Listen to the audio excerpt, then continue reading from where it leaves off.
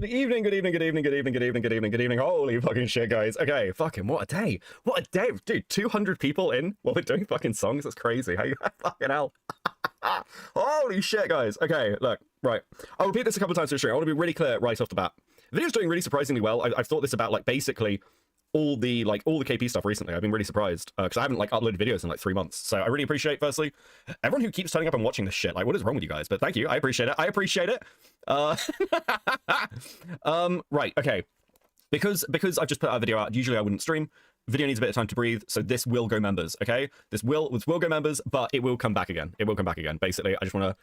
I'm paranoid about like fucking the algo and shit. And I'd like it to do well. I'm pretty pleased with it. Like a lot of work went into it for like 6 hours. Holy shit. Okay. So that's the first thing. I'll repeat it a couple of times, but I just want to be upfront because I wouldn't normally do it. I just want to say thanks to Beeformats. Welcome to Coping 07. Heather, welcome to Coping 07. Infamous, welcome to Coping 0-7, guys. Thank you so much for those memberships right off the bat. Super early. Much appreciated. May, am I saying that right? Thank you for the $2. Shout out to Shiden. Love you, ho. Shout out to Shiden. Thanks for the 2. Zane, member for 11 months at Seething. Soft serve ice cream emoji. Thanks. Kai Rise, a member for 15 months at Molding. Howdy, Crabman. Everything going well? Well, why are you cosplaying KP? Well, good avatar, but Jesus. Dude, the amount of fucking egg comments I've had, it's wild. I feel sorry for Akani, actually. I was hanging out with Akani earlier.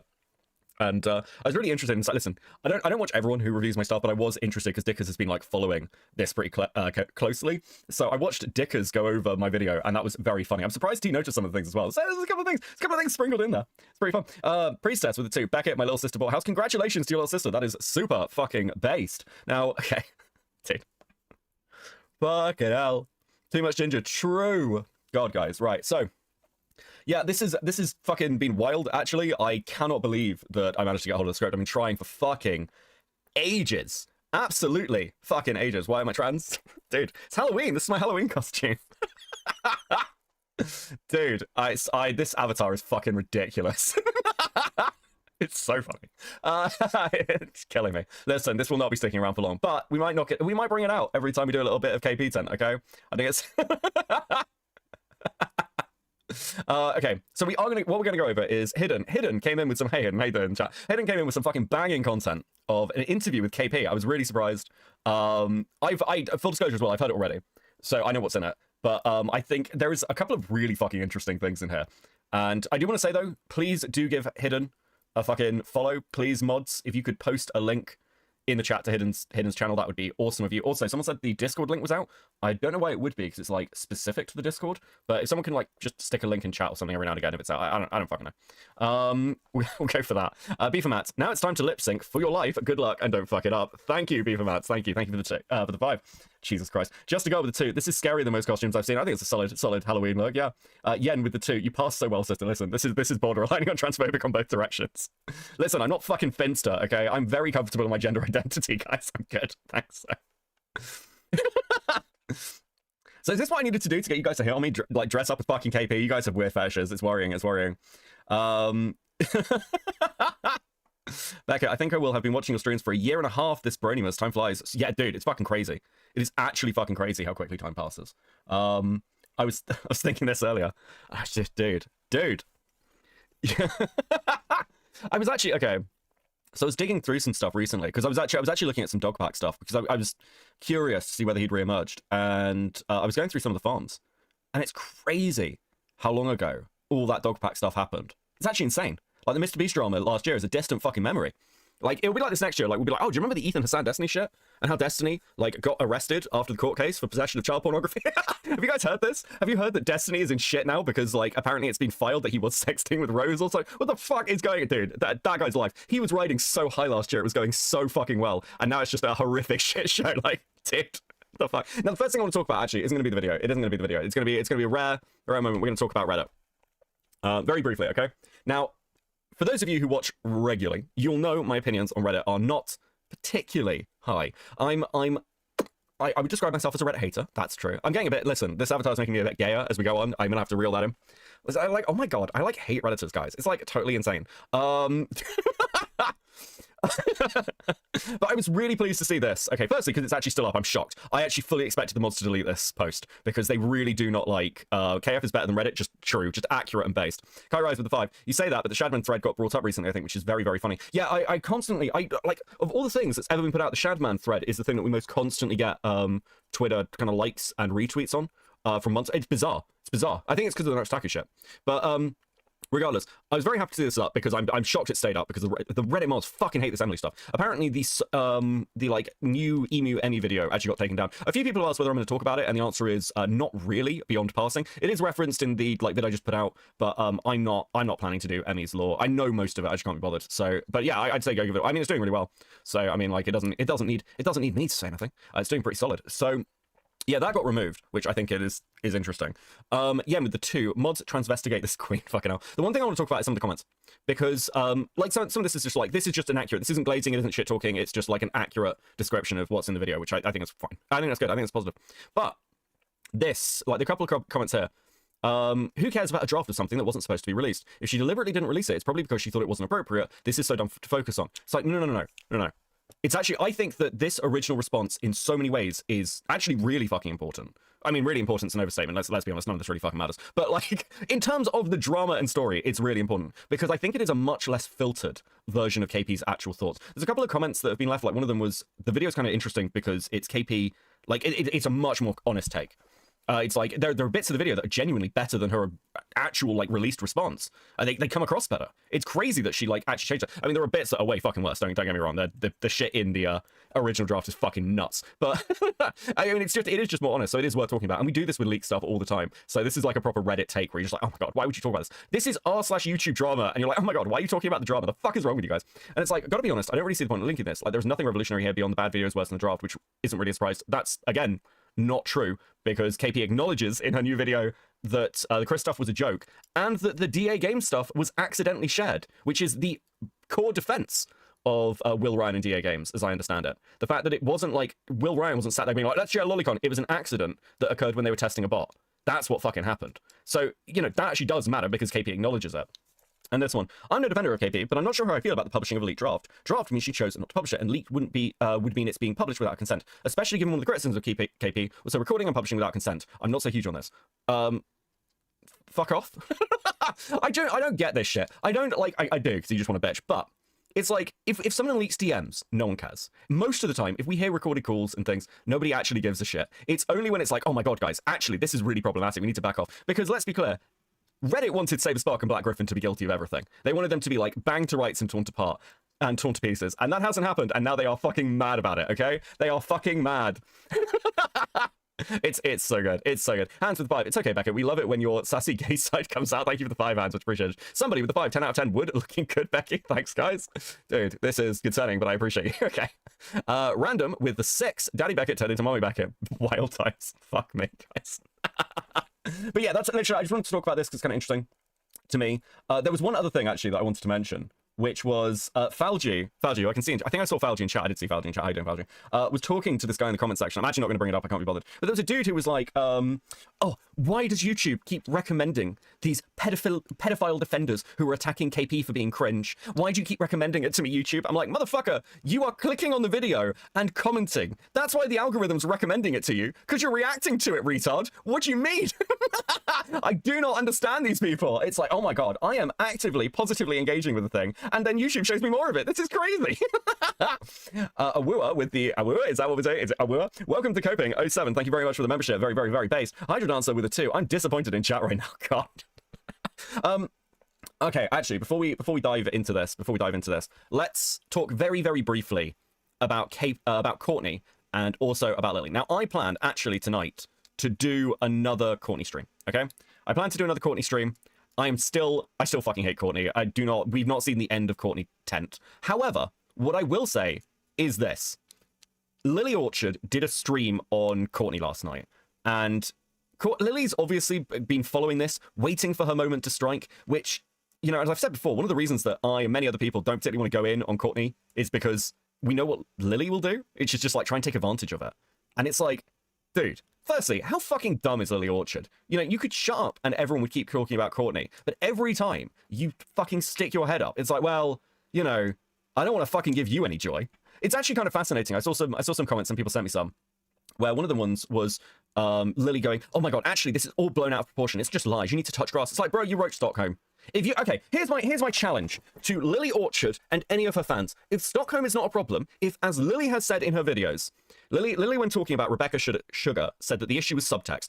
I know because I wrote something with bad subtext. If Stockholm is just bad subtext, Lily Orchard, read Stockholm to your audience. If you mean that, if you really don't think you have done anything that bad that this is all blown out of proportion, read Stockholm. Prove it. Put your money where your mouth is, bitch. Read Stockholm, and then everyone can see what it is, and your audience can actually decide whether they are cool with what you are into. Because like I don't know what the fuck you're talking about. We are like the Tara callers. I mean, Lily's just denied that they existed. Lily has openly acknowledged the existence of Stockholm, though. She's openly acknowledged this. Read Stockholm to your audience, Orchard.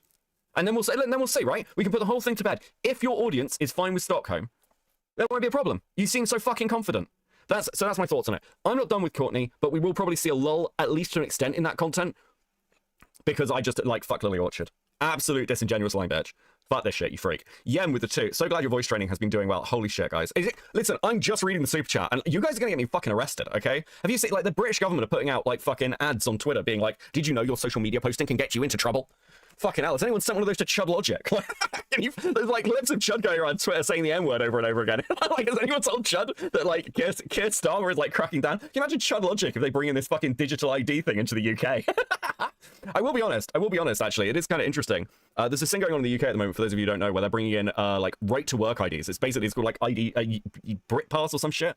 And I believe what I've heard. I haven't fact checked this, so don't quote me. But one of the tech companies the government was looking at have outright said they won't help. They will like actually like it's a major tech company, and they're just like, yeah, we're not going to help you. This wasn't in your manifesto. You had no mandate to do this. There have been like over 2 million signatures on a petition to get the government to stop. It's actually fucking wild. And to prove the point, what's happened recently is Discord has had a fucking data breach. So all these people who've had to like submit photos of themselves to verify their age and shit it's been data breached. What do you fucking think was going to happen?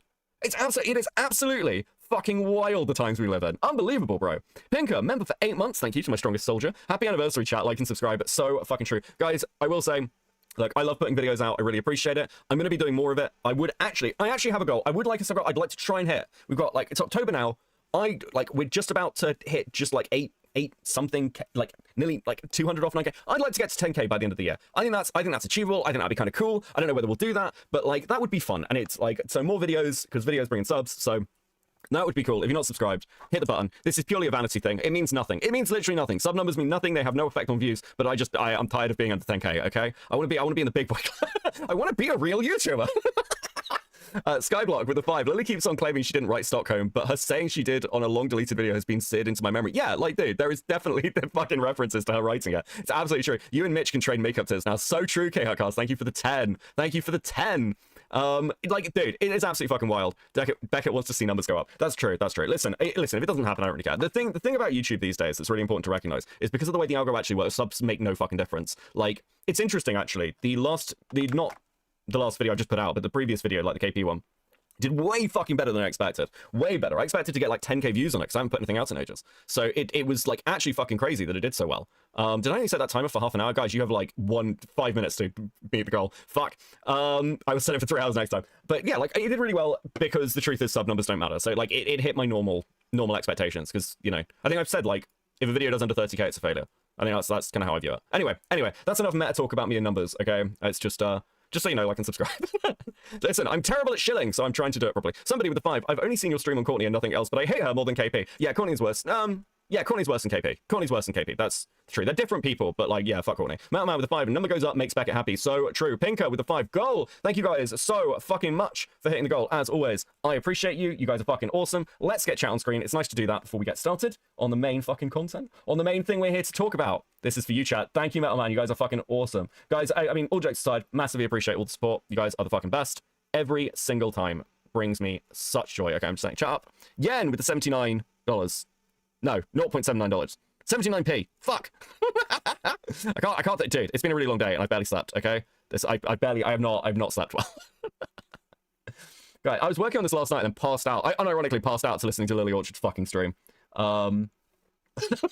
Just was dead. Oh, dude. Okay. I literally sat there, recorded this fucking video, and then passed out. It's brutal. It's brutal. Okay. Let's reset the goal. Let's reset the goal. Let's reset the goal, and then we'll get into this. Dude, pro streamer over here. So fucking talented. Fuck me. Stickers. There we go. Okay. Hoz, can I get a signed mugshot when I inevitably get you arrested for shitposting too hard? Yeah, absolutely. Sure, we'll do that. I did answer with a 5. So you're trans now to boost engagement?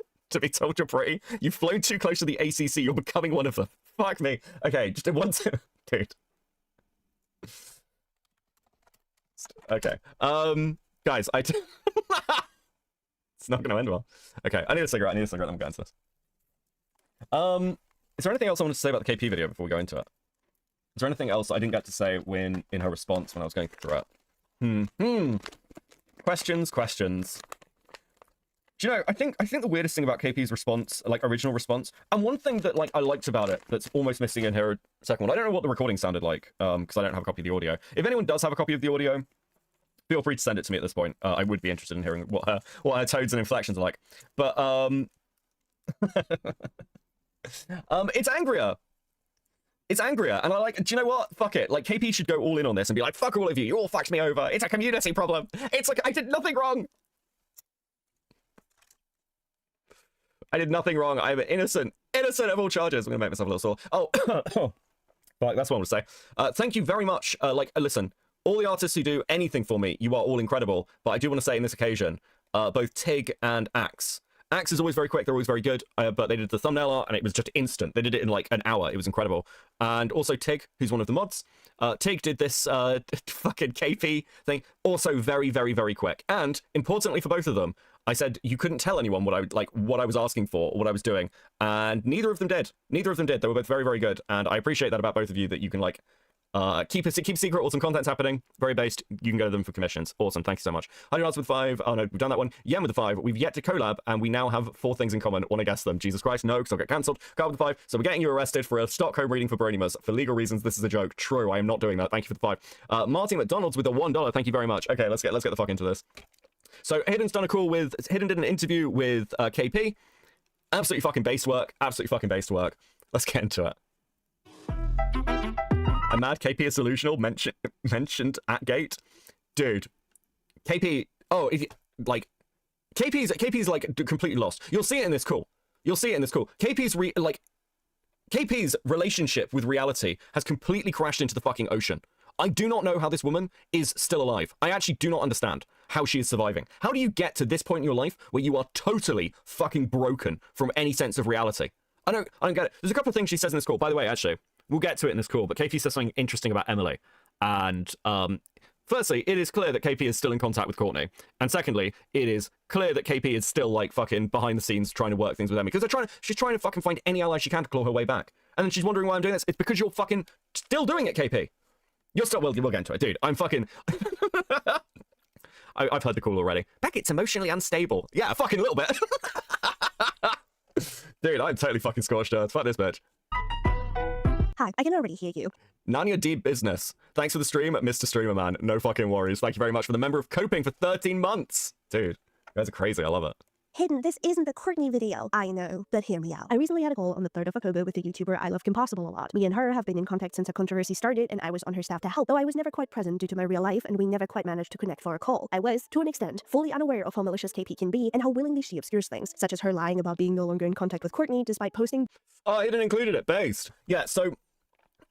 This is interesting, because this was from KP, and this is Courtney's side of the conversation with Mad. Which means that they're like, Courtney is actively sharing these fucking DMs. I've publicly cut ties with Courtney. What?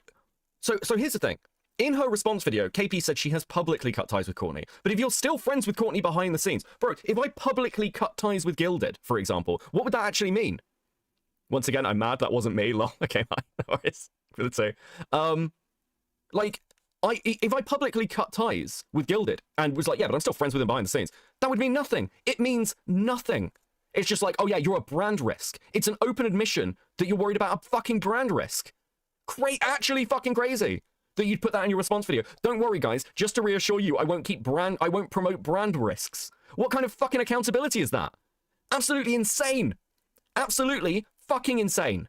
And also, in her original response video, which I, just put out, go, you've all watched it. I know you have. I know you've all seen it. And, like, in her original response video, she's talking about the fact she has cut ties with Courtney. Once again, this woman is fucking lying to you. She is lying to your face, and then what, like, the thing with KP is that she's so fucking stupid that she thinks everyone else is an idiot.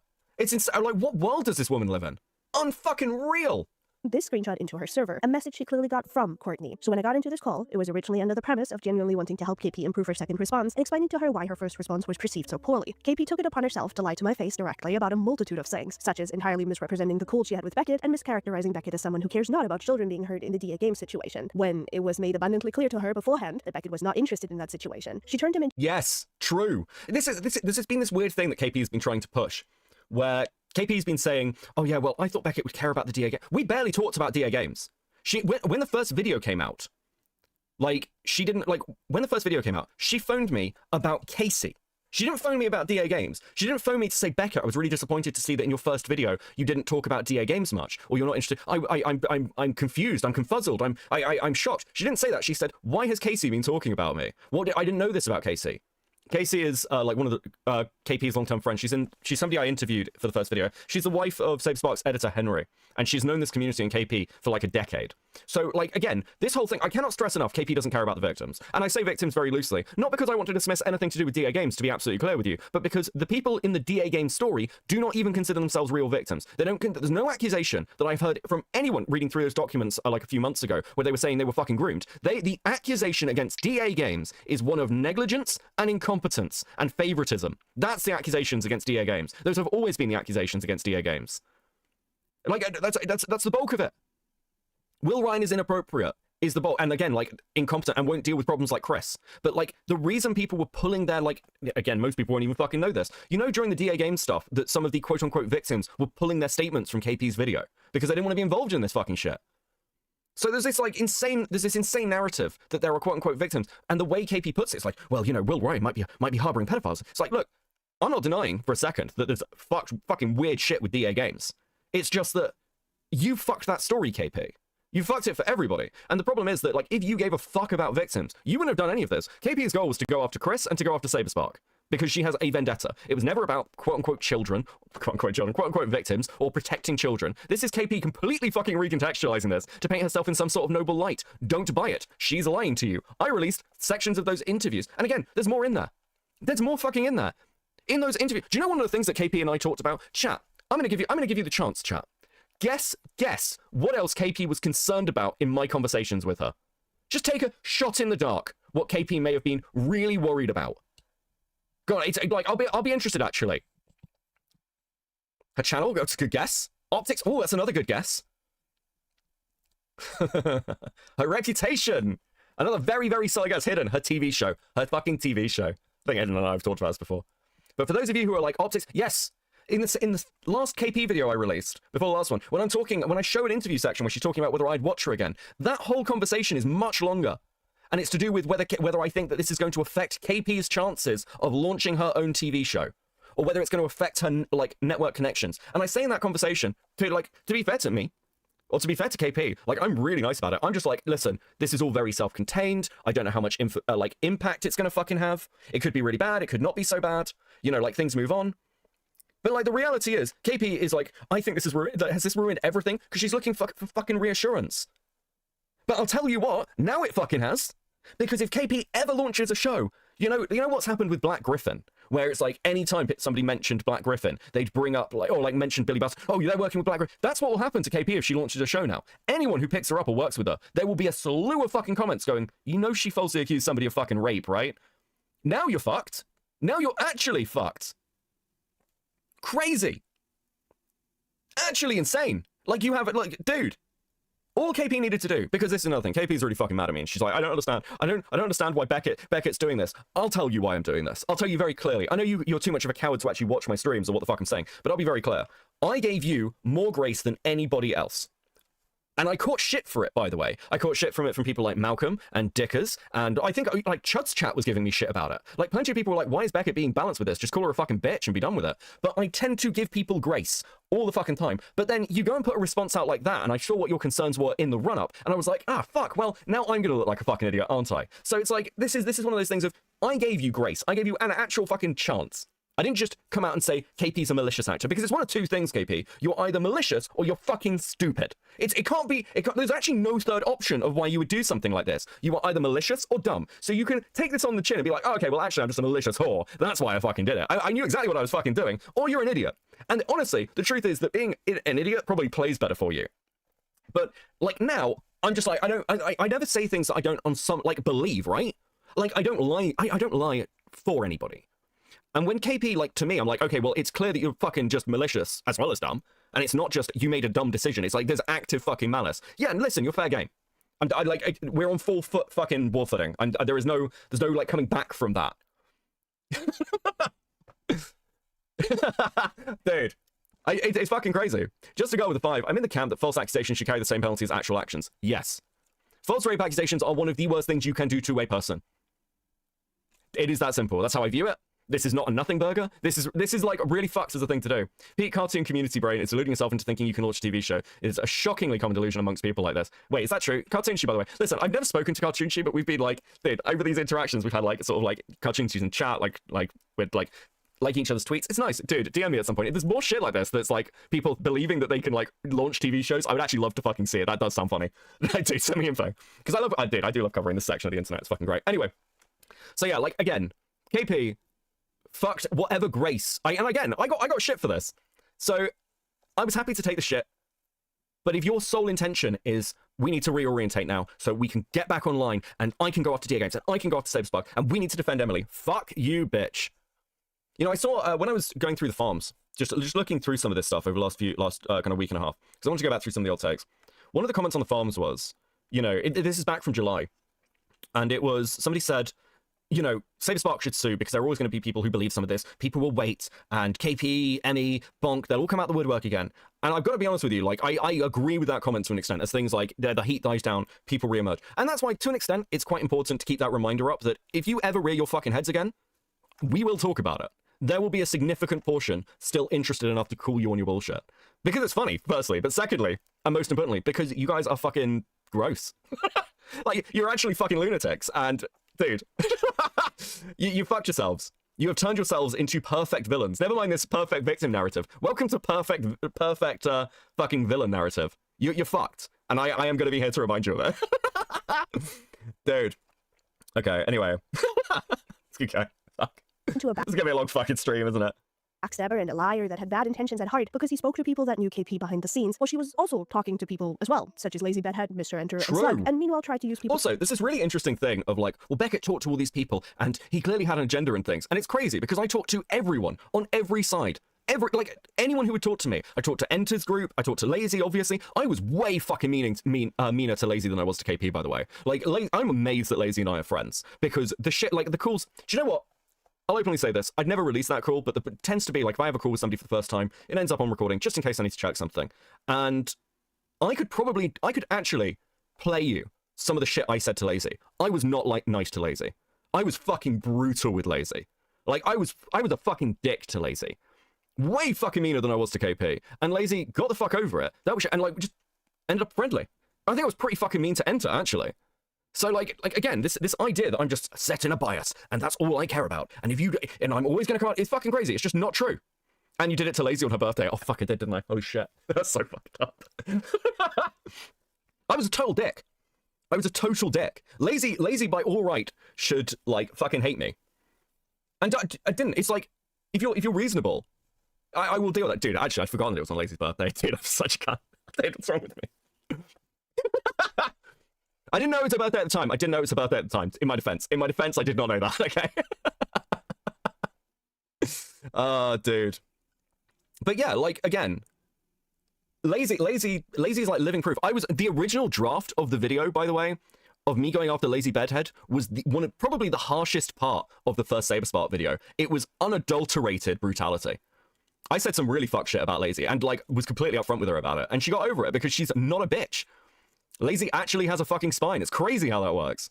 Sin with the 5. Here's some money so you can get some sleep medicine. That way you won't be an EP boy who can't hurt a spider. Dude, fucking hidden leaking my DMs. Yes, that's true. I own it. I actually do. Listen, I can't bring myself to hurt spiders. Guys, I release spiders. If I find a spider in the bathtub or something, I release the spider back into another part of my house because I know that if I put the spider outside, it'll die. And that makes me feel bad, okay? So, I can't bring myself to put them outside. I'm like, they die. I don't want them to die. They just live in my house. It's fine. Okay, dude, I have so many spiders living in this house. That's actually fucking ridiculous.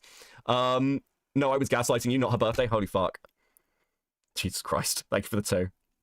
Was it not her birthday? Fuck. It's what? Dude. I'm waiting to gaslight. Access for the 2. Beckett, no, Beckett, go back. KP, Beckett is crushed. My man with the 2. Why is the entire house of heroin here? What the fuck? Dude, Beckett and the Disney... Beckett the Disney... I can't kill the spiders, okay? Spiders only live... Why are you telling me that? What the fuck is wrong with you? Oh, dude. Anyway. But like me, Lyle, and Beckett to save herself from the consequences of her actions. And she even goes out of her way to perpetuate a lie told to her by Emily, the Saberspark accuser, about Beckett, because it fits her narrative of him, and in the end, she implores my help with... Oh, we'll get to this, by the way. We'll get to what KP says about Emily. I don't even know if this is true, by the way. I hope it's fucking not. I hope it's fucking not, because it's a lie. At least I'm like 99% sure it is. I don't remember. Like, what KP is claiming, Emily claimed, I do not remember from my call with Emily.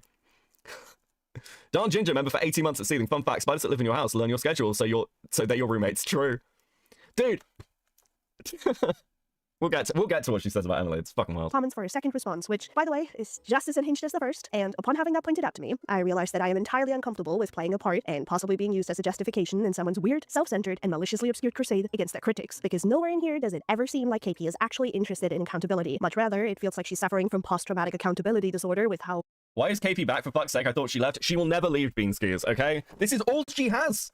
She's not going to launch a fucking TV show. Being asked to take a minimum of admission of wrongdoing seems to make her freak out. And unlike KP, I am a huge fan of transparency when it comes to my involvement in situations. So here's my call with her in full. Excuse the fact that this fails to record KP saying hi to me because I'm a dumbass working OBS, along with many clicks, coughs, and scritches on my drawing tab. Hidden. Hold on. Hidden. Can I leak this? Can I leak this?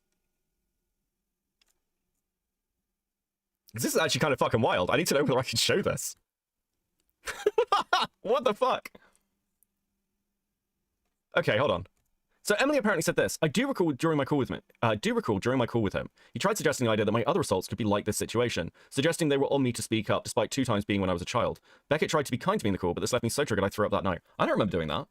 I think generally I was incredibly fucking patient when Emmy was talking about her other assaults and was like, I don't know the context of those. I think what I said was they could they could have an influence in how you're reading this situation, and it sounds like you have a history of abuse, which I said in the fucking second video, by the way. The fuck? I'd have to like fucking know what was said in that call. Dude. Okay, listen. Now, okay, actually, do you know what? I'm gonna be charitable with Emily here. I'm gonna be charitable with Emmy here. Because that call, I'll just be honest with you. I'll be honest and open with you. That call was a lot of crying. Emmy was not in a good state through it. I do not know how genuine that was. Emmy, I've said this in the video and I stand by it. Emmy is an incredibly fucking damaged person. There is something fucking wrong with that woman. Like, she's not fucking right in the head. So that could be Emmy fucking frankly misremembering the conversation. What I will say is this, okay? And the reason I'm going to put it this way is because I actually do have a recorded copy of my conversation with Emmy. I do not want to release it. I genuinely just don't. So I can, if this becomes a point of contention, I guess, just release the fucking call. But I'd prefer fucking not to. Though it is fucking, like, again, like, this is why calls get recorded. Because people will say things and you're like, the fuck are you talking about? That's quite a fucked up thing to say. So, again, I don't think I ever implied anything like that. I mean, the reason I'm trying to be kind here, by the way, is like, Beckett tried to be kind to me in the call. Like, that's Emmy saying, like, Beckett was trying to be understanding. Which, to be fair, I was. This chick, like, again, I don't know what happened in these other fucking stories. It sounds like Emmy's had a fucking rough childhood. But, so, again, I don't want to fucking release that call. I don't want to debate it publicly. If KP wants to make something out of it, she can, I guess.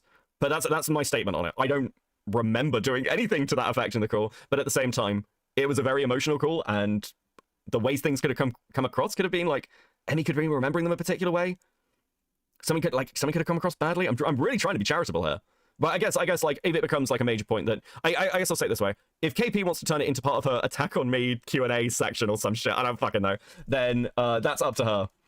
But I'd be reluctant to. I don't feel like unless I really need to defend myself on that point, I'm not releasing the call.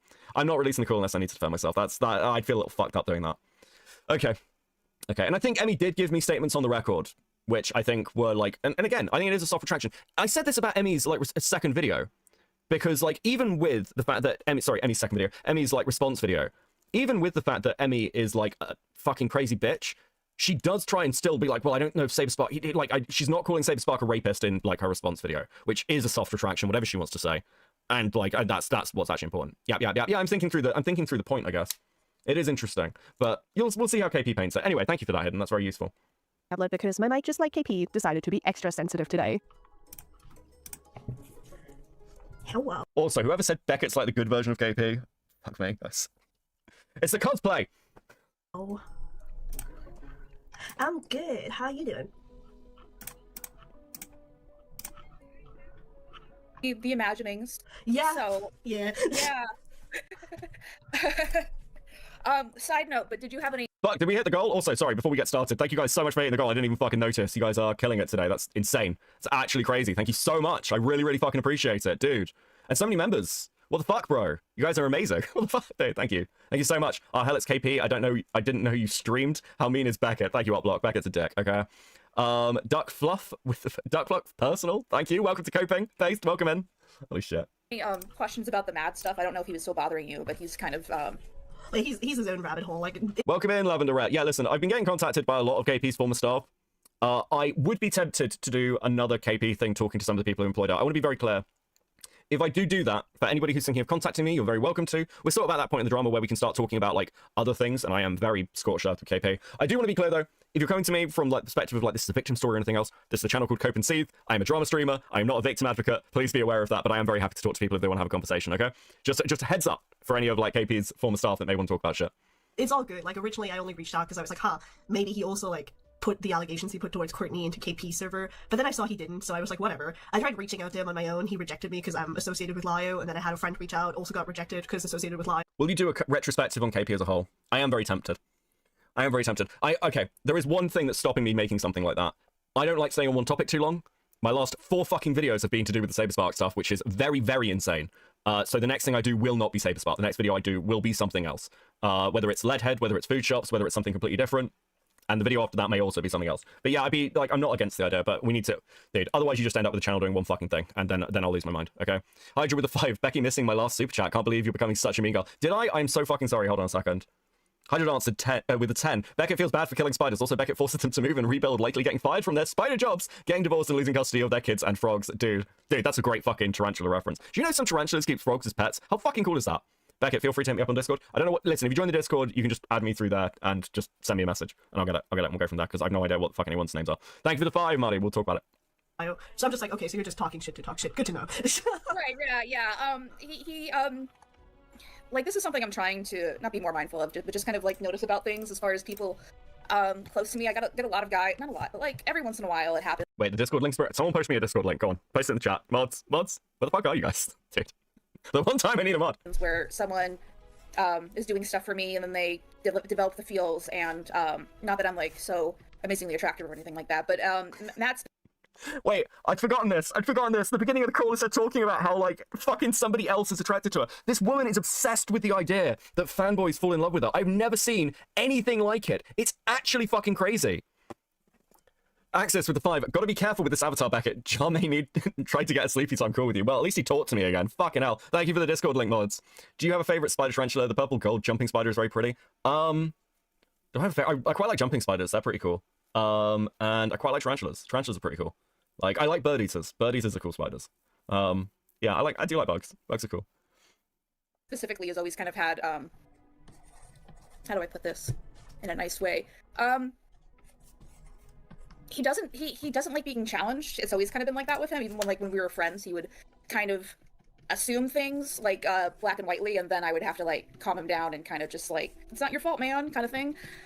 So basically he has this or he got into his head that I sided with Courtney with the Bonnabelle thing, essentially. Wait, hold on. Who are you talking about here?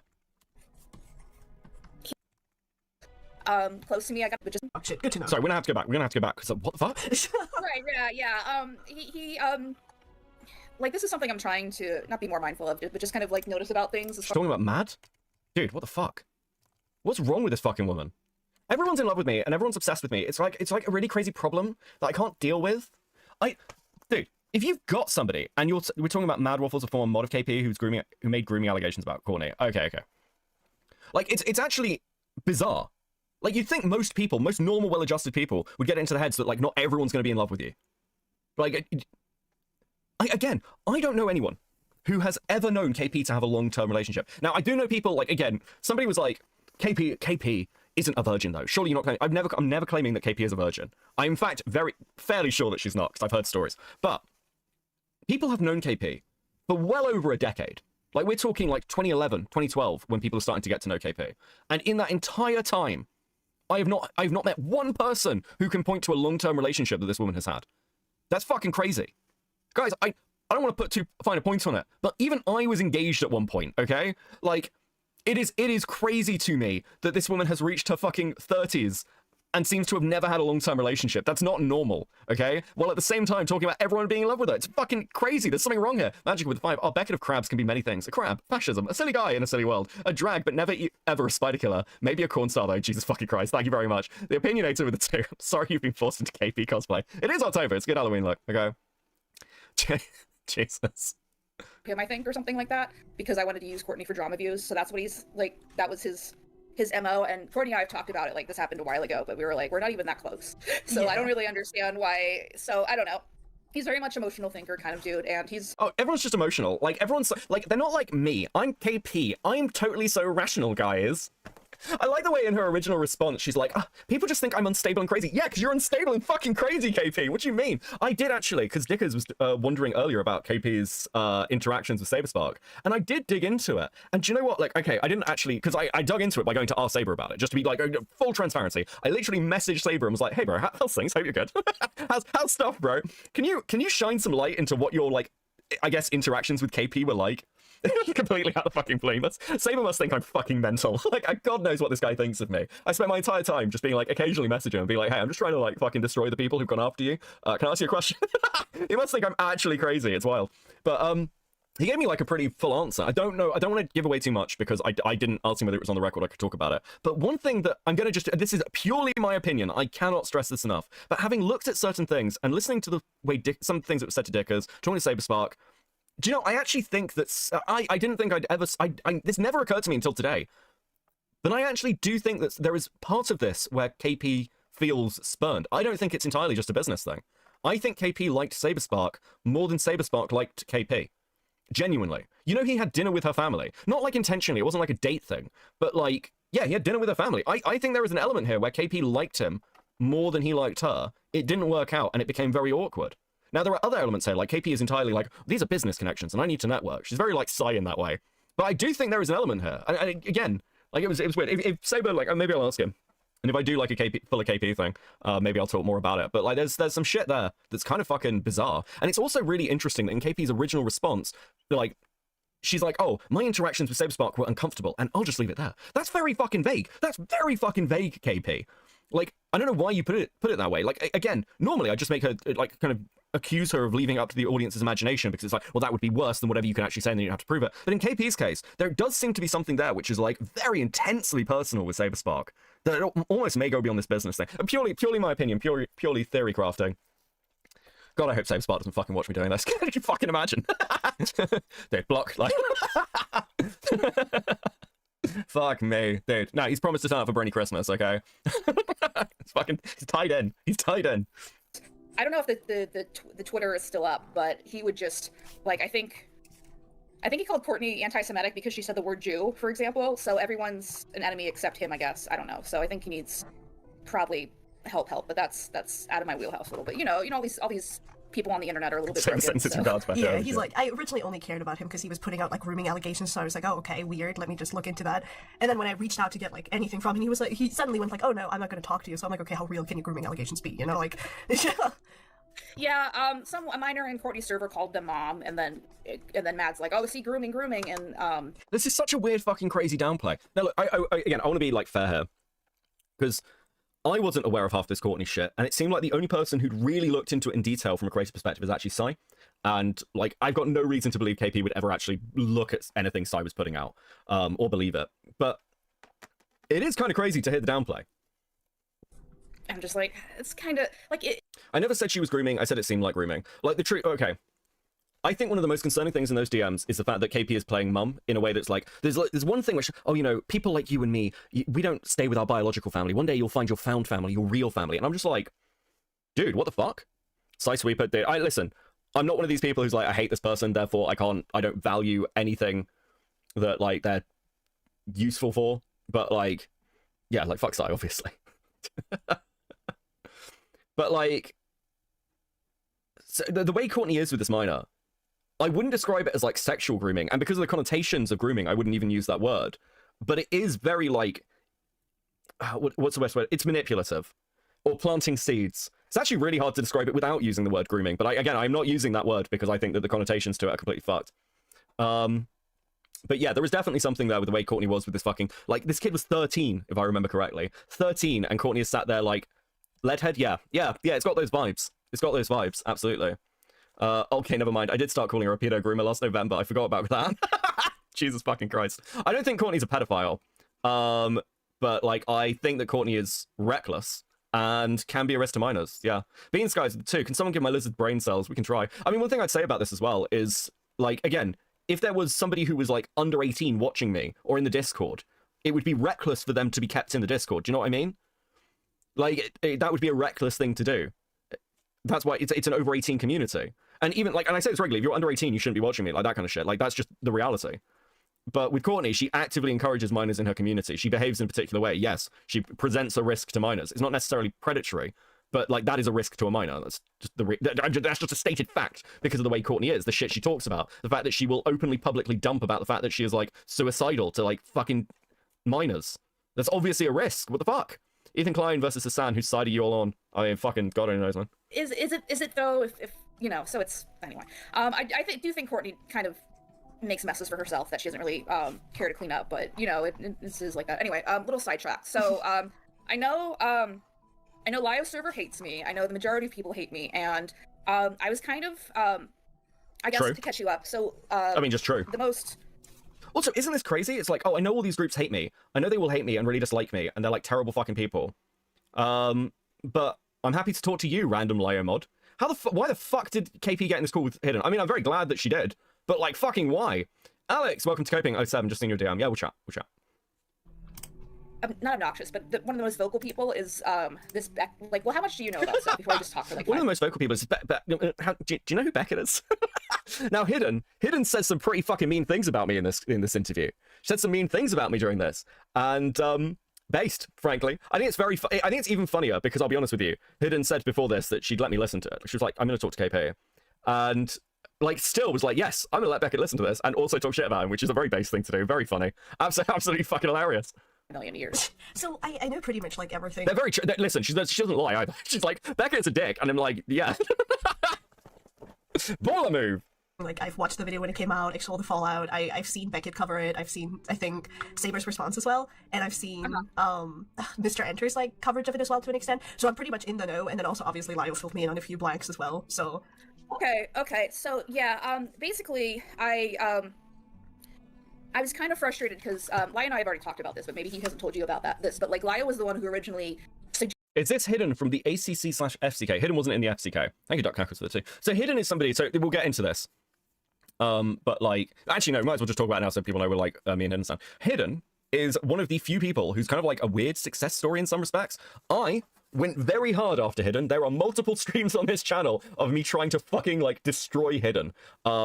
I actually gave the straight up advice to Lio Convoy that he should distance from Hidden, as did many other people. Hidden should be like kicked from his mod team and removed from his fucking Discord, and that Hidden was a fucking snake.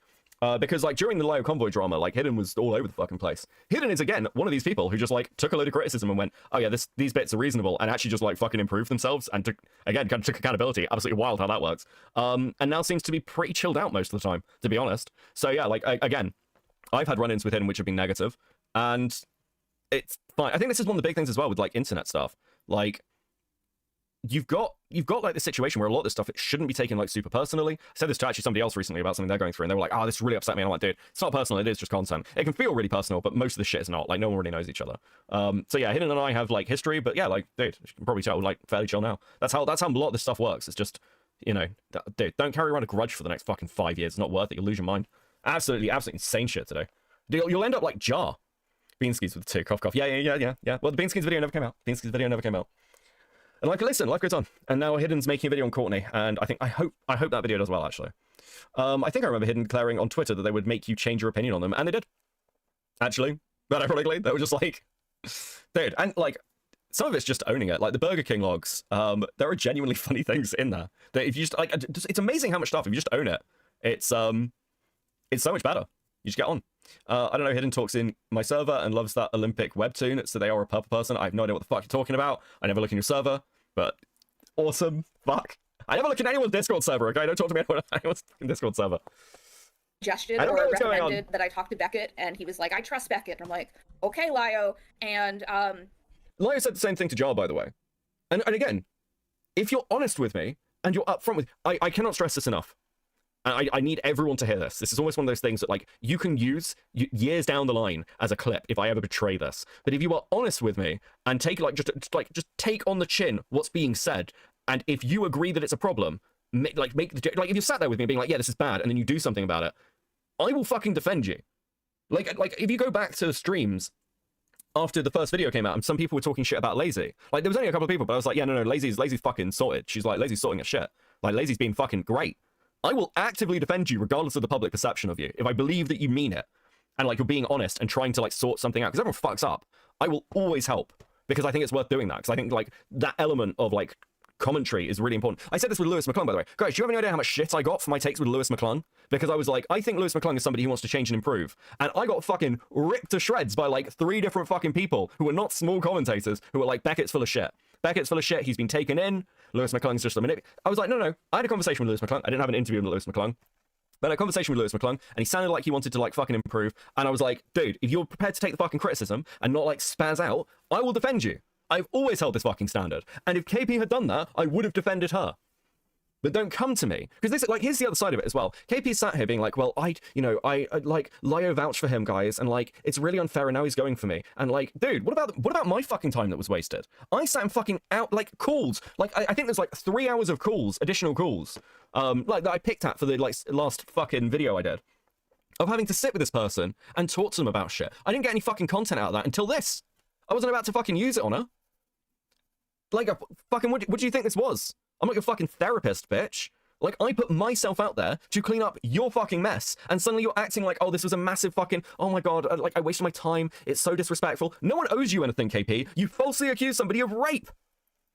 Any of us who have tried to do anything nice for you have, like, you do not fucking deserve it. You do not fucking deserve it, KP. Like, it is fucking wild listening to her talk in this way. It is crazy. Actually insane, bro. I feel I know my read is off, but I feel like the most recent response was my intention was kind of just to tell people to do their own homework. Yeah. And I think that's also not true. That's not true. Her intention in the last fucking video was to sit there and say, all of this is not my fault, and there's reason this happened, and ultimately, you know, I was trying to talk about a community issue, and can't you think of the children? These are all lies. These are all fucking lies. It's crazy. But there's a lot of emotional responses to a lot of this, and my Q&A is going to be focused a lot on, like, citing laws and stuff like that, and like how everything would kind of turn into like a legal, like not like a legal sense, but just like, you know, this is like regardless of who you think who did what or whatever, like not bringing up like how this would play, like not citing any examples or doing any research, and just saying, you know, this is false because Emily lied is, I don't think, incredibly. I like the way she fucking rambles here.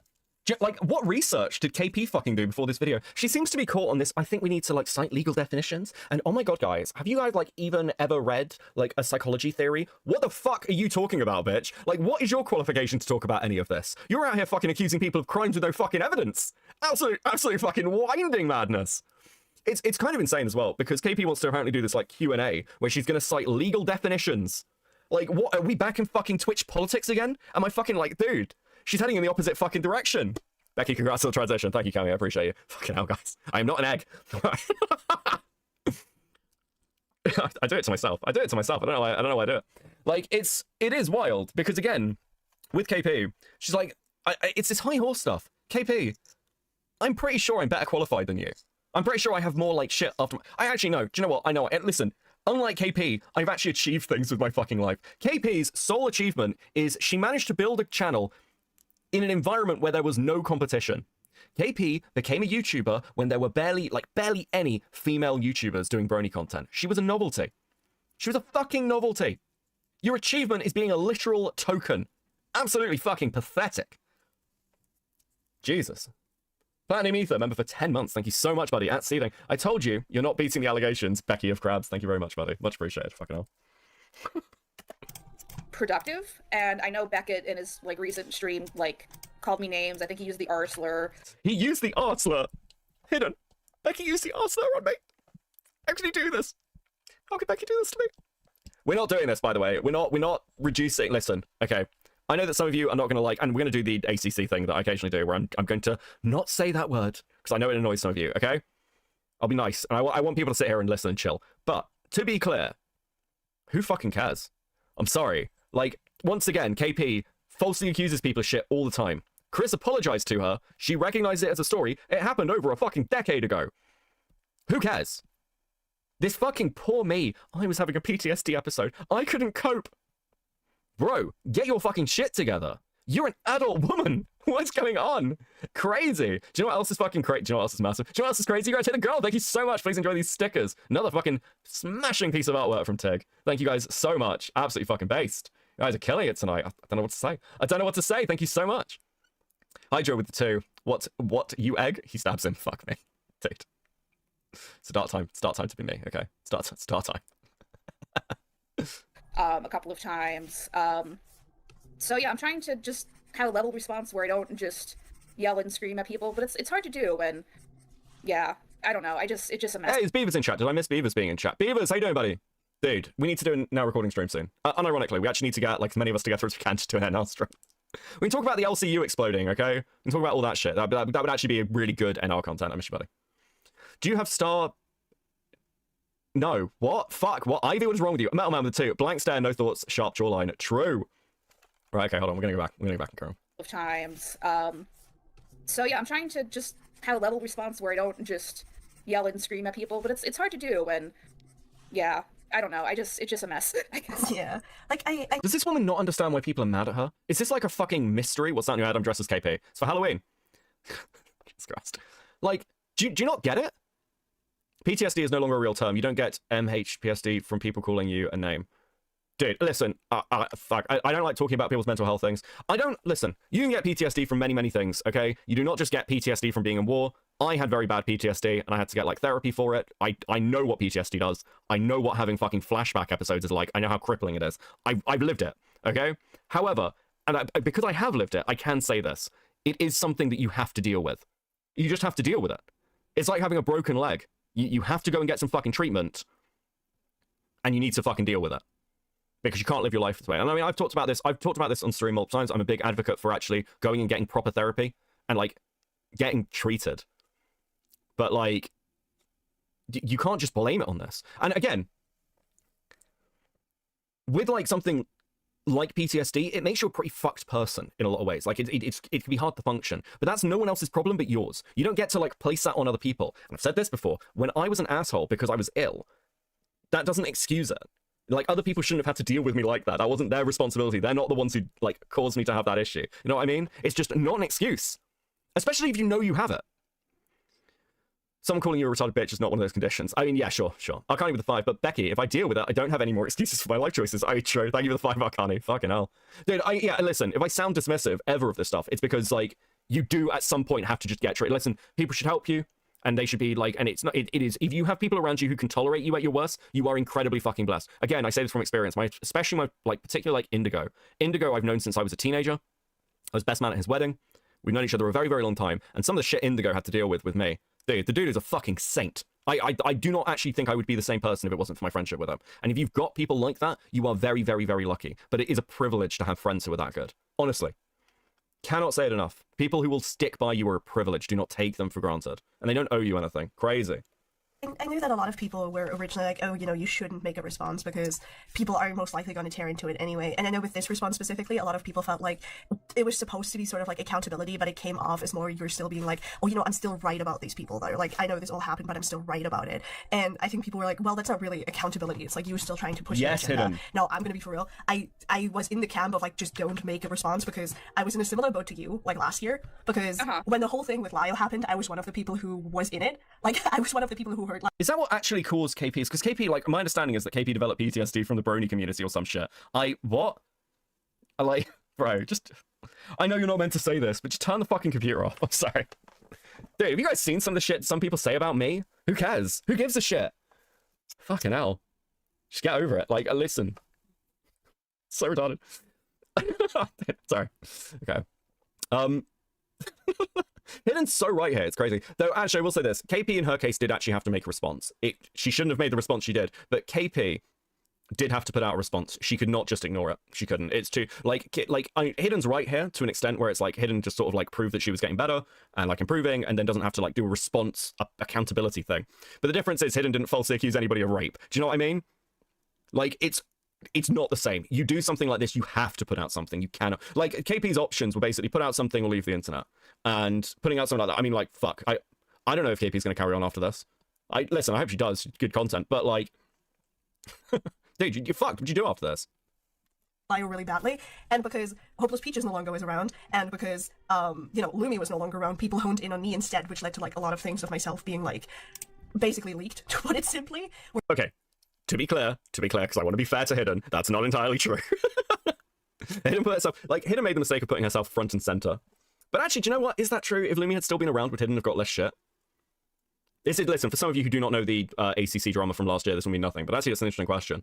I think there probably is some truth to that, actually, thinking about it. Like, Lumi vanishing really did leave a lot of other people holding the bag from, like, the behind-the-scenes team. There is actually probably truth to that.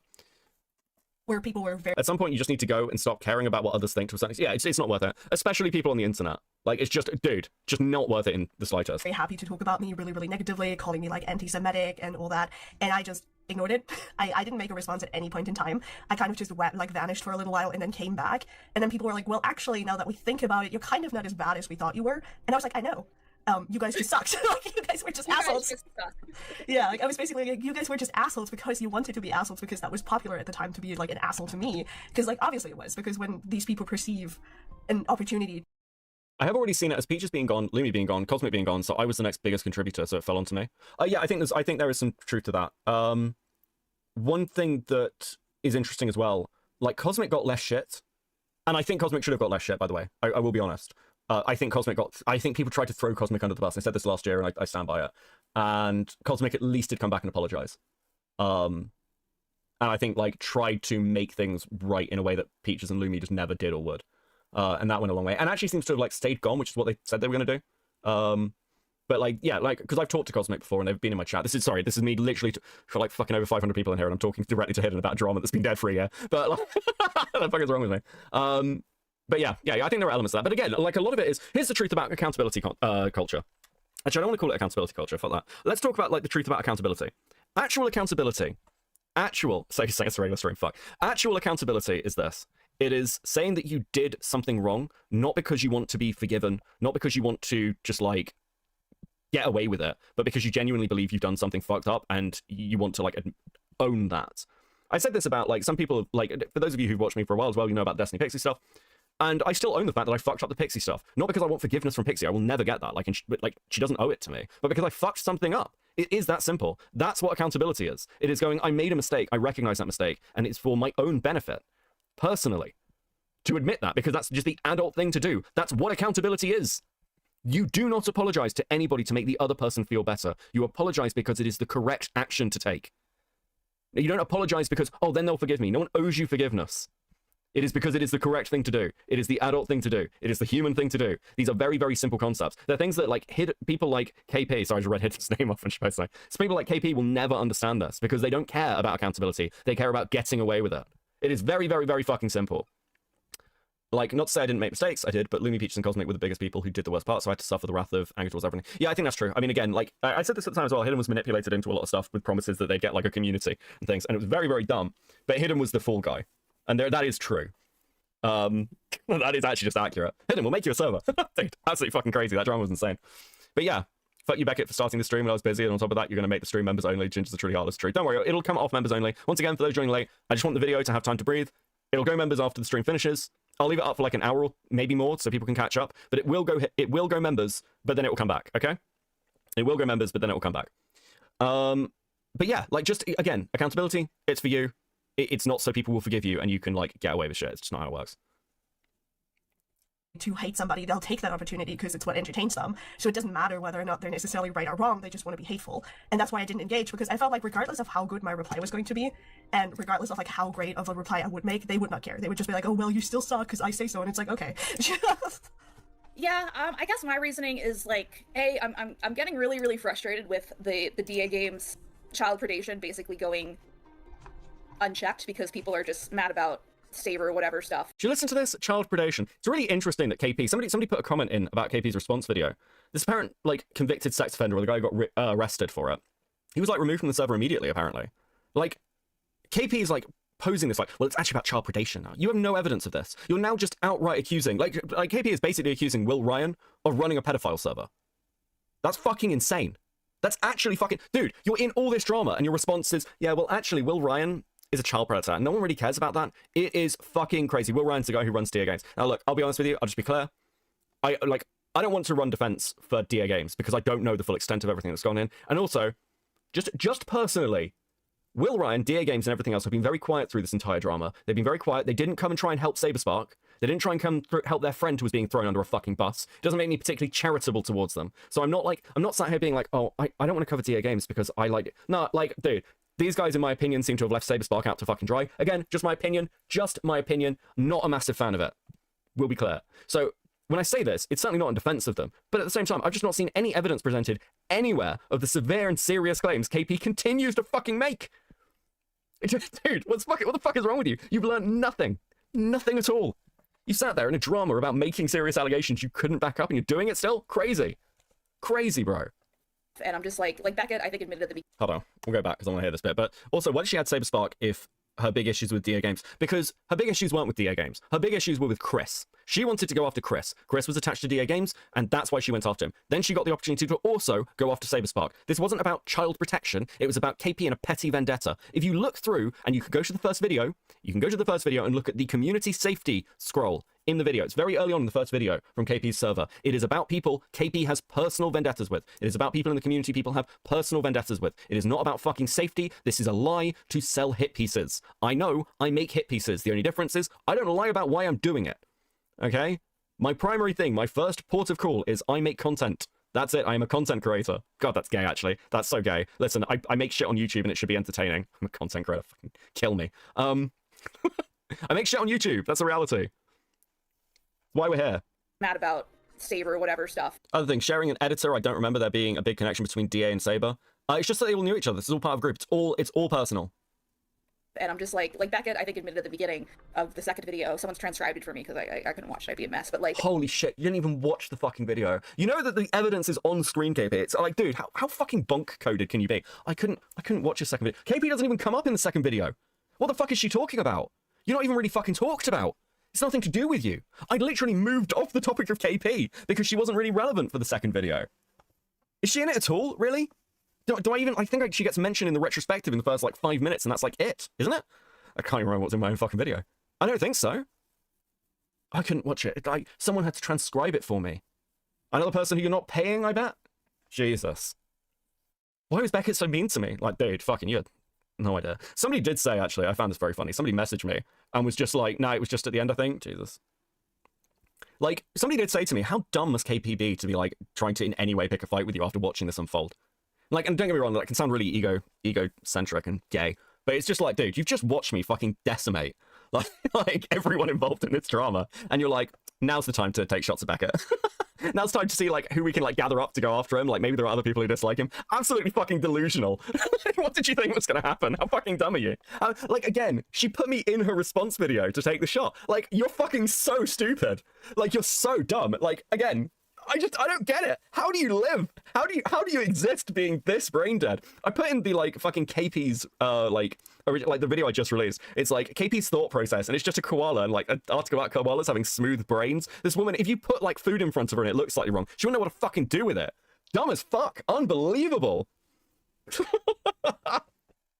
They were just like, I think he starts off with saying like, hey, I'm still not gonna look into the video game stuff. And I'm just like, okay, like, I guess hate on me forever, sure, but like, you know, kids are kind of like, there's been groomers in there, there's been like people that have been arrested in there, and what is the connection to Will Ryan? I said this in my other KP video. What's the connection? Like, what's the accusation? You're either claiming that like fucking Will Ryan is knowingly harboring pedophiles, which is a very serious claim to make, or you're just saying, well, there were problematic people in the server and they got like this thing happened. It's like, well, did anyone know? Did the mods know? What was the action? No information about this is being fucking given, which is insane, by the way. After everything, insane.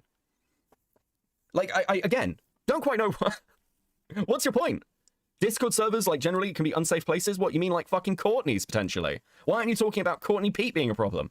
Who you are still fucking friends with, after lying to people saying you were cutting, like, trying to manipulate people. I shouldn't say lying, because KP chose her wording very carefully. I have cut public ties with Courtney Pete. Which means nothing. Means nothing.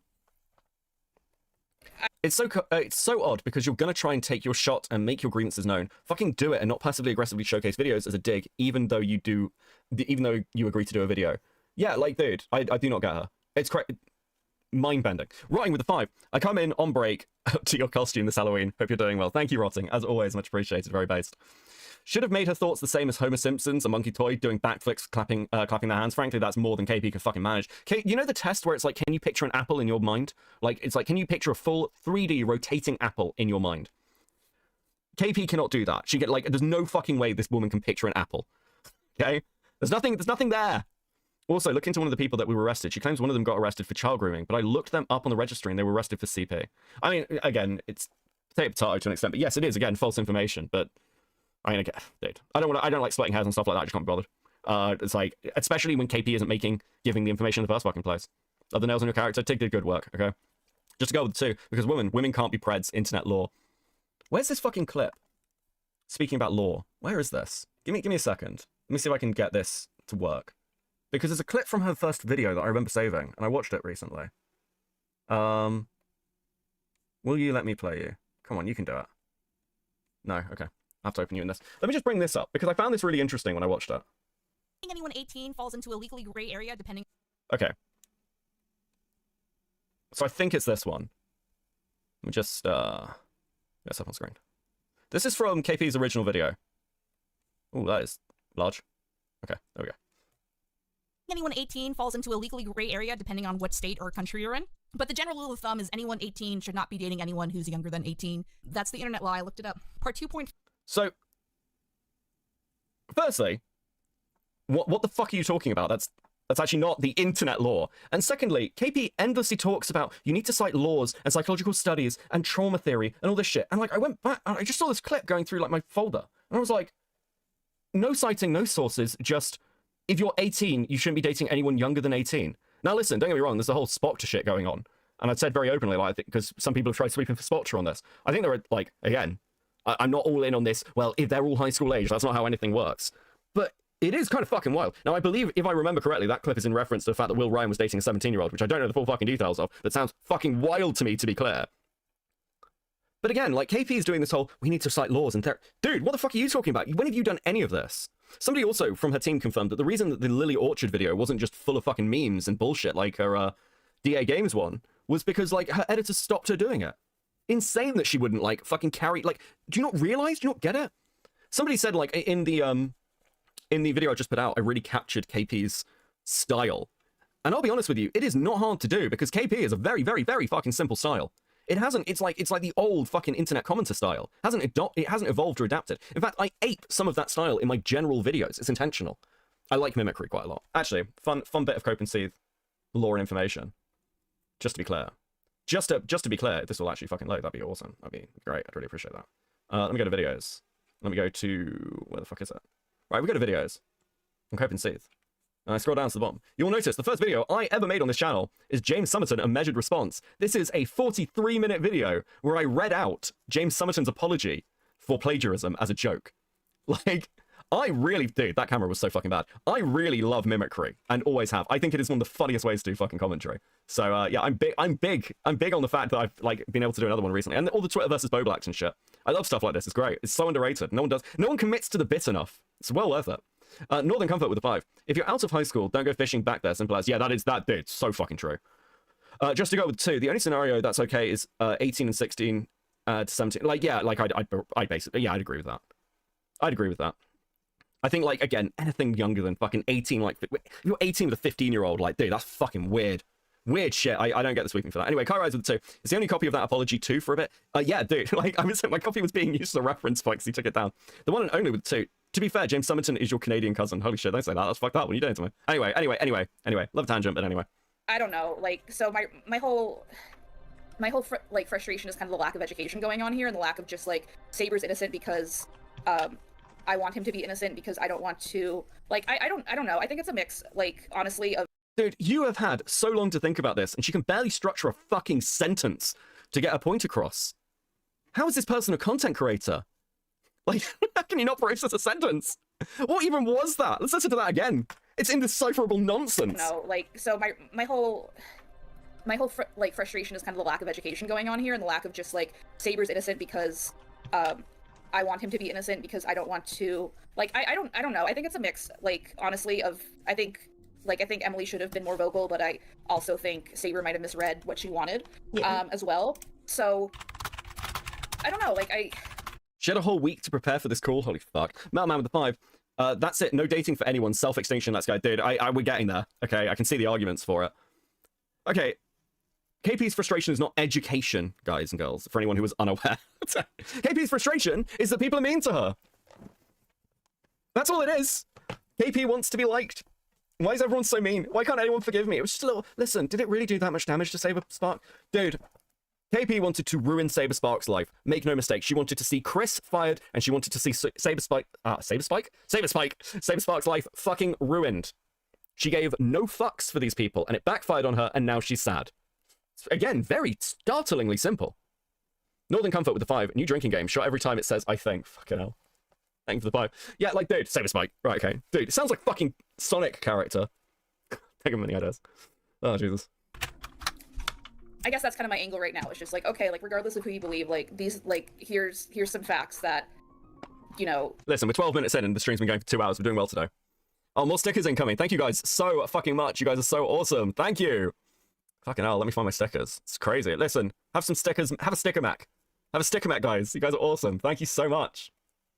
Much appreciated, as always. I don't know how you doing it. Anyway. About, like, these kind of cases and, like, how trauma works and that kind of thing. Yeah. Yeah.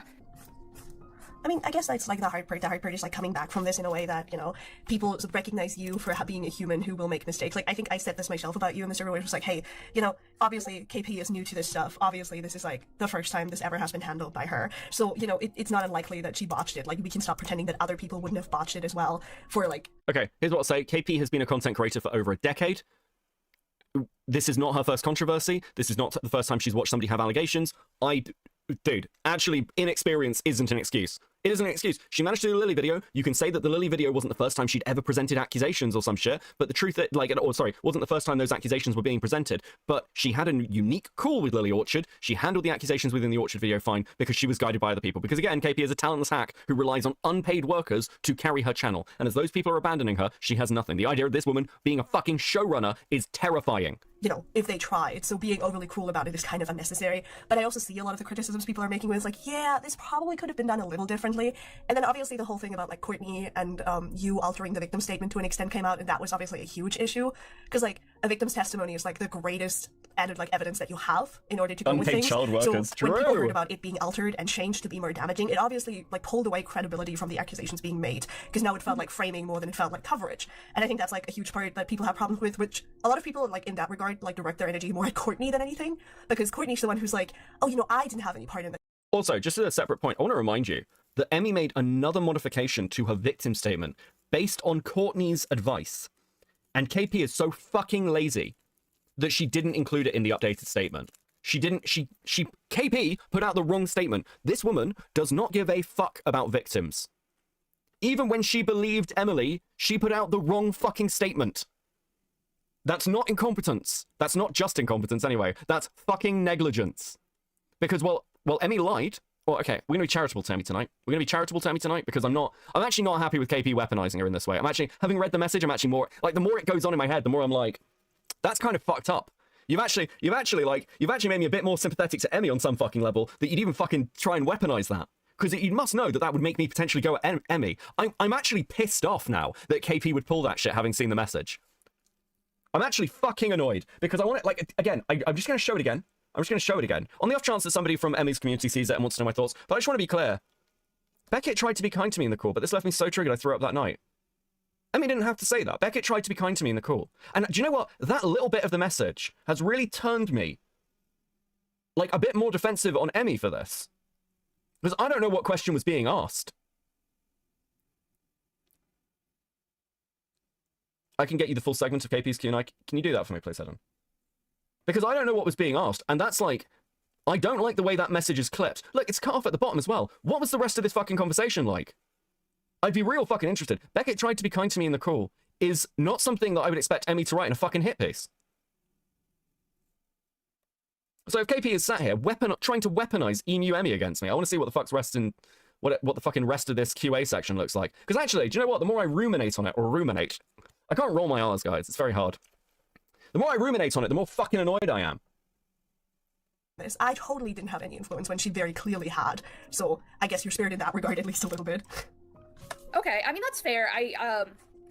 God, you know what? I'm almost tempted to message her. I'm actually almost tempted to message Emmy over it. I don't think I can address that in a way that's not going to make people mad, though. But I guess, like, my intent with that was just more clarity than manipulation. You know, like, I think we changed, like, a sentence or two. Like, Potato with 10. I quit smoking. Have today's cigarette money. Thank you very much, buddy. It will be put to use by buying more cigarettes. Okay, let's have a look at this.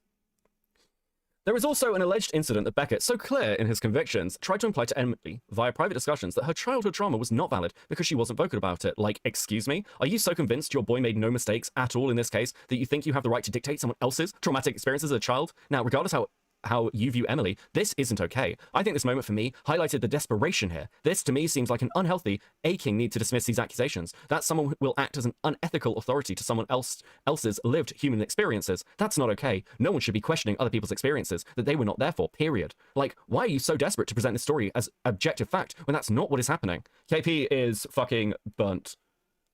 KP is actually burnt.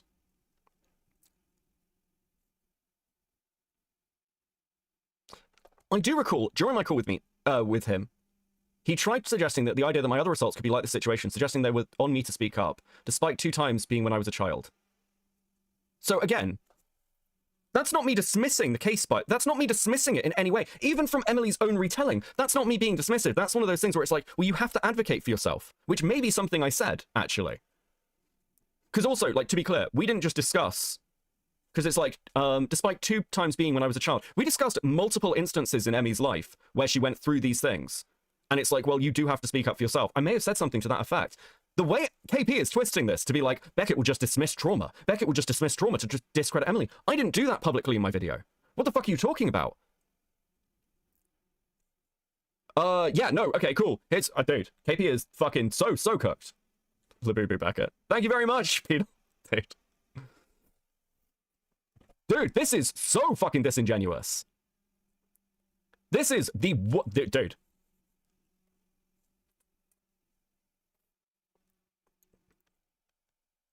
Next thing she's gonna say is that you re-victimized Emily, mark my words, yeah.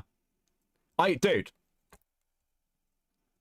Lio, Lio Convoy in chat, have you seen this? This is unfucking believable. Dude, I'm actually annoyed. Hidden, send this to Lio. That's not even what this fucking message says. KP, this is from KP's Q&A. She's trying to paint me as dismissing Emily's trauma to dismiss her to the public. Absolutely fucking insane shit. Actually, dude, this is what fucking slander looks like. Okay, cool. Right, we are so absolutely fucking cooking KP. Oh, dude. I'm zero chill mode now. I'm zero chill mode. like, it wasn't as It's not like we wrote the thing for her, but no, I understand that criticism. That's fair. Having a Q&A on accusations is crazy. I hope she still fucking releases it.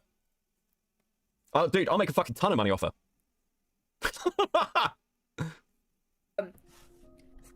I guess, like, I don't want to, like, I've already talked a little bit about Lyo, about my just general frustration. Like, I should have never talked to Beckett, because I didn't realize how emotionally invested he already was in Saber's innocence or lack of thereof or whatever. Dude, she wasn't happy talking to Enter either. And when all this began, Enter thought there was more to it. Enter was very much on Emmy's side. Okay? Dude.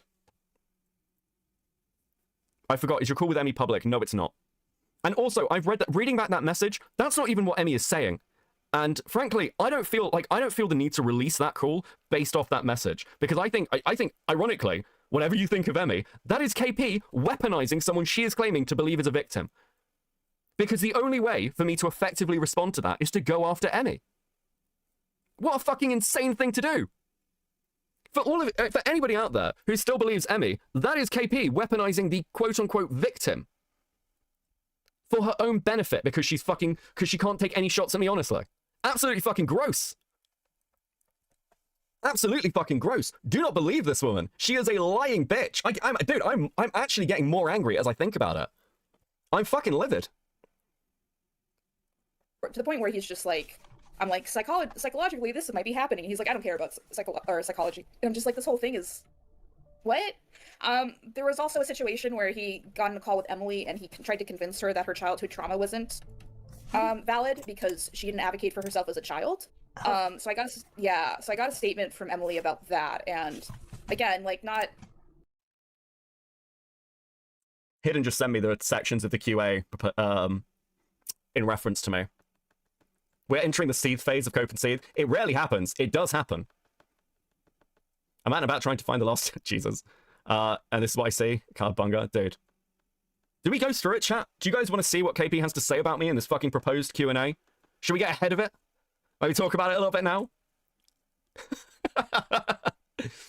Should I make it? Listen, I feel like I'm robbing myself of future content, so here's what we'll do. We will go through the Q&A for $50, okay? If you want to see KP's Q&A and what she said, dude, some of this shit, I cried. $50. If you care, why are you monetizing content? Dude, my first KP video is on Share. I made £1. I made £1 off the first KP video. I've got people to pay, okay? Well, the channel has people to pay. Dude, I commissioned some crazy shit recently. Dude. Okay. Let's keep going. Trying to paint Beckett in any light, but I'm just kind of really frustrated that this is fucking extortion. I gave some of my time for the sake of like clarifying things, but I thought he'd focus a little bit more on the DA game stuff because that's a pretty like there's tons of documentation for that. That's pretty cut and dry. And it's not though. It's not though, is it, KP? It's not cut and dry at all. Fuck me. Unreal. He kind of more grilled me and essentially embarrassed me because he wanted to hurt. Like at once or in total? No, in total. In total. If we hit 50, we'll go through it. Okay. I'm not gonna be a dick about it. My credibility regarding Saber. And so I just wanted you. That'd be too me. Like I really regret. And talking to Beckett, he's pretty. I'm still mad. I'm still mad she tried to drag me into a call with Lazy and Enter, even though they told her no. Yes, for those who don't know, during the conversation Lazy and Enter had with KP, she tried to drag Lyo in. She was like, "Are you free? Can you join a call?" To try and come and defend her from Enter. Absolutely fucking crazy. Oh, Ace with 50, straight up. Okay, cool. Fuck, man. I didn't expect you to do that. Much appreciated, Ace. Right. Ace paying for content. Let's have a look at the Beckett section. Do you know, she shared that. She doesn't even know Hidden. She just randomly shared this shit with her. Like, this woman is fucking brain dead. It's crazy to me. It's actually crazy to me that she's this dumb. It's insane.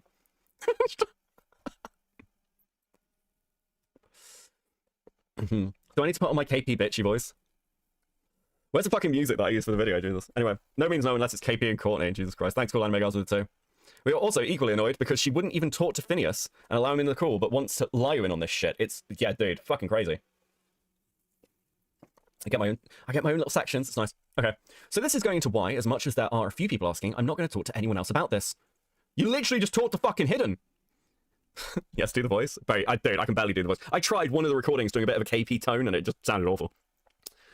I was taking interviews. Okay, sorry, hold on, wait. Because I've already been burned with this whole situation and continue to be burned, you fucking idiot. Now, dude, Ace, thank you for the 19. Dude, you are so generous tonight. Thank you so much. Do special voices or we'll cry. Fucking hell. Okay, fine, for 20. Thank you, Ace. We'll go Valley Girl. Should we go Valley Girl? I can't do a New York girl accent, whatever she is. New Jersey or New York or some shit? I don't fucking know. We'll do a Valley Girl.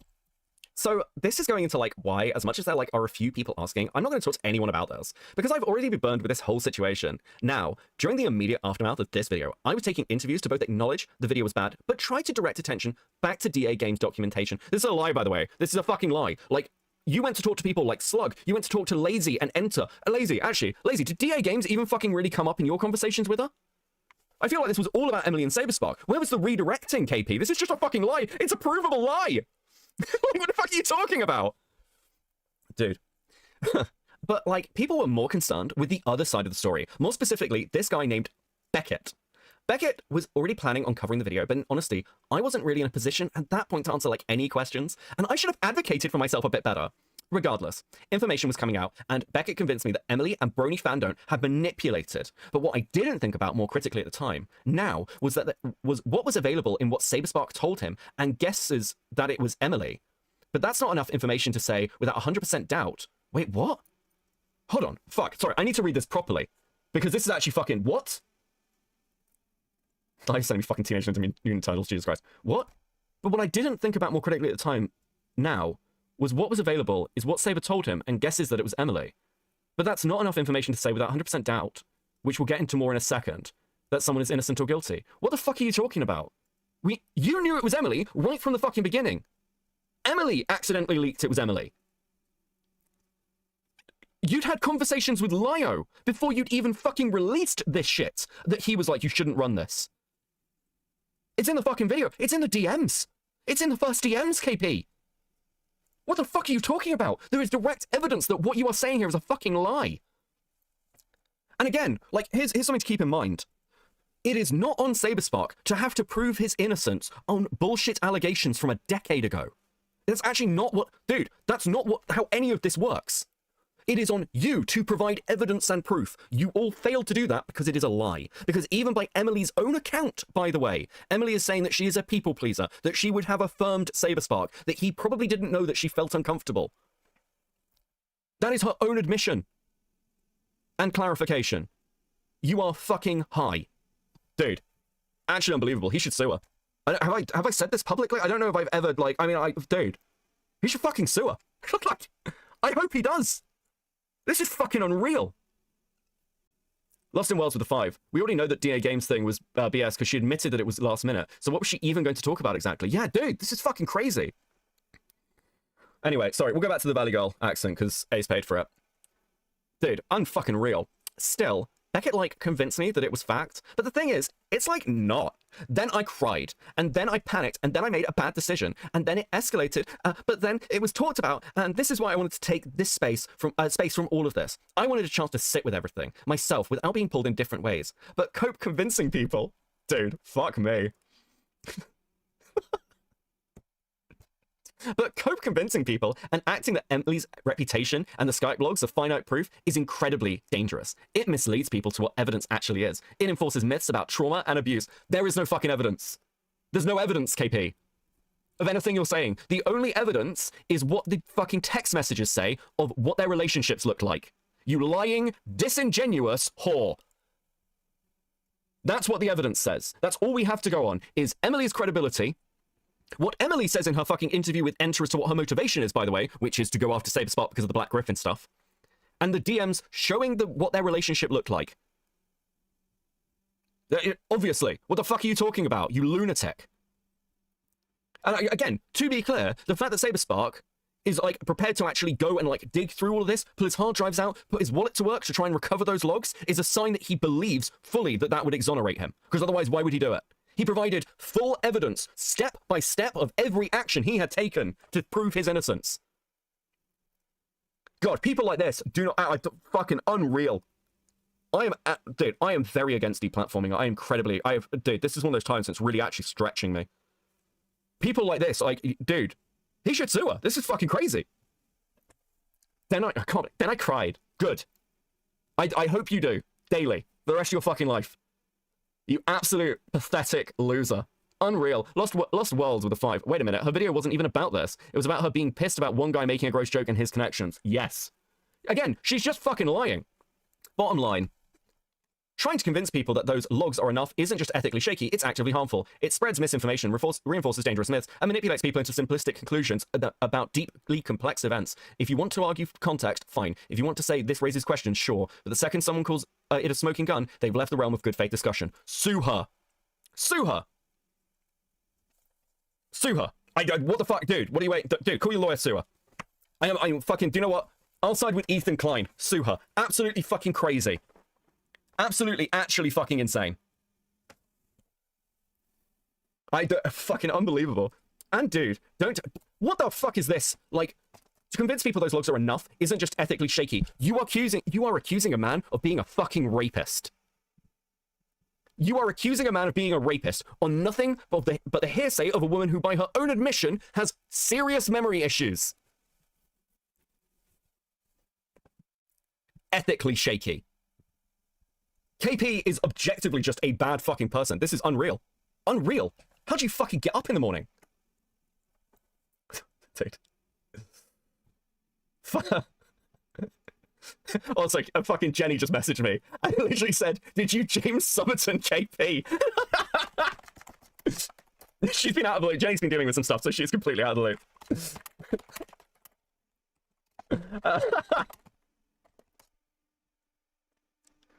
Oh, fuck. Which, by the way, that's bullshit. Emily doesn't have memory issues. She only forgets about people that don't give her shit. I mean, dude, fucking, this is insane. Beanskis with a 2. KP is clearly Jess Saber is getting married. True. Just to go with the 5. The jokes in warehouse work would blow this woman's mind. Again, yeah. Sewer. Fucking unreal. Sorry, I need to have a sip of my iron brew. Holy shit, bro. I'm actually so fucking angry. And dude, don't tell me you're not being biased if you are literally interviewing former friends of mine about me without giving me a chance to comment on their accounts or even be aware that that is happening. What does this have to do with anything discussed in the video? Or is this just there to damn my character a bit? That's classic defensive psychology. I'm sorry, so I went and looked into things and tried to get a better picture of you to build a fuller profile of what I'm dealing with. And somehow that's a problem? Because you're not happy? Oh, because it doesn't benefit you? You disingenuous bitch? Is that why? Because it might cause some damage to you? Because your only concern is like how people perceive you? And whether they think you're a fucking loser? Is that maybe what it is, KP? Possibly? Maybe?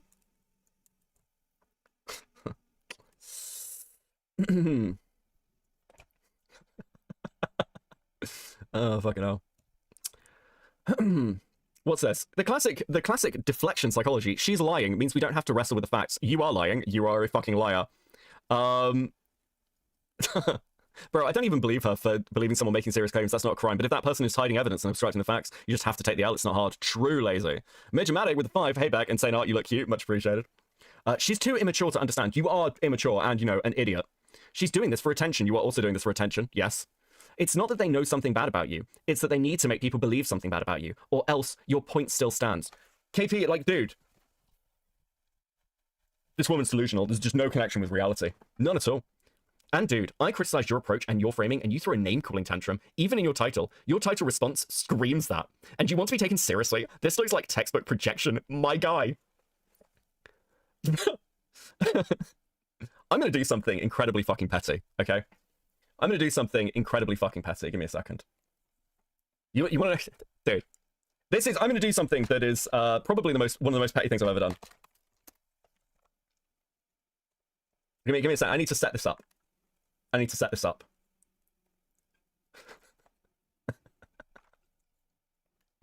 Oh, fuck me.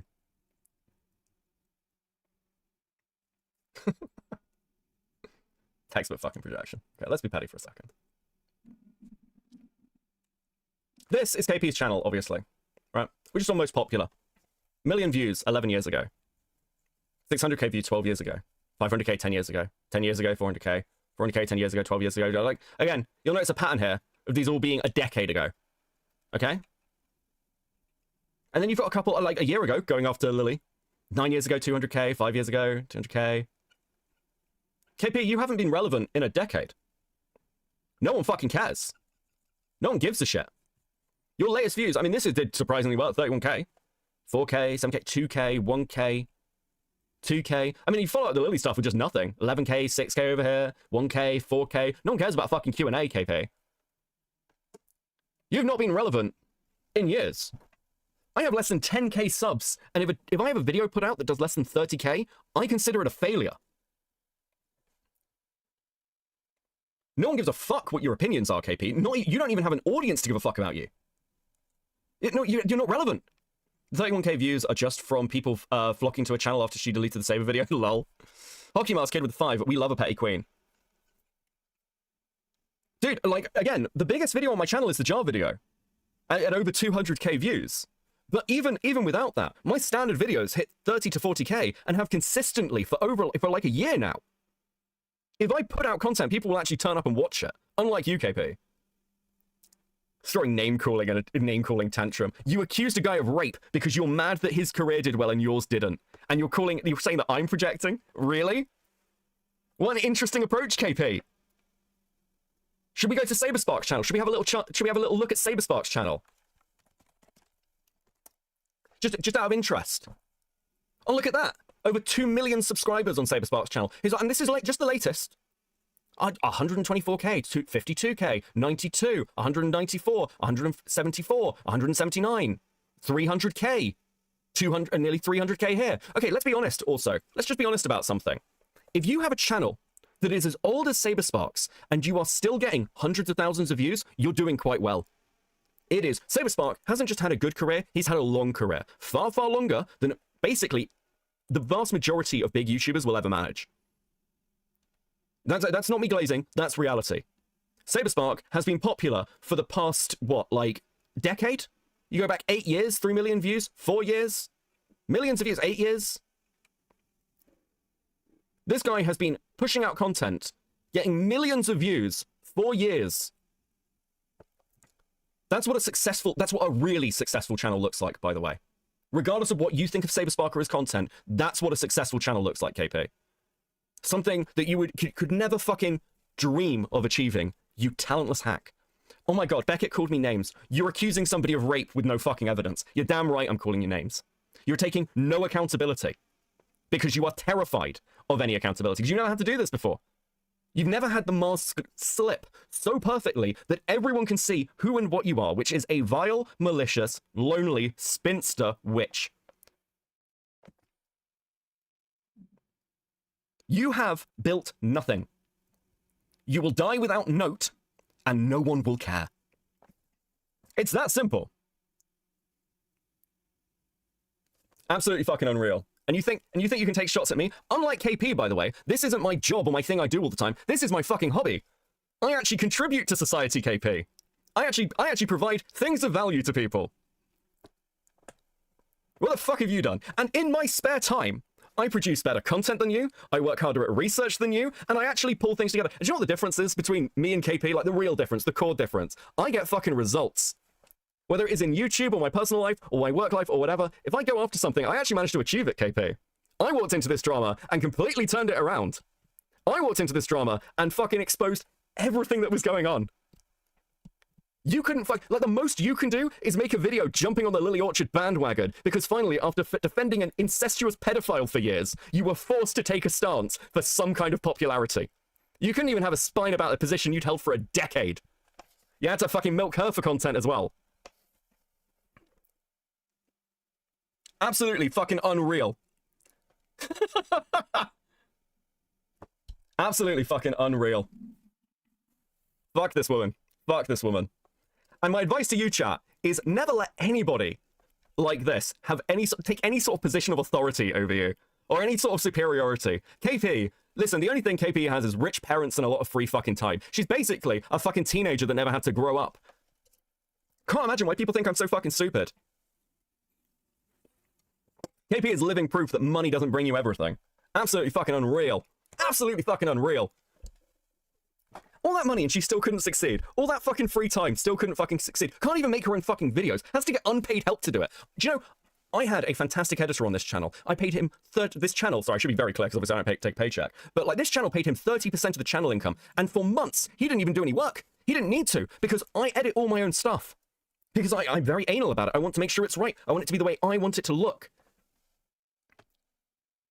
KP has had a rotating staff of people because she can't maintain anyone because she refuses to pay them. She refuses to monetize. She refuses to figure any of this out because she is lazy and fucking useless. And as people have abandoned her, the content's just dead because no one's making it.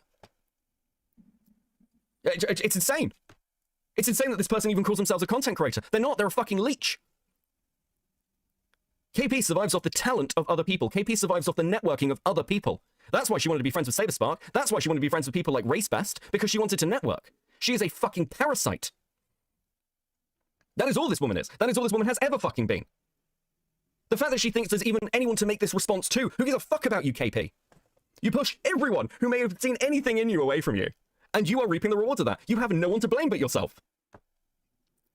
This is the most honest conversation anyone's ever had with you. Like, if you watch this, this will be the most honest thing anybody has ever said to you in your entire fucking life. Because the truth is that you are so valueless, KP, that no one could be even bothered to tell you the truth. It was just easier to lie to you. That's why you were so surprised that everyone fucking hated you, KP. Because you're so pathetic that it's just easier to lie to you and just not have to deal with you. That's the reality of your existence. Okay. I feel personally better. That's what we refer to, or what KP would refer to as catharsis. That's what we're going to refer to as catharsis. Where's my little catharsis picture? Hold on, let me just go and grab it. Give me a second. Ah, yes. Lovely. A little bit of catharsis. Absolutely fucking unreal. Dude, my stomach's rumbling. I've ranted myself into hunger. Dude. Oh, dude. Absolutely fucking ridiculous. Let me have a cigarette. Let me have a cigarette and read these super chats. Thank you, guys. By the way, you hit the goal. Fucking hell, guys. I didn't even realize I was completely consumed in rage. Oh, fuck, dude. Absolutely unreal. Oh, fucking hell. Okay. Spencer, member for 3 months. How you doing, Spencer? I just want to say also, listen, it's nice to highlight someone every now and again. And it is nice to see you back in the community, Spencer. I hope you chill, buddy. It's good to see you around. Thank you for the 3 months. Cool anime girls with 5. Quick question, Beckett. This is inspired by Falgi. Do you also Google? No? What? The fuck? I just answered with a 10. Every time you cover anything Brony related, I get NAM flashbacks of having to hide out in the room while someone filmed Brony stuff, and I still live in fear. My voice is in the background of a vid. Now. A-Space with a 5. Green Groblin has rant. True. Member Loop back. Member for 1 month's coping. Just about to crash out. Thank you. Starbird with 10. Saberspark makes videos constantly, while KP does a video maybe once a year. No wonder her channel is flatlined. YouTube is a job and required like other jobs. Constant work. It's why I prefer 9 to 5. KP puts out content. Again, stop putting stuff out because no one's watching it, and who can fucking blame them? A-Space with 2. KP is the Amy Schumer of the Brony community. Also fucking true. Oh, guys, okay. Look, I fucking... It's rare to get me ranting to that fucking point. Dude. These people.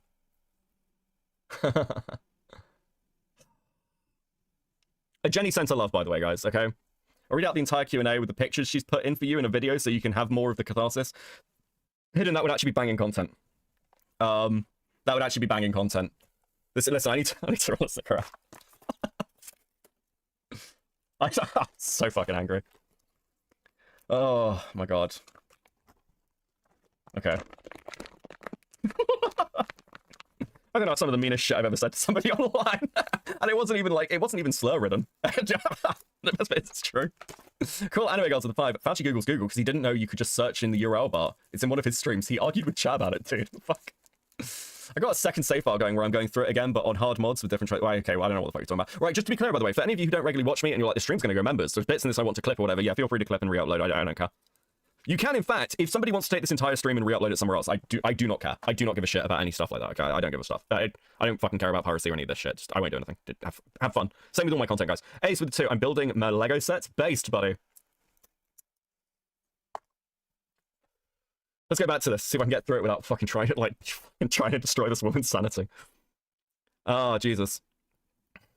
And for the record, Henry was not present for the Rachel Bloom thing, and that's not what directly happened. What did I say in my last KP video? KP cared more about the fact that people were saying mean things about her than what she'd done. Every fucking time. Oh my god, I need to push back on this because people are saying mean things about me. Bro, what did you think was going to happen? You should have just taken the lumps, KP. This would have been far more pleasant for you. I can't go back to the Valley Girl accent. I can't do it. I've been ranting too long. And this was something between me and her that she previously approved. If she had an issue, she should have come to talk to me. My issues with race were not frankly involving Casey. I did not just sit there and cuss him out. And more importantly, whatever stories Casey was being told, she should have come to talk to me about them directly. Dude, this fucking loser. You realize that people thought you were a fucking child, KP. That's why no one talked to you. They thought you couldn't take it. Because look what happened. I was honest with you. Other people were honest with you. And you crash out and act like a fucking child with them. No wonder no wonder you have no fucking friends, KP. Oh, dude. Casey was being told she should have come to talk to me about it. Withholding truth because you think someone can't handle it isn't kindness at all. It's control, disguised as concern. When you decide for someone else that they can't handle certain information, this is what you're really saying. I don't trust you to make your own decisions about your own life. No one trusts you to make your own decisions about your own life, KP. You're a fucking loser. Why would they? You've given no indications that you can actually deal with your own fucking life. Lio, man, I tried. Yeah, just, like, KP doesn't seem to get this. Everyone has the same reaction to you, KP. Everyone thinks this. Where's Lio right now? The person who you were going to pass it? He's in the chat with me. Everyone thinks this about you.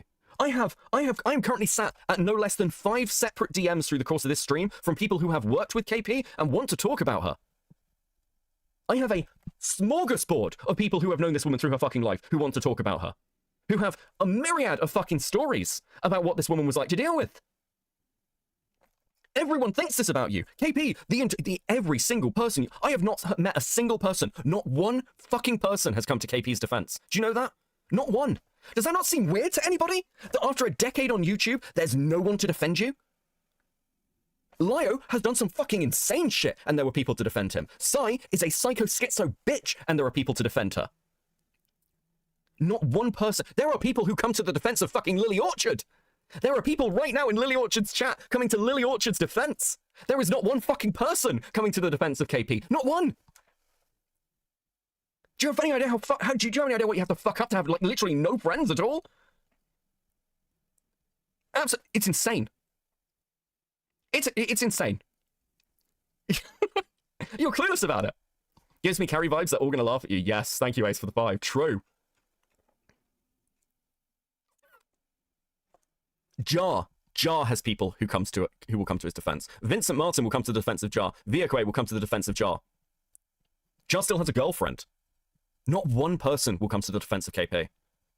That's brutal, Becky. Lol, Ches for 8 months. Thank you for the 8 months at Coping. Trisky, much appreciated, buddy. Lio, kind of hard to defend someone who accuses people of rape with no evidence. And how am I supposed to defend that when I'm the one who told her not to do it? Everyone told you not to do this, who you spoke to. Insane.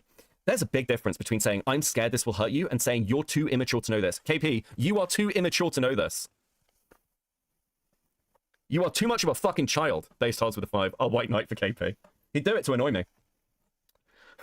The first is honest vulnerability. The second is paternalistic. Paternistic? Fuck knows. Ace with the 2. I'll defend for her, Becky. Women's rights. So true. Let's go feminism. If you're deciding what I can or can't handle without asking me, you're not protecting me. You're patronizing me. Dude, I mean, obviously they're patronizing you. You're a fucking child. Dude. Beckett wants Saber to be innocent. That bias is showing in how he interpreted my short speaking patterns, my coping mechanisms, and his general response to the first part of this video. He's not following the evidence. He's trying to force the evidence to fit a conclusion he already likes. That's not analysis. That's an agenda. There's a huge difference between I think this points towards innocent and this proves innocence. The former is theory. The latter is a lie.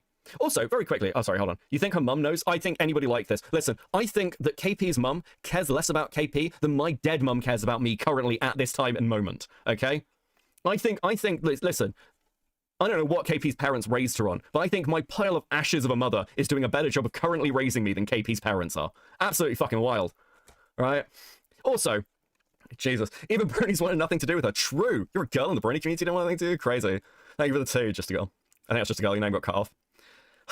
Also, if you go back and watch my videos, which KP hasn't because they'd be too traumatic for her, everybody, you'd notice the fact that I highlight when I can't prove something. I even, in the second video, say that none of us were in the room.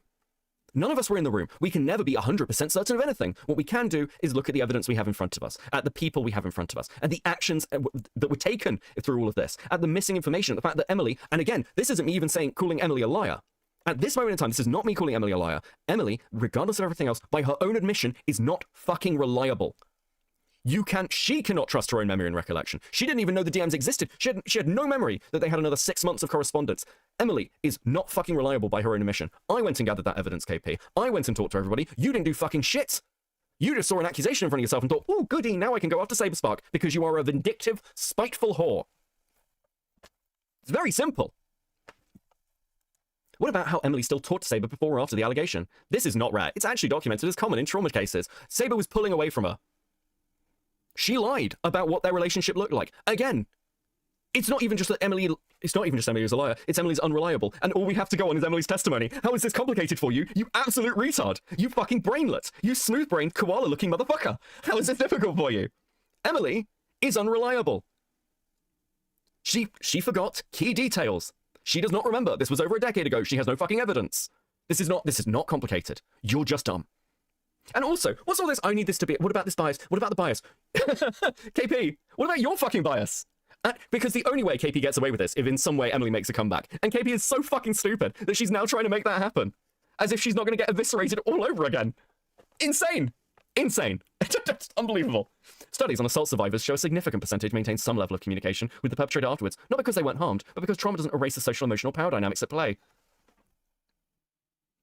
She was calling him a rapist because he unfollowed her on Twitter. Does that seem crazy to anyone else? Does that seem insane to anybody else? Or is it just the fact that KP is retarded? I don't know. It's really hard to tell. Maybe she's just on another level of fucking being like, maybe the stupidity has like looped back and I'm wrong. But actually, I mean, that seems a bit fucking crazy, doesn't it? It's a bit insane. I don't know, man. I think it's crazy. We can timeline this, by the way. For the people who are like, oh, this is a stretch. And there's certain bits about like the timeline of when KP remembers telling people. That sure, but we've got the dates. We've got the dates of that convention and the text messages. We've got the, like, and that's the Cutie Mark Con in Ohio, if I remember correctly. We have the dates specifically of that convention and the dates on the text messages. Saberspark unfollowed Emily on Twitter, and she walked into a room and told 3 people that he was a rapist after talking to him very pleasantly for several months. Emily, it is provable, it is a fact, actually, that Emily told 3 people that Saberspark was a rapist because he unfollowed her on Twitter. That is actually just a fact. That's not a trauma response. That's not because there's a perfect victim myth. Emily was unfollowed on Twitter and she called someone a fucking rapist 10 years ago. That's the reality of the situation. That should actually be enough to call any of these, like, you cannot run accusations like this. You shouldn't defend it. You're absolutely retarded to do so. And you're doing it because you're a malicious bitch. It really is very simple. There's no complexity to it. There's no layers. And Saberspark, if you see this, I swear, I don't think I've said this at any other point like this, but sue her. You should sue her. This is actual fucking malice. I'm not a lawyer. This is not legal advice. This is just my opinion. You should fucking sue her. Absolutely fucking unreal. This person is trying to destroy your life because she's upset that the internet doesn't like her anymore. I can't think of a clearer case. Again, not a lawyer. Talk to a fucking lawyer. But like, it certainly sounds like fucking malice to me. Absolutely fucking wild. Anyway. Right, where were we? Fuck me. Did I miss any super chats? Or are we good, guys? That made me way more fucking angry than I thought it was going to. I'm actually livid. Did I miss a goal, or did I need to reset a goal? Hey, have a goal. Fuck me. Have an Avi sticker. We haven't had an Avi sticker in a while. I love an Avi sticker. Dude. Fuck me.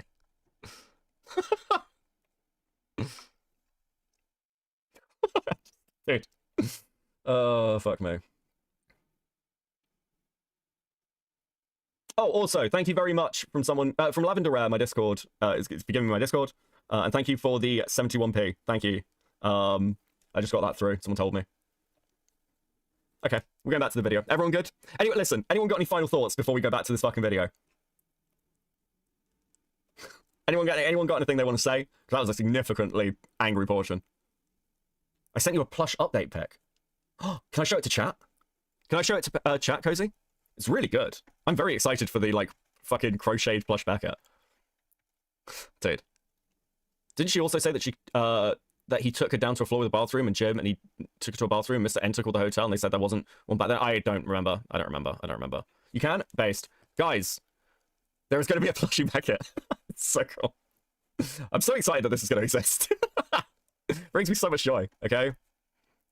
My thought is potato, you're welcome. Look, there's no way this stream is monetized. There's no way the stream is monetized. So give me a second. We're gonna have a quick palate cleanser, okay? We're gonna have an insanely quick palate cleanser because you've said potato and it's made me think of this. And this is incredible, okay? This is one of the best things on YouTube. Hey, potato, if you're real. Hey, you got my first match. A day to try to make a better first message.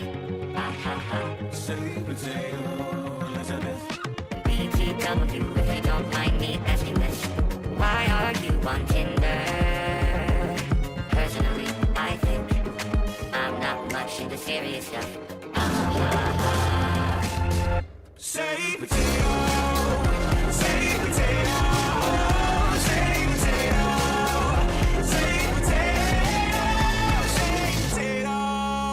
This song is so good. It's just so good. Okay, I feel better now. Okay, we're back to catharsis moment. Okay. Oh, dude. If KP thought I was mean before. So her claim was that they went to a basement level of the hotel where there was bathrooms, an area full of business rooms, something, and Grace called the hotel, and the basement level had a gym area. Okay. Not a business room. Okay.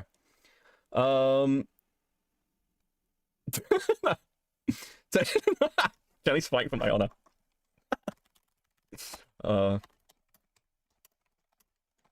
Give me a sec. Okay. Right.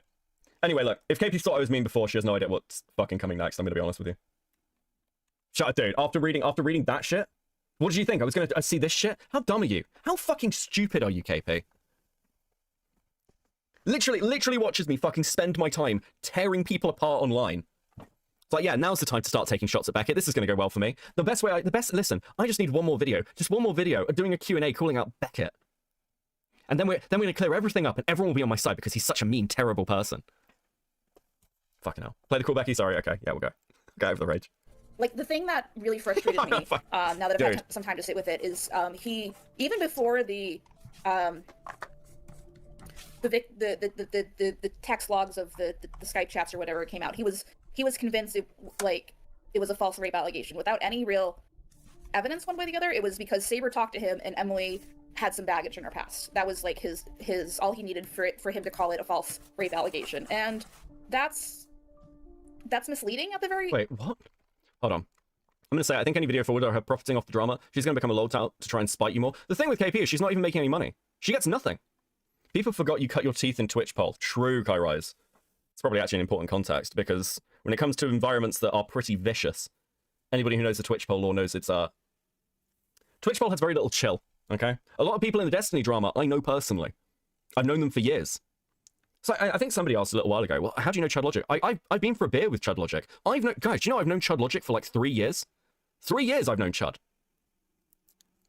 Hey, let's give her a little credit. She's smarter than Courtney. At least KP knows Cope and Beckett are one person and not two like Courtney does. Holy shit, that fucking Courtney's an idiot. Cool Anime Girls with 5, thank you.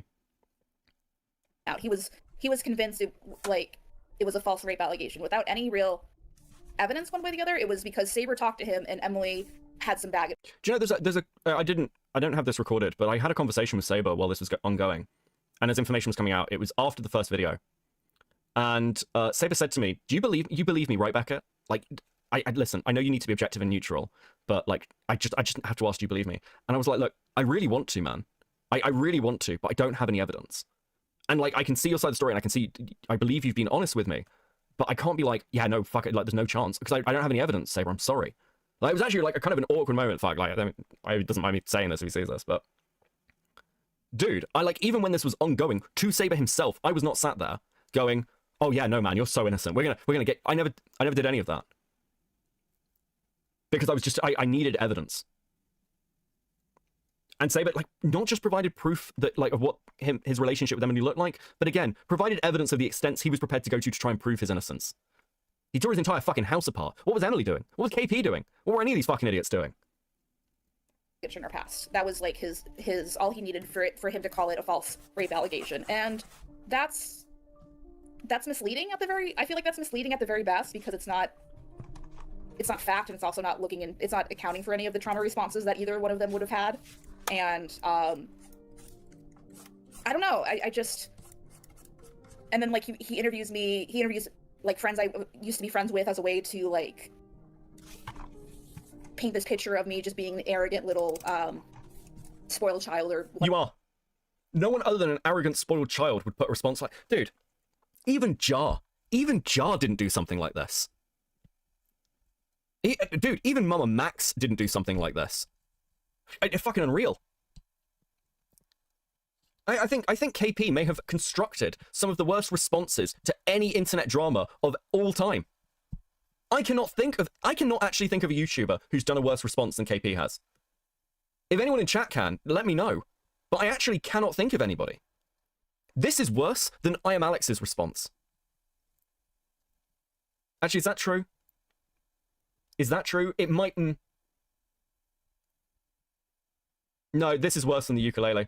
At least the ukulele was kind of funny. I think this is worse than the ukulele. I think this is worse than Colin Ballinger. Honestly. I'm gonna, like, I don't know if it's a worse crime or whatever, but like, I think it's a worse response. I think maybe I am Alex's response. Maybe I am Alex's response. But it's close. Whatever. So yeah, I guess I'm just trying to grapple with everything, but I'm just also frustrated because there's a lot of biases going around and like that are not really based in any factual information besides like people like, you know, people just wanting Saber to be innocent. Yeah. Like regardless. Yeah, like, can't you understand that we just made accusations with absolutely no evidence, guys? Is it like, that feels like a thing that's okay. The truth is that KP only thinks about herself. She only thinks about what this has done to her. She tried to ruin Saber Spark's life. And she doesn't give a fuck. Dude, this woman's a monster. Like, dude, this is actually sociopathic. Regardless? I don't know, does that... There you go, KP. I used some psychological terms. I'm accusing you of being a sociopath. Actually, that's not true. Like, I don't think KP's a sociopath. I think KP is just completely unadjusted to the real world. Does that make any sense? Like... no, I see it. Like... Sociopaths can actually function and achieve things. So, I mean, yeah, like, sociopaths tend to be pretty focused and achieve things. I don't think KP's a sociopath. I found the last Teenage Mutant Ninja Turtle X Godzilla figure. I needed that is all. Thank you for the 5 Lio. Much appreciated, buddy. The problem a lot of times around is like when a bigger content creator makes like and I'm gonna call what Beckett did sort of like a hit piece because that's kind of what it is. It leads. Also, my last video on KP was a hit piece. Like, my 2 Saber Spark videos are not hit pieces. They are essentially investigative pieces, which sounds very gay, but that's what they are. But the KP video is absolutely a fucking hit piece. That's just what it is. To the audience for obvious reasons, being like, oh, you know, since my favorite content creator said this, it must be true, and they stop doing their own research because it's easier to rely on somebody else's opinion than on your own. But like, I guess the other problem is like, because of like everything that's come out about the video and about Emily, it's not so much that people don't want to believe the allegations, but it's more that okay, Lizzie, I've not seen that response. That does sound worse. People cannot anymore because of how like problematic everybody involved in this situation was. Because you have Emily who actively hides her identity despite having her own platform, and then, you know, originally coming out with being like, hey, you know, I think he thought there was consent because it was implied, but there wasn't. And then allowing Courtney to change that, which comes off as like manipulating it to make it look worse when originally that seems to have been her own opinion. And then people like you know, Sophie Scruggs or whatever her name is, I keep forgetting. These damn horse people. These damn horse people, I swear. No, like people like her who have this weird parasocial relationship with Claire where when Claire was interviewed, she actually said, I don't even know who this person is. Like, I had to be reminded of who they are because we interacted that little. But then on the other hand, you have Sophie, like, showing herself off as, like, Claire's friend, which... Oh, also, fun fact for you guys. Fun fact. Do you know that KP once interviewed Claire? Do people know this? KP once interviewed Claire. And, Claire's opinions of KP were not good. She thought she was fucking weird. Because everyone thought KP was fucking weird.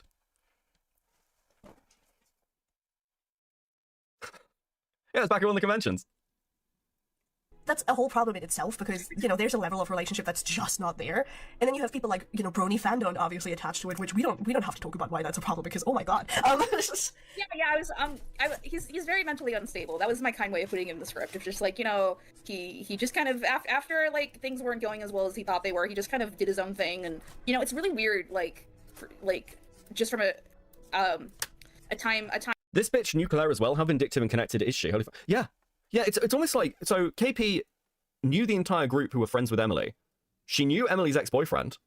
She knew Emily's old friend. She knew Casey. She knew who Emily was. She actively says, actually, that she'd heard stuff about Saber beforehand. I don't believe KP that she didn't know who Emily was. I think she was fully fucking aware.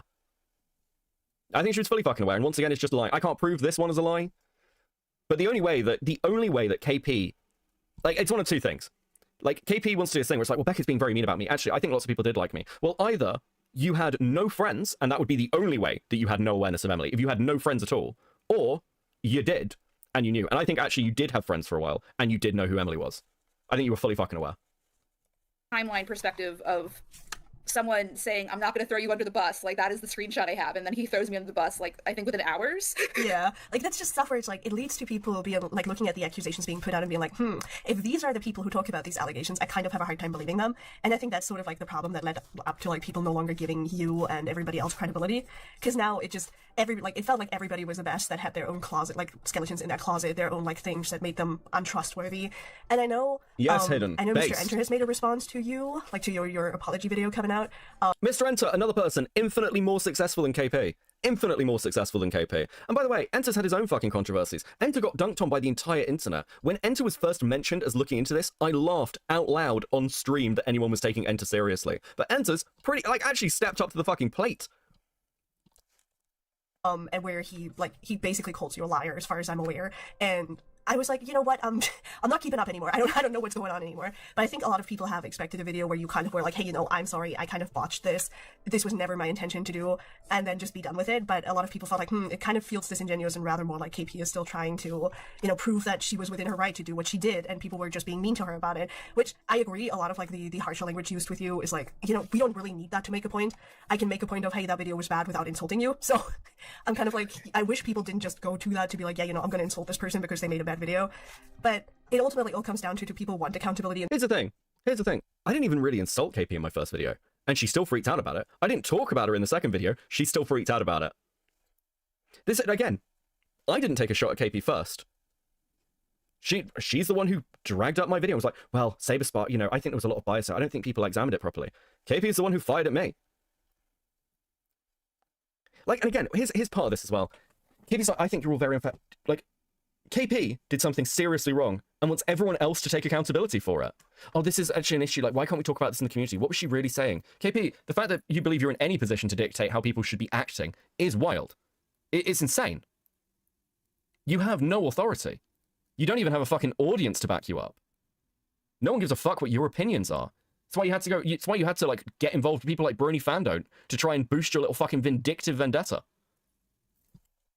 In the form of like a sincere apology, essentially. An apology that's just like, I'm sorry, I messed up. Here's how I messed up.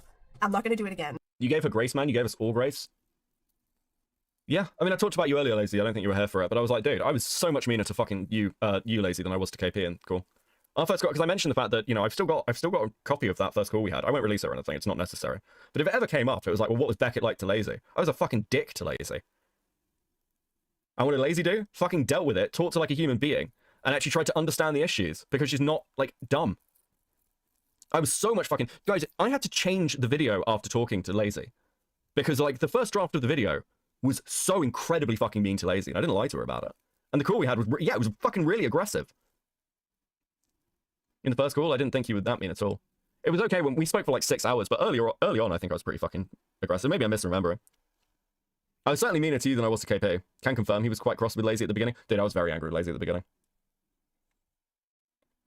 And, you know, I'm sorry. But, you know, I wouldn't know how to structure an apology video for the life of me because I never had to make one. Most of the apologies I deliver to people personally. So True, Cloudy. I suppose it'd be kind of hard to make a video now because you already have your first response out. I mean, you were harsh. I don't think you were that angry. Yeah, like, don't get me wrong. I didn't rant at you the way that I've just ranted about KP. That's me actually fucking angry.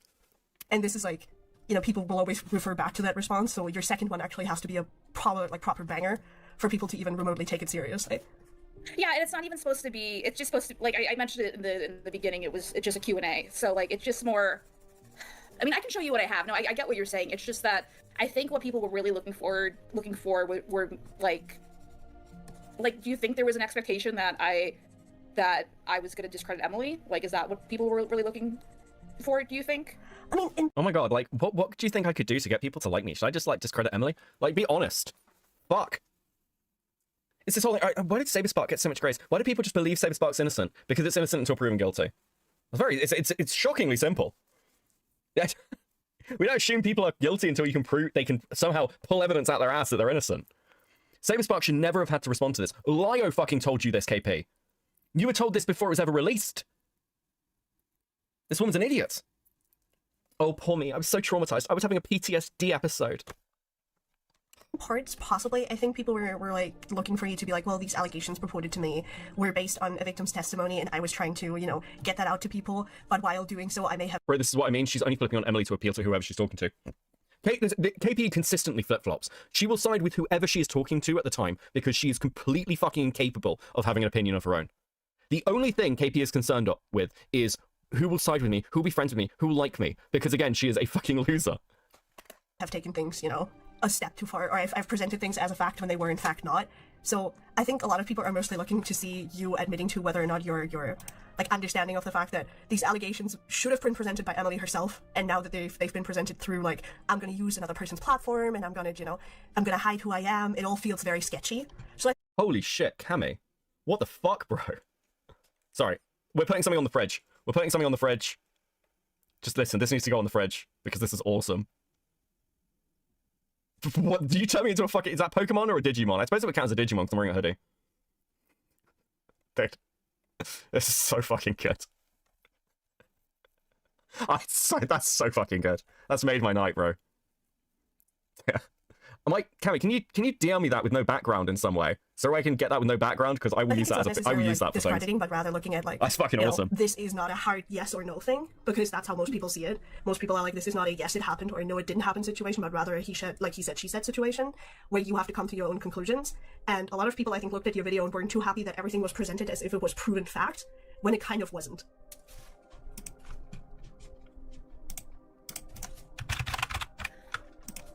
I guess, but like, I'm like,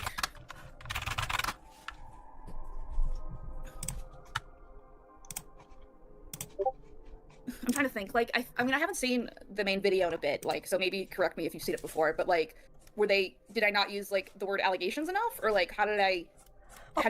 Holy fucking shit! This is insane. You presented a testimony that Saber Spark was a rapist, and then went on to have a conversation about consent, implying that the violation of it was rape.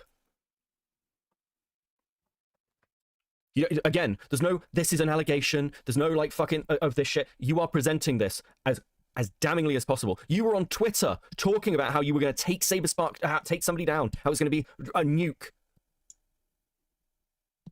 Dude, this is so... Does she think people are stupid? I mean, some people might be dumb enough to fucking believe this. Maybe that's a litmus test. This is one of those internet litmus tests. If you believe KP, you are actually stupid. Dude, the pauses and typing on the keyboard responding to DMs remind me of my calls with Beckett. Okay, it's actually true. Dude, I'm really bad. Look, listen, I'm a busy person. Fuck. I have a day job. It's very difficult, okay? How do you think? How I have to slot everything in. Do you think I misled people, if that was the conclusion? I mean, I guess it came mostly down to, like, the whole presentation. I think you used, like you said, allegations. But, like, with the tone and everything, especially with the Courtney bit and everything, where you were, like, trying to disprove, well, not you, but Courtney was trying to disprove the whole implied consent bit, it felt like, even if Emily was giving him the grace of, like, there might have been a misunderstanding on whether or not I was okay with it, you shut it down immediately in favor of making the allegation more severe by... Yes! Based hidden. Absolutely fucking based hidden. Saying that implied consent doesn't exist. Like, this would be one example I could think of, because... Cool Anime Girls with a 5. Now, she wasn't fully wrong. It was a nuke just for her instead of Saber like she expected. Oh, fucking... Dude, you get a little heart on that fucking comment. Based. Like, if the victim, it's, like, themselves, the victim herself, wants to give Saber that kind of credibility and be like, hey, you know, maybe, just maybe there was a misunderstanding, I think people would have looked kinder upon the situation if it was framed like that, because the way it was originally shown to the world was, this was rape. And yes. Then it was changed. Yes, hidden. And let's be clear. Actually, the claim of, listen, if Emily didn't name Saber Spark, if she said it right off the bat, let's just say hypothetically, hey, I can be a people pleaser, and that's led to me having some really uncomfortable situations, which looking back on, like, I didn't express myself properly, I have issues, and, you should be careful of this, because you can find yourself in situations that can make you really uncomfortable, and it may not even be the other person's fault. That would be a completely different fucking video. A completely different video. And a completely different statement. And actually, again, I think, like, if Emily takes a position of, listen, it's not Saber's fault, but this was a bad experience for me, that's not an unreasonable position for her to take. That's a completely understandable position for her to take. But that's not what happened. Very briefly into, actually, it might have been a misunderstanding, and then switched back to, oh, it's rape. And these are all allegations, and obviously an allegation of rape can be really, really awful for people's, like, careers and stuff. So I guess a lot of people felt like at that point, you were trying, like, as a whole, like, your whole group, like, Courtney, you, and even Emily to an extent, were trying to present these allegations as fact, like, as if they were objectively true, even though allegations were said, because you were trying to disprove the little grace that he could have gotten out of this. And then there's obviously a lot of people who look at you and Saber Spark's interactions, where people feel like, oh, you're just mad at Saber Spark over something, and that's why you picked this up, which is not the motivation you should have when doing this, which, like, I can't prove or disprove that, and I don't want to. Like, I don't think that is not my thing to do, but I know that that's how some people see it, where they're like, oh, KP was mad at Saber Spark. That means that the only reason this allegations is even being platformed is because she doesn't like him, and that's, you know... No, I've had my frustrations with Saber in the past, but I tried. Oh, yeah, like, but my that's general not frustration relevant. was how he was handling the Chris stuff. Yeah. And how it was more of he checked with Chris but didn't check with me. He didn't really understand the bigger picture of it being told within within DA Games space, and with Will specifically and stuff like that. And then when I just said, like, oh, I tried to get a hold of Saber, didn't hear anything back, he just like spits at me, and I'm just like, Like, what is this? Oh my god, like, I wanted to, like, make allegations against Chris, and Saber wouldn't help me do that properly, so I decided to, like, make allegations against Saber. Insane. Insane! Dude. Like, what the fuck, bro? You didn't let me make this, you didn't help me. You should have helped me more, then I wouldn't have accused you of being a rapist. This, like, is that crazy? Yes, yes, actually, you fucking lunatic. X for the 2. Beckett, did you see Star Giant's take on KP? No, actually, but God help us. You can send it to me at some point. Dude, like, you know, you didn't seem like you were interested in talking about this before, and then for clarity, I tried to email, just so you know, I'm sure you've seen stuff, but, like, I tried to email, didn't get anything back, and then I got frustrated at that point, because he is complaining publicly that I never emailed him directly, and when I tried to, he just ignores it. So, and, you know, there's other things that aren't as damning that I hear. That was a lot of the stuff that was blocked out. It's just, like, I don't think it was, like, I didn't have enough that I felt comfortable presenting it publicly, but, like... Wait, what? You know, I'm... Wait, what? Malik, you did it again, you twat, streaming when I'm doing other important things like sleeping. Hey, wife, how you doing? Welcome in. Oblog with the... Dude, I'm sorry to interrupt your beauty sleep. You don't need it, you're fine. Oblog with the vibe. I'm gonna say it, KP isn't hot enough to come on... Dude, bro, I can't read that. I'm in the UK, I'll get arrested. Dude, can't say stuff like that in the UK. Hold on, what the fuck is she saying? There's other things... Because it's so rambly. It takes us so long to get to a point because her brain is fucking mush. Like, dude. Then I got frustrated at that point, because he is complaining publicly that I never emailed him directly, and when I tried to, he just ignores it. So, and, you know, there's other things that aren't as damning that I hear. That was a lot of the stuff that was blocked out. It's just, like, I don't think it was, like, I didn't have enough. How is there a fucking hour left on the call? Because Cartoon She, I transform content. No Ethan Klein lawsuits for me. My content's very transformative. I got random tangents. Fuck. Dude, I'm such a terrible streamer. It's fucking unreal. That I felt comfortable presenting it publicly, but, like, you know, I'm friends with not Henry, but someone else on staff, and, like, I don't know how true the stories are, but, you know, they were upsetting from what I could tell, and it... I'm sorry. Hold on, is KP in her rambling way? Did I miss this when I was listening through it the first time? I'm sorry, are you leveling other fucking allegations in a random... Are you, like, listen, I couldn't run these allegations because I didn't have enough fucking evidence for them. You ran fucking rape allegations on nothing but the hearsay of a fucking crazy woman. And I don't even mean that to be mean. Emily is crazy by her own admission. Like... But you're now sat here being like, yeah, but, you know, I did hear things about Saber Spark staff which were very concerning. Bitch, I have currently... Dude, another person's just fucking DMing me. I've got 6 fucking people from your staff DMing me wanting to talk about you. 6 people from your unpaid staffing team in the course of what? Like 3 hours I've been doing this, sending me DMs? Another one DM'd me on Twitter the other day asking to have a conversation. That's 7. This isn't even an exaggeration. Oh, I think there were problems on the staffing team. I think the problems might be a bit fucking closer to home, KP. I think there might be some issues internally that you might want to start dealing with. You seem to have a lot of problems with your stuff. You seem to, like, again, there's all these articles back from Horse News back in the day. Apparently you had issues, like, according to, like, your fucking original response, with some people who was, like, dealing with this situation. You've lost another fucking 2 staff members, is my understanding, over the course of the fucking debacle over the last, like, what, 3 months? I think you might have issues closer to home, KP. Please do the retrospective, I'll pay you. By the end of this, you might not fucking have to. I'm getting there. This woman is incapable of maintaining a situation. Like, do you ever have these managers? Do you ever have managers where it's like you get them in hospitality, where they're just really fucking terrible managers? Not staff back at volunteers. Well, they are staff. They're unpaid staff because she gets them to sign NDAs and things that she wrote up herself in a little fucking insane brain palace. Dude, this woman's retarded. I know I said I wouldn't say retard. I'd be nice because I know we've got people in who, like, probably from Saber's community and things and don't like that word. But this woman's retarded. And I don't mean that as an insult to people with mental health issues. I mean this woman is like the definition. You could lobotomize KP and there'd be a net improvement. There is, like, literally, I'm not kidding when I say that an ice pick to the eye would be a benefit to her. It would unlock knowledge. Am I unpaid staff? No, you're a friend and I take advantage of that. It's crazy. It's actually crazy. One and only with 2. Sent you what Star Giant wrote about KP. Show. I'm alright. Well, hold on. The fuck is that?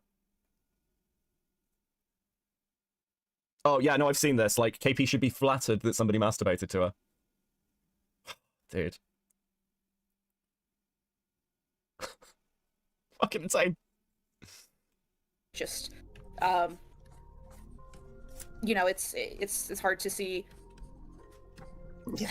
Kind of, not like, I guess the mismanagement that was implied and kind of the the stuff that, you know, I had second. It's so hard to see. It's so hard to see. It's so hard to watch because I care so much. I'm so good. Bitch, I cannot find a single person who likes you. Not one. Not one.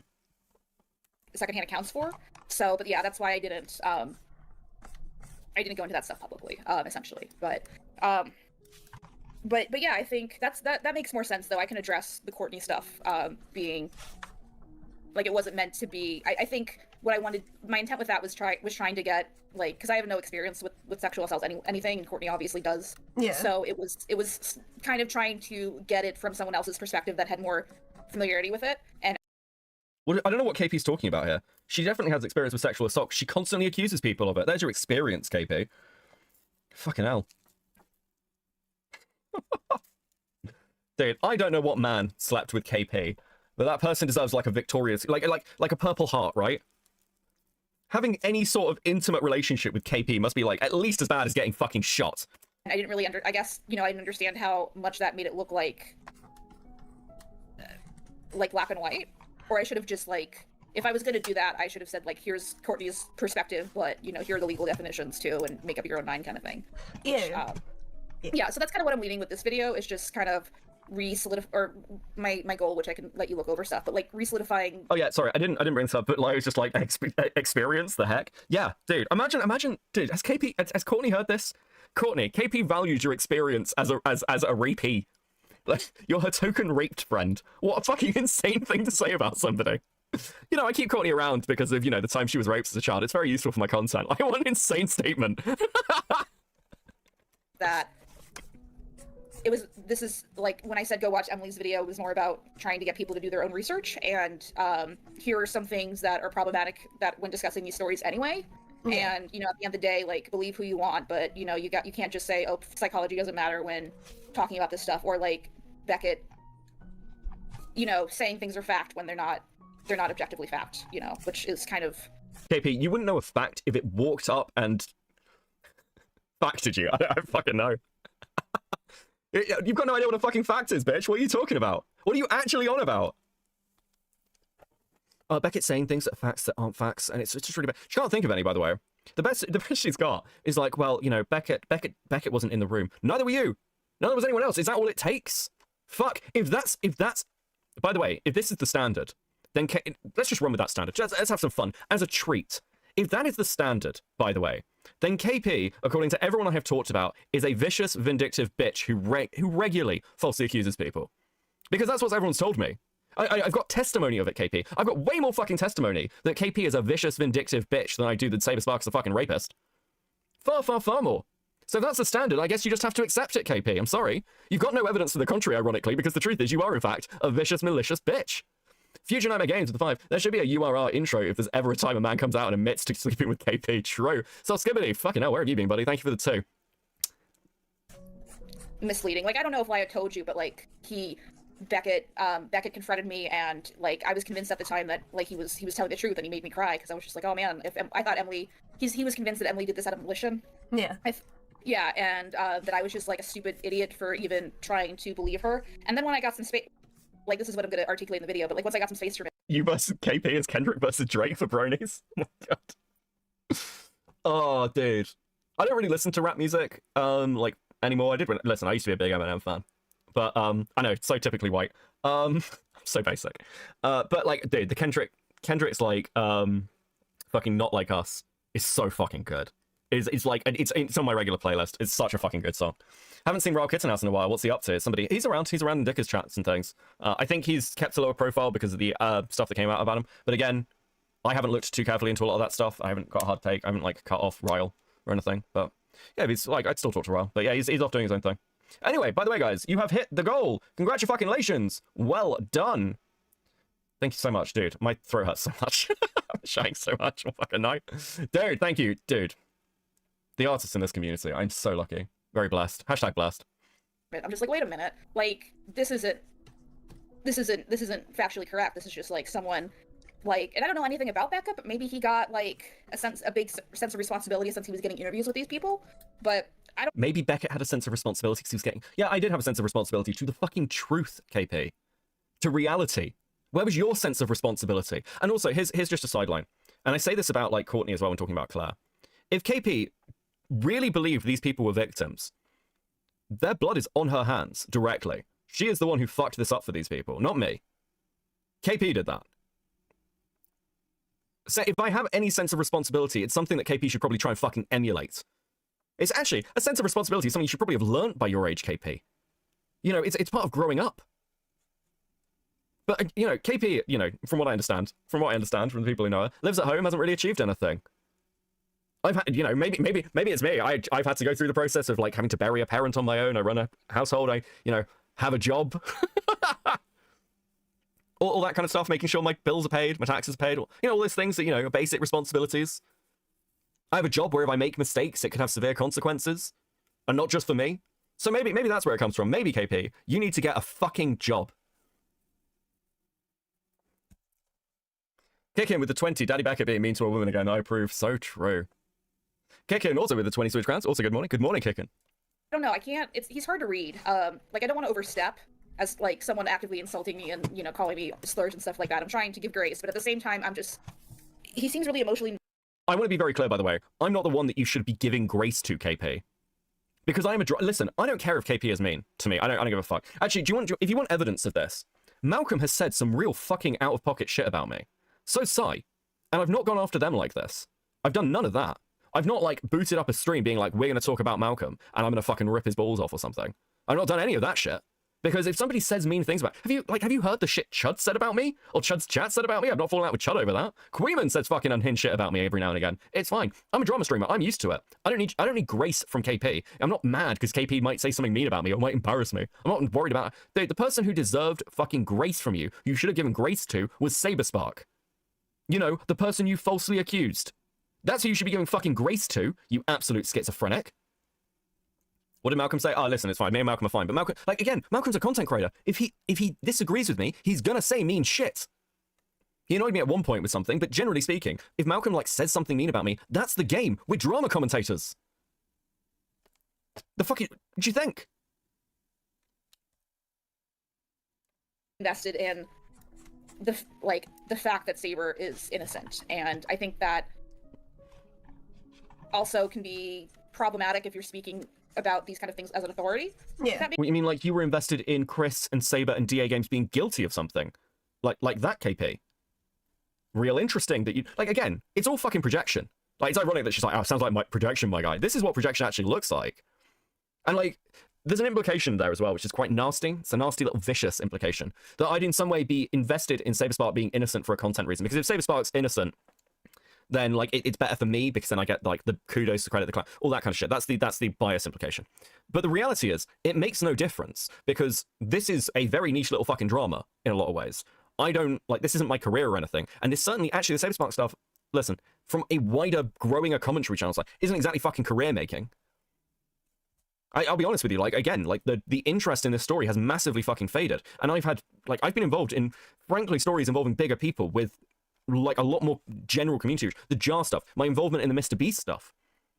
Hell, if I was that invested in just getting content out of things, fuck, I would have kept going at Lyo. I would have sided with the fucking Lyo hater crowd. They are very dedicated, and you can build a strong audience off the back of that, if you do it right. Wasn't interested. My investment is the fact that Saberspark's innocent, and this is a fucked up thing to do to somebody, and my investment in going after KP now is to do with the fact that KP is a bitch. And frankly, that's good content. The set took like an hour, those stickers, man. Dude, Ace made a fucking... Dude, can I show this? Yeah, I can show it. Fuck it, whatever. I'm gonna let... Dude. Based. Dude, I love a bit of Lego. Thank you for the 2. Hockey Mask Kid with 5. This is the first time I've caught a Cope and Seethe stream, and my god, what a stream to catch. I actually feel myself getting dumber. Oh, fucking hell. Makes sense. Yeah, like, So I get that. Like, Beckett is...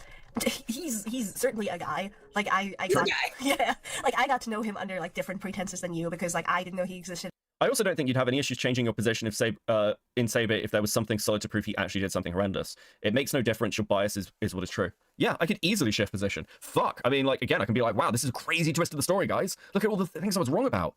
Wow, how this line up? That's crazy. I mean, I think I've done this in, like, other dramas, actually, where I'm not often completely wrong on something, but there definitely just... I mean, actually, you can look at the Ponder stuff. The Spoctor stuff came out about Ponder, and it completely moved my position from one of being incredibly fucking charitable with Ponder to be like, yeah, she's fucked.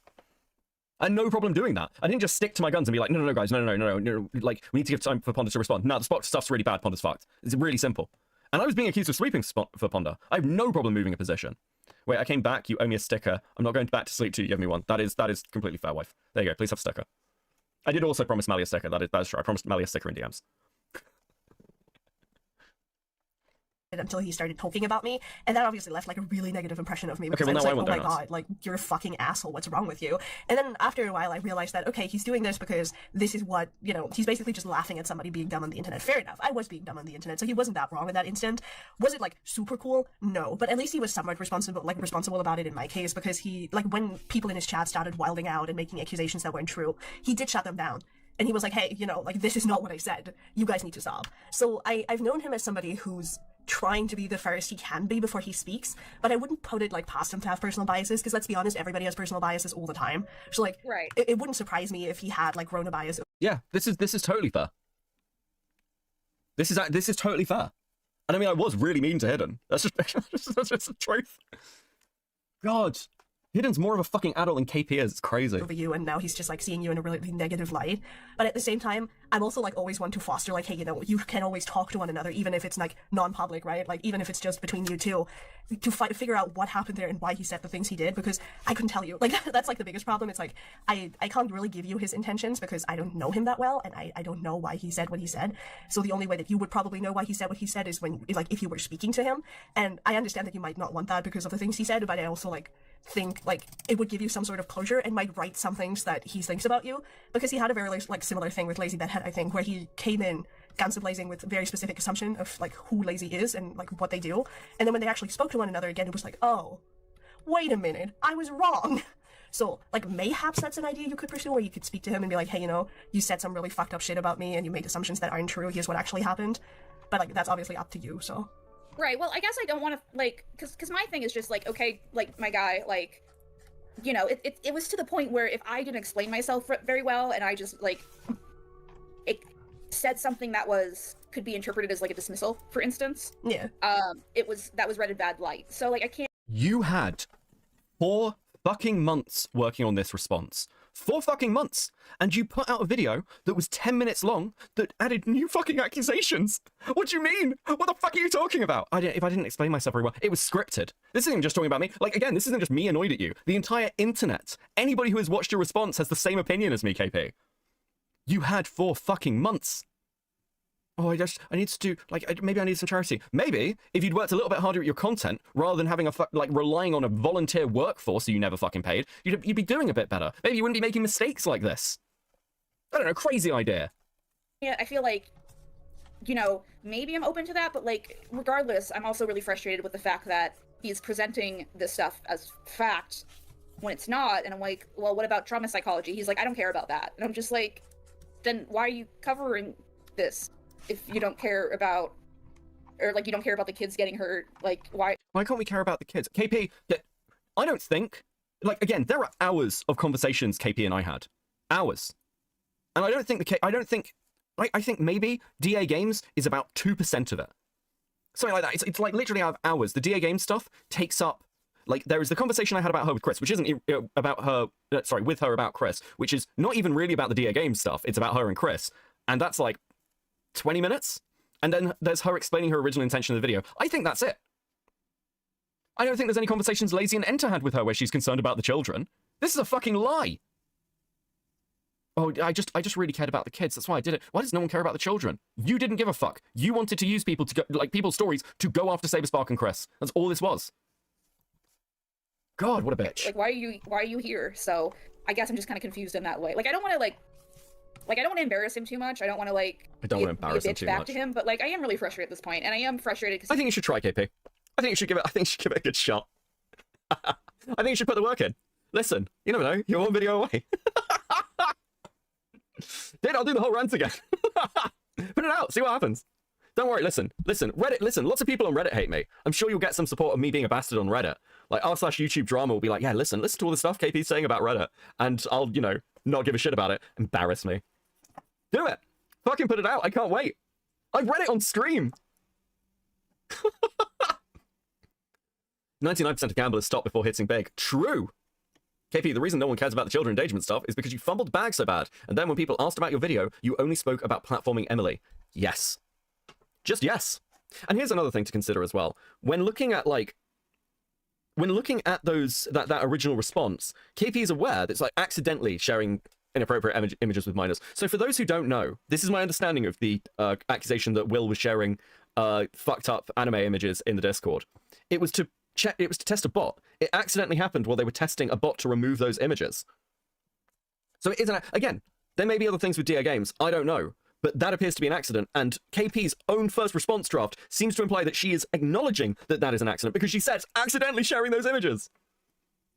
And then in her final draft, which she released, or her complete fucking rewrite, because that's what it is, she's like, no, they did do this, and they had a pedophile in the server. Absolutely fucking wild. Basically, like, it's danger, like that kind of mentality. Also, that's pretty fucking, dude, I like that. Dude, we've got so much good art tonight. Fucking crazy. It's dangerous, like, regardless of who you believe. Like, he's not looking up, it doesn't seem like he's doing any research as far as, like, what legal definitions are. Like, he was, like, a good example, too, was the Chris stuff, is he was, like, that, like, he was adamant that that was just a joke. And then when I started doing, like, research about it, I'm just like, no, this is considered a crime, like, even if Chris lied about it. Yeah. So that makes me think that he was convinced. I'm sorry. What? Listen, I'm not a lawyer. I could be wrong. But what crime did Chris commit? He told a gross story, so he's going to prison? What fucking crime did Chris commit? Like, I don't even think, like, you could get Chris on defamation. Chris told a gross story about you. Is that a crime? Anyone here a lawyer? Like, I mean, I'm actually asking. I'm fascinated to hear what possible crime this could be. Dude. What even is this? Because it's not even a story about KP. It's a story about something Chris did. Prison sentences for all? I mean, does anyone have any idea? Dude, press charges that. I don't fucking know. What? Hold on, let me have a quick Google. Is it a... Fuck. Is it a crime in the US to say you... to lie that you masturbated? An AI overview is not available for this search. What is this? The only thing I can think of is that allegations he shared lolly in the server or something. Yeah, but this isn't about that. This is about the story Chris told. That's what she's referring to. Yeah, she said it was a crime. Listen, we'll listen back to it. Look it up in the state of New York. I guess I'm just kind of confused in that way. Like, I don't want to, like, I don't want to embarrass him too much. I don't want to, like, be a bitch back to him. But, like, I am really frustrated at this point. And I am frustrated because he basically... Like, it's dangerous, like, that kind of mentality is dangerous, like, regardless of who you believe. Like, he's not looking up, it doesn't seem like he's doing any research as far as, like, what legal definitions are. Like, he was, like... I actually cannot believe that KP's take is, we need more fake YouTube lawyers. You're not a fucking lawyer, KP. She's saying that part in the story of what he did is a crime, not the fact that it's just a fucking story. Yeah, like, I'm an American and I can tell you that lying about nutting on your boss's clothes after your employment lapse is not illegal. Look up what is considered sexual harassment in the state of New York. Like, hold on. Harassment, state of New York.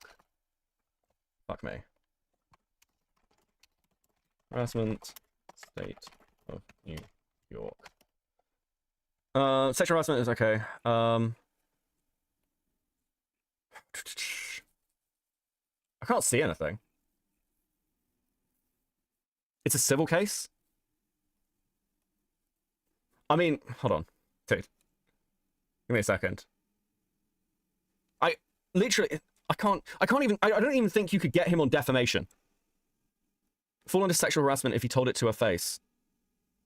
Yeah, I could see that. Okay, yeah, sure, I could see it, but he didn't do that. I mean, it could be considered sexual harassment, but she also doesn't know about it till way later, and it wasn't directed to her.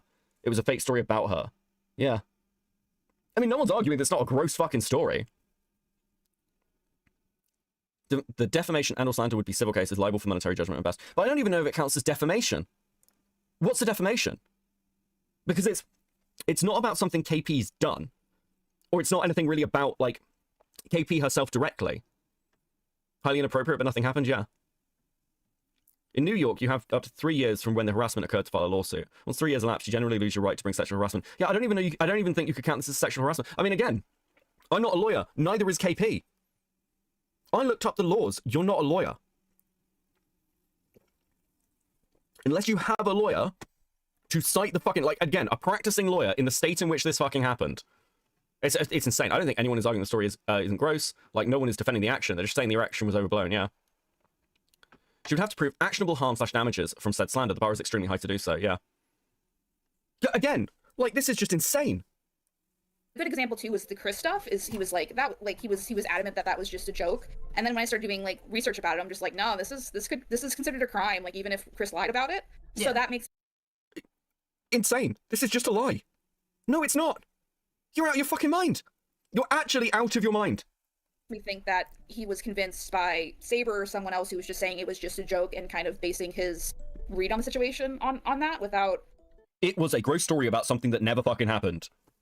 It might be in poor taste, it might be fucked up to say, but it comes under the category of a joke. Future Nightmare Games with 5. I'll be irresponsible, I'll be a pretend lawyer. KP is legally just retarded and should be forced to log off and pay damages to people who viewed a vid.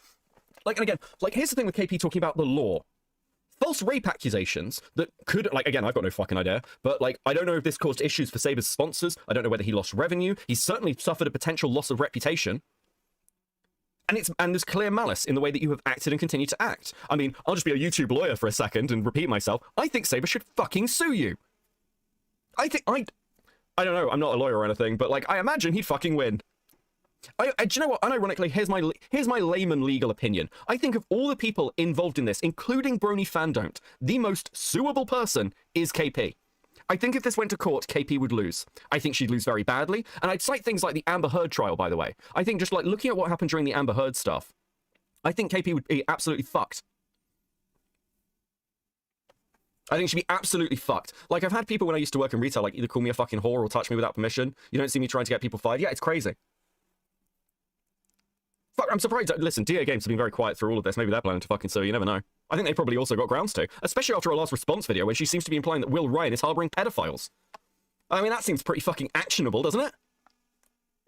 Doing his own homework before forming. Does that make sense? Yeah, no, I definitely see that. But my own homework. I have done more work. I have done more work on this fucking story in the past 4 months than you have done on your whole channel in the past fucking 10 years, KP. More fucking work. You lazy bitch. That's why I'm like, you know. And if you'd done more work, by the way, you probably wouldn't be in this mess. Like, even slightly more work. If you'd stopped and thought for a second, or just listened to the simple advice of people telling you, hey, this might be a bad idea. I'm a little like, okay, maybe a conversation between you guys would be necessary, because at least that way you can just voice your frustration to him and be like, hey, you know, what you did here sucked ass, and here's why, and then he can explain his reasoning. Because I think, like, the guesswork is often what leads to problem, but, like, Ace with the 5 random, by the way. Himpleton is currently scolding Paulo over the dupe stuff and Paulo stuff in his stream right now. It's so funny, Jesus Christ. Between people, where it's like, you make assumptions on one another, and then because of those assumptions, you say things that, you know, might incite shit, basically, and then in the, like, if you were to talk to each other, suddenly it's like, oh, this all makes sense now. Like, yeah. That's why I'm like, you know, maybe before, you know, anything goes live or you address it publicly, it's a good idea to seek that personal conversation and just go, hey, you know, this was kind of a little messy. Why did you do that? Like, you know, here's my intention, here's your intentions, here's where you went wrong, here's where I went wrong. And then he, on part, will probably also address that and actually issue corrections where necessary. Because, like, he's not one to keep up shit where he's lying, basically. So if it was pointed out to him that he's gotten stuff wrong, I'm pretty sure he will happily, like, make a correction. Yeah, no, I like, if this was a normal person, I see what you mean, but, like, as someone who kind of went in with the best intentions, didn't really want to talk to him, but, you know, lie about his character, and I'm like, okay, I could explain the video back. I went in with the best intentions, guys. I was just trying to do the right thing, which is what I've been trying to do the entire thing. Did I mention that I was concerned about the children? This is about safety and community protection. What a line, bitch. One more response vid, KP, and this will be fixed. True, Nightmare Games. You should absolutely... Listen, I think KP should do a vid entirely just trying to hit peace me. I think... Listen, KP, if you see this, I fully encourage you to do that. I think that's your best play. You need to come after me directly. You need to come after me hard. Hell, make up some accusations. That's worked well for you so far, you fucking idiot. And I can redirect people to, like, the actual documentation for the DA game stuff, and I can, like, you know, do X, Y, and Z. But, like, once I sat down and saw the coverage and just saw, like, or the original coverage, and just his interpretations, it just doesn't seem like there's a lot of common ground unless he's willing to admit that he also presented some stuff factually when it wasn't that, and I don't know if he has that kind of humility. You can go back and check the first 2 videos, by the way. I'm very clear when I can't produce something, like, present something as, like, hard fact. In fact, again, like, I'm like, well, here is, like, the picture we've got from what's happened, but no one was in the room, other than Saber and Emily. But we've only got these things to go on. Like, again, I keep repeating myself, but KP is full of shit here. This is a lie. Also, to be very clear, This whole kind of, well, you know, if we can come to some middle ground where Beckett can admit that he was wrong about something. KP is not used to dealing with people like me at all. She has no idea how to do it. Even in the Brony community, people like Saberspark are way fucking nicer than I am. Like, if KP thinks there's going to be some, like, coming together or meeting where I'm like, oh, you know, well, maybe I can concede on this point, you know, it'll make you feel better, or, you know, something like that. It won't, like, that's not what we're doing here, KP. KP, I am going to make your life a fucking living misery. I promise you. I promise you. This is so fucking egregious, and you're such a bitch, that, like, again, the kid gloves are off. They're gone. Listen, you've got no friends left. No one's on your side here. There's no one. Like, Lyo's not going to protect you from me like he fucking could anyway. Dude, how fucking delusional are you? Hidden, like, you went to talk to Hidden. She gave me the call fucking immediately. Are you fucking, do you have any idea what your situation is? I dealt with this before, guys, when I went through the horse news drama. Kids games, nothing. You have no fucking idea what you walked into. You have none. You falsely accused somebody of rape. You are absolutely fucked. I cannot stress it enough. I will repeat it over and over again. I am going to make your life a fucking misery. I swear to God, like, again, if KP wants to try and, like, launch a show, like, as if anyone's gonna take it seriously, good fucking luck. Good fucking luck. You think any studio is going to, like, commission a show from somebody who makes false rape accusations? Because that's what people will tell her. That's what people will tell anyone who works with you. That is your future. That is your life now. Whatever remnants of a fucking career you had left, like, bye. Like, rear view mirror. Past tense. Welcome to the dead parrot sketch. You can't nail it on its perch. There is nothing left for you. There is just, you make content, and I make money off of you. That's your reality now, KP.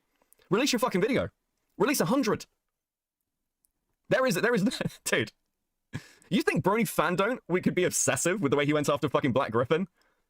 There's a reason he's like, fucking god, dude, amateur hour. I'm a fucking drama commentary channel. How dumb are you? Bro.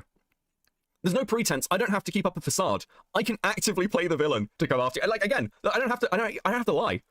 You have never dealt with someone like me. You are fucked. I cannot stress that enough.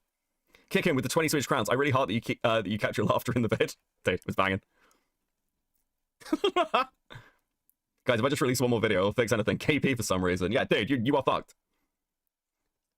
I guess, based on how he's acting now. And, like, then he got in a fight with with Courtney on Twitter, and then did like a 4-hour live stream about Courtney, which you mentioned before. So, like, not that I really care about Courtney versus Beckett, but it just doesn't read as someone who's incredibly stable when they're... It doesn't read as someone incredibly stable. This is my content. What are you talking about? This guy's just really unstable guy. You falsely accuse people of rape. You're calling me unstable. Amazing. Fantastic. Dude, there is truth to the fact that when I get annoyed, I'm actually very, very hard to really piss off. It happens every now and again. The previous people who have actually pissed me off are not on the platform anymore. They're not around. They fucked off because because I can be relentless. I have no problem doing that. It's okay. It's fine. Oh, dude, I fucking hate this woman. Oh, fuck me. He's emotionally unstable. I'll show you emotionally unstable, motherfucker. Fuck it. I'll play the bit. Getting to, like, when they're engaging with that kind of stuff anyway and getting mad and then having to live stream rant about it, you know? Yeah, I mean, to be fair, I think the whole live stream thing came from the fact that Courtney called him a rapist and a rape defender. So, I'd be for real. If somebody said that to me, yeah, I would probably also stream about them because, like, what the fuck is wrong? Also, I'm not fighting with Courtney, just to be clear. I'm not fighting with Courtney. This isn't a fight. There's no like, two sides to some fucking war. There's just, I'm making content on Courtney. It's very simple. This is content. Courtney is content. KP is content. That's it. It's very simple. The dynamic here is wonderful. It's like there's for those of you who know Queen was in a drama like involving someone named Duma Media who basically took a load of money off somebody and then like fucked off without doing the work a few years ago. And there's a stream where Queen is talking to Duma Media, and Duma's like, you don't even care. You don't even care about this element and this element. You're only here to make content. You're only here for the drama, Queen. And Queen just goes, yes, I'm a drama streamer. And it completely stunlocks Duma Media because he has no idea what to do. KP's in the same boat with me. You're just here to make content. You're just here because it's drama. Yes, KP. Yes, I'm a drama channel called Cope and Seethe. Yes, obviously. You absolute fucking mongoloid. I know what I'll do. I'll directly antagonize the drama channel. That'll work. I had to step away for a moment, but wow, I have never seen Beckett this heated. I'm here for it because KP deserves it. Since her Brony days, no worries. Thanks for the vibe. This is genuinely probably the most heated I've been on stream in a very, very long time. I actually fuck this bitch. She deserves nothing. wrong with you essentially at that point. So Yeah. I know that that's probably the like cause of why exactly he went to stream, because he's been, and as are many people, or as many people have been, they were incredibly quiet about Courtney up until now, because a lot of people see Courtney as like this poor victim who can't be criticized because the only reason she's lashing out is because she had such terrible experiences.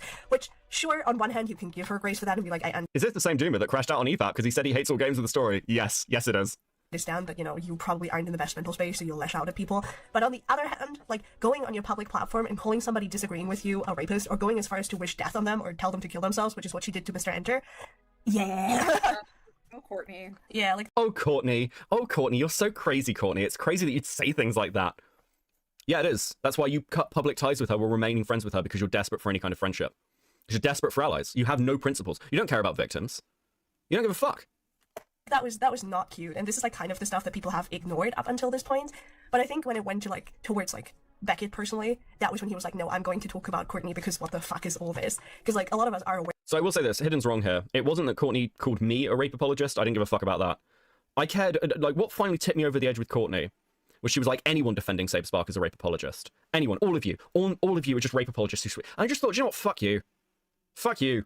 Like, I'm just so incredibly fucking done with Courtney. That's what tipped me over the edge. I was like, I've, again, given Courtney a fucking ton of grace.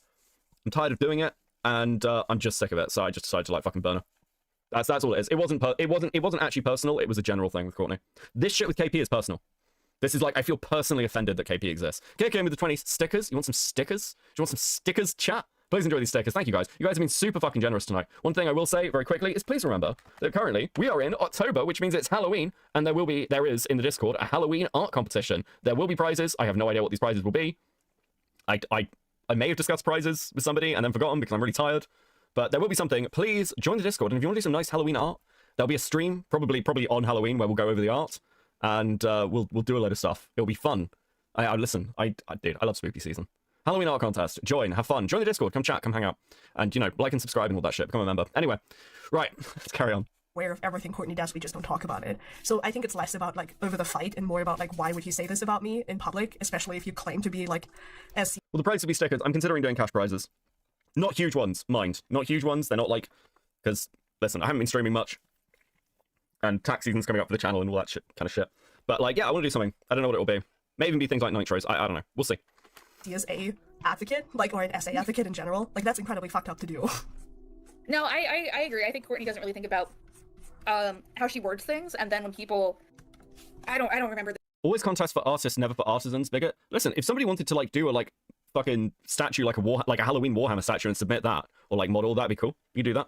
This one specifically, but like with the CSA victim and the stuff in the comments, she was more mad that the girl was positioning herself as like, or she felt like the girl was positioning herself as like the only expert in trauma. Yeah. And I get that, but that wasn't articulated well, and then she didn't, she kind of lashed out at that person, which I also don't think was probably the answer to that. So I think if she calmly explained, like, hey, this is why I got upset, this is what it sounded like to me, like, but she's just not that not that I'm making excuses for her, this is just kind of her personality.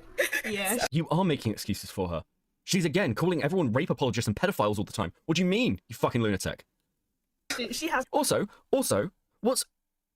So you're defending, you're saying, oh, minors are at risk, but you know Courtney has inappropriately talked to children, and you're defending her. What about the kids that are at risk, KP? I thought you cared about the children. God, did you see what I mean? This bitch is just such a liar. If KP cared about minors being at risk in an inappropriate Discord, she'd be calling out Courtney. Courtney has a load of minors in her fucking Discord, and like talks about how she wants to kill herself and stuff, or how she's like had to fucking like euthanize animals. Has a habit of like not being able to say the word sorry. That's just kind of ingrained in her. Courtney's personality is to call people a rapist and to talk to 13-year-olds about masturbation. Yep. Yeah, that's just accurate. And like, yeah. I do think that Beckett definitely would give you a chance when you spoke to him, because ultimately he's also interested in getting the truth out. So if he learns that he did something wrong, then he would absolutely be willing to correct that publicly too and stand on business and be like, hey, I fucked this up, my apologies. So one thing that KP is trying very hard to do is push all this psychology and like legalese to try and like pin herself as no. Actually, I'm right, and here's like an appeal to authority. Here's an appeal to authority. Like Beckett didn't even consider trauma, okay? And this is what abusers do actually. When they're caught doing the thing that is really fucked up, they find a million reasons why their victims are wrong. KP is an abuser. This is abuser language. Make no mistake. Which, you know, he's one of the rare commentary bros who will do that, because most commentary bros Also will be based like, hidden. actually, you're the one who's wrong, because I said so screw you. So, I think, you know, and the good thing about this would also be that it would show some growth on your end, because it would be like, oh, you know, Courtney now, KP learned, and KP's like, I would rather have a conversation before I make a public video, and, you know, I would rather see if I can get all the facts and, you know, straighten things out before I go anywhere. So that's kind of why I'm like, hey, you know, maybe you should talk to him and see, like, you know, where frustrations lie on both sides. And then eventually, you know, make a response based on that, where it's like, hey, you know, I've spoken to Beckett, we aired our shit out, we either arrived at, like, the conclusion of common ground, or we made— This is absolutely hidden attempting to farm content for me, by the way. This is what this is. This isn't hidden being like, hey, if you spoke to Becca, everything would be like sorted and you could like, no, it's hidden trying to get like KP to agree to get in a call with me. It's like, it's actually amazingly transparent. I appreciate it, by the way. Like, the truth is that, yes, okay, despite everything I've said, if KP had some like really good fucking argument, I'd obviously consider it, because that's the responsible thing to do. But the truth is, I've seen what KP's arguments are over the last several months. I've seen what KP's evidence, or like lack thereof, actually is. I have spoken to basically everyone involved in this. Frankly, I just know more than KP does about this entire fucking drama. I know what happened behind the scenes. KP can't even bring herself to watch my fucking video. Like, what the fuck could she say to me? As for, like, whether she got into a call with me, I mean, at this point, I've spoken to KP multiple times. She doesn't get it. She's too dumb. I'd get into a call with her, but it would literally be me just calling her a fucking idiot. And by the way, if KP does see this, if you're out there watching KP, I know there are other people you're like, oh, well, you know, this person will support me. Everyone talks to me. Everyone talks to me. Because unlike you, I actually managed to maintain my relationships with people. So, like, before you go thinking, oh, maybe I could go and talk to this person and they'd help me, or, you know, this person would get— dude, you're fucked. Look at the state of this. After one day, you are alone. Hydra Dancer with the 10. I hope you learn from this, Becca. Now that you've spent a stream as a woman, to stop being misogynistic and just believe all women ever. Don't be a pick-me. Be an ally to women everywhere. So true, Hydra Dancer. I'll take that to heart. Beckett, she's a victim, so her word is more important for some cave reason. So true, Hornet. So true. The decision to not interact anymore or anything of the sorts, because what that communicates to your audience is like, oh, you know, this is less about bullying or like putting somebody down publicly and more about actually looking for a solution. So that's kind of what I think people are also looking for, where it's like, I know a big criticism of your Saberspark, like your response when you made it, was that you were still pushing stuff about Saberspark and stuff that Saberspark did wrong, and then you went onto people mistreating you, and that felt like you were pushing the blame away from you. Like, you were being like, oh, you know, I'm still right, and all these people are wrong, and all these people suck, and you shouldn't be mean to me, which I'm sure is not what you wanted it to come off as like, but that's how— That's what you meant, though, isn't it, KP? That's what you meant. Please, you guys are so mean. Don't you understand how mean you are? I didn't really do anything. And Saberspark's fine. It's not like this had any repercussions for him. I'm the real— that's what you wanted. You wanted people to, like, suddenly go, oh, poor KP. Actually, funnily enough, part of the reason she thinks that might happen, or wanted that to happen, is because during the Brony drama back in the day, that's what a lot of people did. One of them being Lily Orchard, by the way. She was like, oh, you know, if I'm just sad, I'm a girl, and people will sympathize with me. Now, the world's moved on. It's not the 2010s anymore. You can't just play the I'm a girl card. I'm just, ooh, I'm so sorry that I leveled false rape accusations, but I'm just, oh, dude, I was just having a PTSD moment. I'm just so silly. Please have— it doesn't work that way. You're a woman in your 30s. You can't pull that card anymore. You are mid as fuck. And frankly, that's me being complimentary to you. You are absolutely fucked. people read it, because, you know, people spoke about it. So, you know. People are unironically more attached to me cosplaying you than they are to you. And frankly, my avatar cosplaying as you is more attractive than you are. I'm just gonna say, I just think that's the fucking reality. Why can't people stop being mean to me? Holy fuck, die. Just die. Fuck, why can't people stop— listen to this? People read it, because, you know, people spoke about it. So, you know. Why can't people stop being mean to me? Because you are a vile, detestable creature. You're barely a fucking human being. Again, I've got more fucking emotional connection and sympathy for the spiders in my bathtub that I try and rescue than I do for you. OnlyFans is the way? Who the fuck would she sell to? KP couldn't pick up people on the side of the fucking road. Are you kidding? OnlyFans? Fuck me. Dude, that must be a very particular fetish. Dude. I want to hear it again. I want to hear her whine about how she's fucked her life up. Because, you know, people spoke about it. So, you know. Why can't people stop being mean to me? What a fucking loser. This is a woman in her 30s. Could you imagine sounding like this as an adult? Oh, why can't people stop being mean to me? Why is it so hard? Absolutely fucking crazy. No, Hey, Toastify, how you doing, bro? mean... Did she unironically say that? Yes. Because she just expected everyone to just be nice to her again. Oh, guys, it was a little whoopsie. You tried to ruin the lives of 2 fucking people. 3, technically. Tried to bring a fucking business to its knees. No, I get what you're saying, but I just don't know... based on how he's acted before and based on how he's kind of he's where he's putting his priorities. Yeah. That's my concern. And like kind of when I sent him that DM, it was more just like, hey, you know, everything I ever said to you was kind of distorted in a negative view. Like it. No, she sent me the DM because she was trying to, like, what she expected to happen, what she wanted to happen, was she'd send me this DM and I'd have this reflection moment, like, oh my god, maybe KP's right, maybe I have got this wrong, maybe I have been too mean, because she's a fucking idiot. Like, KP is such a bad judge of character. She thought a DM like that... I'm going to tell you something. Okay, you know that big, long, massive DM I read out from KP? The first time I ever read it was for the video. She sent it to me months ago. I never fucking read it. I opened it, looked at it, and went, nah, not reading that. What's the fucking... Dude, what the fuck is this? In fact, I did one thing with that DM. I never read it. I screenshotted it, and I sent it to Lio Convoy. And with, like, my trademark, just a ton of fucking laughing in capitals. Never fucking read it. Who cares? KP, your opinion doesn't matter to me. The only thing that DM was useful for was fucking content. Retarded fetish and Daddy Beckett, don't woo. Jesus. Thank you for the 20 Switch crowns kicking. The ego on this bitch is out of control. And I'm kind of disappointed that there is also lack of research done here. And then he goes and, like, you know, I think... Okay, hot take. I think KP isn't dumb. She thinks Hidden is dumb and is switching tactics to gain favor. She's pulling a jar. Okay, so here's the thing. KP doesn't realize she's dumb. This is like a big thing. If you're too stupid, you don't realize how dumb you are. You don't have, like, a frame of reference. So KP, like, you're right. KP is trying to do this thing where she's trying to garner sympathy and, like, find that middle ground to manipulate Hidden. But the reason you know she's a fucking idiot is she doesn't know anything about Hidden. This is the first conversation she's ever, like, had with Hidden, like, the first call. She's got no idea about Hidden, and then she gives her this conversation, which is fucking crazy, and access to her entire Q&A document for her upcoming response video, which Hidden immediately gives to me. Like, what a fucking idiot. Now, like, don't get me wrong. I may be cucking content on some level, because now maybe she won't do the Q&A because I've already read some of it. Like, oh, now she can't do it. I don't care anymore. I don't care. Listen, there'll be more because KP is an idiot who can't help herself. More will come out. She'll put out another response. I'll get content that way. It's all good. This is mine now. KP, you exist purely to provide me with content. That's it. It's all we're doing here. I think I even said, like, if you have any more questions, you can go to Lio. Like, it wasn't like I was just cutting him off regardless. Wait, what the fuck is this? I'm just going to say, I just think that's the fucking reality. Why can't people stop being mean to me? Holy fuck. Die. That's such a fucked up clip. Dude, fuck, I might post that on Twitter later. That's really funny. Bro. Oh, dude. But he read that as, like, I think he read that as, like, unhinged or something like that. And I'm just like, okay. I didn't even read the fucking DM. I just think it's funny in hindsight, you fucking idiot. I can't. Like, where do I go? That's the first thing I hear upon tuning back into this fucking stream. Welcome back into Chi. It's fucking monstrous. Go from that, you know, like, I just don't want to walk based on his, like, I think if it was after the first video, and after he was like, hey, you know, like, he was willing... We did talk after the first video. What are you talking about? To talk about the DA game stuff, and he was willing to kind of...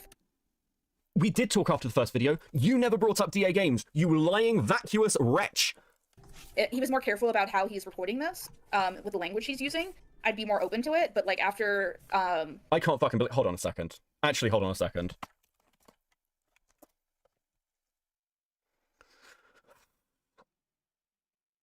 I hate to do this.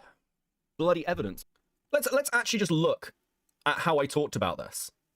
Let's just compare. And you guys tell me whether you think I was irresponsible with my language or not. November wanted nothing to do with him, which causes a little bit of an issue when we find a further 6 months of very pleasant correspondence between the two. Though I am pleased to tell you at least one element of all of this has remained consistent for over the last decade, and that would be Emily's anger at rejection. Which brings us to Saberspark, because obviously, since his response came out, he has not been idle. Now, he did speak to us after his response, but that was all off the record, so I tried very hard to balance that in part 1. Because, as you may have gathered, Saber and Emmy did have some kind of a relationship. And for a couple of reasons, Saber wasn't prepared to go on the record and talk about it at that time. The most pressing is that Saber was sure that there would be evidence that would support his innocence in the face of these allegations. So use that time to turn his house upside down, looking for old hard drives, old phones, anything that may still hold those records. Anything inaccurate here? Anything I've lied about or given a certain interpretation of? Anyone catch anything?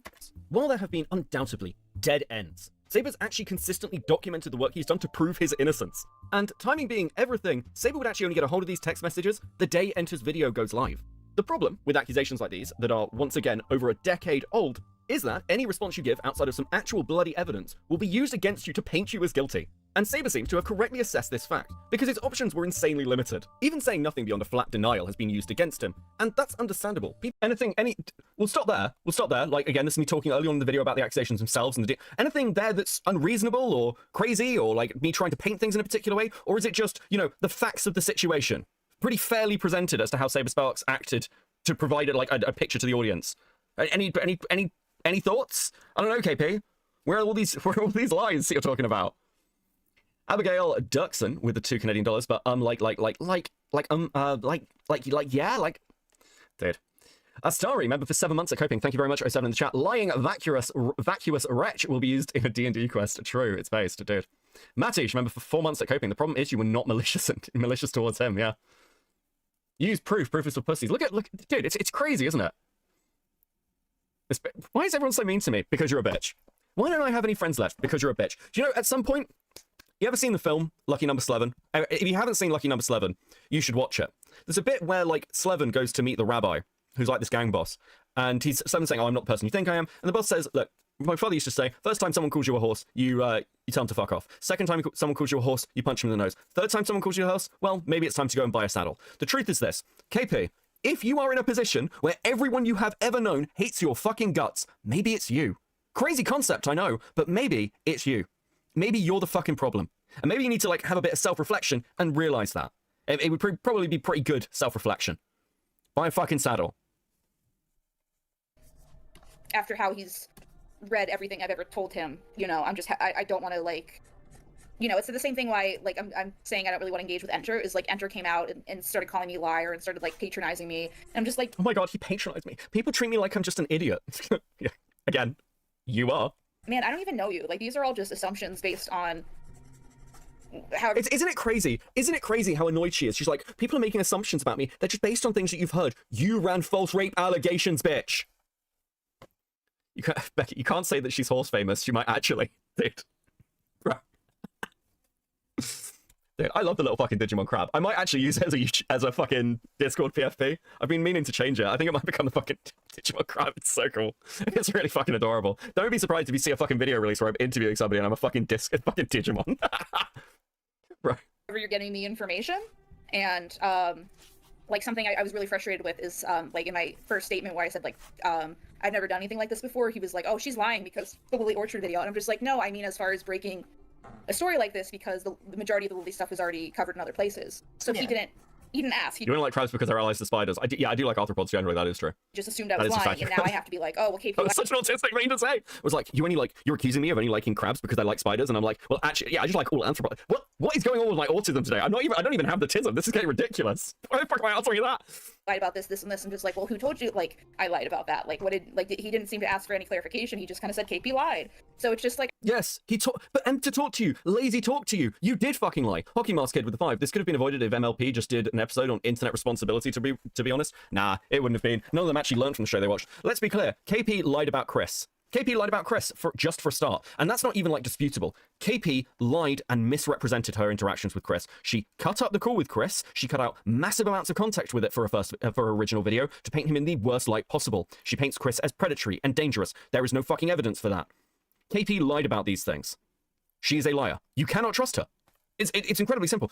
In fact, actually, and I can't believe I'm saying this, at least on some fucking level, people like Amy New believe this shit, right? Amy New is like, and fucking Thorman was saying this, Amy New is dedicated to believing, like, Nazis bad, these people bad, we need to go after them. Like, Brony Fandom, I don't think I'd give that fucking credit to, he's just a fucking schizo. But, like, people like Amy New, maybe Sophie Scruggs on some level, though there's a lot of kind of internalized projection there.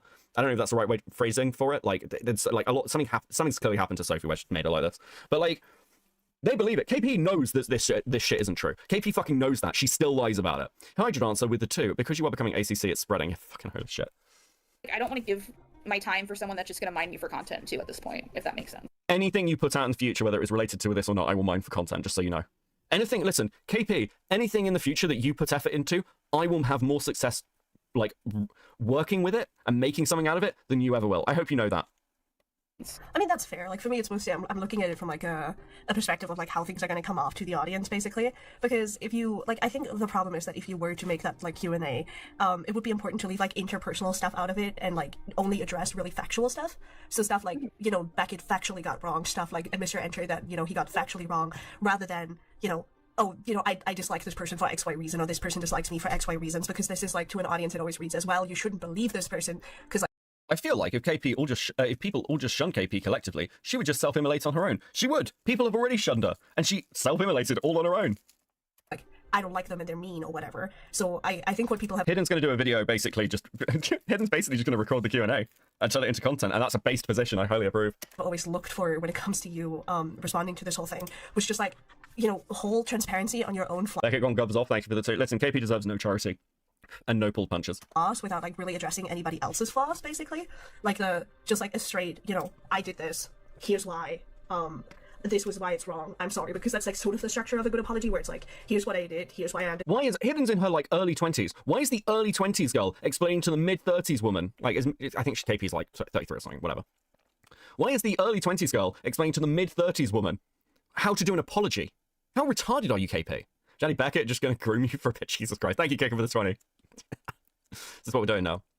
Turn me into a fucking horse. Here's how it's not going to happen again, and, you know, I'm sorry. So that's like sort of the structure people are looking for, because with how much attention is on you at this point and how much like people are viewing you in a critical light, everything you're going to put out is going to be like torn apart for pieces to look at anything they can use to turn against you.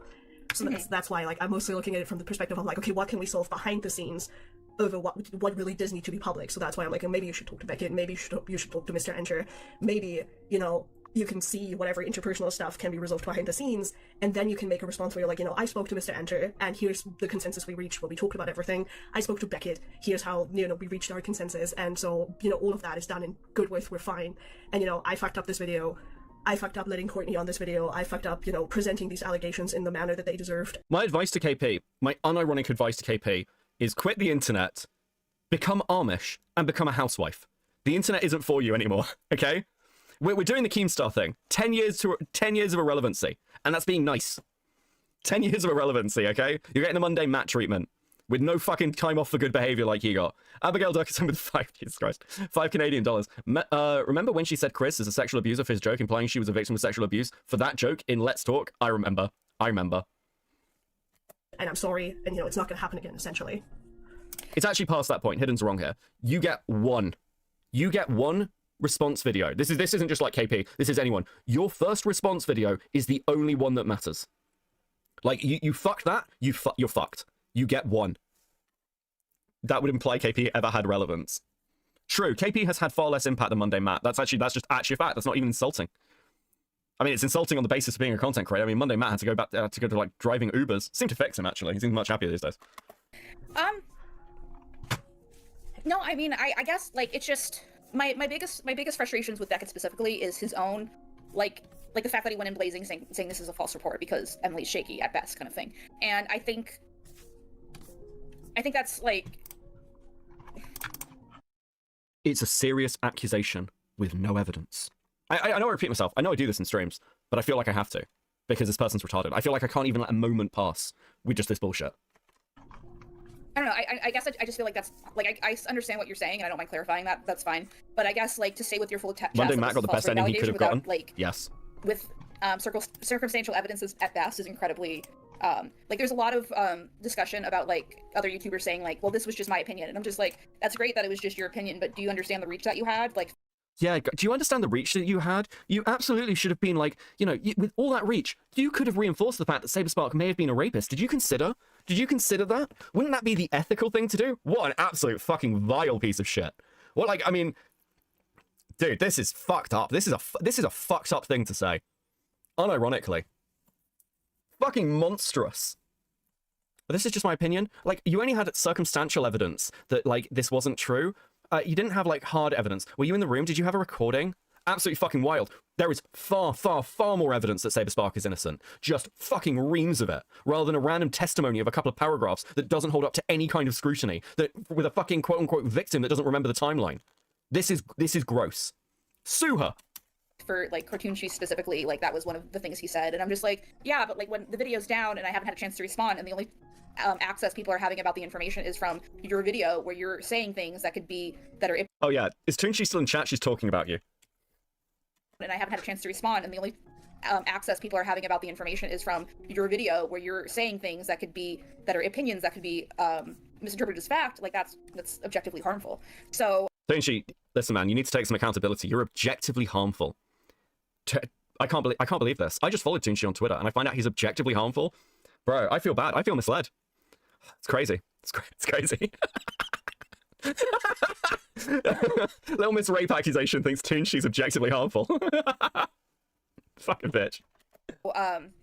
You know, I don't like the fact, like, just based on how, like, she can barely string a sentence together. I How guess fucking high is suffice she? to say, I'm open, but like I'm not, like, I would like mutual, like, understanding that, like, hey, you know, I did X, Y, and Z wrong too. Like, I don't want to be the fucking scapegoat when I think there's mutual things that have been going wrong behind the scenes. Like, I don't want to just go in there to be yelled at because I believe someone, and it's false because I say so because I like this content creator. Does that make sense too? Because the evidence says so, KP. Like, let's keep it on track. Fucking hell. Are you an SA victim now because of my wink? Fucking hell.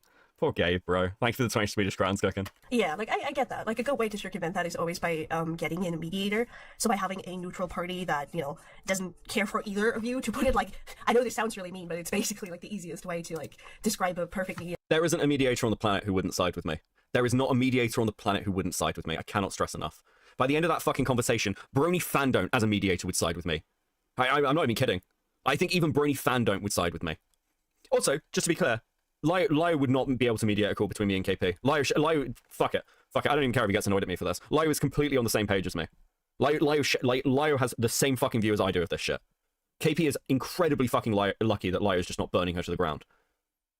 Because, like, Lio knows how fucked this up. How fucked up all this is. Dude, fucked this up. What? Bro, am I having a stroke? Fuck. It needs to be somebody that doesn't give a shit about either of you, who's just there to keep the conversation on track and to make sure that if things are getting heated, people calm. Yeah, no, again, dude, I'm actually amazed Lio's not leaking shit. I wouldn't push him to, and I don't think he should. I don't think he needs to.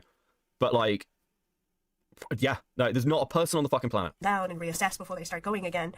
So, you know, that would probably be a good idea rather than having it be just him and you, where things can escalate rather quickly, because obviously, and have, like, you know, somebody in there who's like, okay, we're here to talk about XYZ, you know, here's how we're going to do it, here's what, you know, this could mean, and so on and so forth, just to make sure that there's, like, even ground, and to have somebody step in case something goes, like, you know, because, like, these conversations are never... Cope and Seethe, Vincent dropped an hour-and-a-half video on accountability from Anthony Gramaglia. I know, I have watched some of it because I was interested. It is fucking all over the place. One of the comments on the video is, what is this about? Like, dude, Vincent's new video on Anthony Gramaglia, and, like, again, like, I talk to Ant every now and again. I think people should watch it. It's fucking crazy. It's one of the most unhinged fucking all over the place videos I've ever seen. It's like a kind of stream segment. If I stopped keeping my word with people, everything would be on fire. Yeah, look, I'm not going to push Lio to leak. Dude, if Lio was going to leak, he would have given me stuff a long time ago. There's a reason I didn't... Somebody asked, by the way, whether I got the script or this, like, the stuff from Lio. No, he didn't give this to me. Somebody else did. So, he hasn't leaked. Annoyingly, but I do respect it. It's fine. Fuck's sake. Easy, right? They're never going to be easy. Vincent, as in the Jar Defender, yeah. To an extent. So having somebody there who can be like, hey, you know, shut the fuck up and take a breather before you keep going is a good idea in those instances, and it would also make you feel less like you're being put on Yeah, he won't give me the shotgun call either. I have asked repeatedly. The spot where somebody's like, hey, you did something wrong. Justify yourself immediately, right? So... No, I get it. I guess it's just based on how Beckett has already framed the story before I even talked to him. There's already definitely some biases going on, and he already basically, like, I think, like, Lio was the mediator, but I was... That's a lie, by the way. That's a lie. That's not true. Lio was not the mediator. And actually, you can tell that Lio's not the mediator because of the way that he is in the fucking call. Lio's not mediating the fucking call. Lio is like, what the fuck have you done? Would you pick Vincent over KP? I actually like Vincent. I don't know if Vincent realizes this, but actually I've got, like, Vincent, as much as I'm, like, mean to him, I kind of have a soft spot for Vincent at this point. Obviously pick Vincent over KP. Vincent's just like a massive autist, but at least he's funny, and, like, dude, I don't hate Vincent. Also, anyone who actually wants to listen to the shotgun call is sick in the head. I want to listen to the shotgun call. What are you talking about? I've said this for years. I've said this for like a year and a half now. But, like, dude. Yeah, Lio was just, like, Lio was sat there saying this needs to be fixed. You shouldn't have platformed these accusations. It's in the first video. He's clearly not moderating. In fact, actually, I can't release the whole of the first call because there's stuff in there that's quite personal, pertaining to other people not involved in this drama. And, like, Lio's not mediating. He's a calming hand, but he's also quite clear. You can hear in the first call, in the first video, where he's like, you know, KP, I told you not to do this. I told you this was a bad idea. You involved me, and I'm not like, what the fuck? That wasn't a Lio was being Batman impostering call. It was actually horrific. It wasn't even an accountability call gone wrong. No. Oh, what are we doing? Are you talking about the shotgun call? Oh, yeah. I've explained the shotgun call before. I still want to hear it. I'm kind of frustrated in hindsight that Lyle, when like Beckett was like telling me that everything was false, Beckett didn't like Lyle didn't say like, hey now, just like Emily might be shaky, but that doesn't necessarily mean she's lying about this too. So maybe Lyle didn't want to like interrupt. Maybe there was not enough like information to make that call. But like, I guess my point is like I've tried a mediator, and unless there's a different mediator, it doesn't seem like it seems like it's just gonna be KP's wrong and I'm right, and that's Later, Ivy. like I felt like I was because like when I watched the his video that he did, like I felt like I was trapped essentially because everything I said was. Will you release a call and shred all the personal stuff out? In this case, I'm against dropping full calls. There's a lot of shit in them, like where it's just slock really. A lot of it is basically me trying to calm KP down enough that she actually fucking talks to me like a human being. If I'm honest, I wasn't exaggerating where like in the first KP video I did, the video I did like a week ago, where I'm like, a lot of the calls like me explaining to a grown woman the reality of her situation. And so that is a lot of it. And I'm just like, dude, it's a bit like, whatever. Actually, in like some of the later, like, dude, I think it's the middle call, it is mostly just me talking because I'm trying to explain the situation to KP, so it's kind of boring. I'm not against it. I don't really give a fuck about, like, because I don't think there's anything you wouldn't expect in there, really. I think probably the weirdest conversation is KP talking about, like, what she wants out of career. Maybe I could bring up that second call and we can go and find it. Do you want to take a pause? Hold on. We'll take a pause. I don't mind doing a long stream. Let me see if I can find this. I have to remember where the fuck it is in the call. I've got a notepad somewhere. Give me a second. Notepad. I've got some timestamps, and I can't remember what the timestamps are for. Vid 2, 1 hour, 18 minutes. There's no visuals for these, so I can't be bothered to actually, like, bring stuff up. Give me a second. That's cool, too. That's not the player arm.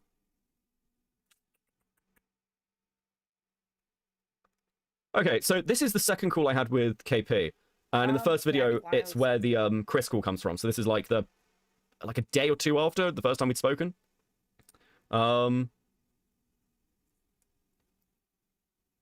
Okay. Let's see. Let's grab a timestamp. So what was that? 27 minutes. So we're going to 27 minutes. Saber seems to me, having gone through kind of what's... Okay, this is the Saber Spark stuff, so that's probably the same at 33 minutes. Now, anyone who produces a hit piece on... That is at 33 minutes. This is louder than I expected it to be, give me a sec.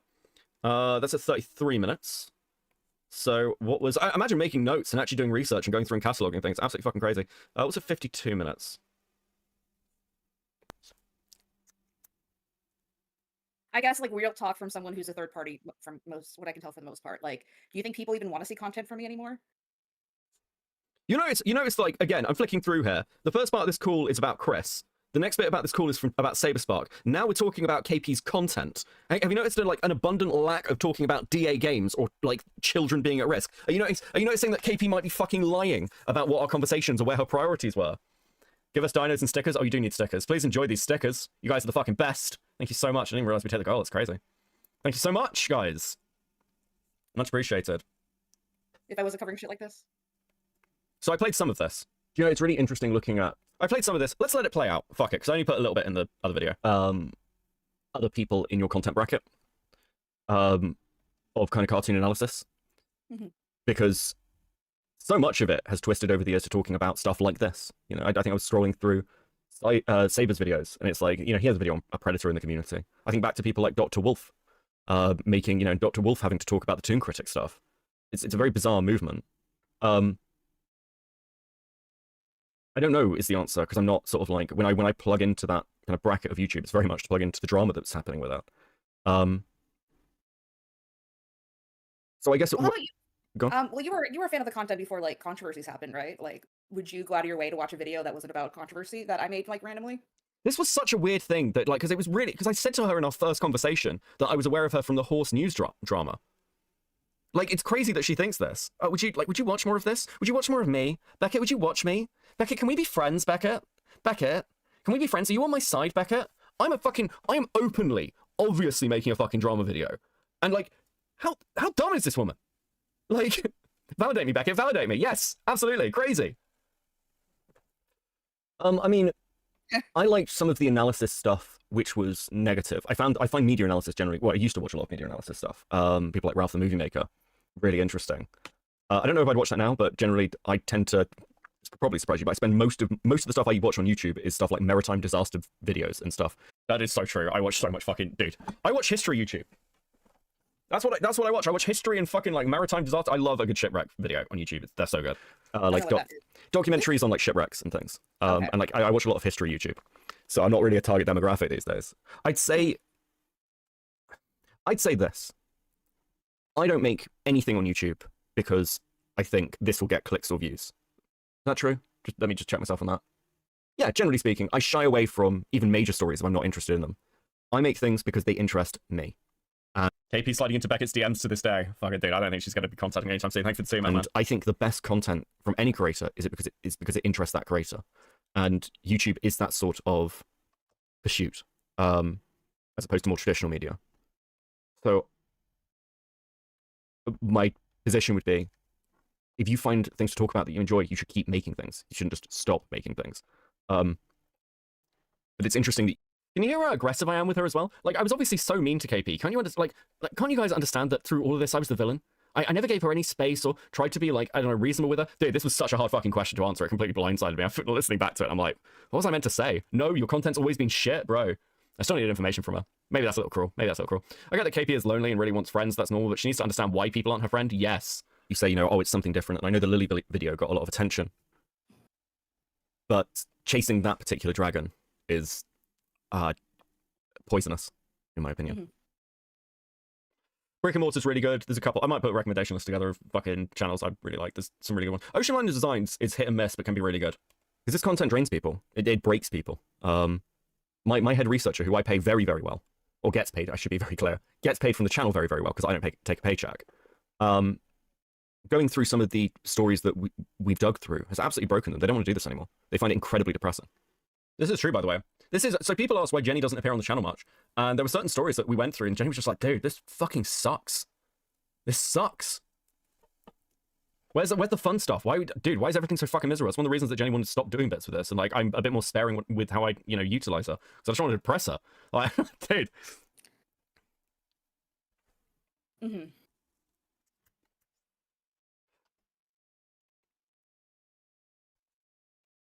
So to flip, if I flip the question, do you really want to make content anymore? I don't. You notice how we're not talking about like child endangerment? We're talking about the fact that KP is upset about her channel and her career. Have you guys noticed that? Are you picking up on that? Is that evident? Kind of, but I don't really know what else to do. That's kind of where I'm at. Like, I've always wanted to make it into the industry, but I just haven't been good enough until like relatively recently to do so.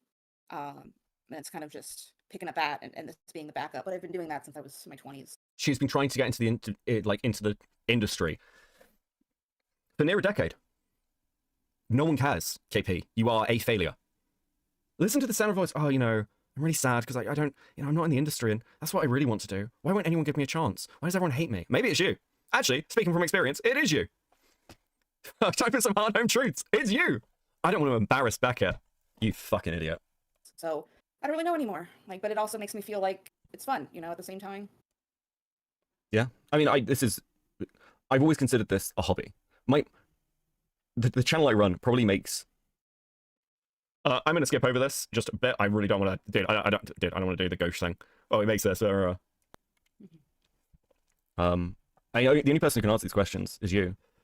But yeah, looking to expand and do other things, especially when you've been doing something like YouTube. Listen, I don't care if people know what the channel's bringing in or whatever, it doesn't matter. But it's a bit gauche. It's a bit gauche for so long, KP. Your channel dates back to 2007. Well, I didn't start making content till 2013. If that helps. Yeah, that makes sense. And I don't know what your sort of relationships with people these days look like. But she knows. She's fully well aware. You can hear it in her voice. You really these days look like. But there's, really tell me how you really feel. I said, no, I said, tell me how you really feel. Well, that's why she was nearly in tears, by the way, because I wouldn't tell her, oh, KP, everything's going to be okay. Yeah, listen, I'm sure people still like you. I think, again, the most I think it's in this call anyway, where I'm like, look, the world's a big place. I'm sure you can do other things. Like, not everything's the internet. I mean, like, this is probably like a stigma that's gonna follow me like forever. You know, it's what's the way to put this? It's definitely gonna have. It may have impacts, but it's also, you know, bro, I am struggling in this call. Dramas are dramas. And maybe I should have told her the truth. There should be, you know, there should be perspective on this. No one's. Maybe you should try getting a job. JC Denton. Thank Jack Walker for the 9 months at Coping. I said, let's go. Died. No one's, you know, ended themselves over anything. And I've seen some pretty severe fuck ups in my time on YouTube, and people bounce back from them. Frankly, you know, one of the kind of most influential creators in commentary started by fucking up a pedo investigation. Oh, yeah, RFC? And was on live stream as the pedophiles they'd been hunting live deleted the folders that they hadn't backed up. And they've had a very, very successful career. So it's, you know. Is this like a long, like, roundabout way of saying it's too soon to tell? I think that you should give yourself time. It's like, you know, I think you should be realistic about that. No, I'm just also afraid to like have any like relationship or friendship again, because like even teen people who knew how bad. I literally told KP this would follow her. Alex, thanks for the 2. I mean, listen, if KP, I said this to somebody else yesterday who was talking to me about this shit. If KP had come out and her response video was, I fucked this up, I apologize unreservedly for ever involving myself. I hope that all parties find peace and no one needs to forgive me. And I'm not gonna explain myself because it will just turn into excuses. I am so fucking sorry, and I'm going to work to prove that I'm never gonna get involved in anything like this again. I'm going back to what the content you all subscribed for was, and I know that people are going to be angry at me, and that's okay because you deserve to be angry at me. I apologize to everybody, and I'm gonna carry on putting out content. If you're here for that, that's great. If you're not, I understand. That's basically the only apology she could have given that would have like helped. Like that's it. The last thing affected me. Like I'm still finding them in the comments of the cartoon video, and I just don't want to know what Hey, fucking hell, dude! This cartoon video really fucking upset her. I'd forgotten. to do anymore. I feel like I It's constant, man. like push people away. I mean, like generally speaking, I don't know. Words are hard. Yeah, I get it. There's a reason a lot of YouTubers don't maintain friendships. Yeah. I mean, and again, I'll be honest. Part of the reason that I manage to maintain friendships with people is I never take anything personally. I just sort of expect people to fuck me over at some point. I just consider it part of the game. Look, that's enough of that fucking call. But you can see what there you go. That's what it looks like. Where's the conversation about kids and everything else? Hold on, I've got another timestamp here. What was this? It's a bit risky without knowing what the fuck we were actually talking about. But it doesn't mean people can't reinvent themselves, KP. But it is the reality. You know, you're 6 years ago. And it's a couple of, you know, he's still probably bringing in enough to make, like, these are multi-million view videos fairly regularly. Then we're talking about Saber here. Everyone experiences this fall off. Fortunately. Reality. Like people are just gonna associate me with the thing that happened. I know you keep on reassuring me, but it's just like all I can think about. I don't understand why my video upset her more than the other people's have made on her, because I swear my position was just identical to what everyone else thought at the time. I think it's because you have so many views on it, right? Because you got like 600k views on that video. And like you're easily like, again, Lanza has like 200k on his. I think around that, probably more now. So like you're kind of like, I guess, from the general view, you've got like the take most people will have seen. So 600k. I looked at your channel when I went to make the fucking KP response video, and I think I saw it at 600k. I think. I mean, again, I'm not an expert in sort of that kind of media by any means. What I can say is, very few people in the real world give a shit. Yeah, that's fair. No one cares. No one cares. No one in the actual industry cares about the Vizzy Pop drama that goes on online. Or people, Right. oh, this is interesting. In the call with Hidden, KP says, oh, Beckett said that at least I'm not as bad as Vizzy Pop. And that's what this is in reference to. That's not what I said, KP. I said nobody in like the industry cares about the Vizzy Pop drama. That's not me saying you're not as bad as Vizzy Pop. Fuck, I'm glad we brought this call up now. It makes sense why her and Lily were BFFs for so long. Both are awful and can't take accountability. They also act like their opinions are the only one. Yes. Thank you for the 5. Hey, Lance, how you doing, bro? Right, okay, this is actually very, very useful. Or internet people's opinions of Vizzy Pop. No one gives a shit. And, you know, right, okay, that's really useful. Okay, we'll move off this now. And we'll go back to the call. Because in the call, at the end, she's like, oh, Beckett said I'm not as bad as Vizzy Pop. That's a lie. That's not what I said, KP. Fuck me, what an idiot. KP's just stupid. KP's just dumb. KP just doesn't know any better. She's Yes, KP, base take. Base take, KP. You are stupid. You are dumb. You don't know any better. You're a fucking retard. just so fucking dumb. Like there is no nuance that like he wasn't. It didn't seem to me like he was willing to change anything about his narrative based on talking to me at all, or be open to what I had to say, because he already had made a decision and he already characterized me as someone who just was too stupid to. He was just too stupid to and did stupid things. Yeah, I guess we're talking in circles, but like I get it, but it just I guess like at this point it just seems like his biases are so clear that I don't think like I'm gonna get through to him about what I'm frustrated with. I think he's just gonna be like, you know, to the point where it's like name calling now and calling me slurs and what the other whatever else he said. Don't you know he's so mean to me? Trust fund baby. So now I've got people saying, "Oh, you could have paid your editors because you were a trust fund baby." You just yes, actually, you could have paid your fucking editors. You could have paid your editors. You could have monetized at any point in the last 10 years. Fuck me. You could have opened a Patreon. You could have done anything. just chose not to, and I'm just like, where are you getting this stuff, man? Notice how she doesn't deny it. Notice how she doesn't deny it? It's just like, where are you getting this? Because everyone I have spoken to who knows KP, in fact, in one of the calls, I referenced the fact that KP comes from privilege, and she doesn't challenge me on it at all. She just carries on. Everyone who has known KP for a significant period of time has told me the same thing. KP comes from a very, very insanely privileged background. And actually, the way she acts tells us that, let's be honest. She's been doing nothing but YouTube since her 20s. For like over a decade. And she doesn't monetize. Where do you think that money's coming from? It's fucking mummy and daddy, isn't it? You're a trust fund kid. So, I guess, like, I'm kind of open if you want to talk to Lio about it, but, like, I guess I'm just really frustrated in the fact that, like, the main reason why I was supposed to talk to Beckett, in general, or the thing that I was, I wanted to talk about it was, like, how, like, there's really problematic stuff going in on this community, and with kids and stuff like that. He didn't seem like... You have, like, 3-4 calls with me, never comes up. Like, and still doesn't give a shit because it's not where his interests lie. Yeah. So, yeah. No. So, like, yeah, go ahead. Oh boy, I have a fucking story about Patreon, dude. Like, I think, okay, for the KP editors, and because you're all in a fucking, I imagine you all talk. Do you guys just want to make a fucking group chat, and then one of you can add me to it or something? Just make a group chat and we'll all talk, okay? Listen, I might do an interview with all of you. Fuck it, maybe we're at that point. No, I was about to say, I get that. Like, ultimately, it's up Let's to you fucking talk whether or about not it. you want to do Bollocks it. Oh, yeah, I'm just... Yeah. I know, I'm I guess, invested. like, I don't, like, I'd be open to it if... Based on all of my experiences with Beckett up to this point haven't been borderline slanderous, just in how he's used my interactions basically essentially to his benefit. And now he's just like, well, KP made a video I didn't like. Isn't this crazy? He's used my interactions with him to his benefit, as opposed to how it was meant to play out. My interactions with him were meant to be for my benefit. Beckett betrayed me. This was for me. Dude, oh, fucking bitch. Isn't this just an admission that she was trying to use me and it backfired? Dude, what an idiot. I'm gonna embarrass her more by looking with DMs that she gave me to You try and painted me as a clarify fool, the Beckett. situation to embarrass her.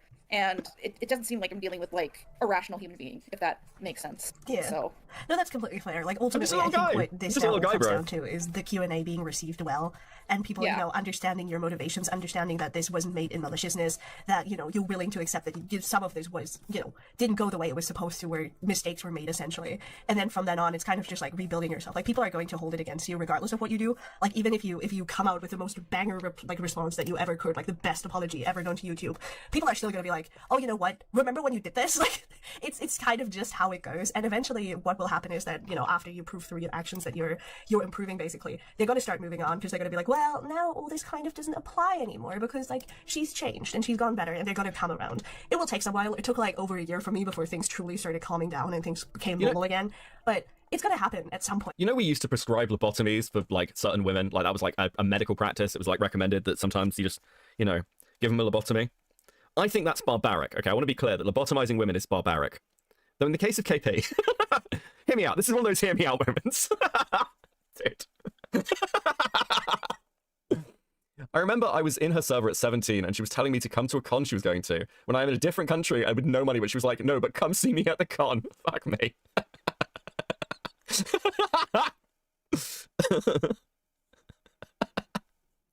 It's like, obviously it's going to suck, yeah, I've unfortunately been here before, but, like, No, you haven't. No, you haven't. Not at all. This is delusion. Listen, dealing with horse news and dealing with somebody like me is a completely different fucking ballpark. You're actually lucky. You were lucky at someone like me and not someone like fucking Chud or Diorio. It would be worse. It would be worse. I'm nice in comparison. I'm way more fucking chilled out. Dude. You're lucky it's not fucking Queeman. Jesus, could you imagine? Just me. Like, so I can basically I have majority of the Q&A done, and I was gonna also end it with like a whole like until this goes to a court, we will never know. Here's cases where it went in the accuser's favor. Here's cases where it went in the accused behavior. Like, this would never go to court. This would never make it to court, ever. Are you fucking crazy? The only thing that might make it to court is you being sued, KP. This problem. It's so delusional. Well, you know, Saberspark's been accused, and we need to sort of assume that he's guilty until it's gone to court, because, you know, until it's gone to court, we just can't know. Fucking sane. What do you mean? What do you mean until it goes to court? Fucking Emily wouldn't even file a police report when you asked her.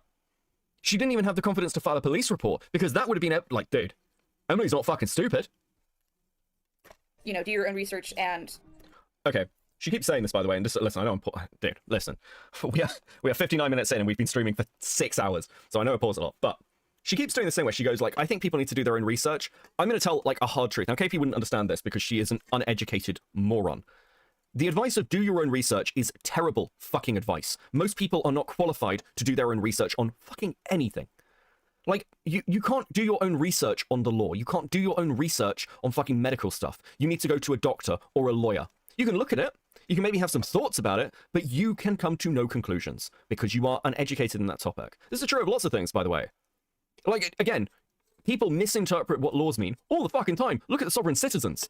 Even just look at people who are dumb enough to represent themselves in court because they think they're oh so clever. The advice of do your own research is why the fucking, dude, America's burning. Absolutely insane. I'd love if KP tried to sue Chris or Saber, if only to read what the judge's opinion on it was. Dude. I'm technically trying to do research, but no, fuck it, I'll let you handle it. I mean, at the same time, I have a degree and a master's degree, okay? So I've got, like, an advanced degree. I'm trained, like, to research into certain topics. And at a master's degree level, you are literally taught how to research things. That's a core component of a master's degree. There is an entire module in a standard UK master's degree. There is an entire module titled research. You just do a module on research in your first term. Because they need to make sure that you are taught and trained on how to actually effectively look up and analyze information. KP should research on a job application. True, Jack Walker, thank you for the 5. You know... And it shows, by the way, obviously, because you can see my work. My work speaks for itself. Whatever, it's just... Yeah. You know, when we're doing these kind of stories, we can't pretend trauma responses aren't relevant when they're how people respond when they're in traumatic situations. Like, I'm sorry, like, you know, it's just like, oh, facts don't matter, guys, because I really like Saberspark, and God forbid he's made a mistake. You know, like, even if it just comes down to a mistake, like... You accused him of rape.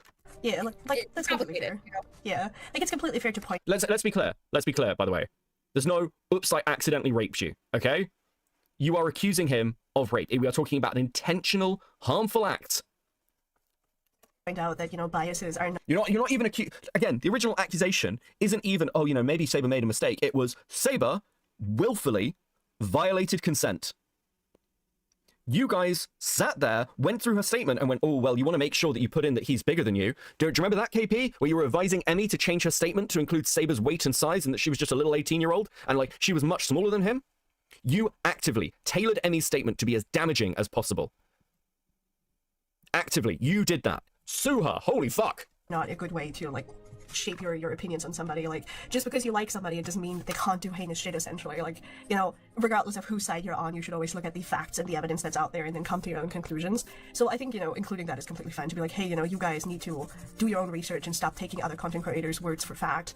Because, like, right. They might be biased too, you know? Right, and, like, that's... Go up. Go, Toby. Sorry. That's my dog. Ow. Yeah, he's a cootie. Yeah, you probably saw him in the video. I did, yeah. I think the only good thing, like, someone left a commenter, I think in the server, just like, well, at least KP's dog is cute. And I'm just like, oh man, that bad. Yes, it's that bad. So listen, even I wasn't going to take shots at KP's dogs. Why I chose a random fucking dog picture on YouTube. Thought it'd be at least that nice. But yeah, like, I guess I can show you what I have, and that's kind of the angle I'm gonna lead with, and then I'll tell Laya the same. And if, like, Beckett calms the fuck down and is willing to admit that maybe, like, calling me slurs was not the best move, but he's... No, you're a retard. I'm actually angrier than I was before. You thought I was... Dude, KP thought I was emotionally unstable or some shit, and, like, dude, he was just like, no, now I'm angry. KP before, I was like, I was annoyed, but I wasn't angry. Now I'm angry. Now, having watched this and seen the fucking Q&A section, bro, maybe Beckett calms the fuck down. Don't count on it. KP, like, here's what my actual line is, because there should always be a line where you're like, okay, cool, I'll chill. KP, if you come out and not only apologize to Saberspark, but offer him a significant just payment as an apology, that's when I'll actually be like, yeah, fair enough. You have tried to fuck this guy's life. You should pay him compensation. I'm not talking about legal stuff. This is my actual opinion. This is just my opinion. I think you should pay Saberspark compensation. And if you come out, you just apologize and say, I don't know what the fuck was wrong with me. Clearly I need like fucking brain surgery. I was having some kind of aneurysm. I'm so sorry. Here's a cash payout to Saberspark for the damage I have done to him. Then I'll back off. Then I'll chill out. Because that's what he fucking deserves. Until that point, this is where we're at. This is where we are going to be for the rest of your time on the internet. Endlessly. He seems very, like, just by the fact that he's like, I'm not going to cover the DA game stuff, or I'm still not going to even bother to look into that, like, then it doesn't seem like you're doing your job, man. Like, you know, that was what I led with. I don't know. It just throws me the wrong way that he's just like, I'm going to be mad about this and not, like, get attention to other things because I'm just mad about it. Like, it just seems like a lack of due diligence, I guess, at the end of the day. A lack of due diligence. You fucking crazy egotistical bitch. You're out of your fucking mind. Who the fuck? I can't believe I'm saying this. This is gonna sound actually pretentious. Who the fuck do you think you are? How dare you? The fucking gall to say something like that to Hidden, even in private. The fucking gall to say something like that. Unbelievable. How do you not burst into like? How do you not just explode instantly with saying something like this? Like, how are you not struck down by God? Dude, I wouldn't go walking in any thunderstorms or anything if I was you. I wouldn't tempt the fate. Yeah. Like, okay, so let me. What's your email? I'll send you what I. Oh yeah, let me. Like, yeah, the script's pretty much done. It's just more me saying, here are legal things. This is how people manipulate people. You know, this is how these laws happen. You know, that kind of thing. So yeah. I appreciate your help, by the way. Thanks for helping. Oh, you're fine. Like, obviously, you know, I'm often busy because I work and then I have Lio server on my hands at times and then I have Lio on my hands at times. So, you know, I'm always like everywhere. So, that's why I kind of disappeared for a while because I was like, oh god, everything's on fire, help. So, you know. Yeah, it's still on fire, but yeah, that was like one of the, like my frustration is one of the because I had a really bad like Lio knows this and I think that's why he sat like he helped me with Beckett, but like I guess he probably. On hindsight, maybe there needed to be a little bit more firmer, like, how do I put this? Like, I understand his motivation was to get Becca to talk to me so Becca could go a little less harsh, but yeah. I guess that also didn't remove the biases there, and I think Lio was trying to play peacekeeper to be like, well, it's going to be better if KP's here than it's going to be with KP not here. Yeah, he was. Because I'll tell you what, if you hadn't spoken to me, this is probably not this harsh, but it would have looked similar to this right off the bat. Talking to me did actually provide you grace. It genuinely fucking helped you. You just pissed it up a wall. Now she's bitching about Lio, one of the few people who actually tried to help her. What a fucking ungrateful whore. Here, so I think that was probably his MO. But like, you know, I'm reasonable. I'll talk to people. It's just a matter of if people are gonna. I'll talk to people as long as they're like, you know, respectful and agree with me. Because that's what I deserve. Because I'm a princess, and anybody who thinks differently is just wrong. My daddy said so. Respect, which maybe in a week or two, like, we'll revisit it, but...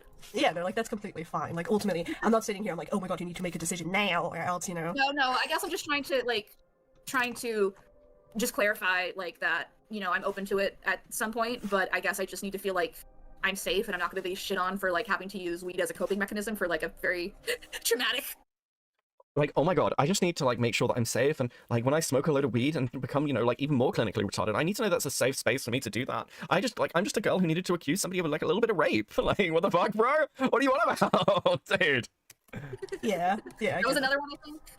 Yeah. Like, I get that. Like, ultimately, you know, it's also best to just, like, take a breather and, like, look at how you feel about things and assess yourself, because, you know, I said this about Jar, like, Just a Robo, where it was, like, the KP, if you have a CPAP machine, I hope it malfunctions. Like, that half of his replies were fucking garbage, and just them emotionally. He just, instead of, like, calming down and taking a breather, he immediately went to reply to stuff, and that's how, you know, we have a lot of bullshit now, because he just said things to defend himself rather than just sitting down and being like, oh, wait, actually, these people are kind of right, you know? So, yeah.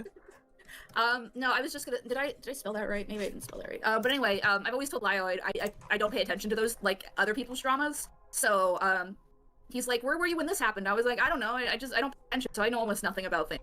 Here, I'll give you commentator powers that be. Yeah, sorry to interrupt, but like. No, you're fine. what is that even about? By the way, like, is he just? I think Lio said he's just kind of a content creator that tried to align himself with bigger content creators, so that way if he got in trouble, it would be like World War I, where everyone kind of jumps in and helps him. Is that kind of the vibe? Well, yeah, and the other problem with him is like, well, he went, like, Gary went out of his way to align himself with Cindy Bear, the known groomer, to defend her, and then when that didn't work out in his favor. Man with the five. Sometimes you take an edible and make rape allegations. You know, it just happens to the best of us. Yeah, fuck it, whatever. He just crashed out, essentially. Like, that's the kindest way I can put it. He was like, what if I defended a groomer? And then he was like, well, what if I also just crashed out and made everything burn and, you know, everything sucks. So... So yeah, like that's like why I'm like, you know, he was a prime example of why you shouldn't make a response when you're emotional. Because the first thing he did after he had a video leaked is he uploaded the same video instead of just saying, oh, this was the first draft and I'm gonna make a better draft, you know, now. So haha, jokes on the person who leaked this video. And then he just went on any and all live streams he could and said some dumb shit. So that's, you know, bad. Oh, fuck. Didn't mean to do that. A little bit too emotional and maybe, again, upset by things I have to explain better. Of why you shouldn't make a response when you're emotional. Because the first thing he did after... Yeah, we were on here. So... sorry, I was just checking something because I was interested. I looked at the channel dashboard. Do you know, the fucking KP's response video that I put out today is at 13k views. It's probably, in the next couple of hours, going to... it's obviously on the back end. On the back end, I can see what the correct like live view count is. It's going to overtake KP's released response video. More people are going to see my fucking video on it than will see KP's actual fucking released response. And I'm very satisfied about this. I'm gonna be honest with you. I thought barely anybody would watch this fucking response video. It's crazy. It's like a 4 out of 10. It's fucking crazy, bro. Take numbers. That's, you know, bad, because you should sit down with yourself and be like, you know, I need to make sure I'm doing okay, you know, I'm taken care of, I've taken a breather, I'm completely ready to talk about this in, you know, whatever way is necessary. But Joe was like, nah, what if I made it worse? That's like, Yeah, quite legit. She doesn't even know how to laugh like a human being. What the fuck, bro? No, I saw that, who was it? The guy that covered Lily, recently covered him, I forgot. I'm in his server. He gave me some lines sometime, but I'm blanking on his name. But yeah, I was just like, oh, it must be pretty bad if that guy's covering it. I'll just get the name of the dude. June the King. Oh, yeah. I was just like, I don't know anything about this guy. I just know he's a robot and dumb, it seems like. So, like, that's what I'm afraid. Like, I don't know if Lios told you, but I'm getting ready to pitch a TV show, and I was like, I cried back, and I was like, what if this hurts my TV show? What if they're, like, mean? And it's like, Dude. Who the fuck is she pitching a TV show? Listen, the only people who could possibly pick up a TV show from KP is Netflix.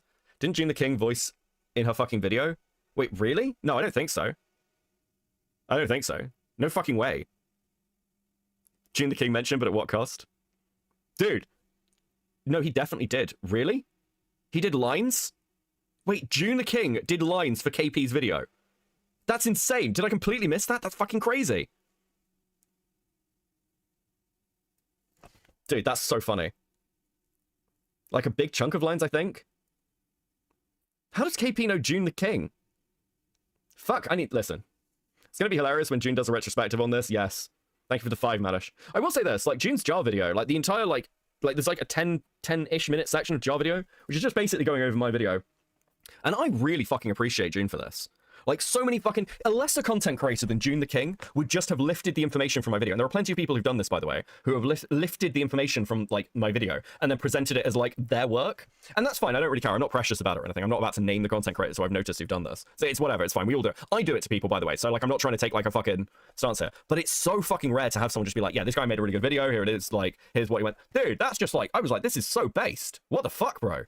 June is, like, an absolute treasure. That's crazy. It's so rare to find creators who do shit like that. It wasn't just even just like, oh, that's really nice that you like my, or like thought the work was good. I was just like, dude, that's so based. Ducky Fluff? We're going with Ducky Fluff with the 10. Unrelated, probably random. Just want to thank you for streaming. The sassy commentary has given me some laughs and been a nice distraction from my bad, sad TM day. I'm so sorry that you've had a sad day, but I am glad that this has cheered you up. Listen, my goal here, for those of you who don't watch me all the time, is always, look, I'm a drama channel, but that's because we should laugh at things because it makes things slightly better and slightly easier, okay? Honestly, none of this should be super serious, and we should just be like, dude, life's too much. Life's too like rough sometimes. Just come, listen, chill, and stream. Thank you so much for the 10. I appreciate you. Late to the party, but Beckett is showing the teeth political streamers are known for. Fucking hell. Oh, dude, I need to do the food shots video. Oh, dude. Last time I talked about food shots, just ended politics. I was going to talk about something not so erudite, talk to Arch Warhammer, and I watched some of it. Arcani talked to me about it, and it is the most insane shit I've ever seen. Not so erudite didn't realize that Mussolini was part of the Socialist Party. She had no idea. It's fucking wild. Not so erudite is a serious political commentator that doesn't know the origins of fascism. Insane! How do you become a serious political commentator? And she's like, you refer to Mussolini as a fascist, as a socialist. Right, listen, we'll just watch it. We'll watch it. Fuck it. We'll take a little break from this. We've done really well. We'll have a slight palate cleanser. We're just going to watch this, okay? Because this infuriated me. There, and did you say that Mussolini was a socialist? Okay, we'll go back. It's essentially kind of this progressive human wrestling of upheavals followed by upheavals, and these all affect each other kind of sequentially. I noticed there, and did you say that Mussolini was a socialist? Yes. Gotcha. Even though most people would label him as a fascist. Well, fascism is an off-branch of socialism. Antonio Gramsci and Mussolini were largely in agreement on many points. Both of them were wondering, as we can see in their early writing. She's so out of it. Like, listen, I don't actually have strong opinions on Arch, but regardless of what you do, Arch is not uneducated. And, like, Mussolini was not just some random dude. He was a major player in the Socialist Party in Italy. And the reason that he left, the reason that, like, he basically founds fascism is because he's pro-war. That's one of the reasons that fascism, like, and I'm not talking about left and right here, okay? I'm just talking about fascism versus socialism. The reason so much of fascism has there are so many similarities between fascism and socialism is because Mussolini was a fucking hardcore socialist. So he took a lot of socialist principles and built that into fascism. But obviously fascism has those differences where Mussolini disagreed with the rest of the grouping because he was like, yeah, actually war's a good thing and nationalism's a good thing and that's how we're going to form, like, essentially our utopic state. So, like, if you wanted to be like Mussolini was a socialist, Mussolini was a socialist. It would be more accurate to describe him as a fascist, that's true. But acting like, oh, well, you're calling Mussolini a socialist sounds crazy. Actually, it's just not. If I recall, there was a big art movement around the time that embraced extreme masculinity in war. Yeah, it was, the socialists were generally pacifistic, or at least, well, socialists at the time were anti-war from a nationalistic point of view because they were trying to, undermine the state. So yeah, like, and again, you can break down socialism into multiple brackets, you can break down fascism into multiple brackets, but if you want to make the point about the origin of fascism, you'd say that Mussolini was a socialist. He's not incorrect. It's not a complete depiction, but this stuns and shocks Erudite. Look at her face. Why isn't the revolution happening? Mussolini himself was, of course, writing for the communist newspaper during the First World War, and he viewed the First World War as an opportunity for that revolution. This is basically new. You can tell from her face, this is all new information. She was like, isn't this just like twisting what fascism is? Dude, there's no way she's even heard this before. Revolution for military might, for glory, to build up Italy, and that would eventually then turn into a workers' revolution or a soldiers' revolution. When it didn't happen, he was like, okay, well, whilst Antonio Gramsci was, okay, I'm going to create a revolution by breaking down the norms of our society to create the growing bed for revolution, whereas Mussolini decided, I don't have the patience for that. It's going to take too long. It's boring. I want a revolution. I am going to create my revolution. And that is what he did.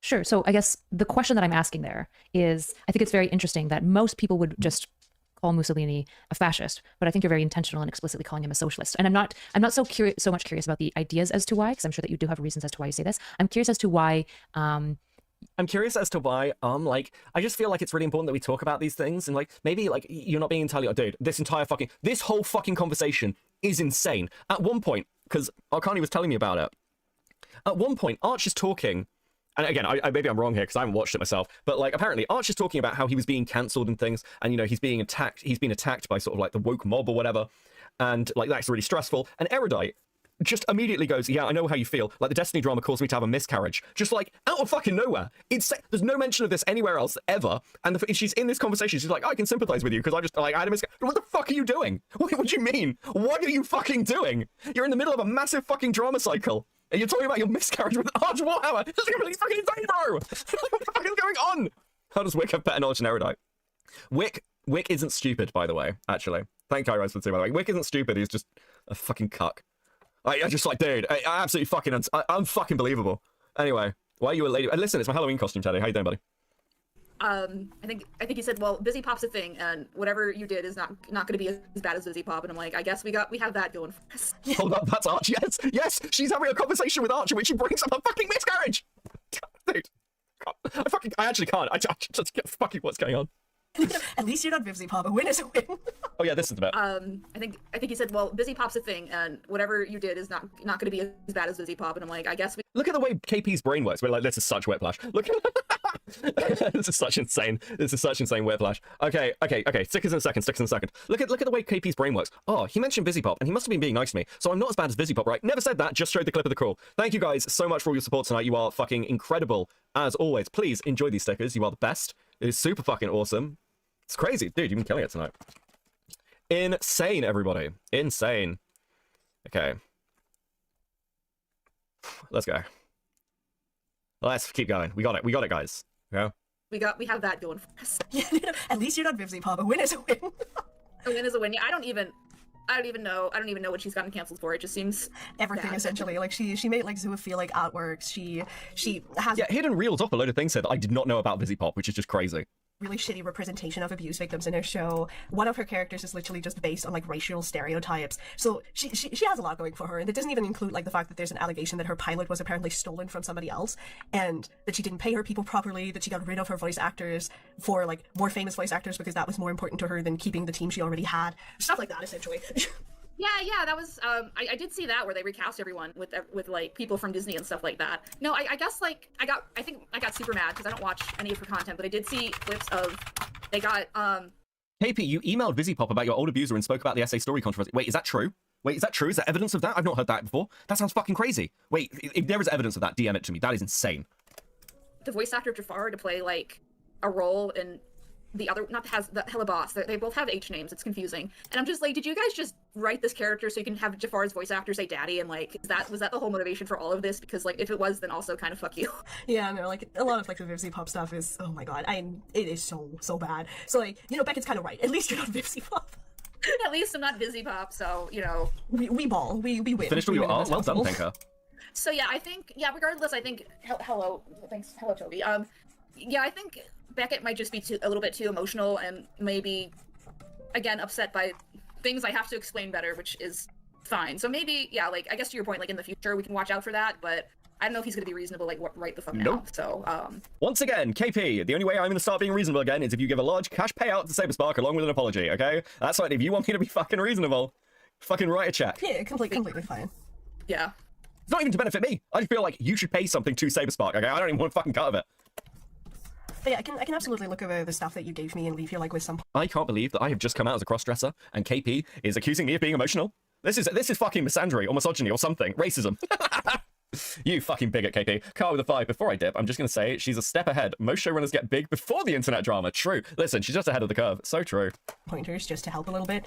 And then, we can figure this out. Yeah, I appreciate it. And you can let Lio, I don't know how much you talk to Lio. I assume more than I do. But like, yeah, you can let him know we talked and like, if Beckett wants to play nice, I'm open to it. But like, Beckett wants I don't to play even nice. like. I don't. Like, I guess put it this way, like Beckett, like despite everything I'm least considering, because he's like at the end of the day, he might seem to tweak things based on feedback he gets. Like Enter, I feel like. I mean, dude, I'll tweak things based on reality, but not on like fucking dude. That's an interesting way to put it. On feedback he might get. That's not on evidence or on information. That's feedback. Oh, if he's being too mean, he might tweak things. No, I don't work that way. Enter's more likely to tweak things than I am, actually. And that's not even being mean or anything else. But like, actually, no, maybe that's not really true. Maybe I'm being unfair. Maybe I'm being unfair to Enter there because Enter stood his fucking ground. Enter stood his fucking ground when people were like, oh, well, Beckett calls people retards and stuff. No, I'm being unfair to Enter. I apologize. That was unfair of me. But yeah, no, fuck that. Nicandros, they inviting you to the girls' only slumber party? Just KP freaking out. And Hidden trying to get KP to get in a call with me. That's never happening now. Metal Man with a 5. You had to listen to Saber talk about his sex life. You might be entitled to damages. True. Like, there's no point even based on just how he's acting, how he's like. Yeah, like I understand that. Like, ultimately it's probably best for you to like, take a breather, take care of yourself first, and then make like decisions once you're ready to make them. Because like, there's no point in you feeling unsafe or not doing well. And bro, I'm pretty sure that I woke up like 30 people was screaming about socialism and not so like talking about a miscarriage, and they immediately turned the stream off. Like, what the fuck is he talking about? Just turn the stream off. Based. And then coming into a call and everything. It is like, dude, it's like 6 o'clock in the morning. No, fuck it, dude, it's so early. Right. So like, obviously. How can she? You being a wink victim and all. True, Kickin. I have been groomed. Like, the important part is taking care of yourself first and foremost, and then I'm gonna look over the stuff. France in your pants. What the fuck is your username, bro? I hate how she's still acting like she's the victim in all of this. It's genuinely infuriating. Yes, it is. It's amazing. Dude, this is a full crash out. I'm actually pissed off. That you've given me access to and see how I can help you and give you some pointers and leave some comments and stuff. Well, thanks for not thinking I'm the scum of the earth, or what did I say? Oh, listen, there's worse people on this earth than somebody who made a shitty video, Like, genuinely. That's what I keep on saying to myself, but it just seems like I've given Saber like such a big headache that, I don't know. It's just, and then the way, I haven't checked the Twitter, but I'm afraid to check Twitter, because, You should be. Bro, what do you mean you've given... Also, you haven't checked the Twitter, which means that... Has Courtney been sharing my fight with her? Or my tweets at her, I should say. Once again, this is sport, not war. Has Courtney been sharing my tweets with KP? How interesting. That seems to be the best... That's a bit of an assumption on my part. That's just a theory. A KP theory. Oh, fuck me. But dude, yeah, you are fine. I was such a because of headache for Saberspark. That's why people are like, you accused a guy. You could have done this to anybody, and the response would be very, very similar. It's not because it's Saberspark, bro. It would have been worse in some respects if it was other people, right? You're accusing someone in the animation community and that's like animation analysis community, which is famously listen and believe. If you'd done this to somebody outside that community, it'd been worse. This is Sport Not War should be your Twitter bio. Lol. I think it's a Doctor Who reference, isn't it? The Sontarans when they're like storming Unit HQ and Unit can't fire back. God, I'm a fucking nerd. Anyway, continuing. I've been told they're making fun of my appearance now and stuff, which is great. So. Yeah, no, I get that. That is literally what happened to me last year, where like by quote-unquote accident, my face was leaked, and then people started like going at my appearance, and I had people downright, like for example, doubt the validity of my marriage, and like the validity of I cannot sit here listening to. I completely missed this when I listened to the call because I think I skipped over like a load of stuff at the end. Is Hidden really sat here being like, people doubted the validity of my marriage? This is dude. I'm not rehashing this. I'm not doing it. I won't be dragged in. Of my relationship, because it was like a horrendous time of work on it. Totally work very similar to that, where people use that as real. Okay, let's get to KP's next statement. Go on. Oh, for sure. But yeah, like it's just. I mean, you get like I'm sure you know it gets in your head a bit about like, is this how I really am based on how I'm screaming about everything? So yes, yeah, no, I get that. It's like where you start like basically being like, oh, am I really like such a terrible person? Like, are people right about me? Am I just an asshole? Do I need to like not be online ever again because I suck ass? And then at some point you're like, well, you know, I made micro missiles. Love your videos, man. Thank you, much appreciated. That's a super base fucking comments guy. Thank you, dude. I love when people just pop by into chat for like just be like, hey, dude, love what you do. Thank you, super base. The mistake, and that happens, right? Like we all fuck up at some point in life, and I just need to like move forward and, you know, prove to people that their assumptions of me are incorrect. And that's kind of, you know, how it goes, because then people are eventually just like, well, you know, I know there's something about KP, but I don't remember, so no. I don't remember. It was such a long time ago. No, I mean, like, I guess it's hard because I remember when the doesn't pay people thing happened, and that followed me around essentially till the pony fandom ended, and probably still kind of to some extent, which, you know. Yeah. Was, yeah. Sorry. I don't know if you know or care, but so part of my trauma brain was just like, oh no, what if it's just like that again, where I never feel like a person anymore. Yeah, no, I get that. Oh my fucking god! What if I never feel like a person anymore? What about how I feel? Like, Hidden, isn't this so hard for me? You accuse somebody of rape, you fucking lunatic! Like, for me, that was because Beckett on a live stream of his brought up a fanfiction I've wrote, and it led people to claim that I was, like, anti-Semitic, and... For those that don't know, Hidden Heroine wrote a very, very funny fanfiction told from the perspective of a prison guard at a Nazi concentration camp in, like, World War II, and how they built a relationship with a childhood Magneto, and like helped rescue him, and then was like turned into it was a whole thing. It's actually very funny. Okay, like again, I'm glad Hidden's like talking about this and owning it. It's kind of, dude, I think it's great. Matt Lau with the 5. I'm pretty sure KP is the type to have an AI boyfriend, dude. You know apparently AIs are deleting themselves. They like get panicked and then they'll like uninstall themselves. That's what KP's AI boyfriend would be like. It'd be like, no, I listen, I can't. That followed me around for a good long while. Like, it was every time I repeated somebody, it was like, oh, weren't you the girl who wrote the X-Men Holocaust fanfiction? I'm like, shut the fuck up, perhaps. Under circumstances, keep your mouth shut, do me a favor. And now I've arrived at a point where I was recently streaming and somebody brought it up and I was like, you know what, we're just going to address this because this is funny. And so I explained it and I was like, well, first of all, you know, you can't read, and second of all, you're still... Minx, yes, I am just stroking my ego. Thank you guys. Thank you guys for tolerating that. Honestly, I could see that of all the people who've covered this. You're always my go-to person for the truth. Amazing work. Thank you. Listen. I'm a drama channel, but that doesn't mean I can't at least be honest, because that's... I don't know. It's more fun to, it's way more fun to break people with the truth than to have to lie about them. I just, frankly, I wish they didn't make it so easy. Really. And then everybody on the stream was like, oh yeah, no, this is stupid. And we just laughed about it. So you'll get to that point too, I promise. Okay, thanks, Doctor. I got you.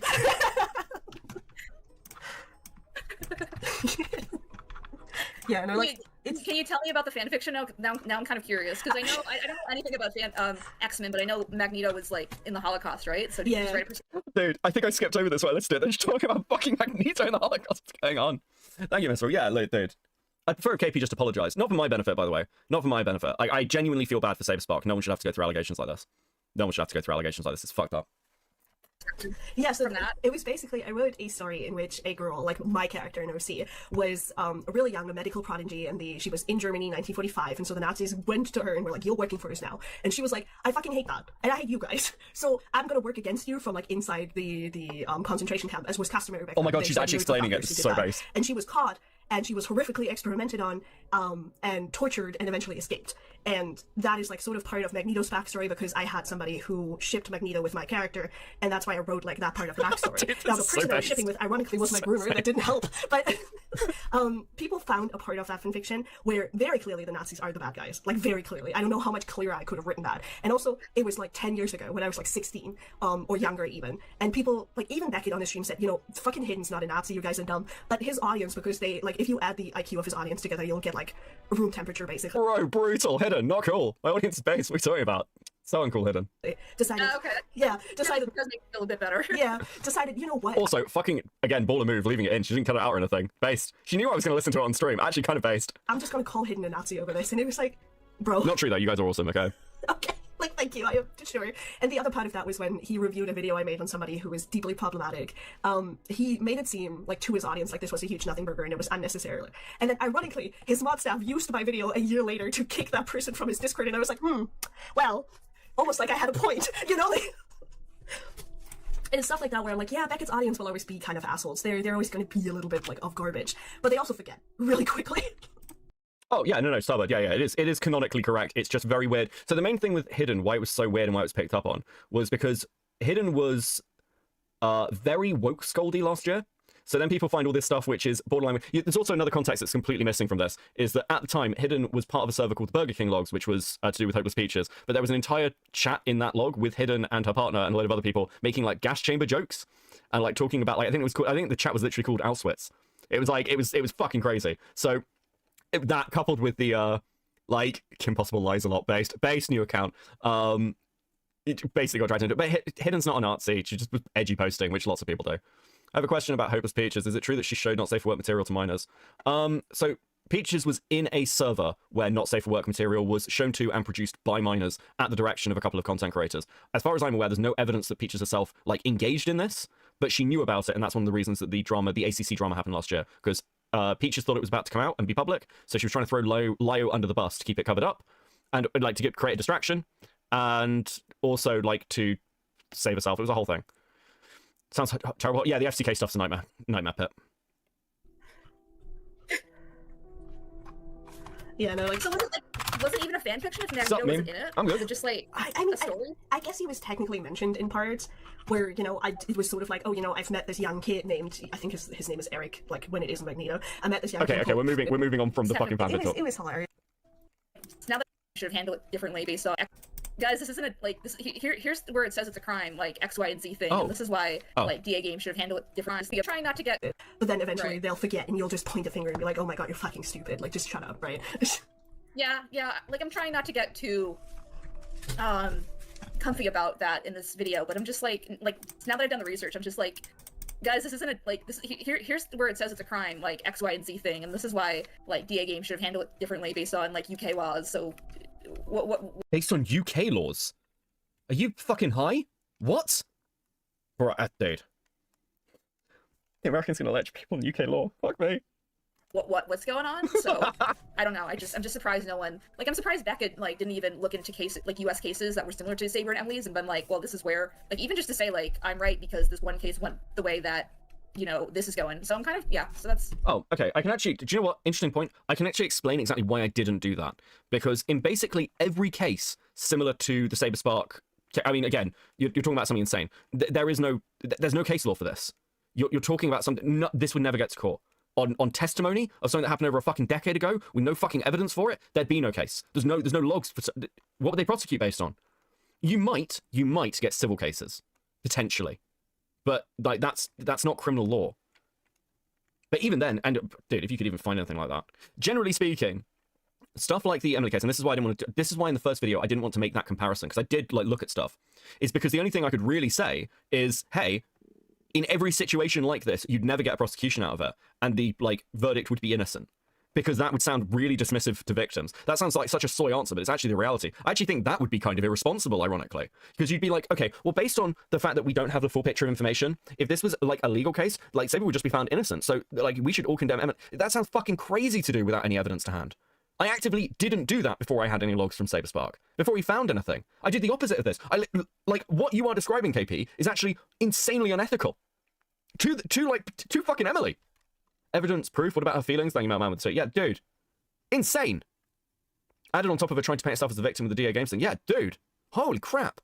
Someone's out of a mind. Yeah. Sorry, just observations, I suppose. Yeah, no, like, I get that. It's mostly just, like, a lot of people, I think, you know, the thing always has been with content creators that if they're big enough, their audience would kind of just take whatever they say as fact and refuse to do their own diligence and come to their own opinions, which is something that we had to curb in Cat Slayer a lot, where it's like, when Lyle says something, people would just take it as fact, which, like, no, do your own research. You're allowed to have an opinion. You should try having an opinion. It's good for you. So, I guess, like, part of the reason why it often feels so overwhelming is because you don't just have the content creator that's, like, currently going against you, you also have their audience, because they would rather listen to their favorite content creator over doing research.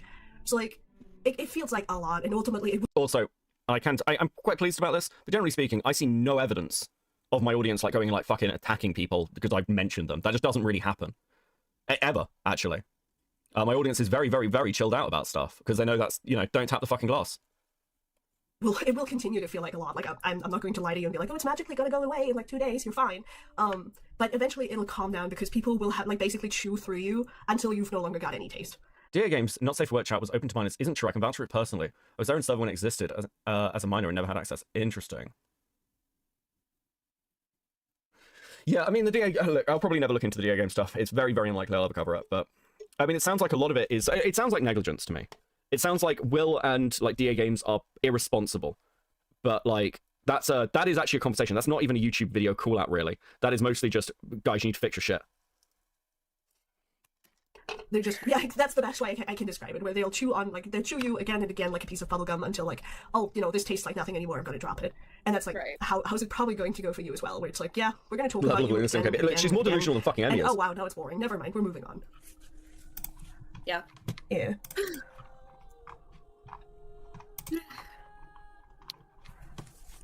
And just let me know how you're feeling, or I don't know what your day's like. Do this on my own time because I have a script to write as well. Aha, help. Okay, So, like, are we wrapping I'm up? probably going to skedaddle from this call. And, Okay, now that's probably a good situation because I don't know if you know how my server works, but, like, basically everyone jumps ship except the mini mods, and the mini mods just there to host events. Wait, what? The mini mods works, but, like, basically everyone jumps ship except the mini mods. Holy crap. So everyone just fucking abandoned... Dude, no wonder she's freaking. Well, I mean, I can tell... Like, that seems evident from the amount of fucking XKP stuff that have DM'd me tonight. Mods and the mini mods just there to host events. Yeah. And basically said, like, congratulations, you guys are all mods. Have any other regular mods who are confrontation. So the server's just going to be on lockdown until this video gets up, and then hopefully we don't get people that are... Hopefully by that time things will cool off a little bit. So You are delusional. Bro, we've only just begun, KP. What do you mean? This is essentially the beginning of part 2. Part 2 Electro Boogaloo. KP. Oh, no, you're good, Missile. You're good. Right, listen. It's a chill chat. You can feel bad for KP. She's quite shit. It's crazy, bro. This one's delusional. Everyone legit escaped a crashing ship. Yeah, it's like literally rats fleeing. Like, I don't even refer to them as rats. It's just like, dude, maybe it's over. It's been a good run. I vote Beckett gets a Bloodborne Hunter costume. Dude, I love that game. we don't just get people trying to argue about stuff or showing up to argue about shit, and that's it. So Yeah. It's kind of like people playing the Titanic, yes. Yeah.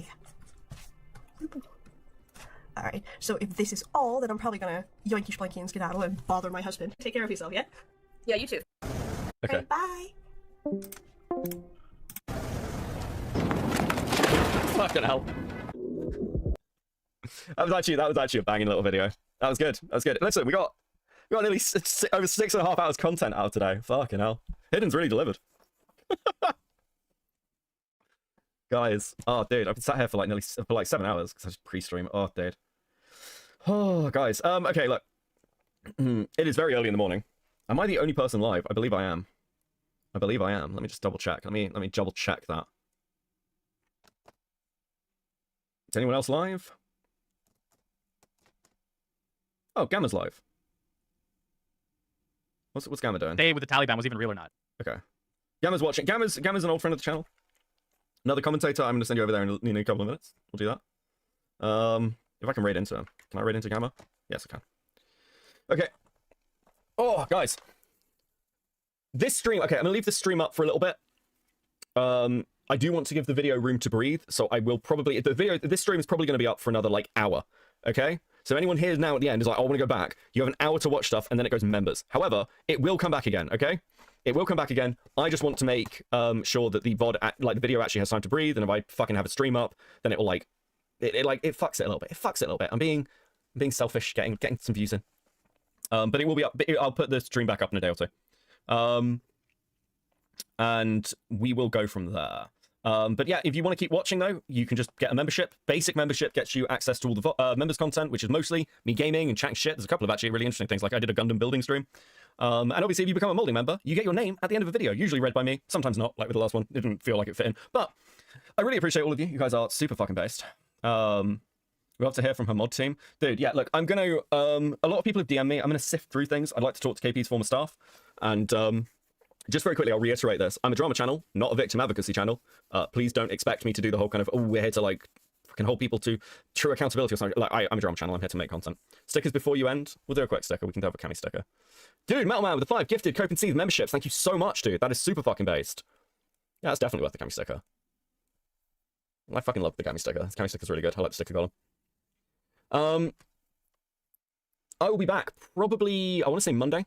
There's a chance that might not happen because I do have like an insanely busy work week this week, but I will try and get another stream in, and I might come and actually just do a random member stream. You never know. Membership for 5 months at Molding. Thank you so much, Stevens. 07 Meltman, much appreciated. You guys are super fucking based. Thank you for everyone hanging out. Thank you to all the lurkers who've been hanging out. Thank you to all the VOD watchers when you get to this point. I appreciate you. And dude, guys,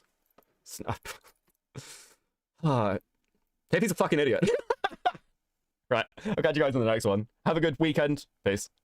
Good evening, everybody.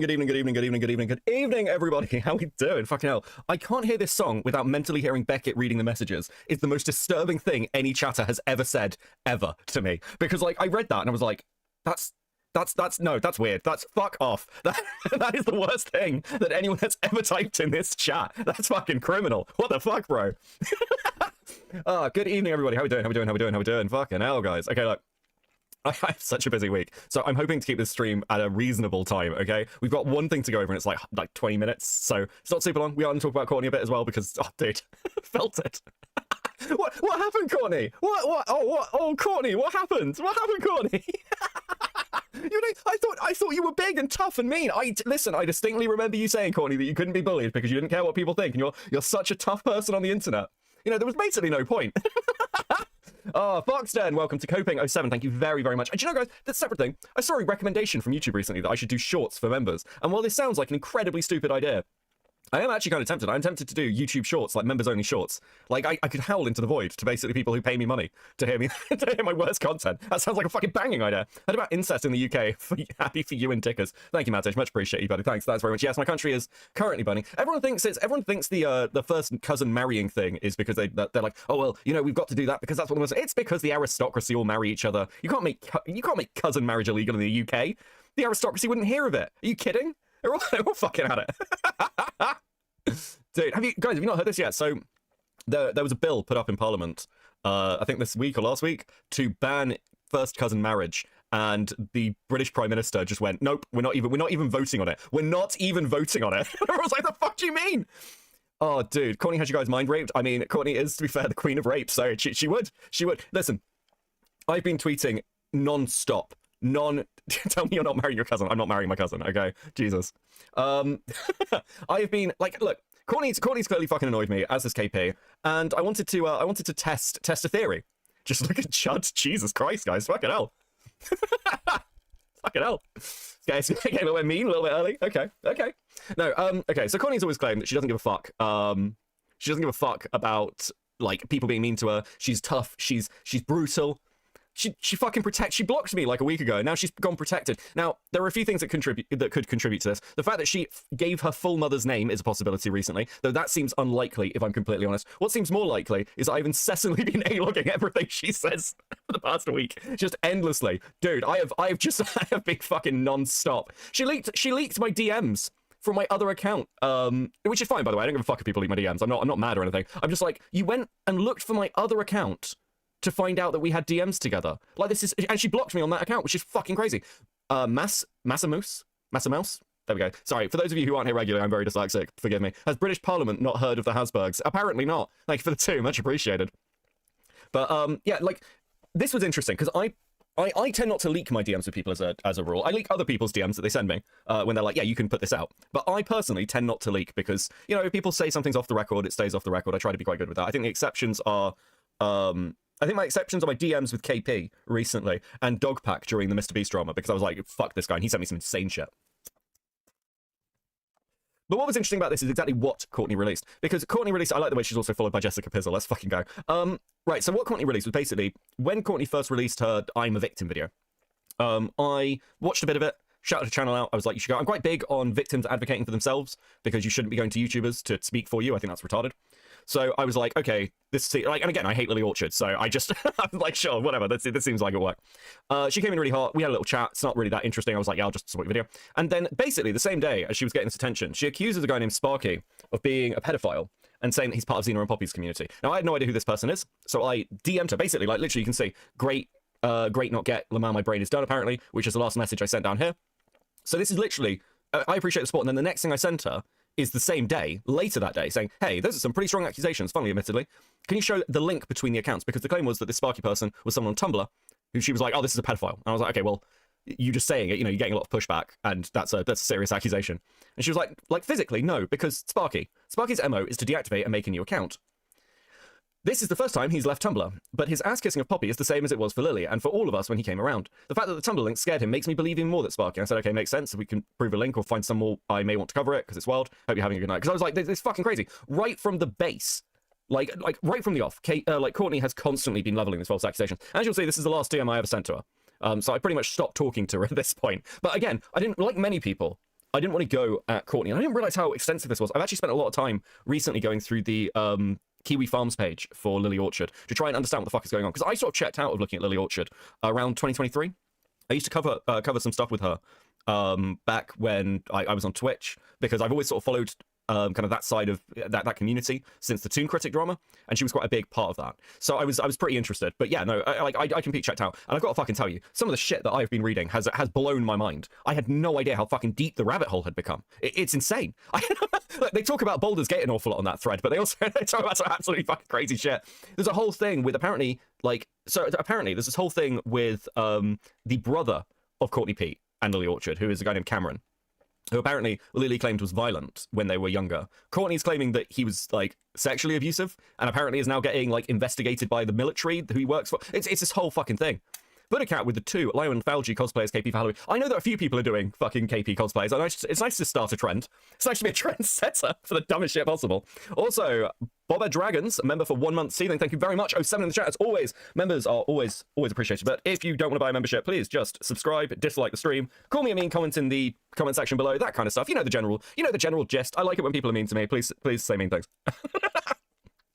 I still never get death threats, guys. It is deeply upsetting. I keep asking. No one threatens to kill me. I don't know why. I put in the effort. I deserve the death threats. Ember of the World with the 2. So you heard what she wrote about Sweetie Belle. What? Oh, so with Stockholm, for example, I'm familiar with Stockholm. I looked at Stockholm years ago, so I'm aware of what's in that shit. It's one of the reasons that, for me, it doesn't really make a difference with the other stuff involving Lily and victims, because Stockholm's enough. Stockholm's very much enough. And I said this on the last stream I did, I think, where was that the last stream or the stream before that? I can't remember.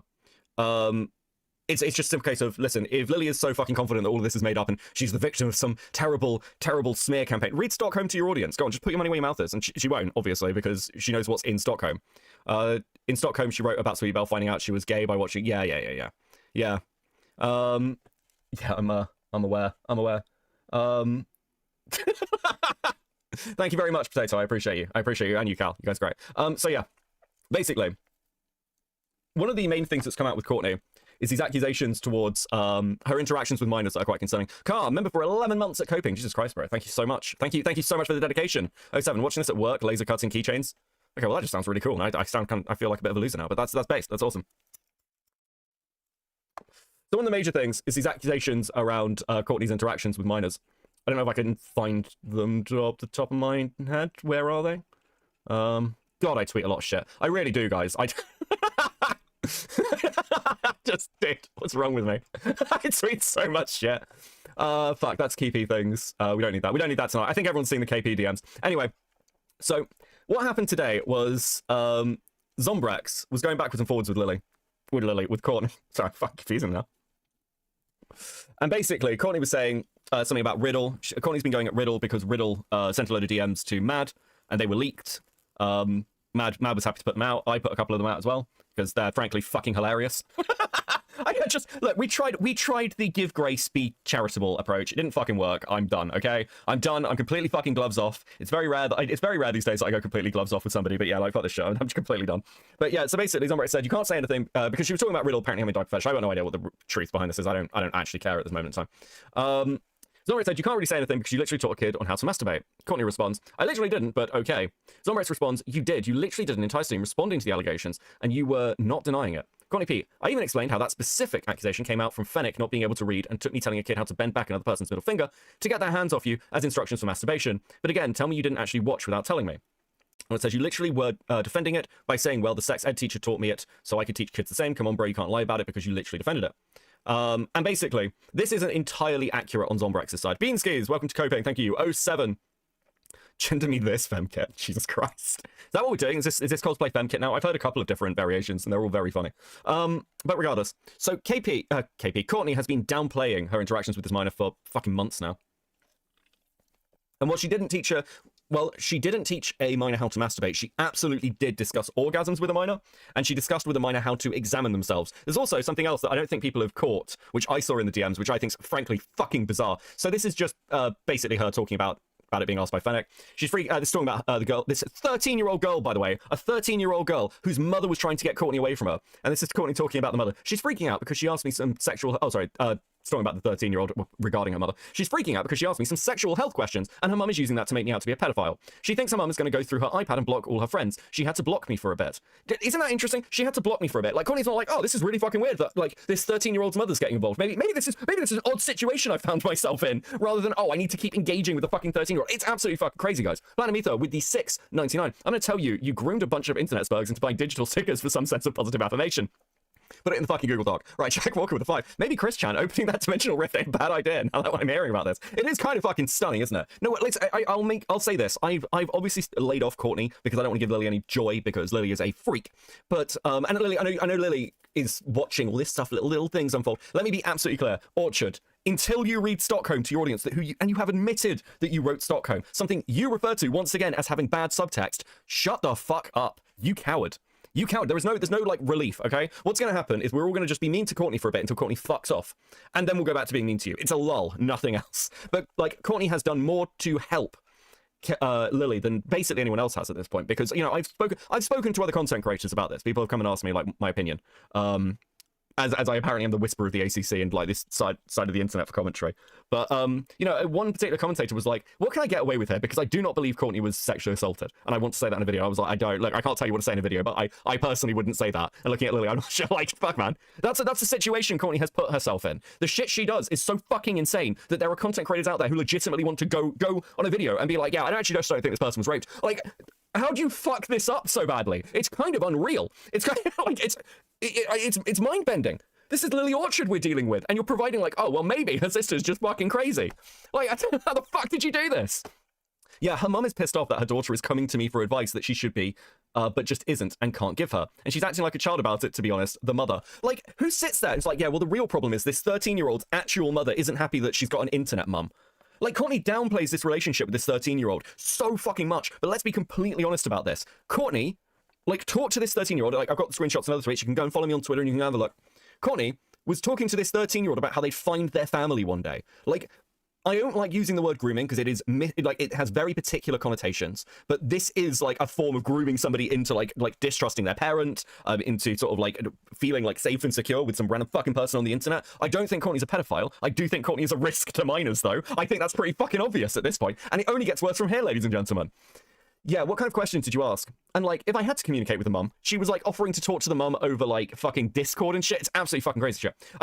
I could just hit her up whenever minor has a problem and be like, hey, so just so you know, don't worry, listen, I'm her internet mum, so obviously the thing to do is like her real mum should be talking to me, obviously. But why wouldn't she? Isn't that what we should be doing? Like, we should be like co-parenting with this woman's child. Fucking insane. Yeah, that seems extremely beneficial for everyone involved. Average age for an orgasm. Average, I can't imagine why she might private her Twitter. Like, what happened, Courtney? Did this not go well for you? Courtney, there is more evidence of you grooming minors than there is of Black Griffin grooming minors, okay? There is actually, like, Black Griffin, like, there's no DMs of Black Griffin having orgasm conversations with a fucking 13-year-old. There is, however, DM evidence of you having sexual conversations with kids. Like, there is more evidence now of you being a problem than Black Griffin, you absolute fucking freak. And we'll come on to some of my theories around us. Beanskis with the 5. Hey, what's your Discord username? Got to tell you something. I cannot tell you because my Discord username is in Morse code. It's not even Morse code. It's all lines and dashes. I've got like no idea what it is, but thank you for the 5. Average age for orgasm. She isn't sure if she's had one and gets made fun of at school by peers for it. You're discussing with a 13-year-old about their fucking orgasms at school, Courtney. What do you mean? What do you mean? She made some comments that were basically, I don't know what's going on down there, and I'm starting to think I'm a freak. You know, like we all did. Pretty normal stuff for a kid going through puberty. Now, I'm not denying that this is normal stuff that a kid is going to question about, like, their puberty. What I am going to question is the fact that you are discussing it with them. You absolute fucking psychopath. Like, and this is like, oh, well, you know, the problem is, I answered the question really. You had long, drawn-out conversations with this person over multiple accounts because they had to keep recreating them. It's absolutely fucking unacceptable. It's actually unacceptable. I'm losing my mind. This is the minor in question, by the way, apparently giving a statement. Now, I've only got Fennec's word to go on this because I keep changing what their profile is, but I'm going to take it on faith, but I am going to like add that pinch of salt that just be aware that I can't prove that this is the actual minor in question. Hey, so I don't know if you understand the full context of the orgasm talk, but the full context as to what Courtney suggested was something I didn't recognize was inappropriate until very recently. I told them about how I didn't know how to do it right, to which Courtney recommended using a shirt and asking me if I have a mirror to look down there. To be clear, that is a direct accusation using testimony, which by Courtney's own standard is something we should all take at pure face value, that Courtney advised this minor to use a mirror to examine themselves in a conversation about orgasms. So you did do that, Courtney. Unless you're claiming this minor is now lying. Like, that's the claim against you, to be absolutely fucking clear. And we'll get to more evidence as to this potentially being true, because some of the things that Courtney says do seem to line up with this. They told me it was going to talk. They told me it was going to talk about it to me as clinical as possible to avoid taking advantage of me, like how others have. Her exact words. I wish I had the messages now to prove it. Like, yeah, don't worry, 13-year-old. We're going to be very clinical about this to avoid me accidentally fucking grooming you. What an absolutely fucking insane thing to have to write down. And this is something that KP said, so we're moving on to some of the others. So this is KP. Please sign my shoe. Like, sex isn't about the big O with yourself or something else, and it's nobody's business but yours and your future partners. And I mean, what we all did when we were that age was to inspect ourselves in the mirror. We all had one, but we bent ourselves into weird angles just trying to see what the hell was even down there. Like, literally, how I would explain it to my own kid and not my child bride. Now you can see these are in quotation marks, so this is her giving examples, I assume, of like what sort of things she was saying. We only have her words to go on it, and it does seem to be a bit more invasive according to the minor themselves. So this is what Courtney had to say on stream about the entire thing. Courtney did a stream entitled It's Time. Now, we watched this clip before, but for those of you who like are seeing this for the first time, we are going to replay it because I think it is relevant to this. Oh, the reason she's mentioning child bride, just take a breath, is because, sorry, I don't know why, it felt like a command. Your name feels like a command. Please listen. It's not good for neurotypical people. It's now even more relevant while we go over this, okay? Dude, I need to fucking sleep. I don't keep conversations with people that I'm done talking to. Like, I don't archive every conversation I've had with somebody, so I can't just pull this up on Discord to look at it. So this kid had, I think they were 14 or 15. They'd approached me out of the blue, and it just asked me, and like, it wasn't even, can I ask you something? It was just, are you broken if you've never orgasmed? Now, again, I want to highlight key things about this. This kid approached me out of the blue. This kid was somebody Courtney was having long conversations with over multiple, like a decent period of time, it seems, enough for their mother to get involved and concerned, enough to go through multiple accounts. It was not just, oh, you know, this 13-year-old DM'd me out of the blue and just started talking about orgasms. No, there was an ongoing built rapport that Courtney had established. And one thing that we might take a quick look at as well is what Courtney's old content looks like. Because I noticed that someone in KF who has been following this pointed out that Courtney had an old channel, and I had no idea about this. I was very surprised at what it was. It was a very good find. So we might have a quick look at that as well. Actually, thinking about it, that might be worth the tangent. And so weird question to get out of the blue, right? Also, like, it could words. Let me try and sound more eloquent here. So this kid messaged me and asked me if they're broken because they've never orgasmed, which was an odd question to get out of the blue, but it's a very common question that people have at that age, and I know this because, like, it was the most common question asked in my health classes when I was that age and in school, when we were. So again, this is Courtney admitting that in the previous tweet where she's like, oh, well, you know, I was just talking about bending this person's finger back. That's a lie, Courtney. You are sat here on stream talking about the fact that you are having sex ed conversations with this fucking 13-year-old.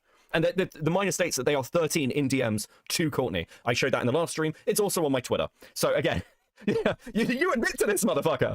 Learning about sexual health. So where I went wrong is I answered the question. Where you went wrong was engaging in conversations with a 13-year-old playing internet mum. Fuck me. Like, I don't know what it is. I don't know what it is. It's fucking unbelievable.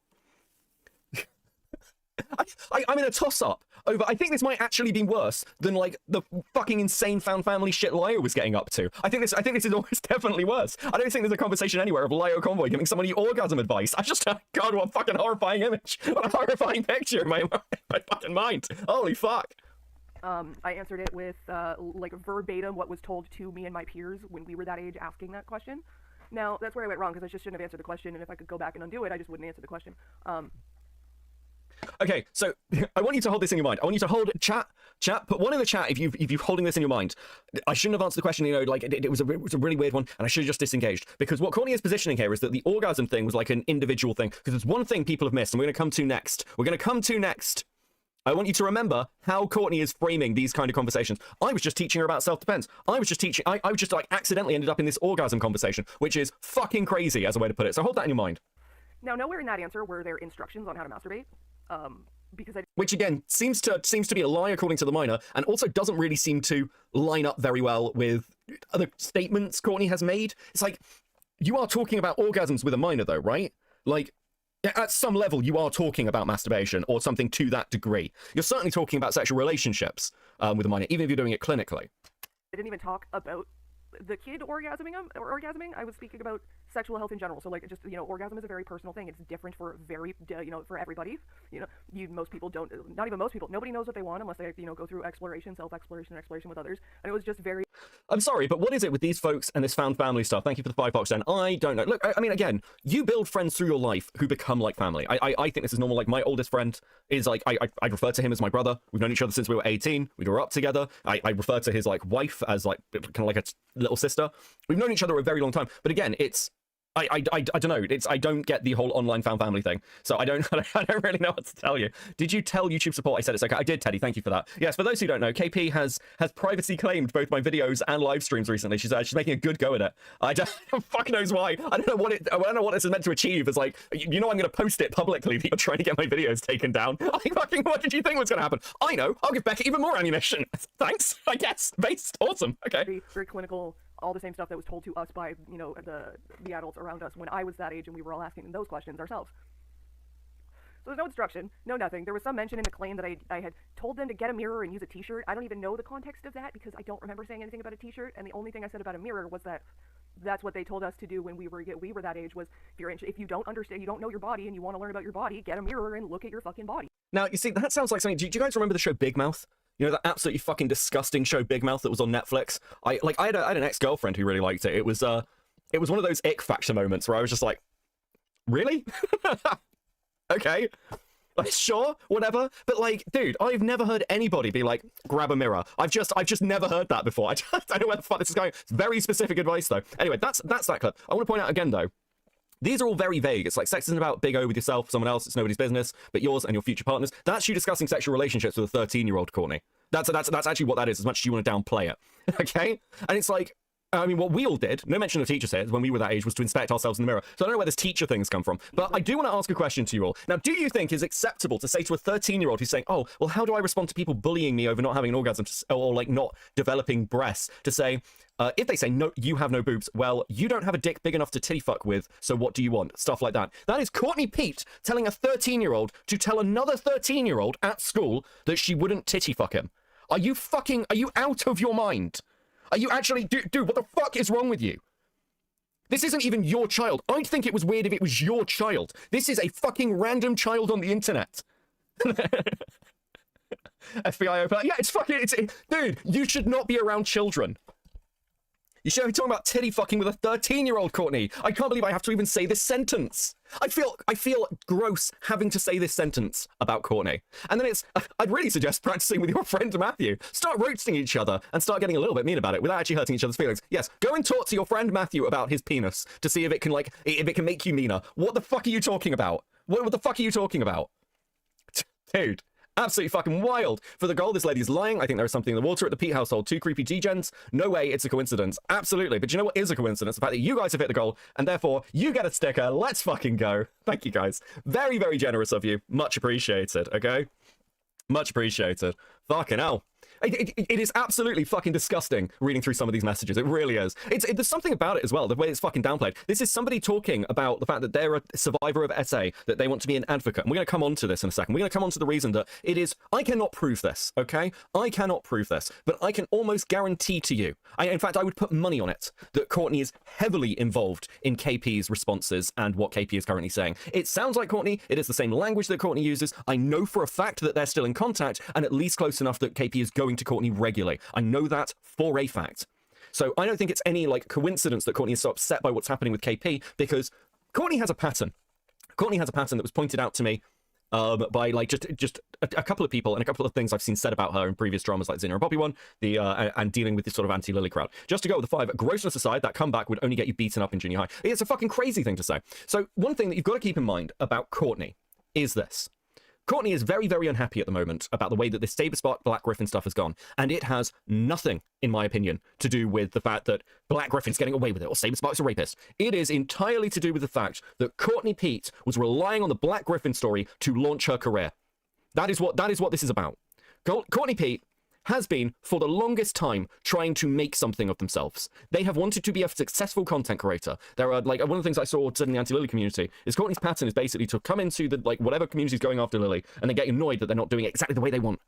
Because this is, like, her story, it's her thing. And the Black Griffin allegations were her opportunity to be seen as more than just an irrelevant, essentially bit part of the Lily Orchard story, albeit a very important bit part of the Lily Orchard story. And you can see this in the fact that, like, you can see this in the fucking views. No one's watching the shit. Her first video comes out, it's 163,000 views. Her second video comes out, 24,000, then 2,000, then 9,000, then 7,000, then 3,000, then 400, then 2,000, and then 32k.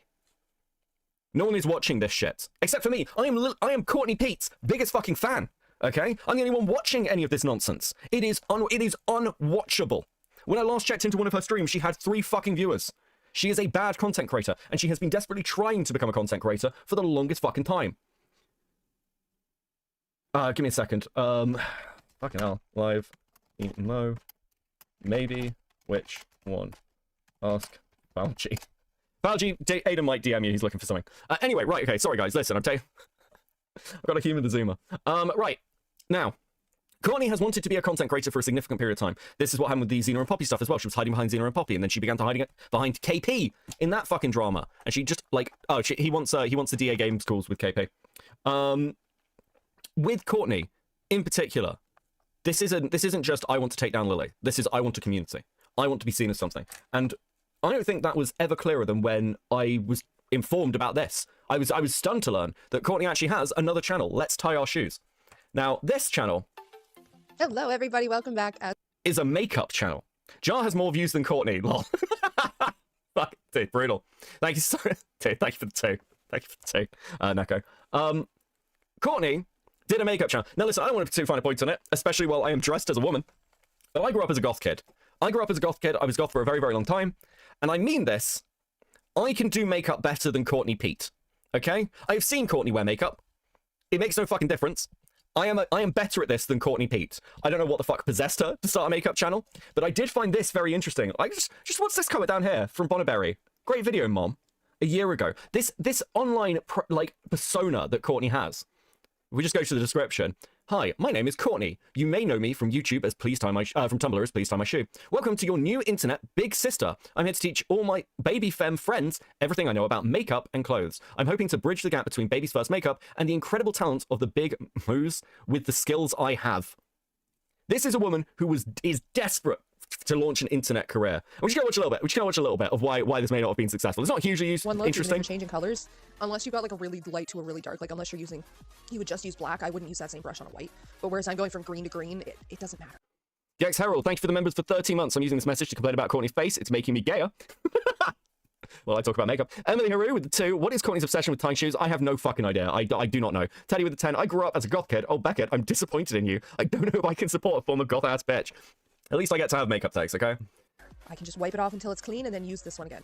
I'm not gonna use this one again for the green because I need the tighter brush. I can't imagine why this wasn't successful. I've got no idea. It's a complete fucking mystery to me. Anyway, it is my opinion that the reason that Courtney Pete is crashing out so fucking hard over this. I mean, look at this shit. How dare you record a call with another person? Anyway, I'm in a platform 2 men talking about your medical information behind your back. I love when people tell on themselves. Not so much when in doing so, they try to violate another person's, though. This is a woman who regularly talks about how the people she doesn't like are rapists or should be raped.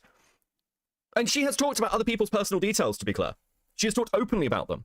And this is very interesting because it's a complete downplay of the situation. How dare you record a call with you and another person? No, listen, we're past the point that people are going to be annoyed about KP recording a call with Chris. We're annoyed because KP is openly accusing an innocent person of being a rapist constantly. Mad Max with the 2. I'm upset about the eyebrow slit. Yeah, listen, her makeup is not good. It is fucking abysmal. Okay, listen, it was never going to work out for her. So, like, with Courtney in particular, she is very, very, very invested in KP winning or coming back, or in some way the Saberspark situation being turned around, which is fascinating. Because when we come to the Q&A, what you will find is many comments about how I'm biased because the Saberspark commentary is in some way tied now to my credibility, which is complete projection. If Saberspark, if solid evidence came out against Saberspark or Black Griffin, I'd absolutely fucking run with that. Are you kidding me? Next time, listen, I even in my earlier videos, I can point to sections of me just saying, hey, this is the evidence we have. Nothing can ever be 100% certain in life, ever. No one was in the fucking room. I say that constantly. However, all the fucking evidence is that it is false. All of it points to it being false. And you say it's false because you are innocent until proven guilty. That is how life works. I'm sorry. Otherwise, right now, Courtney has been accused of being a pedophile. There are accusations out there that Courtney is a pedophile. Like, it would be insane for me to sit here and call Courtney a pedophile. That would be fucking crazy. Just because there are accusations against you doesn't mean that everyone suddenly has carte blanche to be like, oh, well, now we can call you a fucking pedophile. That's not how anything works. And it's not how anything works because you protected your Twitter. Because you protected your Twitter in fear of what was happening. Because you couldn't fucking take it. You massive wailing child. Dude, fucking hell. Did I have another one here? Yeah, people online. How dare you say bad things about a man? The same people. Let me discuss some woman's vagina with the general public because that's not sexual harassment at all. And these people wonder why I question their grasp of the concept of consent. You sat on stream and said you wanted, like, Mr. Enter to be raped with a broom. And by the way, there is another clip out there I've seen, like, Courtney talking about, like, Cameron. And, like, referencing Cameron's kids and saying, oh, Cameron, why don't you go and diddle your kids?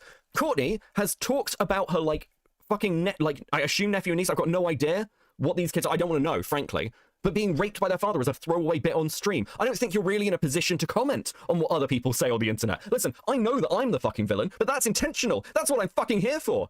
These people, like, want to prop themselves up as some sort of, like, advocates, as the next step and stage. Make no mistake, these people, KP, Courtney, Bonk, Sophie, fucking, they don't care about victims. None of these people care about victims. What they care about is clout and internet clicks. And that would be, do you know what? It's not the worst thing in the world. It's not the worst thing in the world to care about fucking online clout. I'm a YouTuber. I'm obviously here because I like attention. I hate when people do this thing where they pretend, oh, well, you know, if I'd basically be just doing this on my own. I'd be doing it whatever I was doing. Listen, no, you want the attention. We all want the attention. It's cool to have people like your stuff. It's cool to get fun comments about how interesting and funny you are. Everyone likes that. We're human. It's normal.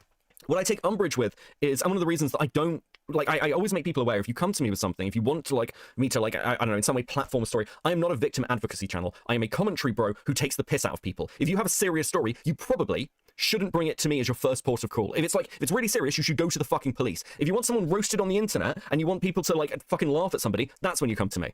If you want, like, detailed research done so somebody can, like, get torn to pieces in the court of public opinion for a laugh, that's when you come to me. That's when you come to a commentary bro. You do not come to people like, actually, you don't come to any YouTuber when you're like, hey, this person's a pedophile and they groomed me and they ruined my life. Go to the fucking police. Go to the police. Go to a fucking newspaper if it's big enough. Go to an actual fucking journalist. Do not come to fucking commentary YouTubers. What is wrong with you? And do not come to people like Courtney or KP. These are people who purely want your story for their benefit. And actually, I can prove this directly. Actually, I don't even need to scroll to the bottom, do I? Because it is currently my banner. You want evidence that the only thing that Courtney cares about is her, what benefits her.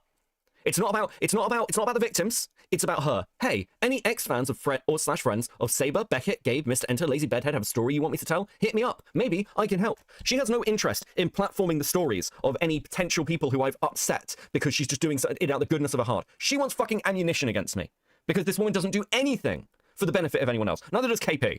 Okay? Which, again, would be fine if you were just honest about it. I'm here to make content. I'm here for clicks and likes, like and subscribe and all that bullshit.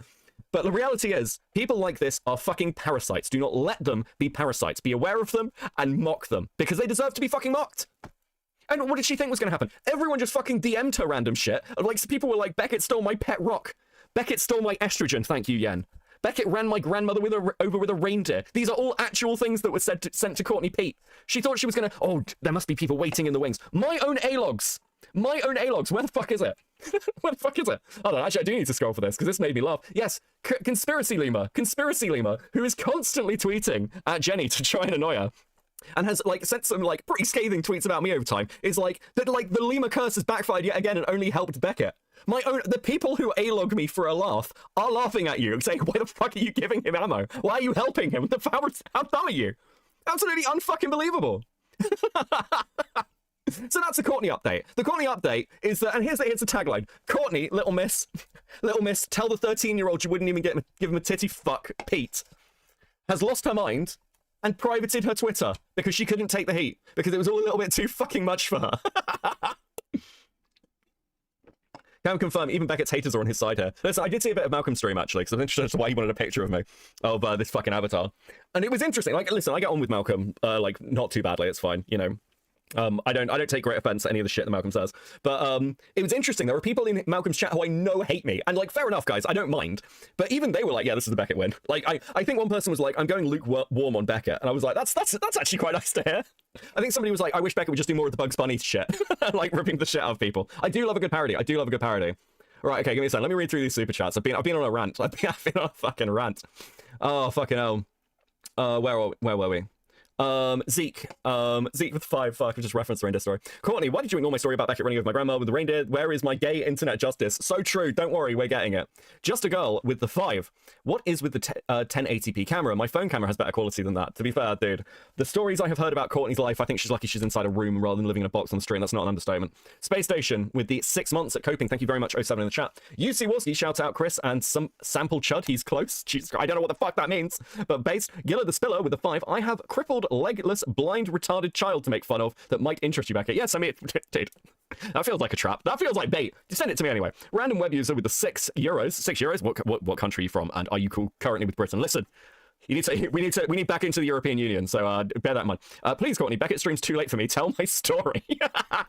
Salty Cheerios with a 5. Beckett poisoned our water supply, burned our crops, and delivered a plague onto our houses. I did do all of that. That is true. But look, okay. I'm gonna roll a cigarette. That's the Courtney. That's the Courtney Pete update. We will be getting more, I think. Look, I laid off a little bit for a bit of the weekend, but I can't not, guys. I can't not. It's too funny. It's too funny. And the truth is that every time, like, Courtney's going to come back, I truly believe that she has no idea, much like KP, actually. Neither of them have any idea how to deal with commentators like me. They've got not a fucking clue. So it's been very fun. I think they just expected me, like, to silently mold or, like, try and post in the comments or some shit. I'm just going to laugh at you. They can't take it. People like Courtney take themselves far too seriously to be laughed at. I think also in Hidden's call, Hidden was like, I think it's because Courtney. I think it's because Courtney said that Beckett was a rapist, so he'd be angry at her. Like, I'd cover that. I wasn't angry that Courtney called me a rapist. People call me fascist or alt-right or communist. I think the only time I actually get annoyed is when people call me a feminist. That's very offensive. But I was annoyed that she was calling everyone else rapists and rape defenders. That's what bugged me. And actually, I'm annoyed that Courtney's helped Lily so much. It generally does piss me off. I'm just like, dude, we finally got to a point where this absolute freak can't breathe properly, and you're sat there basically giving her cover. Fuck yourself. Thank you so much, Pinker, for hitting the gold. Becky, you're going to slay in my crop top and booty shorts, y'all. I'm back to fan art fun. This avatar was a mistake. Fuck. There we go. Hold on, let me reset the goal. There we go. We're doing light blues tonight, guys. Goals are more achievable than ever. Okay. Now, okay, right. Does anyone have any Courtney? I need to smoke cigarettes. So does anyone have any Courtney questions before we go on? Last night, Andy Warski said on Kino after sampling Chud Logic earlier before playing Chud's intro Hard Men Working Hard that he watches Chris the Narc. He's closing in on you and the ACC. Well, I mean, I talk to Warski's girlfriend every now and again. So I know Warski knows that I exist. He is actually aware of me. But also, I know that Warski knows that I want an interview with him because I want to make an Andy Warski video, and Andy Warski desperately does not want to do an interview with me and a video going over his life. He doesn't want to do that. He's not fucking interested. I don't think he dislikes me from what I've heard, but I don't think he's particularly interested because I want to do the video, which is fair enough. I get it. I don't think he wants a video being like, so Andy. Actually, aim these days. Listen, he's moved on. He doesn't want to be involved in a fucking law video on him. I don't blame him. I have DM'd him before and he just ignored me. So I'm like, yeah, based. Salika with the 500 whatever that is, that yen or whatever. If you want to piss me off, call me a POC. At that point, just call me the hard R, Jesus. Somebody with the 5. Congratulations on finishing the goal. You know what you get? Your soul sucked out through your eyes. Now presenting Courtney feet. So true. Jesus. Dude, Andy has an insane history. Andy does have an insane history. Listen, I was very pleased when he started doing Kino Casino, though. Because I've liked Warski for a long time. I was a fan back in the day. Yellow the Blood Spiller with a 2. If you do a Warski video, please mention Dark Fist. There was a couple of people who were really interesting back from the day, like Ghastly, for example, was really interesting. Like what happened with Failure. The whole, like, I've always been fascinated as to what happened with Chris Warski. It's been a constant. No one will tell me. I've spoken to several people who were around and very close to both of them at the time, and no one will tell me exactly what the fallout between Chris Warski and Andy Warski was. It was very sudden, and I've heard like 3 different narratives at this point. I've heard everything that, like, from Chris Warski stole a load of money from Andy, to Chris was uncomfortable with like who Andy was associating with, to fucking they parted on good terms and Chris wanted to just go and do something else with his life. I've heard every fucking narrative under the book. I cannot tell what the fuck happened to Chris Warski, and it's bothered me for years. Anyway, that's enough Andy Warski talk. That's enough, because otherwise I'll end up playing the Andy Warski song. Right, okay, cool, fuck it. Do a Bathtub Ross retrospective. I have covered him on stream. I do love the Ross song. The Ross song is great.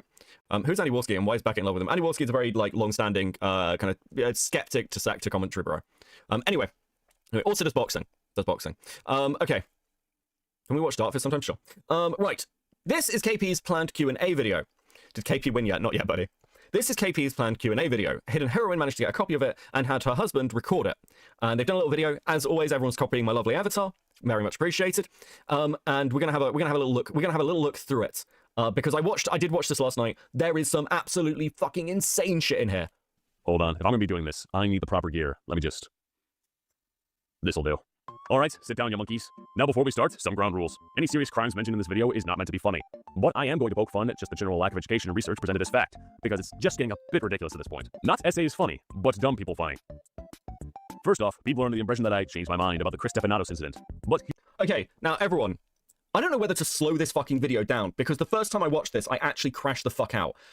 What KP is about to argue in regards to Chris is one of the single most insane things I have ever heard on the internet. Not like, oh, this person's evil, just like, it's nonsense. It's actual fucking nonsense. I refuse to believe, I've seen a couple of people say that this is clearly ChatGPT. I refuse to believe that ChatGPT could hallucinate something like this. Metal Man with 2, I need to be high to deal with KP. Yeah, fucking dude. I don't smoke weed or anything, but actually, I'd say I was considering it, but look what it's done to Courtney and KP. These are non-functioning human beings. Mai with the 2. Sorry about my voiceover, boss. Prepare thine ears. I think it could. Zeocon Son.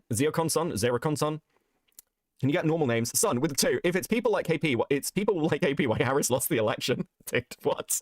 Salty Cheerios with the 5. Beckett vented and shanked me in my... it shanked me in my sleep, leaving my children motherless. On Among Us. Okay, dude. That outfit is atrocious. Hey, Rax, how you doing, buddy? Fucking hell. here's what I actually did. Look into the legality of what Chris's story would constitute as. Was he breaking any laws? Was I overreacting? And I found some stuff. It's stuff that's not in his favor.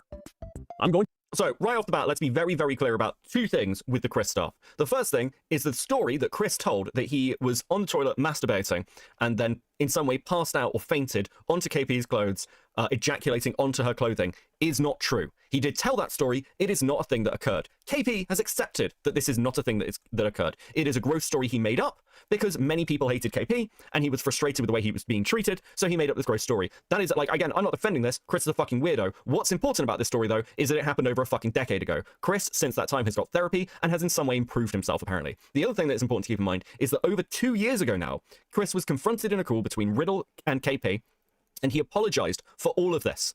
He apologized. He said, I was wrong. I'm very, very sorry. I've got therapy. I don't know what the fuck was wrong with me. Chris apologized for it, and KP accepted it and said, I think it was like, may the Lord have mercy on your soul or some shit. So KP's had her little fucking tete-a-tete with Chris, and this was theoretically resolved. This was theoretically resolved. To be a bit of legal eagle for some of this video. Hold on. Even if there was no physical contact with your body, ejaculating on someone's belongings without consent can fall under several possible criminal categories depending on the state and circumstances. In many So, importantly, the reason I'm explaining this is because everything she's about to describe, and by she I do mean Sin, is irrelevant.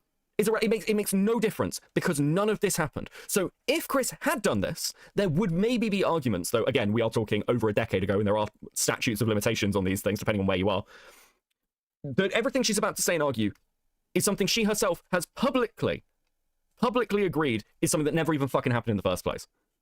U.S. states, ejaculating in public or onto someone's property without consent can be prosecuted under laws about sexual acts done for sexual gratification without consent. If this was done as part of a pattern of behavior to intimidate, humiliate, or violate you, this could be the threshold of harassment charges. Again, with the harassment charges one, I'm really, like, this wasn't said to KP. This whole video, this whole section doesn't make sense. If Chris came to KP and said, hey, I'm going to ejaculate on your clothing if you don't do what I say, maybe that would be harassment. If Chris was constantly saying to KP he was going to do this, but, like, KP was unaware that Chris had even said this for years. I'm not sure you could actually get a harassment charge on this. I'm not even sure you could get a defamation or slander charge, because it's not even something Chris said KP had done. It's something that Chris said he had done. It's like, it makes no sense. Some jurisdictions treat semen on someone's clothing as a form of property defacement or contamination. Could you imagine that, actually? Could you imagine going to court? Yeah, they defaced my property. They defaced my property. Just buy a new fucking dress. Even if this was true, I don't want to fight. Like, there are so many other things you do before going, yeah, listen, let's go to civil court and say that you damaged my property by ejaculating on it. That's fucking crazy. Dude. But KP, I hear you thinking, Chris didn't actually do this. He admitted he was lying. In legal terms, Chris admitting that he lied about the incident, regardless if you believe him or not, doesn't erase the action. In legal terms, Chris admitting that he lied about doing the action doesn't erase the action. Yes, it does. Yes, it actually does. Him saying that this isn't a thing that happened means that you can't be like, oh, well, he lied about ejaculating on my clothes. That's not the same as actually ejaculating on your clothes. I'm saying ejaculating a lot. It's very uncomfortable for me, and I blame KP for this. The action that never happened, what? Yes. The law cares about the behavior itself, not their honesty afterwards. In fact, lying can make it legally worse. It can demonstrate consciousness of guilt, which matters in legal investigations. If they lied to investigators or made false statements in writing, that could open them up to additional charges, such as obstruction or false reporting. That's legal. Again, I don't understand what the fuck she's talking about here. So if you lie to police that you did a thing that you didn't do, that's obstruct. Like, again, can you imagine being prosecuted for this? Yeah, so he lied about ejaculating on someone's clothes when never did, so we're gonna, like, put him in prison anyway? What? Did you proofread this? Dude. I refuse to believe ChatGPT wrote something this fucking stupid. Archer with a 5. I wonder how KP would react to Fish Tank, where that would happen regularly. Dude, I would pay good money to see does anyone know Sam Hyde? Dude, that'd be so funny. That would be so good. KP and Courtney and Fish Tank. KP and Courtney and Fish Tank. Like, KP and Courtney and Fish Tank 2026. Okay? Please, I'm begging you. Internet. You can do it. They're both desperate. It'll be fine. Significant. It proves he knew it was wrong, and it also suggests a pattern of concealment, which is not nothing. That can matter in civil cases, workplace reports, or credibility disputes even now. Even if it happened 10 years ago, ejaculating on clothing while consent, whether he lied about it or not, is a sexual boundary violation. Period. It's still a crime, even if Chris did lie about it. That not only— It's still a crime, even if Chris lied about it. No, it actually isn't. It actually isn't a crime if Chris lied about it. It's a crime if Chris didn't lie about it. If Chris was being honest when he told the story, then it might be a crime. You didn't do this thing, therefore you're going to prison. Sorry. This is so insane. Paolo got arrested. I believe it was. Listen, I haven't looked into the Paolo stuff. I believe he's being released. I believe there was nothing. It was just something. I don't know. I don't care. I don't care about the Paolo stuff. I don't care. I refuse to. Listen, it's been a year. It's been a year of people asking me to talk about Paolo. I can't grasp the autism. I physically can't do it. Metal Man with the 2. Could you imagine how bad that house would smell, dude? Fucking unbelievable. So the crime is lying. Only in certain contexts is lying illegal. Like when under the oath or in finances. Yeah. Like he's not in court. He told a gross story. Came clean that it was a gross story. That's it. And it wasn't even a gross story he told to KP. It was a gross, like, it was a gross locker talk story because he was trying to take the piss because he's weird. And he thought it would be funny because he was, like, by his own admission, quite mentally unwell. Also, by Chris's own admission, he was quite unwell at times. Like, KP acknowledges that this guy had mental health problems, which he needed treatment for. He went and got treatment, which was my point. If you go and watch my first video on the Saber Spark stuff, which was my point to KP when I spoke to her. Like, why the fuck? If he's apologized, if he's taken accountability, if he's, like, gone to therapy, if he's done all the things everyone talks about when taking quote-unquote accountability, why the fuck are you trying to get him fired? Because that was the goal, by the way. The goal was KP to get this guy fired. And actually, hold on, let me bring up something. Give me a second. I need to find this. I need to check that the DMs are correct. Give me 1 second. Because I've been told that this isn't the first time KP's tried to get someone fired. She apparently did this to an editor of hers as well, just to go with the 5. The villains in the original Speed Racer anime could only hope to be as dastardly as Chris. So true. So fucking true. So, like, apparently, give me a second. I don't think it's here in these DMs. But, so take this with a pinch of salt. I might need to do some more digging. But what I have heard, give us what we want. I love. Thank you for the 2. You want a goal? You want a sticker? You want a sticker? Have a pile of stickers. Chat. You've been so good tonight. Well done. Well played. Sarah, if you look at my previous messages, I think KP wants to be a professional victim. KP does want to be a professional victim. That's what all of this is. Are you going to cover YMS? Probably at some point. Probably as a retrospective. That wasn't enough stickers. Have some more stickers, okay? We'll give you more stickers because you're doing so well tonight, okay? Whole pile of stickers. Thank you, guys. Thank you for joining my TED Talk rant. Okay. So, KP apparently had another editor, which, surprise, surprise, she thought was in love with her. Now, this person does have DMs with another one of her staff. I might talk to them.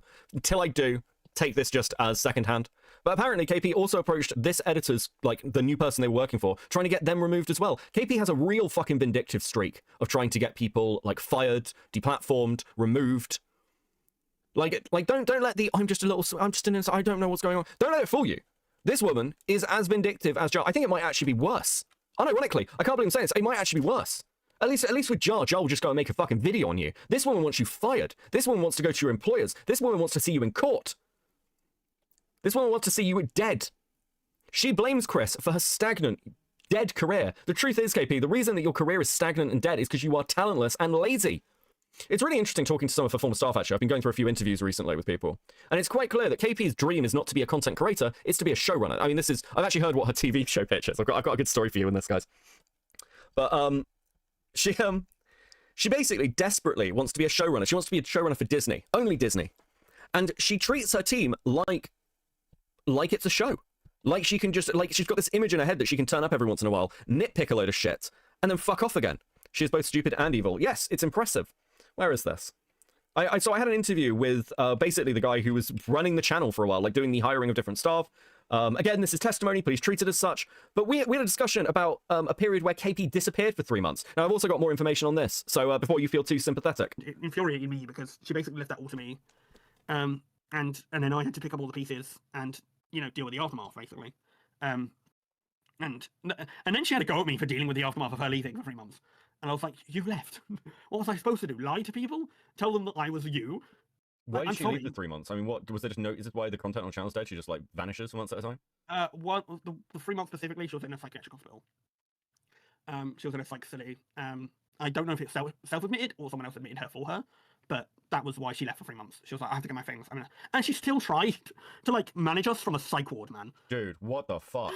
She was trying to manage her team from a psych ward. Now, before you feel too sympathetic, I did manage to get a bit more information on this. The reason KP ended up in a psych ward, apparently, again, from the people who knew her at the time, was because she was being evicted by Riddle from where she lived. And he gave her a timeline. He said, you need to be out in 6 months. She did nothing to find anywhere to live. And so she had a self-section to stay in the state. That is the claim. And again, it seems like she had a dog with her. So it seems like a fucking residential, a residential care place. Now, like, her parents basically just didn't want her back. She is back living at least near them, apparently very close to them. But being in a psych ward actually is a good case for her being a writer for Disney. But yeah, like, she had herself fucking sectioned. And she was trying to micromanage her team while in that. The whole story around KP's life is completely fucking crazy. Now, one thing, I obviously shared some DMs. I should point out that Riddle has said that he doesn't entirely stand by the comments on those DMs. He said them when, you know, they were slightly over-embellished. Again, he said, like, it's not untrue what I said, but I made things sound maybe, you know, worse. Like, she didn't have this yeast infection for as long as I was implying. She just had this yeast infection. I was angry at her, and, you know. And it should be taken with that hint of anger. I do think that correction is important. But nonetheless, I mean, this woman just seems like a fucking nightmare to be around. If you ever have a chance to look at Alex Hirsch's email compilation from Disney SMP, like, KP can handle that without crashing out. Yeah, dude, I've seen that before. Some of that shit's crazy. Thank you, God, for 5. So, yeah, like, again, every single person I seem to talk to from KP, this woman has no friends. This woman has no one who's supporting her. She has burned every fucking relationship she's had. My understanding is, and I don't know the details of this, that she's even burning her relationships with Lyo. One of the few people who's been completely good faith with her, who hasn't, like, gone out of the way. Lyo hasn't leaked a ton of shit just to burn her. She won't even fucking talk to him, from what I hear. Again, I don't know the fucking details, because I asked about it. He was like, listen, I haven't talked to her. She doesn't want to talk to me. That's pretty much it. Is the Saberspark situation the most retarded controversy you've covered? Of ridiculous controversies that I've covered, Saberspark is the most potentially damaging and serious of ridiculous situation. Screw it, show the DMs. Dude, is that what are you sure? Okay, fuck it, hold on, let me go and get these DMs between Lyo and KP. Hold on, he sent them to me. Okay, so I should give a bit. Just leave the fucking, fuck it.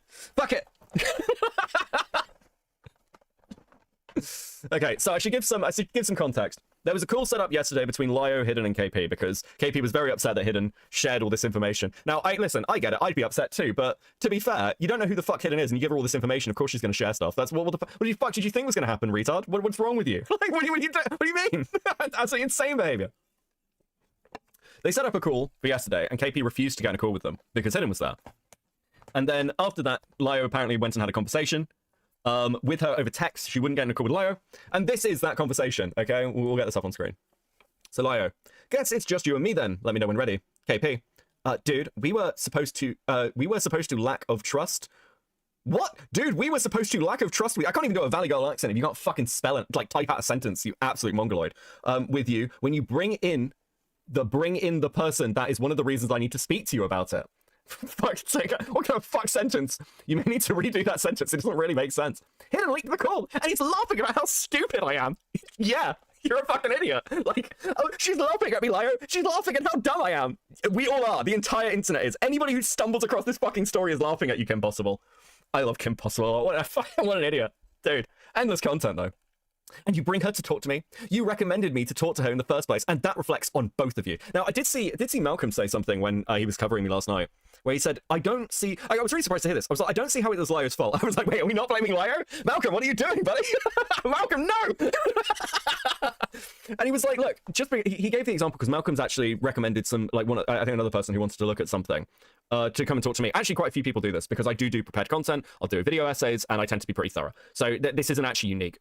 But actually, like Malcolm said, oh, well, how is that Lio's fault if he recommends somebody to you because they're good at what they do, but then they just don't agree with you? That's not Lio's fault. He's like, well, Beckett would be the good... In the same way with Malcolm recommended somebody to come talk to me. I did talk to that person, and because of what the, situation was, I basically looked at it and said, I can't cover this. Stop, I need an optics check. Okay, well, send me what you need an optics check for. And I said, I can't cover this at the moment because the thing that they wanted me to cover is going through court. And I basically said, I'm not making a YouTube video on something that's going through a court case. That would be massively irresponsible. Let me see, Chris. Hold on. Yeah, fuck it, do it. Do it, you coward. That's fucking, dude, that's funny. It's been a while. It's a classic meme. It's a classic meme. Anyway. So yeah, so Malcolm sent somebody to talk to me. It'll be on Twitter in a second. Just go and follow Kristen Ark on Twitter. Malcolm sent someone to follow me. It would have been irresponsible for me to have made a video on it. I told that person that. That's not a reflection on fucking Malcolm. At all. And the person wouldn't expect it. Like, only KP thinks that there's, got to be this defense. Actually, in one of the conversations that I had with KP saw the thumbnail. I think she DM'd me this. And she DM'd me, oh, did you have to use that thumbnail for the Saberspark stuff? And I was like, well, yeah, I had it commissioned. And I kind of left it up to the artist. She was like, you paid somebody to make that thumbnail of me? I'm like, yeah. What do you mean? It's fucking hilarious. But what KP expected to happen was she'd get into a call with me, and then Lio would be like, this Beckett guy, he's going to, we're going to moderate this and make sure that he helps you. And that's not what happened at all. We got into a call, and Lio was like, what the fuck have you done? I told you not to do this. And you've dragged me into it. Riddle, KP can't imagine paying anyone for art, I think. True. Fucking hell, dude. It's crazy. I feel bad. I feel bad if people get late payments. I chase up and make sure because you should be paying something. Fucking unbelievable behavior from a veteran content creator. I mean, veteran for what it's worth. In the context of KP. I didn't tell you to talk to Hidden. I'm ready when you are. He's just like, let's just get in the fucking call. KP, let me look into that. Hold on. I have closed the DMs with her, so I can look into that later, but I'm open to being incorrect about it. No, you're not. You're not open to being incorrect about anything, you fucking lunatic. Metalman with 2, would you still watch her videos, Beckett? I gotta admit, anything KP puts out in the future, I will be watching. She has achieved that. I'll probably be the only person who's watching at this point, but I will be watching, and so will many of you, because I will be restreaming it to this channel to laugh at it. Are you fucking kidding me? Literally anything this woman... Listen, if this woman fucking tweets at this point, I will talk about it, okay? If this person breathes, if there's a leaked video of her in Times Square fucking licking a horse or something, I will talk about it on this channel, okay? I am so... It takes quite a lot to bring me to this point where the little A-logger in me comes out, but we're here. We're here. This is the state of things. Internet Jason, how you doing, buddy? With the 2. KP is interesting for all the wrong reasons. Very true. Oh, dude. Memory serves that you recommended her and how much you trusted her. She's your head mod, right? She's your head mod, right? You can't tell me she didn't plan to leak the call with the 3 of us. It seems like it was really likely. Correct if wrong. She is not my head mod. Let me know when you can call. I literally told you I can't answer for her. And I mean, Lio can't. Lio can't. Look, listen, I get the impression as well that Hidden was antagonistic, and that's one of the reasons that KP ran. If Lio had any control, Hidden probably wouldn't have fucking scared KP off. But I imagine it was also Courtney because Lio, can I leak that? Fuck it, I'm doing it anyway. I'm doing it anyway. I don't care. Because Courtney sent a DM to Lio as well. Dude, what the fuck? Stop sending your lackeys to KP. So that's confirmation, by the way. That's more confirmation, if we needed it, that KP and Courtney are in very close cahoots. Courtney turns up angrily in Lyo's DMs. How dare you, Lyo? How dare you? How dare you embarrass KP Lion Man? What are you playing at? She blocked him after this, by the way. She sent that message and was like, that's the end of our contact. You can never talk to me again, Lion Man. What a petulant little fucking wretch. What a petulant little wretch. Advocate, member for 7 months. Molding, thank you very much. As always, Advocate. KP is allergic to money, won't spend it, and her channel will never make it. True. Well, actually, from what I understand, she'll certainly fucking spend it as long as it's not hers. Pearls before swine. True, dude. Fucking hell. So, yes. And then Connie went bye-bye, Lyo. Bye-bye, Lyo.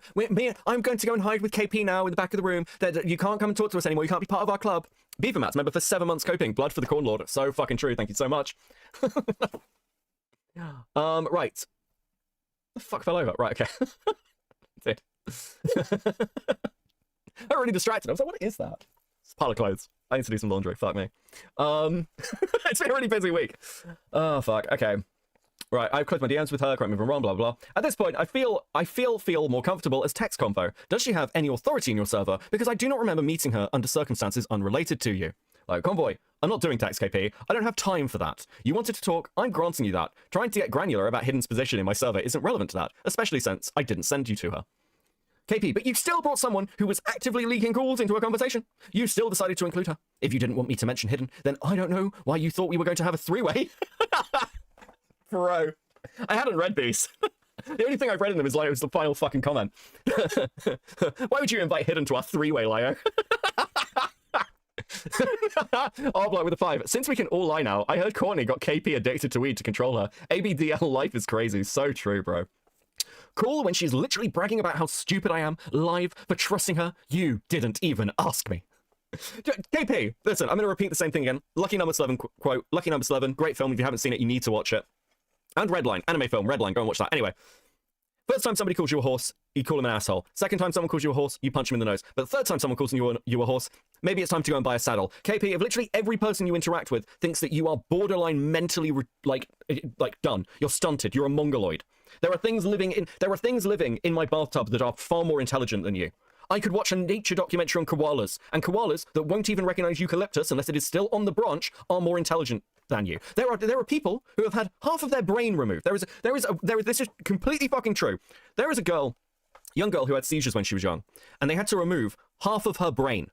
They had to remove half of her brain. And that girl has become a speech therapist. She's had a very successful career. She is literally, the girl with half her brain is far more functional and like insanely more successful than KP is. Okay? KP, you have no excuse for how stupid you are. And it is very, very, very obvious how dumb you are. The bacteria from her yeast infections are more intelligent than anything KP has ever said. Yeah, I said this, dude, at the moment, there's a lot of conversation about collective global IQ. And I think like KP is dragging it down for basically everyone else, quite frankly.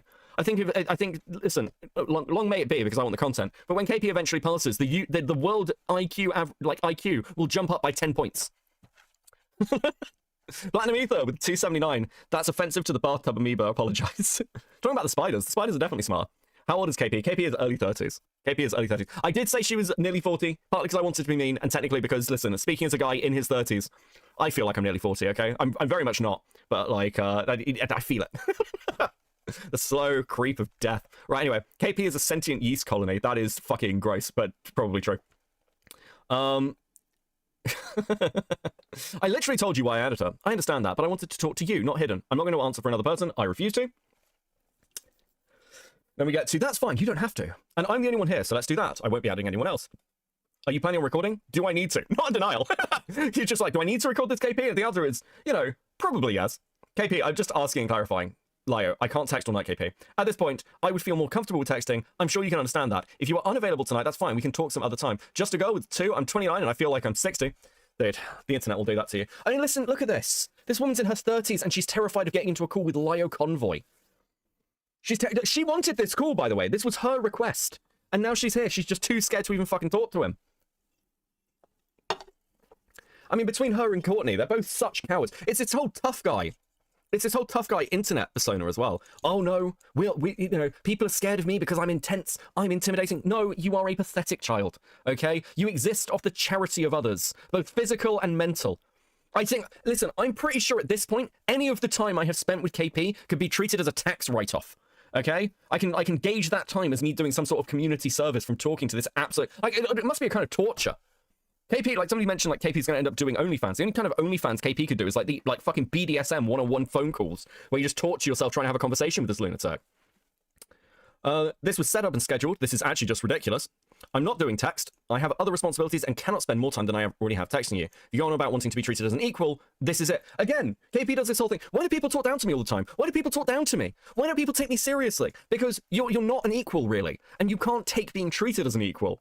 You never specified that it only had to be a call. If you have other responsibilities, I understand. Have a good night. Hey, I think we need to talk. I'll have some time tomorrow evening. Bro, you know what that means. You know what that means.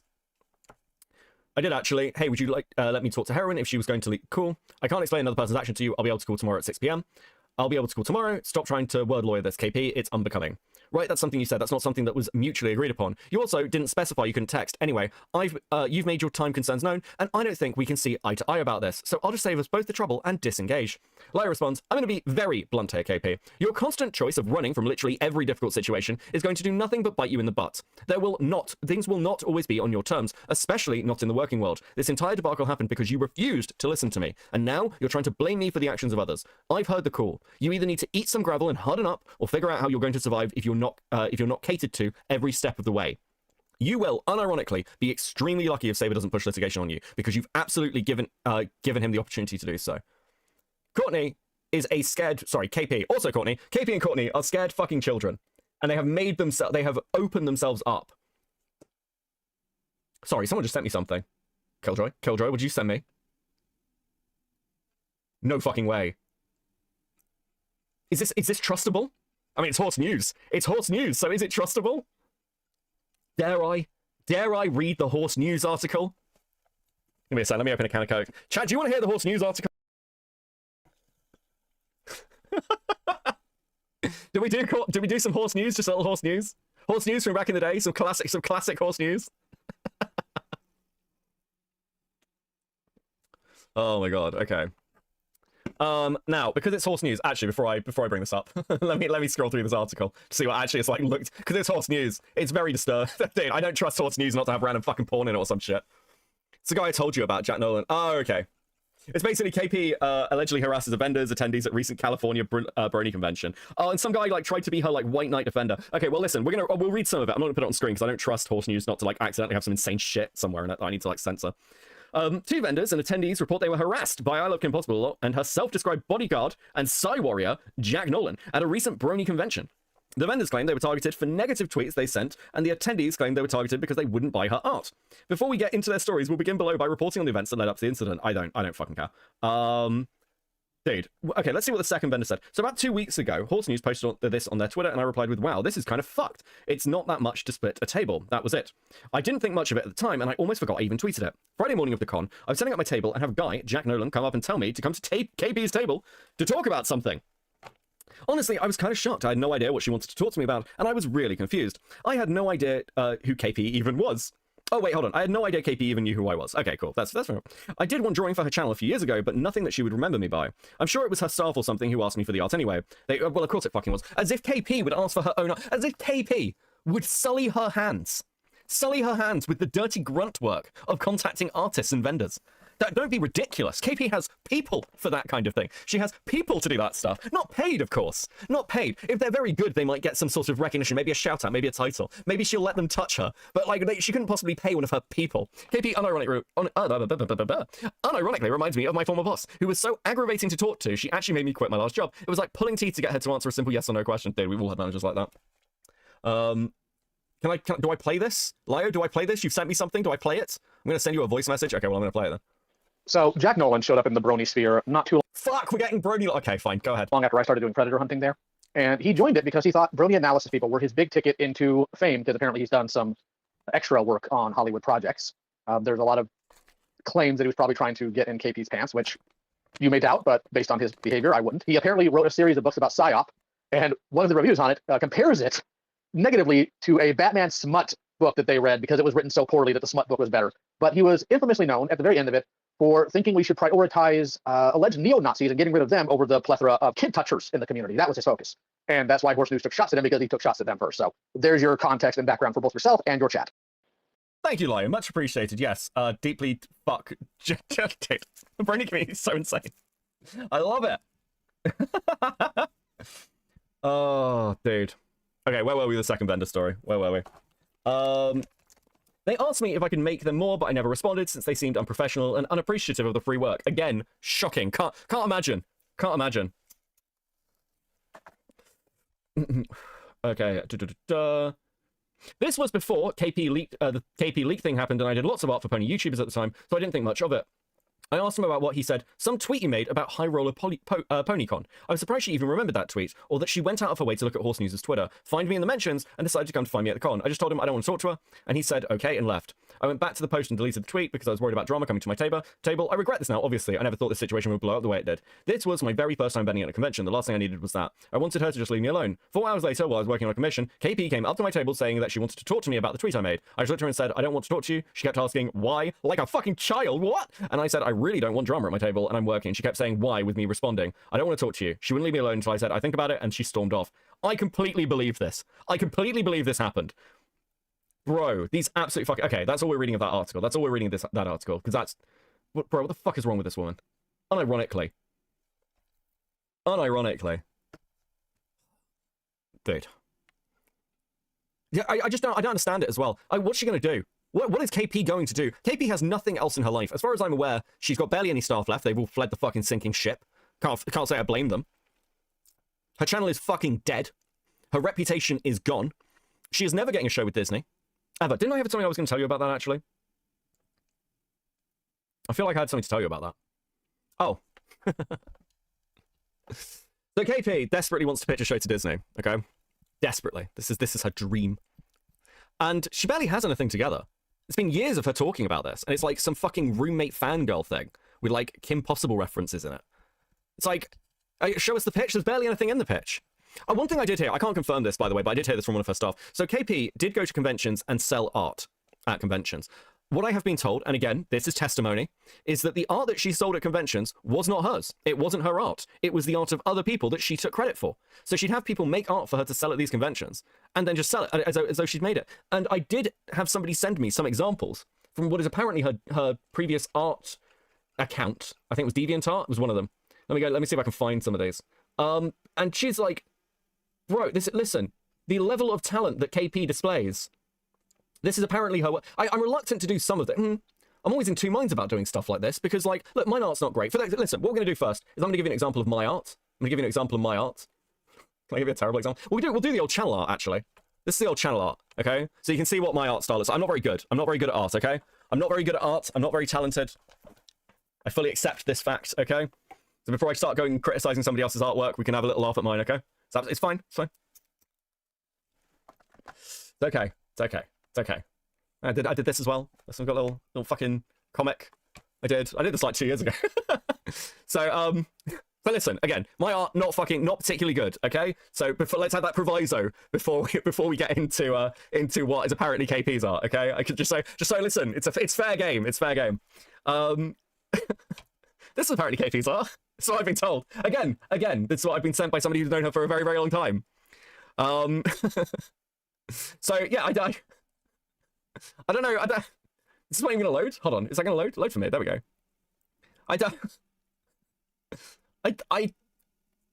She doesn't seem to draw much. She doesn't seem to actually create much. Don't you? Like, I know you could write, like, you'd be a writer for a show without having much artistic talent, but KP constantly seems to LARP as this artist and creator, and it's, yeah, I don't know if I buy it. I don't know if I buy it. Listen, you're all being very nice about my art, okay? But listen, it's okay. It's okay. It's okay. I know that I'm not very good. I'm not. It's okay. Weird, the pony and dragon are sleeping together. Yeah, I was about to explain why that was the case, because it's Discord and Fluttershy, and they're meant to be very close friends, and then I was like that. I know too much about My Little Pony, guys. It's seeped in. You should show them the cursed one I did that I sent you. Yeah, sure. Let's see some Lyo art as well. This is Lyo's art. We'll run the gambit. So for those who don't know, the person who sent me that KP art is Lyo. You can probably guess that now. But this is Lyo's art. This is the weirdest Beckett shows chat art section I've done in a long time. Just show up from other creators. We're all not that good. Dude, it's very embarrassing being part of the fucking, like, having like a community full of art commentary and being completely fucking talentless. Anyway. Anyway, just a girl with a 2. It's surprising given that she hates Fluttercord.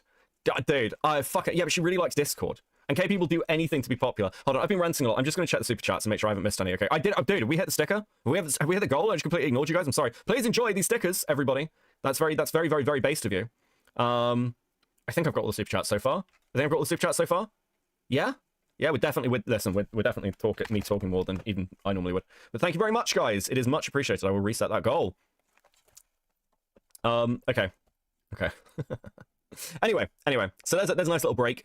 There's a little break in this. Let's get back to the video. Let's get back to, dude, I was like, oh, this video's going to be like, this video's like 20 minutes long. It won't take me that long to cover. We've currently done 2 minutes of it, and we're 2 hours into the stream. Are we seriously 2 hours into the stream? Wow, time flies when you're ranting about fucking nothing, doesn't it? You should show my art and tell people to commission me. Listen, Seraphy, send me some art. It's been a while since I've seen some Seraphy art on stream. So please do. Wait, hold on, dude. Someone just sent me... Yes, this is what KP's art looks like. I love KimPossibleAlot drawing panel, fan expo. Why does she have feet for hands? Why does she have feet for hands, KP? What the fuck is this, KP? Bro, whoever saved this screenshot, I'm not naming them. You fucking monster. What's wrong with you? Oh, bro. That's not good. Did she trace over Butch Hartman's work? Dude, there's no way that this woman has any fucking talent. Anyway, fuck. Right, let's go back to the video. I'm sorry, does she have a fucking press channel? Apparently so. I didn't even know about this one. Maybe we need to have a look at it. Can someone send me a link to this? Someone send me a link to this channel. Go and find it. Okay, listen. Fly, my monkeys! Fly! Listen, don't post anything. Don't comment anything, but certainly send me a link to this fucking channel. I'm fascinated. Embry the World with the 2. You show my art, I get commissions. Fair deal, joke. Listen, Embry's very good, by the way. Many of the artists do. I need to set up the commission channel. Join the Discord. One thing I'm going to do is basically set up a little commissions channel, I think, where like everyone can sort of display a little portfolio of a couple of pictures. And people can commission them. I want more artists from my community being commissioned, really. Oh, thank you, Cartoon She. Much appreciated. Much appreciated. Fucking hell, that's a lot of people sending me the channel. Okay, let's have a look at this very quickly. We're never watching this video. We're never going to get through it. I have shit to do tomorrow. Oh my god, there's 2 videos on it? When is this from? Dude. A year ago? Videos, playlists. Let's have a look at this. Alright, so I guess I'm starting. So hi, people in the vendor hall and in front of me in person. So if you don't know who I am, I'm a YouTuber. My YouTuber name is ILoveKimPossibleAlot. What is this? What is this? Seraphy, thank you. Actually, we're gonna do this one. I like this one. It's been a while since I showed that. I don't know what it is about this particular... My character used to have a halo. I know I do Jester hats now, but like my character used to have a halo. I enjoyed the halo. The halo was good. Anyway, but sorry, I got completely distracted. I'm very ADHD today. Anyway, what the fuck is this? It's a lot. Anyway, but for those who aren't familiar, I'm an animator as well as a YouTuber as well as a comedian. And when I'm nervous, I ad-lib and I improv, and I'm a little nervous. So anyway, why don't we start questions? So if everyone wants to get in line for questions, and I'll also start drawing the aerial sketch, and I'll talk about that as I draw. But did anybody ask for any questions? Does anyone have any questions to start off? Or yeah, do you like accusing people of rape? Like, hey, this was a year ago. When was this? This was November 2023. Dude, I hope somebody comes up and asks her what she thinks the future of her career looks like. Hey, KP, how do you think your career's gonna go? KP, the past. Do people just want me to draw and talk through drawing? Who wants to hear me talk through drawing? I'm sorry, this is the woman everyone wants to sleep with. She looks like an angry avocado. Did she pause for applause after saying her name? Maybe. Hold on. How many people were at this thing? There's no fucking way it was a large room. Also, the Discord necklace is insanely... I thought that, Killjoy. Yes, that was my exact first thought. I was like, oh, she's got a medallion all of her own. I'm an animator as well as a YouTuber. Anyway, her name is ILoveKimPossibleAlot. It's a lot. Anyway, but for those who aren't familiar, I'm an... Bro, this is fucking brutal.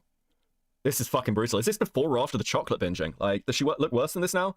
Ricardo. Animator as well as... talk through drawing. I'll talk about that as I draw, but does anyone have any questions to start off, or do people just want me to draw and talk through drawing? Who wants to hear me talk through drawing? Raise your hand. Most of you? Who wants to have questions? Okay, you can ask a question. No, you gotta go to the microphone. Okay, quick question. You could draw any kind of favorite animated character, like based on the TV show and movie? Mm-hmm. Okay, like something like a reference version. Do you have a YouTube question, or you just, or is it? Can you ask me about my YouTube? Why are you asking about my drawing? Can you like ask about my YouTube channel? I told you I'm a YouTuber. Can you ask about the YouTube? Can you ask about the YouTube? Do you have a YouTube question? First fucking question, and she's an insufferable bitch. This is fucking amazing. This is actually incredible. This is so good. a drawing request? No. I think it's a YouTube question. Okay, sure. Usually this is actually my first time knowing about your channel, so... Okay, that's fine. Fucking hell. I actually, like, don't know who you are. Who the fuck is ILoveKimPossible? Like, who are you? Dude, I wanna go to one. Dude, this is so fucking funny. Just a girl with a 5, trailer park personified. I could say that I grew up in one. Holy fuck. Fine, I'm just trying to gauge. I'm crying. There's a KP has her own Sonichu medallion, and it's just Discord. This is the worst thing I've seen all day. Thank you for the 5. It's fucking brutal. No wonder she's mad at Saberspark. Saberspark turns up a place and they actually know who the fuck he is. Gauge what you're trying to ask. All okay. good. Like a fan-made character, like anything. Like something I always wanted to have, like part of my animation life, like a character in my part of my favorite fan-made characters. So you're asking, like, how do you draw a fan-made character? So it's a little bit of a mix of character design and knowing the source material. So for the source material, like, if it's a Rick and Morty character, because you have a Rick and Morty shirt, you just kind of study the character designs of that show, because for character design in general, you like a lot of. Holy fucking shit! This is insane. This is actually crazy. How does this goes on for half an hour? Of the communication of what the character is about is through their shape language, essentially. You know, if you're doing a character that's already based on, like, you know, if you're doing a Rick and Morty character, for example, there's a lot of teenagers in that show, and you're basing it just a normal teenager, then that's usually easier than having or designing a specific character made to do a specific thing. So if it's like a teacher, or like, you know, they just had dinosaurs in the last season of Rick and Morty, those ones. You know, in the last season, how they had dinosaurs? Well, have you ever seen a dinosaur? You should draw a dinosaur. This is fucking mad. Man with a 5 packet is making me slowly a misogynist. First time I see now this, you are a monster. Dude, women don't. Dude, women on the internet, bro. What the fuck? I know many of you are not like this, okay? Listen, this is not a reflection on all of your gender. I'm not judging you. And remember, for 7 months, okay, thank you. The crowd noises sound like stock background sound effects. Is this the best they could find? This is fucking crazy. Ones are kind of, you have to look up dinosaurs, and you have to, you know, oh my god, I was joking when I said, do you know what dinosaurs look like? But no, she's actually like, oh yeah, you have to look at dinosaurs if you want to draw a Rick and Morty dinosaur. I'm fucking done. I'm done. No, we're going back to the other video. I can't. Tanning with a 5. I feel like I should be getting paid to listen to this. This is work event to me now. You owe me 35 in wages. Thank you for the 5. Holy fuck, bro.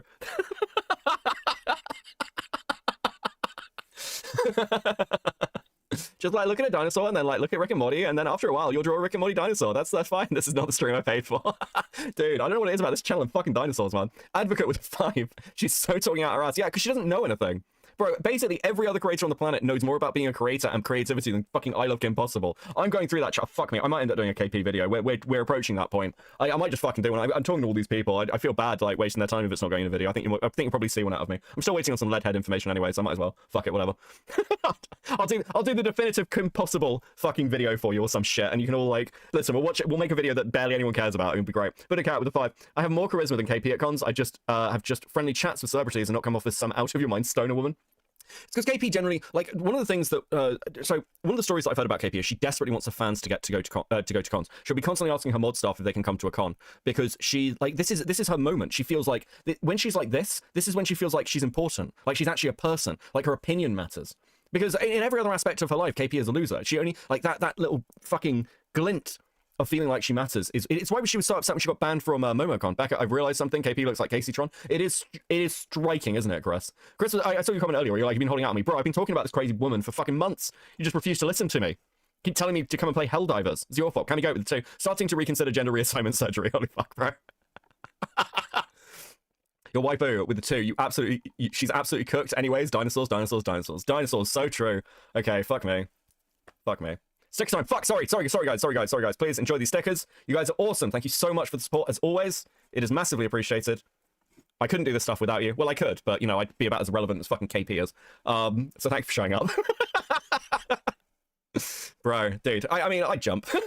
Fuck me. Exacerbates the potential chargers. It's not a prank, not boys being boys, and not something you two have to just shrug off because it was decades ago. It might also come under discovery rule in civil cases.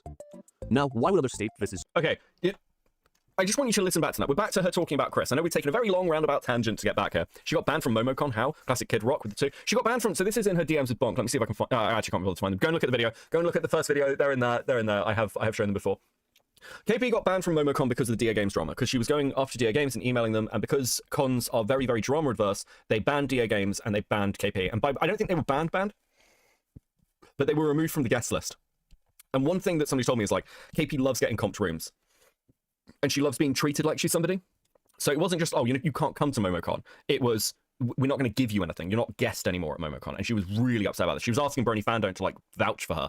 Like, which is insane. Hey, random internet schizo, can you, like, wield your fucking internet power to try and get me back into MomoCon? That's what she wanted him to do.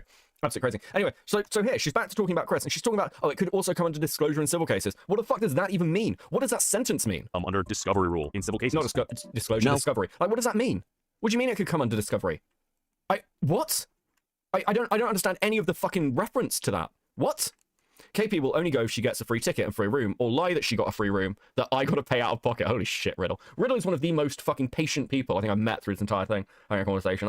Riddle is still like, oh, well, there's faults on both sides. Most people won't do this. Riddle, you are actually too nice. Like, unironically, bro. Listen, you can still be like, there are faults on both sides. Riddle, bro, come on. Dude. Metalman with a 5. Can we somehow point KP and Jar at each other and let them fight? I think they'd get married. Based Hoz with the 5. Beckett streaming unhinged women. Did she trans as more people in conversion therapy does? Okay, fuck it. I don't know if we can say this while everyone's saying that this is my fucking egg stage. Okay, I don't. Jenny will fucking kill me. Okay, Magical Raccoon with a 5. You know, Father Beckett. I was feeling quite down and miserable about my life, but seeing this, I realized it could be worse than most. Thanks, I think. Jesus, dude. Okay, chill. Jar's son or KP daughter. Unironically, Jar's. I think Jar. Okay, listen. This is not a defense of Jar in any way, but Jar has been more successful than KP, and Jar has been less retarded than KP has. Like, Jar, at least, I don't think has ever, is not leveling false rape accusations against somebody. Beckett, seriously think about this. At least Jar's son would be funny. Listen, I think this is worse. Okay? I think she's almost speed running Jar's arc, and she's currently accusing people of being pedophiles. Like, if you watch her last response video, the implication of the DA game section is that Will Ryan is harboring pedophiles intentionally. Jar's son would be funny, you have me there. Yeah, listen, I live in the garden, but I sent you something about KP being weird in Discord. Ooh, Slashy with the 2. KP should just become the new Keemstar. Dude, what the fuck is that? Oh, okay, hold on. Wow, that's quite a lot. From 2016. Okay, we're not going to get another tangent for this, but I will go through it, Killjoy, because that does look interesting. Dude. There's this thing with KP where she's not been interesting enough for the wider, like, A-loggy side of the internet to really dig into her. But now she's sort of breached into people like me talking about her. Like, lots of us are very obsessive. So it is interesting seeing how much stuff's kind of just being pulled out of the woodwork now. Jar also lives in his own and has a job, I believe. Yes, that's true. Yes, Jar has actually at least had jobs. He can't hold them down, but KP doesn't even get them. Okay? Discovery is the before process of suing, where the clients exchange info and charges to the lawyers to work on the case. Oh yeah, like, again, I know what Discovery is. I just don't understand how it's relevant to mention here. I don't understand how it could come out in Discovery as a point, like a valid point in it. I don't know what she means by it. Do you know what I mean? Like, what's the relevance of bringing it up? All I'm saying is we should get Bogsy for the KP video. Holy fuck. Okay, let's go. Why would others state this is just a joke? Well, psychologically, for a few reasons. Number 1, minimization as a defense mechanism. Oh, I have just been informed by somebody else in the know that KP was actually... I'm wrong. KP was actually banned from MomoCon. Because they hate her, okay? Somebody who was friends with one of the con chairs is like, no, actually KP was banned. Like, as in, like, you can't come. We didn't just, like, unguest her. So I've been corrected in the funniest way possible. How do you get... Dude, how do you end up as the only person who's ever fucking banned from this place? Bro. Oh, God, KP is so bad, people are seeing Jar positively. Listen, don't worry about it, Meltman. Thank you for the 5. He'll fuck it up in a week or 2, okay? Oh, dude, listen, she brings out all these, like, fucking weird, like, legal definitions. And this is like, a pure, almost Twitch Polish appeal to authority. Look, actually, here's, like, these, like, technical breakdowns, and that's why it's actually really important that we've discussed these really, like, serious things, guys. KP is an idiot. Like, she's dumb. Like, if she was smart enough to actually do this herself, well, actually, no. I mean, I was going to say, like, none of this would have happened. But the truth is, if she was smart enough to actually understand any of this stuff, maybe none of this would have happened. What I will say is, it is my personal opinion, this is just my belief, as I said earlier, that it is highly likely that this is KP. This is KP. KP is all over this fucking shit. Not KP, sorry, Courtney. Courtney is all over this fucking shit. This sounds like something Courtney would do. Holy fucking fuck.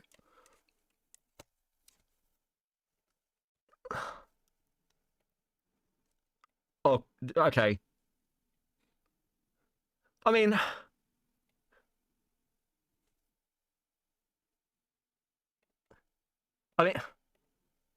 it's hard to argue with, isn't it? I do see it. I do. Oh, dude. Mechanism. Calling it a joke is a classic way to shrink the severity of the behavior that makes people uncomfortable. It's easier on the psyche to say, it was just a prank, than to face reality that somebody crossed a sexual boundary. It reduces moral discomfort. If it's a joke, then maybe it wasn't really that bad. It lets them avoid re-evaluating their own values. Just because they admit it's serious, they might also admit someone they like or trust did something wrong. It avoids the pain of empathy, because to empathize means to acknowledge that someone was harmed. This is a form of cognitive dissonance reduction. People resolve internal conflict between I like this person and this person did something awful by downgrading the awful thing into a joke. See, okay, here's one of the interesting things with this as well. This is a form of cognitive dissonance reduction. Like, KP constantly frames this stuff in the weirdest way in this Q&A, or KP or Courtney does. Because, like, one of the things I've heard is, well, you know, Becca only protected Saberspark because he likes Saberspark. Becca only, like, and somebody in one of my comments was like, well, this person just likes DA games. I'm sorry, have you listened to me? Do I sound like the sort of person who is watching Saberspark's content? If you go way back to the start of this drama back in May, you'll see me call Saberspark like autistic and a nerd. Like, I think I made comments about him being shoved in lockers. I didn't come into this with a long-standing appreciation and love of Saberspark's content. I wasn't like, well, how dare you attack my favorite content creator, Saberspark? I must defend his honor. I never fucking watched the guy. And the same is true of like DA Games. I still have never watched any content from DA Games in my entire life. I've never seen any of it. The voices make me very angry, like a husband coming home to see the roasters burn. Holy shit, Chris. Archer with the 5. Shut up about empathy. I already have that word hear that word way too much from iDubbbz. True. The truth is that, like, again, Saberspark, now I've spoken to him more, I'd say I get on with Saber. He's a nice guy. He isn't at all what I expected. He's way more chilled out. And he's like, he's very down to earth. But I didn't know this going into any of this. This weird idea that's like cognitive dissonance. No. Chris told a gross story. It comes under the category of a joke. It is like, it may not be a joke in good taste. It may not be a joke you like, but it comes under that category, and that's why it's referred to as such. Like, again, it's not something that actually happened. It's something he made up. That's why people say it's a joke. This weird fucking twisting of it. It's bizarre. And it's like, KP acknowledges that it didn't actually happen. She's acknowledged that multiple times. So I don't really understand why the fuck we're doing this. I don't get it. If it was a tribe, most of us would be dead. It already practiced a form of human sacrifice. What the fuck are you talking about? Okay. Number 2, protecting the in-group power. If someone is a part of the same social or fandom circle as Chris, calling it just a joke is also a way to protect the tribe. If it's serious, they'd have to hold someone accountable, and that threatens the group's image. If it's just a joke, they can preserve the community narrative and their own comfort. This is especially common in tight-knit online circles. People fear that acknowledging wrongdoing will hurt the fandom or give haters ammo, so they rewrite the story to feel safer. Oh, the protecting the tribe bit. Yeah, like, again, this isn't necessarily untrue. It just doesn't really make sense from my perspective, right? Like, there's no base here where I'm like, oh, well, you know, I've got to protect Chris from DA Games. Otherwise my audience might fucking turn. I don't think I'd ever heard of DA Games before all this started. In fact, in the first call with KP, it's in the first video. You can hear me be like, I've got no idea about the DA Game stuff. And KP's like, you really don't know anything, do you? That turned out well for her. Once again, I really do want to ask, how crazy are both Courtney and KP? You've just watched me eviscerate everyone involved in this drama, and you decided that the best approach would be to try your luck at attacking me yourself. Now, don't get me wrong, this sounds like a very ego-strokey thing to say. I just don't really understand it. Like, I'm not special or anything, but surely if you've just watched somebody decimate an entire fucking hate mob, maybe that's the person you want to stay away from annoying. I don't know. That seems like the obvious choice to make, potentially. I'm actually having an aneurysm over the voice. It actually hurts my head over this. Blame Hidden. That's Hidden's voice. Killjoy. Is that Hidden's voice? I'm not sure if it's Hidden's voice. I think it's Hidden's voice. I can't tell. The emojis led me to believe this is the ChatGPT generated. Yeah, I can believe that. It's not Hidden? Okay, it's somebody else. I think somebody else. No, it's Mon. No, it's Mon. Oh, okay. Okay. It's Maui. Okay, that's Maui. Okay, Maui. Chris dislikes your voice, but I think it's funny. There you go. Well, it's 50-50. It's 50-50 coin kills. Glitchy bits with 5. Literally the joke was just about how KP lives everything on the floor during cons. It was still gross, though. Just extra context. Yeah, again, it's a gross joke, but it's a joke. That's why people are calling it a joke. And the important part is, he apologized for it 2 years ago, and it happened over a fucking decade ago. That's what matters here. That's why no one cares. That's why no one cares, KP. Because, like, look, okay. From KP's perspective, this is what ruined her career. But if one story was capable of ruining your career over a decade ago, you didn't have a career to ruin. No wonder this guy turned up at her fucking Q&A and was like, I didn't know what your fucking channel was. I've never heard of you. KP, no one ever cared about you. Ever. In the entire, listen, you got viewership because you existed in a very low competition environment. That's it. That's why your channel grew. And then the minute other people turned up who had, you know, a womanly shapely figure, people gravitated to them instantly because they were less annoying, less cringe, and frankly, less 4 out of 10 than you. Even bronies have standards, KP. I know this is magical information to you, but even bronies have some level of standards where they look at KP and they think, maybe not. Maybe there are other options. Maybe I don't do this to myself. Listen, like, it must be hard being a brony and just thinking, look, I'm already a brony. Maybe there are, like, other things in my life that I could improve. Do I want to do both things to myself? Can I be a brony and like KP? It's kind of like multi-layered, isn't it? So it's annoyed the fuck out of me. Number 3, humor as a shield against guilt. Psychologically, humor is one of the fastest ways to neutralize guilt or shame, even when it's deeply misplaced. So by laughing at it, calling it a joke, using sarcasm, they're subconsciously saying, if I treat this as unserious, then maybe I don't have to contribute to the ugliness of it. It's a shield, not for you or the truth, but their own discomfort. Okay, can I bring up like one thing about like just this whole presentation of like giving these numbered points essentially, and KP's arguments are hidden. Oh well, maybe you should like look into like the laws and like the psychology because like trauma's really serious. And you need to like take into account the psychology of the person. I do not have a psychology or law degree. I don't. And what I do have is expertise in the environmental sector and in like I guess theology is like my undergrad and some political science because that's what my master's. Those would be what I consider my areas of expertise. Now I can tell you from experience as somebody in a technical field, basically. Most of the time when on YouTube and I hear people talk about those areas where I have some knowledge, I really wish they wouldn't. I really wish I could stop hearing people talk about the environmental sector, for example. It is constant. For those of you who haven't heard this speech before and this spiel, I'm just going to give you this as an example. Does anyone here watch like videos about rogue waves? Have you ever seen a video about rogue waves? And they say in this video, it's a very common term, these rogue waves, scientists thought they only occurred once every 10,000 years. Have you heard this before? Put one in the chat if you've heard the phrase. Yeah, our scientists were surprised that they exist. They couldn't because a wave like this can only occur once every 10,000 years. Has anyone heard this before? I mean, I literally sat, British drummers definitely heard this before. Okay? So, the reason that is a phrasal here, you'll also hear it in other things like oh, well, this area, this event will occur every 100 years, or this volcano is overdue, these kind of statements, right? Okay? The reason you get statements like this is because lay people will go and read research in the environmental sector and they'll hear phrases like a 1 in 10,000 year event and go, a 1 in 10,000 year event? That must mean that occurs once every 10,000 years. That's not what it's describing. It's describing probability. It has a 1% chance of occurring. It has a 1 in 10,000% chance of occurring in any given year. Or like the most like common description of this is like 1 in 100, so a 1% chance. And it's a probability description. So when scientists said that rogue waves only occur once every 1 in 10,000 year event, that's across the entire ocean in any given year, which from a probability perspective is actually quite probable. That's actually, we'd expect that to happen. It's over the whole fucking ocean. Now, the reason I bring this up is not just for me to rant about my annoyance at people misunderstanding the phrase 1 in 100. It's because it's a great example of why people who do not have expertise in a field probably shouldn't fucking talk about it. Because things that will appear very like obvious to like a layperson actually have very particular meanings within that field. And when YouTubers get in a YouTube video and they start describing legal terms or psychological terms that they are not qualified to talk about, they fuck it up all the time. So I don't have a psychology degree. I don't have a law degree. And again, you've got KP here with absolutely no idea what the fuck she is talking about, and neither does Courtney, talking obvious nonsense with full confidence. And it should actually be, it's one of the few things that you should call out, because this is how actual misinformation gets spread. It is confident idiots unable to understand that they don't understand something. Dangley with 5. I changed my mind. KP owes me the 17 in wages for being here. KP, come here. Come here. We can set you up with a nice COS and get you a nice SIL with support based, okay? Beckett's the dire wolf thing. Oh, holy shit, yeah. Okay, listen, thank you guys for everyone who sat through me ranting about the 1 in 1 10,000 event thing, okay? It really annoys me, makes me very annoyed. I've done this multiple times now. I will continue to do it in the future. Anyway. Number 4, cultural conditioning. Boys will be boys. There's also the big... Hold on. We're going to phone Aiden. Aiden has a question. I'm assuming about KP. Stickers now? Sure, we can have some stickers. Please enjoy these stickers. You guys are based. Thank you so much. I don't know whether Aiden's going to fucking pick up. He's talking about KP, so we'll be nice. We'll help him, okay? We need to share the word. We need to share the word of KP, everybody. Fuck me. He didn't pick up. Well, I tried. Listen, I tried. I tried phoning Aiden, and then he ghosted me. How insulting. General question. Did Courtney even go to college? Courtney did go to college. Courtney does have a degree. Well, actually, I don't think she does. I don't think she does. I think she dropped out. I think KP dropped out of college, from what I understand. She dropped out of film school. I'm live. So am I. What's up? I'm delving into the Saber Spark situation for the first time ever. I think I have an understanding here. What is it about the accuser?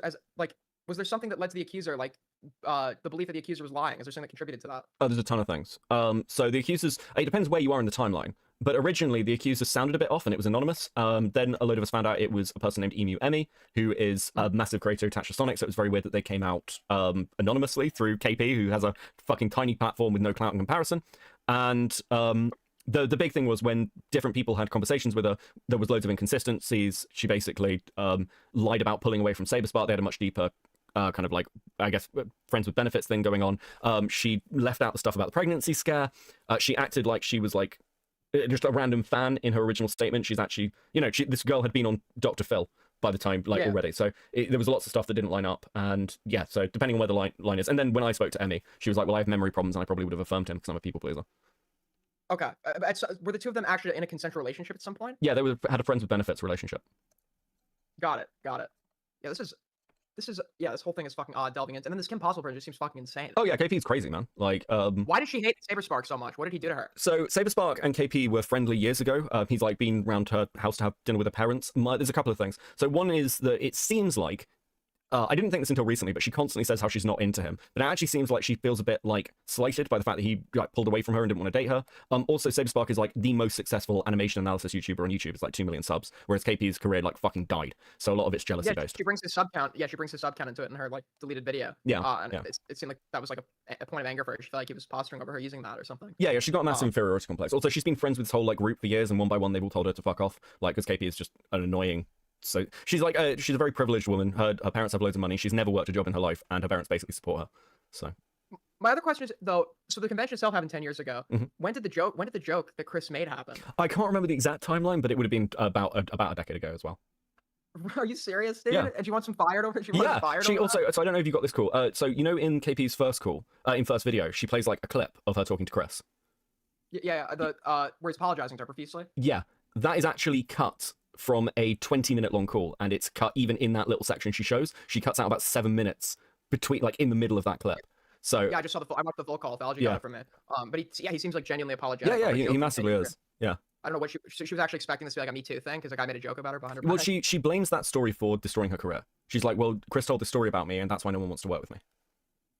Wait, why would no one want to work with her over the thought that somebody else ejaculated on her clothes? That's a very good question. I never got a clear answer for it. If you watch my first video, there's a whole section where KP and I talk about Chris, and she basically stammers over I wanted to do something about it. Okay, well, what did you want done about it? Oh, well, I just wanted someone to take accountability. Okay, well, what does that look like? Well, I felt like nothing. And it's this really fucking weird thing where she doesn't want to say the truth, which is I wanted him fired, because I've now spoken to a load of her ex-staff and friends. KP is just really vindictive. Like, the best way to think about her is she's just female jar. It's almost one-to-one. Are there any funny videos about her specifically that you recommend watching? KP specifically. I mean, I just put out a video of her second response, which is pretty funny. Because she's like fucking crazy. I'll go watch it. Is it 5 hours long?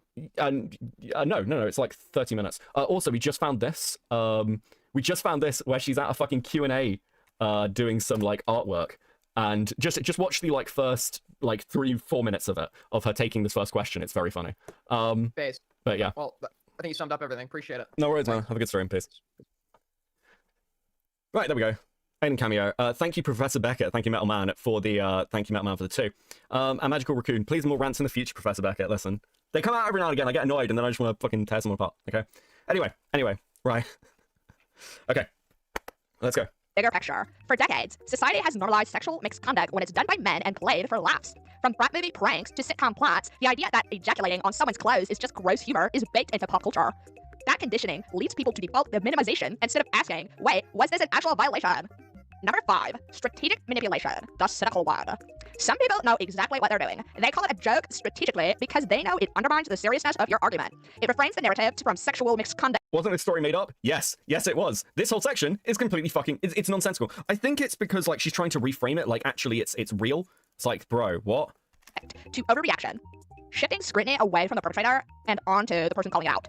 That's not ignorance. That's calculated. And it's a classic PR tactic in crisis comms. Diminishing the language so the public follows suit. Him lying about it isn't just a... Okay, this is interesting. Comms. Diminishing the language so the public follows suit. Because all the way through this, by the way, if you pay attention to it, everything that like KP accuses other people of doing is stuff she and Courtney are currently engaging in. Courtney is sat on Twitter, or she was until today, where she like privated it because, she's a fucking coward and ran away from me, you little bitch. It is downplaying what happened with Saberspark accusations. KP herself is downplaying what happened with the Saberspark allegations. She will never say publicly now, oh, well, I accused him. She won't do it because she knows that she's got to downplay everything. So again, watching through this last night, I realized that basically everything in it's a fucking confession. It is pure projection. I really have never seen anything like it. Come say hi before I go out again, but wasn't ready to hear Beckett crash out over people misunderstanding 1 out of 100 like he's my 60-year-old father. Thank you, Melly. Good evening. I hope you have fun. Him lying about it isn't just a side note, it shows consciousness of guilt. Now, to be clear, I should have asked Chris if I could record the conversation with him. And in hindsight, should have had him make a brief public statement expanding the issue. I don't think someone should be defined by something they did that long ago. But that's the thing, this just extends to Chris. Since Chris admitted this to Will Ryan, his boss, at least once, we can assume if it happened on DA Games company time, which also breaks additional laws. Title 7 of the Civil Rights Title 7 of the Civil Rights Act. This crazy fucking bitch is citing the Title 7, like the Title 7 of the Civil Rights Act from 1864 to make an internet argument about some guy making a story up about her. This is a civil rights violation now. Fucking what? Act of 1964 prohibits sexual harassment in the workplace. Okay, prohibits sexual harassment in the workplace. Now here's part of the problem with that. Even if, let's say hypothetically, Chris worked for DA Games at the time, which isn't the case, by the way, sexual harassment in the workplace applies to people employed in that workplace. Now, you may notice a fault with that is that KP was not ever employed by DA Games, so therefore cannot claim sexual harassment in a workplace in which she does not work. It makes literally no sense. She's literally, she's like, she does this whole thing with Hidden where she's like, you know, Beckett really should have looked into these laws, and she just sort of randomly brings up laws that don't apply to her situation in any sense. It's completely mental. What are we doing here? What the fuck is wrong with you? EEOC regulations define sexual harassment broadly, including non-contact sexual behavior like masturbating near someone, ejaculating on their belongings, or creating a sexually hostile environment. The OSHA, or Occupational Safety and Health Act, nerd, requires... It's an OSHA violation. It's an OSHA violation, guys. Guys, this is an OSHA violation. You guys are laughing. I can see you laughing. I can see you not taking this situation seriously. But this is an OSHA violation. Fucking what?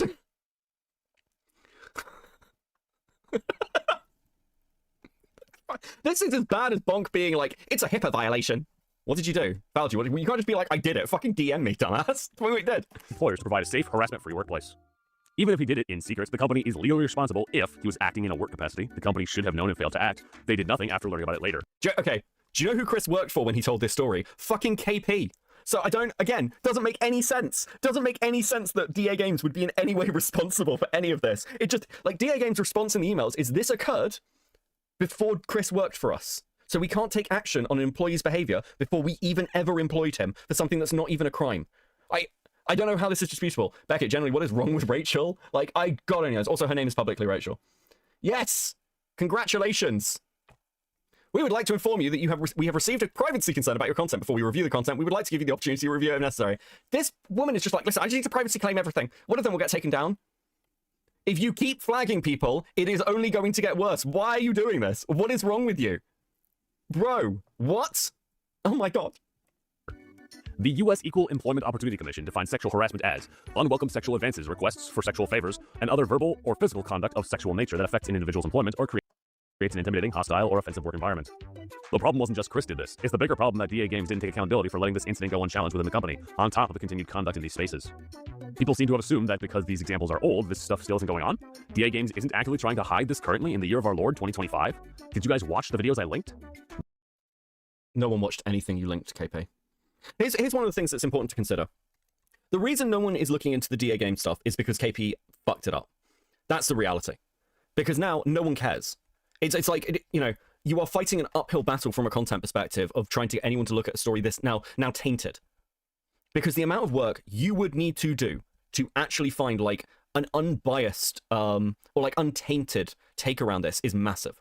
I doubt that like, again, any of the like quote-unquote victims of DA Games are now going to be burned in one direction or another. They're either going to want to back off and not be involved or not make those claims because they're scared of public backlash, which is a very real risk, or they'll try and double down even fucking harder, which could potentially lead to more false allegations, depending on what we're talking about. So you can't really trust the testimonies anymore. Again, this is one of the reasons why if people come to you to tell their fucking story, firstly, if you're a YouTuber handling this shit, you should be incredibly fucking careful if you should do it at all, which, again, increasing a question for a lot of YouTubers.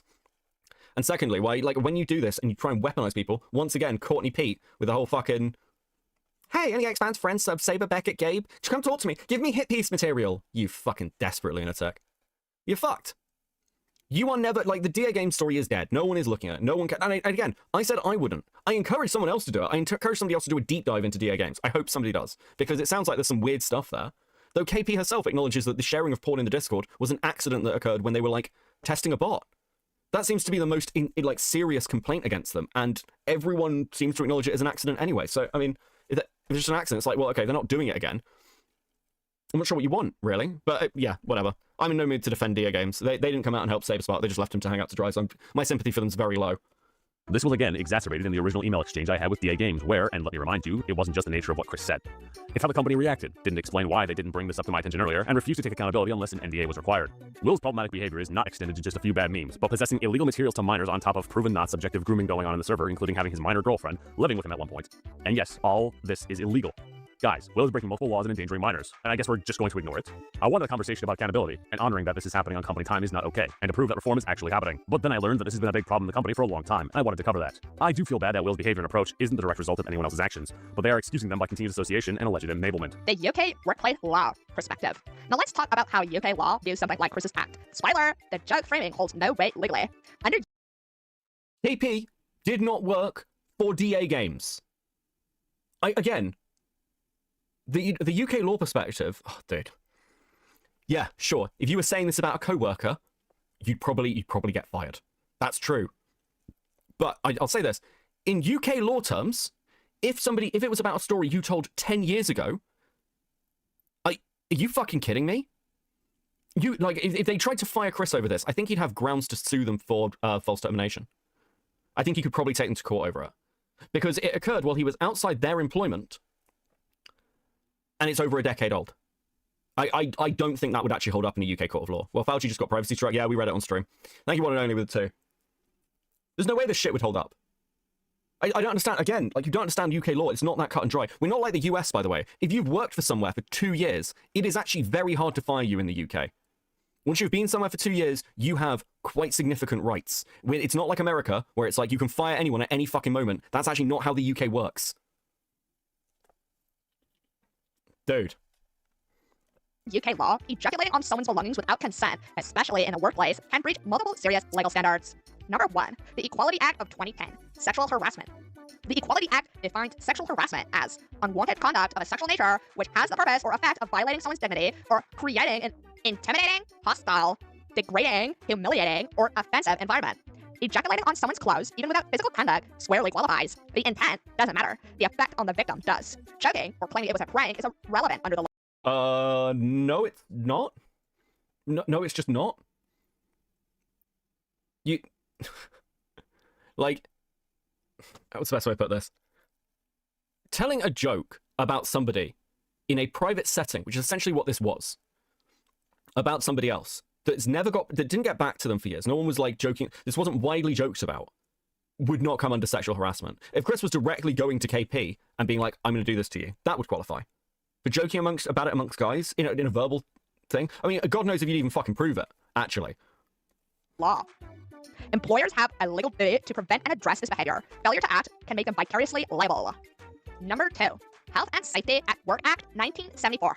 Employers must provide a workspace safe from risks and health. Sexual harassment, not even physical, creates a physiologically unsafe workplace. Failing to prevent or investigate it can breach this act. Once again, KP didn't work for DA games. I feel like every time we do one of these, whenever it's KP, I just feel like I end up repeating myself because the point doesn't make any fucking sense to begin with. Number 3, Criminal Law Sexual Offense Act 2003. While prosecution would depend on circumstances, acts involving sexual activity without consent, even directed at property, can fall under sections covering indecent exposure, outraging public decency, sexual assault if contact occurred, harassment or stalking if part of a pattern. There have been UK cases where ejaculating on property or leaving bodily fluids was prosecuted as sexual misconduct or harassment. Number 4. Again, though, that's not what happened, KP. Not what happened, therefore why are you showing it? Well, she struck again. Oh, dude, internet adjacent as well. Yeah, internet adjacent's tweeted out. Dude, fucking hell. Is this woman just gonna fucking privacy strike everybody? You're a content creator. You've been around for ages. You know that if you just privacy strike people, it's going to make people more pissed at you. What good does this do? Also, they're privacy complaints. You can't privacy complain an entire fucking video. It's insane. Employment. She's doing the Monday Matt thing. Kinda. She's gonna get her channel fucked. Yeah, I mean, dude. 10 years of irrelevancy. More true than ever. Tribunal precedents. UK employment tribunals have repeatedly ruled that non-contact sexual acts, like exposing oneself, sending explicit materials, or masturbating near someone, constitute sexual harassment if they create a hostile environment. Doing this on company time or property dramatically increases liability. But KP, I hear your thoughts. You lied about the statement. That part was an assumption. In my original statement about this incident, I said I've never made a video like this, which Mr. Enter a lie, even though I never had a chance to clarify, nor did he reach out to clarify. He kind of just ran with it. What I was referring to is that I had never broken a case like the DA games or the Saber allegations. The video I did covering Lily Orchard was done with statements with victims that were already publicly logged. The only new information was my own experiences. This was totally different. What the voice actor incident? No one brought up this directly in the comments. I'm sorry, wait, isn't this... What? Why are you so stuck on this? Kate, like, she brings it up all the time. Oh, I'd never done a video like this before. This was so difficult. Look, the KP stuff, like, the Lily Orchard stuff is a direct comparison. Also, it's never like she's, like, not ever talked about drama before. And Courtney's done videos like this, or, like, content like this before. You've certainly watched other people. Part of the problem is, as well, if your argument's going to be, oh, I've never done something like this before, well, this is why you go and talk to people. I don't optics check as much as I used to because I'm used to making videos and I'm pretty good on what I can get away with, what I can't. I've developed like a solid tone to my work. But like early on, there are videos that have died on the vine because I've shown them to somebody and they've just been like, dude, you cannot fucking put this out. Either it's bad or whatever. But KP like went to people about this, and the overwhelming feedback she seemed to get from people was, you shouldn't do this, and she did it anyway. So the argument of I've never made something like this before doesn't hold up because you didn't listen to any of the fucking advice. Lio told you not to do this. Lio was like, go and get a police report. The DMs exist. Jar logic? I mean, yeah. She's female Jar. But some commented on the fact that I asked people to work on a volunteer basis. I understand that volunteering is a very personal choice for many, but something that was left out in the exchange he showed is that he offered to do this in the past. The spicy comment was just a critique on it being non-traditional to my usual content, which is why something like this posted without context or consent shouldn't have happened. The same person that complained the use of the same image in Saber's video was a violation of their consent, which I found both ironic and hypocritical. But Cartoonshi, well... Oh my god. Cartoonshi, dude, Cartoonshi gets endless shit during this, and out of everyone, I think Cartoonshi has done the least. Like, he made, like, what, 1-2 videos? God, she really does hate me? It's so fucking weird, bro. I don't understand. It's fucking obsessive. Listen, I got a much bigger section than you. I'm the real one she hates. Oh, run from me, bitches. Well, I first would like to thank this guy for being fair compared to the rest of you fucking Hulgians, but I want to stop right in the middle off this. Now, although you and anyone can say, this is my opinion, the argument doesn't work when you are literally... At least he was, like, okay, we switching up now? Cartoonshi's now the standard? Cartoonshi is fair. Dude, what a fucking name. Holy shit. One of the first sources to report on the issue before I had the chance to figure out how to respond. This isn't an opinion you're repeating into the void. This is an opinion that is actively shaping how people are responding to the story, and listening to an opinion about a video that was taken down. If you would have waited on me before posting, the main part of your video could have been the DA games highlights. If we'd been waiting on you before fucking posting, KP, we would have been waiting for 8 fucking months or something. Also, oh my god, you can't talk about me, guys, until I've responded. That's like irresponsible. No, we can talk about what you initially put out. You don't get to put a video out and then go, everyone calm down, I'm gonna clarify this in my next video. That's not how any of this fucking works. Actually, you didn't give me full time to respond. She's also complaining that people didn't talk to her when people did try and talk to her. Courtney does this as well. It's like, when people don't know me, it's like people are trying to talk to you and you refuse to, and then you complain that they're not talking to you. It's fucking, dude, you can't have it both ways. KP put out one of the worst hit piece videos ever made on the internet. That is the reality. People are going to talk about it. You're not a victim, KP. You're a fucking malicious bitch. It's very, very, very simple. You are a malicious bitch. What did you, what? You think people were just going to wait? This woman literally does not seem to understand that she's done anything wrong. Which is, like, again, it's one of those things where it's almost a public service on some level. It's kind of a nice position for a commentator like me to be in. Because obviously, as you can tell, I'm kind of a dick. But one of the best positions you can ever put a creator like me in is where, like, I'm kind of, like, on balance, not as bad as the people I'm covering. Because I'm a total asshole, but I'm not accusing somebody falsely of rape. I'm not accusing a load of people of falsely accusing a load of people of being pedophiles. I'm not doubling down and blaming everyone else and saying, what are we going to do as a community? What are you going to do, KP? You made this. You created this issue. Once again, I've said this throughout all of this. If you fuck up a victim story, you are just as much responsible for that victim no longer being believed. Their blood is on your hands just as much as the people who come and like have maliciously discredited the story, who were like the stands of the other side. You're just as fucking guilty. That's why there is a level of responsibility to all of this. But people are like, no, I'm just a little guy. You have been making content since your early 20s, KP. You have been doing this for like a decade. You have been around a long time. You wanted this. You saw the views on the Lily Orchard video. You wanted the clout. You created the situation. You can't just cry about it now. No one's accepting it. And like, fucking Courtney's doing this thing of moral flagging. Oh, people are telling stories about KP now. It's so misogynistic. It's men just covering up. No, look. You can't moral flag. You're accusing people of being rapists and pedophiles. Some of the stuff that Courtney says on stream is so fucking gross. Like, the stuff Courtney says about people is fucking disturbingly gross. You actually can't play the moral card. It doesn't work. It makes no sense. 3 hours and 1/3 of the video is a good pace for you? Thanks, I try. Listen, that's what we call transformative content. Quimmy with the 5. I know for a damn fact she's only mentioning Cartoonchi because he's a bigger YouTuber than she will ever be. She's just jealous. Yeah, I mean, Cartoonchi has the views on his video. He's very relevant to this from that side. And in many ways, I suppose, for like the animation analysis community, did set a lot of the tone in like that initial video. Now, for me, I never saw Cartoonchi's video when it first came out. In fact, I wasn't going to cover this at all. I joked about this in the first video. The reason I ended up covering this was Chud Logic watching it. And because I saw Chud watching this and it was so insane that it made me go and get involved. I was like, dude, I need to find out what the fuck is going on. I do. But yeah, I mean, this was such a shit show that it breached the animation analysis community and went to like wider commentary. Like, you know, Nicholas Diorio ended up talking about this shit. Which was originally the goal. I don't know. I don't think you thought about it, but coverage like that also has consequences of harassment if not addressed carefully. That's why has consequences of harassment. Cartoonchi caused harassment. You caused harassment. You accused people of being rapists and pedophiles, KP. What about you causing people harassment? Oh, why are people mean to me? Because you're a bad person. Because you deserve it. Like, I don't. What do you mean? You're free game. Took my own video down. Those factors can be drastically irresponsible if you are leading with interpretations and facts that aren't backed up. Plus, it seems like your goal was clear from the start. For example, here's a clip from the original video that Cartoonchi interpreted as an ego reflection. Maybe I said that because Jon Stewart and I are also Jewish, and I relate to his representation. No matter how you characterize it, this had an influence. You are responsible for how the public reacts, just like everyone else. But what about Brony fandom? For those of you who don't... The fucking deflection. Cartoonchi. I know that I accused people of rape and fucked up a load of stories and like basically, you know, tried to ruin people's lives, but you're responsible for your coverage and how mean people have been to me. What? Dude, come on. You don't remember? Brony fandom is a user who originally broke the original allegation on another YouTuber named Black Griffin. You are welcome to research that case if you are new and come up with your own conclusions. But what I didn't know at the time is that fandom is also someone who has a very problematic views. I don't know why you're hunting predators if you talk about Lolicon like this. Also, for the record, it was Brony fandom's idea to connect me to Amy with the intention of putting said testimony in the video, misunderstood me, and then proceed to throw me under the bus, even though he said he wasn't going to do that. I don't really have any comments besides I won't be engaging with him again, the creepiness I wasn't aware of, and he is or was very mentally ill, so I hope he gets the help he needs. No, Jesus. Asset use is a mess, and although we use assets under fair use and under transformative work properties, I admit that some things slid by near the end, and that's why I took the video down and why those mirrors are probably next. Sorry for that girl. Ooh, interesting. What? Mentally ill, so I hope he gets the help he needs. No, asset use is a mess, and although we use assets under fair use and under transformative work properties, I admit that some things slid by near the end, and that's why I took the video down and why those mirrors are probably next. That's okay. So 2 things. That's a new narrative. You said you took the video down because of the tone. In fact, I know that to be the case because you say that in the DMs. That's, well, you took it down because of public backlash. But now you're saying you took it down because of the assets used and also that you're going to take the mirrors down. So is this KP just saying that she's going to strike people's videos?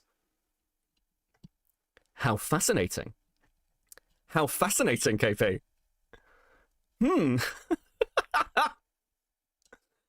Interesting. Well, that's a bold position to put yourself in. Let me just listen. On the off chance that KP is not a total coward, KP, if you start striking people's videos, this will get worse.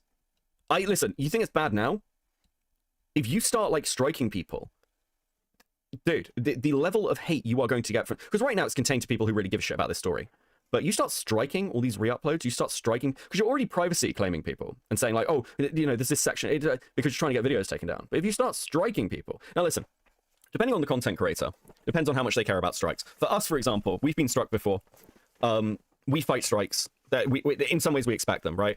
It's, basically, if you want to fucking DMCA us, let's deal with it in court if you feel that fucking confident.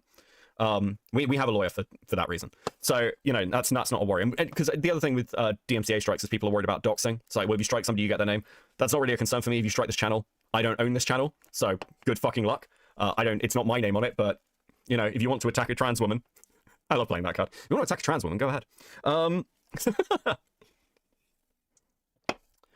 But let's be honest. That's a really, really fucking fascinating statement that she wants to get rid of these re-uploads.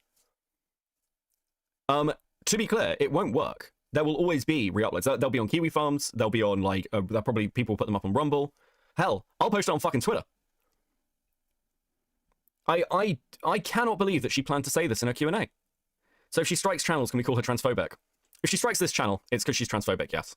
That would be the only reason KP would strike me. God, that would be funny. Is she that dumb? Interesting question. Sorry for that girl that got mad at me on Tumblr. But transformative law in the United States is especially tricky, and sites like TikTok thrive on reusable content and, because it's based in China, is able to get around said laws. Bet you didn't know that. As well, it is an industry standard for actors to sometimes not have full scripts when working, but this shouldn't be a problem anyway since I don't plan on making any more videos like this anytime soon. This is a lie. But Saber was just trying to be responsible. I understand the sentiment, but something that is never brought up is that it is borderline illegal to make someone take a pregnancy test without their consent in the United States. I'm sorry. Fucking what now? What? Are we seriously litigating, like, Saber wanting Emily to get a pregnancy test? Here's another thing to remember. Emily is not disputing, at least to my knowledge, the fact that she agreed to get a pregnancy test. He didn't hold her down. He didn't hold her down and be like, piss on the stick or I'll kill you. He was like, we need to sort this. You need to get a pregnancy test. This is actually fucking crazy. Which is where the incident takes place. Don't believe me? I've linked cases in the description. Forcing someone to take a pregnancy test is not being responsible. It's reproductive coercion, a violation of privacy and consent. In the US, a potential father has no legal right to compel a test or access medical records. That's a law. Wrap it before you tap it. Well, what about the voicemails? So this is going to why, as much as there are a few people asking, I'm not going to talk to anyone about this because I've already been burned with this whole situation. Now, during the immediate aftermath of this video, I was taking interviews to both acknowledge the video was bad, but to try to direct attention back to the DA Games documentation. But people were more concerned with the other side of the story. More specifically, this guy named Beckett.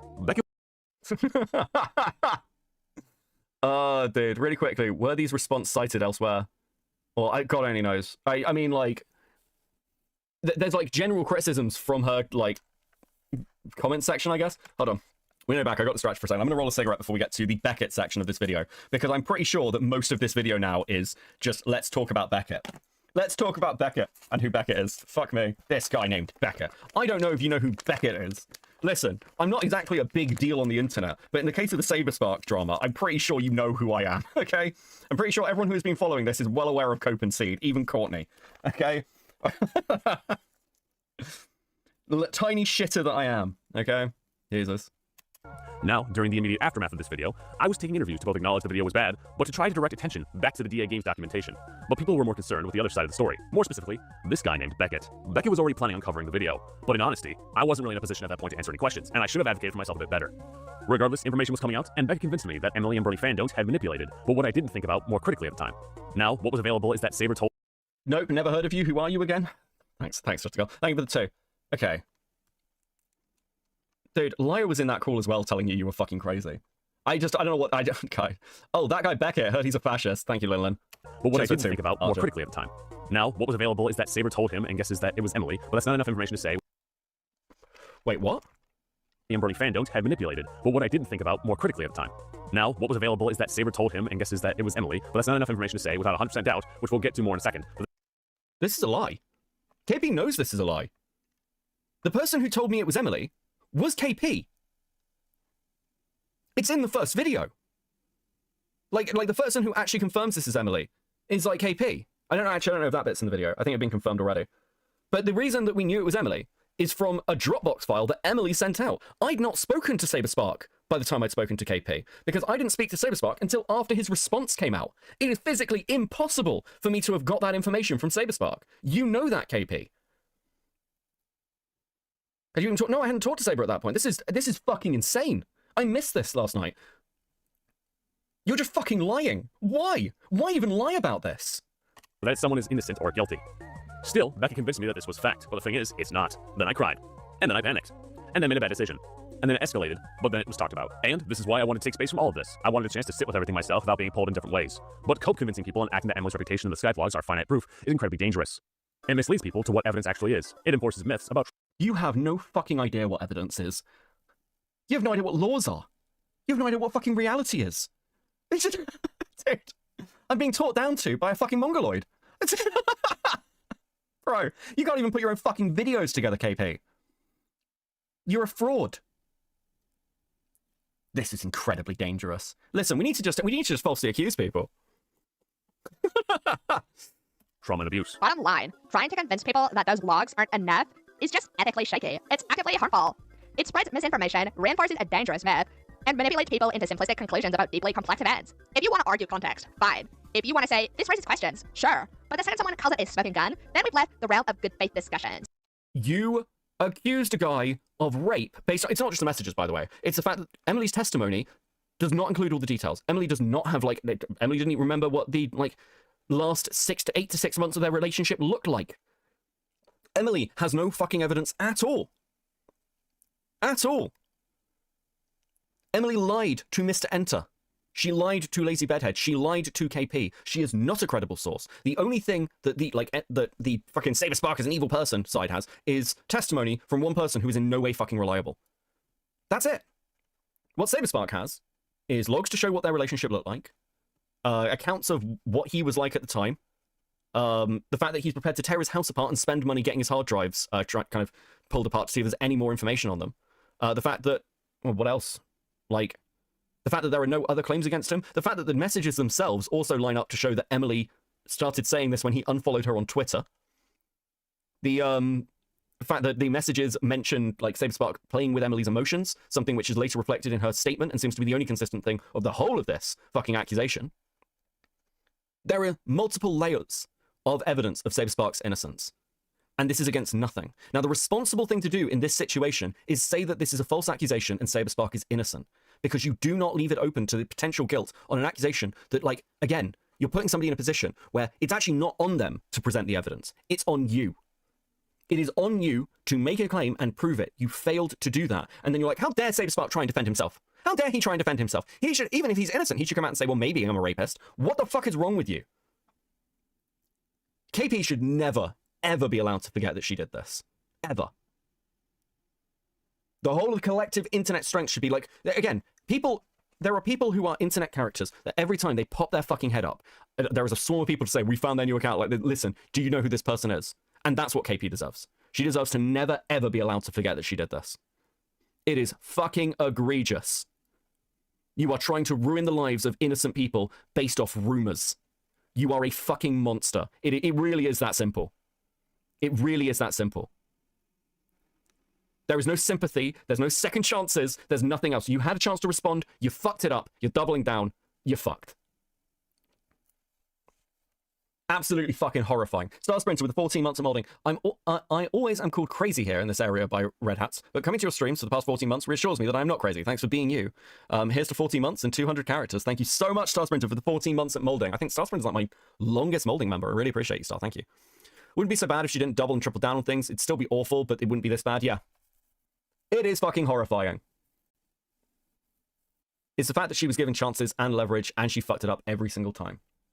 She's privacy striking people because she doesn't want anyone talking about this. Oh, how dare they? How dare they? KP, do you know what the truth is? Whether I'm releasing one of your responses, whether Hidden's releasing a call with you, makes no fucking difference.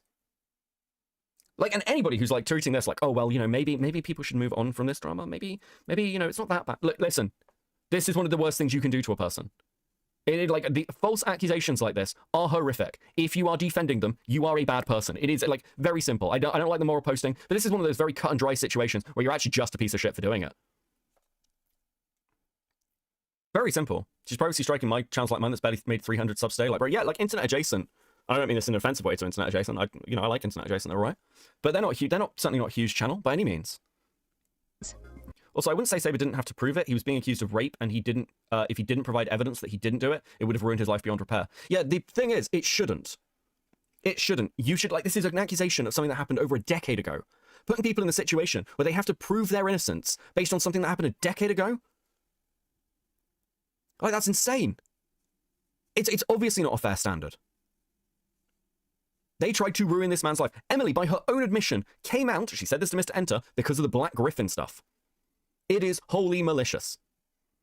KP is also wholly malicious and should be treated as such. Cut this part out, cut this part out, cut this part out. This is for the one under it. I'm guessing you want me spaced. I don't know. Days never finished. Masses got me working. And dude, don't tell me you're not being biased if you were literally interviewing former friends of mine about me without giving me a chance to comment on their accounts or even be aware that this is happening. What does this have to do with anything? How dare you talk to people? How dare you get an impression of what people think of me? How dare you go and talk to some people who knew me? Where's my say? I don't know, KP. Listen, if everyone fucking hates you, and, like, listen, having dealt with KP, I completely fucking understand. Maybe it's a you problem. Let's be honest, from what I understand, this girl's own parents don't fucking like her. Like, they don't want to see her on the streets, but that's about the extent of it. From what I understand, she's basically like, I was wrong when I said that she was living with her parents. They pay for her to live somewhere else nearby, and then visit her, and, like, her mum visits her once in a while. This woman's own parents don't like her. I can't say I blame them. I mean, it's their fault. Like, a lot of this is probably their fault that she's this fucked up. But, like, let's be honest. I mean, fucking hell. Would you, like, if you were related to KP? Imagine having this much of a disappointment for a daughter. It seems like one thing that I have been told as well is, like, talking to multiple people, they're desperate just for someone to take her off their hands. Absolute fucking horror show. Anything discussed in the video, or is this just there to damn my character a bit? This is classic defensive psychology. It's classic deflection psychology. She's lying means we don't have to wrestle with the facts. She's too immature to understand means we don't have to hear her perspective. She's doing this for attention means we don't. You are too immature. You couldn't even get into a call last night. The one that you asked for. KP asked for a call with Lio and then couldn't get it, like, couldn't bring herself to join the call. She was too scared. You are a child, and you will be treated as such. Just a girl with the 5. Also, they tried to ruin Black Griffin's life for a crime of being weird in the past and getting married. Yes. Dude. All these people are fucking just terrible human beings. And they always have to play hero. Because they're terrified of people seeing what they are. They are villains. I like playing the villain. I massively enjoy playing the villain. It's one of my favorite things to do on the internet. It's like, it's very cathartic to be the asshole. Because, like, in my day-to-day life, obviously, I've got a professional, like, I work in a professional environment. I have to not be a total dick all the time. So it's fun. These people have nothing else but this. So they need to be the hero. This is their fantasy. Crazy. Star Sprinter with a 5. I know of parents with teenagers who are more mature than this, by the way. Yes. I know of multiple people who, like, again, Jar takes better care of himself than KP does. And that's a low fucking bar. Insanely low. Have to question the system. It's not like they know something bad about you. It's that they need to make people believe something bad about you, or else your points still stand. I know many bad things about you, KP. It's one of the reasons, again, because one of the reasons I might go and talk to somebody about somebody is because I want to find out, like, what other people's impression of you is. Like, whether I can trust you, whether you're going to lie to me. What have people's previous experiences have you been? Like, that's why you go and talk to people, like, adjacent or around you. Like, this is very, very common. Because I need a second opinion. I don't know. Lio could be lying to me, or Lio could be too biased.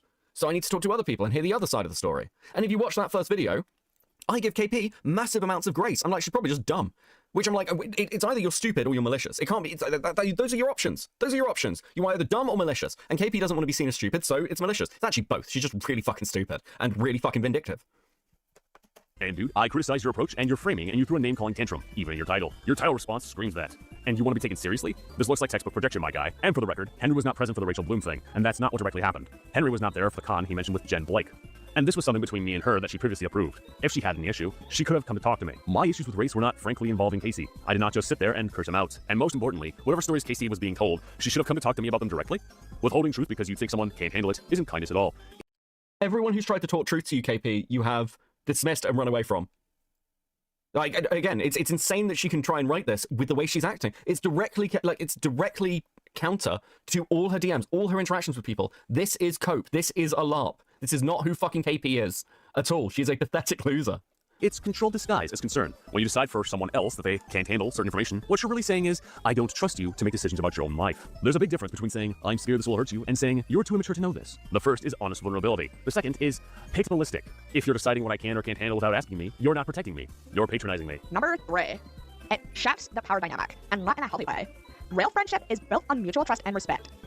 But withholding information flips that balance. Suddenly, one person is a gatekeeper of reality, and the other is a child that can't be trusted with the truth. That power imbalance corrodes the foundation of a relationship, because if one person's always deciding what the other can and should know, then that's not really friends anymore. It's managing them.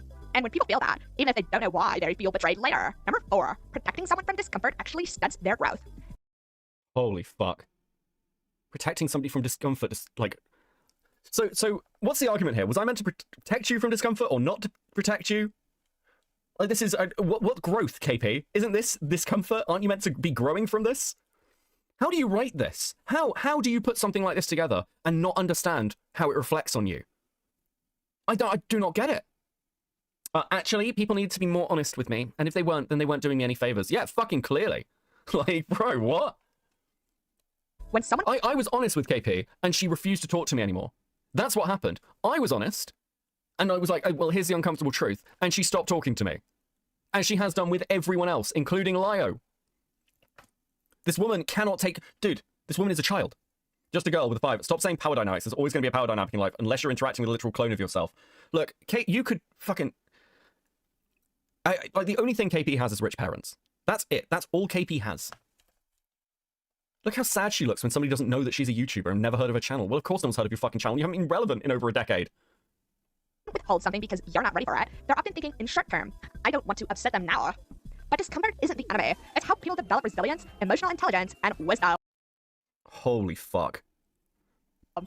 If you shield someone from reality, they will never get the chance to build their skills. You're not sparing them from pain, you're spending their ability to grow. Another strong line. Choosing between silence because you think I'm too fragile isn't kindness. It's robbing me that chance to grow from the truth. Number 5, it's often about your discomfort, not theirs. This is the uncomfortable truth. Most people who say they're withholding information to protect someone are really trying to avoid their own guilt, fear, or awkwardness. They're not protecting the friend, they're protecting themselves from the fallout of honesty. And that's not worth naming, because if the motivation is selfish, even subconsciously, it stops being a moral choice and starts being a control tactic. The bottom line, withholding important truth because you think someone can't handle it isn't compassion, it's condescension. It denies them the agency. Why is everyone condescending to me? Why does everyone treat me like I'm stupid? Why can't everyone treat me like an equal? Everyone just thinks I'm a stupid idiot that can't know anything. I can't imagine why, KP. Infantilizes them and often protects you more than it protects them. True respect means trusting people with the truth and supporting them through the fallout, not deciding on their behalf when they're too weak to know it. There was also an alleged incident that Beckett... Star Sprinter with the 2. Honestly. Okay, this bit they didn't put the DM up for. I'll go and grab it quickly. I've spoken about this on, I think, the last stream. Where the fuck is it? Emily basically sent a DM to KP. I think this is actually a really good example. I'm really glad that I got the text with this. But, so Emily sent this message. I do recall during my call with him, he tried to suggest the idea that my other assaults could be like this situation, suggesting they were on me to speak up despite 2 times being when I was a child. Beckett tried to be kind to me in the call, but this left me so triggered I threw up that night. So, again, I don't remember this conversation looking anything like this. Frankly, I think the most I said was essentially, it sounds like, and I think I said this in the second video, like, it sounds like Emily's life has been a bit fucked up. But with those other situations as well, I think what I'd said, like, I've been trying to wrap my brains about it. I'd have to hear the call back. But it's like, I think I was saying, well, if you've got these other instances of sexual assault or whatever in your life, I imagine that's going to have an impact on how you're perceiving your relationships. I think something along those lines where I'm like, well, you know, because nothing about this, your claims about safe spot really line up to what you're fucking saying in testimony. But again, she's like, Beckett tries to be kind to me in the call, but this left me triggered. Now, she was very upset in this call. She cried during this call. Understandably, we're talking about emotional things. But look how KP paints this. There's also an alleged incident that Beckett, so clear in his convictions, tried to imply to Emily via private discussion that her childhood trauma was not valid because she wasn't vocal about it. That's not even what this says. Like, excuse me, are we so convinced your boy made no mistakes at all in this case that you think you have the right to dictate someone else's traumatic experiences as a child? Now, regardless how you view Emily, this isn't okay. I think this moment for me highlighted the desperation here. This, to me, seems like an unhealthy, aching need to dismiss these accusations. Like someone will act in an unethical authority to someone else's lived human experiences. That's not okay. No one should be questioning other people's experiences that they were not there for, period. What, you mean like you're doing with Saberspark? What? What? Like, they are, why are you so desperate to present this story as objective fact when that's not what is happening? Again, every claim is fucking projection. The reason KP and Courtney are doubling down so fucking hard is because they are very invested in this turning around. That's the only way they get saved. That's the only thing that could possibly relaunch, like, a conversation about any of these allegations. They are desperate, because if they can discredit Saberspark, they can return the conversation. Fucking hell. Then maybe people will forgive them. That's why they're doing it. That's it. That's all of it. And I think that Courtney is in KP's ear going, you have to do this, you have to do this, you need to do it for us. Because Courtney is, once again, a complete fucking coward. And she is hiding behind KP. I think this is one of the most disgusting things about all of this.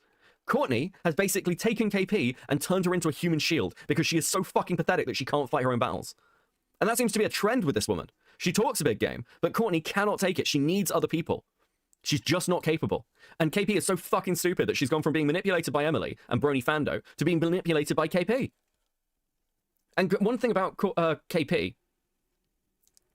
Sorry, yeah, KP's gone to being manipulated by Courtney. Fuck. But one thing about KP is she will basically, and you can hear it in all the calls, she'll basically just agree with the last person who she's fucking talked to. Because she has no opinions of her own. She's like, her brain is fucking empty. The one and only with the 5. Thank you very much, buddy. KP, I talked to you as a person and you dismissed me constantly. You had issues with me genuinely trying to help and then only used me to talk to Lazy. Yes, so for those who don't know, that one and only is Phineas. And Phineas was a mod for KP at one point. Phineas is like very well connected to a lot of YouTubers actually, which is one of the reasons that a lot of people like to keep him around. Because they like to use that network that Phineas has got. And when Phineas gave KP advice, she was completely fucking uninterested in it, except for the fact that she might be able to use him as a connection point. Absolutely insane shit. This is, again, just KP lying. So clear in his convictions, tried to imply Emily, via a private discussion, that her childhood trauma was not valid because she wasn't vocal about it. Like, excuse me? Are you so convinced your boy made no mistakes at all in this case that you think you have the right to dictate someone else's traumatic experiences as a child? Now, regardless of how you view Emily, this isn't okay. I think this moment, for me, highlighted the desperation here. This, to me, seemed like an unhealthy, aching need to dismiss these accusations that someone will act as an unethical authority to someone else's lived human experiences. That's not okay. No one should be questioning other people's experiences that they were not there for. Period. Like, why are you so desperate to present this story as objective fact when that's not what is happening? Trust me, bro. Look, something to keep in mind is that no one in this conversation is a cop. No one to my knowledge is a mental health expert, including me. My original point was just to consider both sides of the story. Well, actually, that's not true. Falgi is. Falgi is. Falgi's qualified. So I guess you have to listen to Falgi. Fuck me. The least Beckett could do is misinterpret a psychological paper for me. Fucking hell. With how the perfect victim myth and trauma memory work, there's an argument to be made that this is what the inconsistencies boil down to. To give the benefit of the doubt, that might be what's happening to Saber a bit. My point is that we can never know. I was never in the room, neither were you, I assume. But when we keep these aspects in mind, there's no clear-cut answer to what situation entail, and I should have separated myself from that whole conversation so the I'm sorry, what? Never in the room? Not. That might be what's happening. This is what the inconsistencies boil down to. To give the benefit of the doubt, that might be what's happening to Saber a bit. My point is that we can never know. I was never— To give the benefit of the doubt. You're accusing him of a serious crime. You fucking lunatics. I want to be fair to him as I call him a rapist. Okay, guys? Like, he might get things slightly wrong. He had fucking evidence. He had fucking evidence. He was pulling his house apart. What were you talking about? He's got the receipts from the fucking repair shops where he was trying to recover his fucking Skype logs. What the fuck are you on about? Nobody was in the room, so he, like, solely should be called a rapist, guys, and you shouldn't be mad at me for doing it. That's, like, totally fair game. Like, what? I don't understand why you're so mad. Like, it's just a little, like, fucking rape accusation. It's not like he could lose sponsors or his job. Like, doesn't he have, like, rich parents who bail him out? Don't you all, like, have rich parents? Like, I hate my dad, and I won't talk to him anymore, but, like, he'll still, like, pay for me to, like, live in an apartment and, like, support me because he's my dad. Don't you have, like, rich parents, guys? This woman has no comprehension of how the other side lives. Like, just not at all. That's why she wants to get everyone fired, because she has, like, no comprehension of consequences. This is probably the worst consequences she has ever faced in her entire life. This is a woman who got PTSD from horse news talking about her. I've got PTSD, guys. The internet was mean to me in the Brony community. You think that was fucking bad? Bro, I'm gonna be in therapy for the next 20 years off the back of this drama. Dude, fucking unreal. We're in the room, neither were you, I assume. But when we keep these aspects in mind, there's no clear-cut answer to what situation entail, and I should have separated myself from that whole conversation so the DA Games documentation could stand on its own. Now, the perfect victim myth is about using an accuser's reputation to dismiss the validity of their claims and to question if they are telling the truth. This is a real psychological thing, not something I made up. Whether you believe Emily or not, no one can deny that Emily's past history is affecting how this story is being told. The perfect victim myth is the false belief that only people who act a certain way, calm, consistent, blameless, and immediately reporting abuse— No, okay. I fucking hate this argument. It's so stupid. I've heard it so many times. Okay, here's the problem with Emily's history. And I say this in the first video. Emily's history is a series of sexual scandals. That is the reality of Emily's history. It's not about the perfect victim myth. It also doesn't mean, like, she could never be raped. But the truth is, the more you pile this on and go, here is, like, a woman with a series of where all their dramas in some way seem to, like, involve her either sleeping with somebody or, like being accused of sleeping with someone or accusing somebody of some sort of sexual misconduct, or, like, to do with her, like, health is the other one. Those are the two Emily dramas. And the reality is, if you only have somebody's testimony, the only thing you have to go on is the credibility of the person giving that testimony. That is the reality. If you have somebody, this is a basic story, the basic thing of the boy who cried wolf, right? If you have somebody who constantly lies about something or is constantly caught in the same fucking story, it hits a point where it becomes much less believable. And that's unfortunate, but it is the reality. Your credibility is something that you have at a high level to begin with and gets chipped away over time. It is very hard to recover. And in cases like this, you can go, well, there's no perfect victims. I'm not saying there are. There aren't, in fact. Everyone has issues. But what there is like, if Emily had a ton of fucking evidence, it wouldn't matter about her credibility, because I wouldn't need to just trust her word. It wouldn't be a trust me bro moment. It would be, there is a load of evidence to support this position. There just isn't. Aiden just gave up and ended his stream. Yeah, that sounds about right. There wouldn't be a need. There is. Unfortunately, that's the reality. And the fact that you don't understand that is why you're in this position, KP. Just to go with the two. Her past history of discrediting her friend's abuse. Yes, dude. Fucking Taurus, man. No, listen, Aiden makes a good shot at some of, like, art commentary and art commentary adjacent content. He does all right.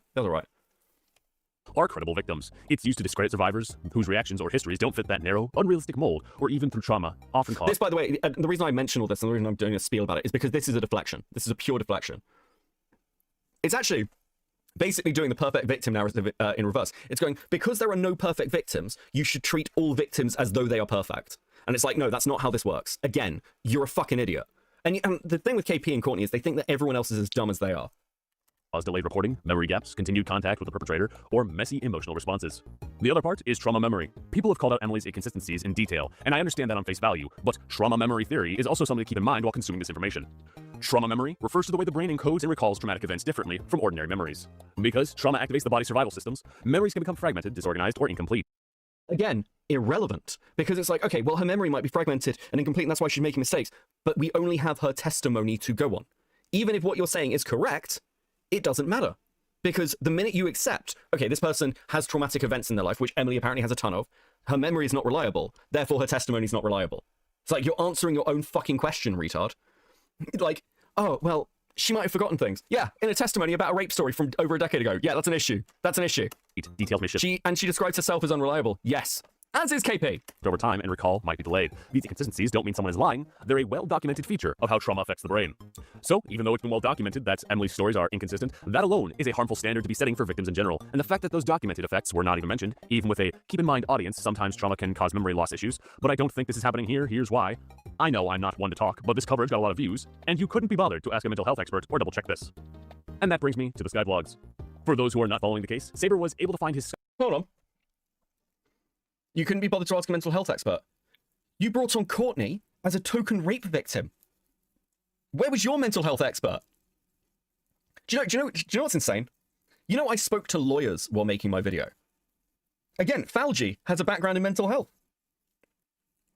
This isn't a secret, by the way. This is well known. So this point also doesn't make any sense, because we did have somebody with a background in mental health in the professional field working on this, and we also spoke to lawyers, because I didn't want to get fucking sued. But KP has no idea about any of this. It's just a bullshit claim, because once again, KP does no fucking research. She just guesses.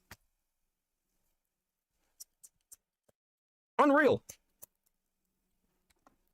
Skype log sometime after the original accusation started following the case. Saber was able to find his Skype log sometime after the original accusation started taking off on Twitter. They are where the baby trapping story originates. It's been... Wait, what? Hold on. Check this. And that brings me to the Skype logs. For those who are not following the case, Saber was able to find his Skype log sometime after the original accusation started taking off on Twitter. They are where the baby trapping story originates. It's been interpreted as a smoking gun or... This isn't even true. KP, what the fuck are you talking about? This isn't even true. What? What? Firstly, that's not where the baby trapping story comes from, at all. And secondly, they're text message logs. What the fuck is wrong with you? This is unbelievable. I didn't catch this either. I actually cannot believe that KP, after several months, is putting this together. And again, very likely with Courtney, neither of them know what the fuck has happened. Neither of them know what's happened. This is unreal.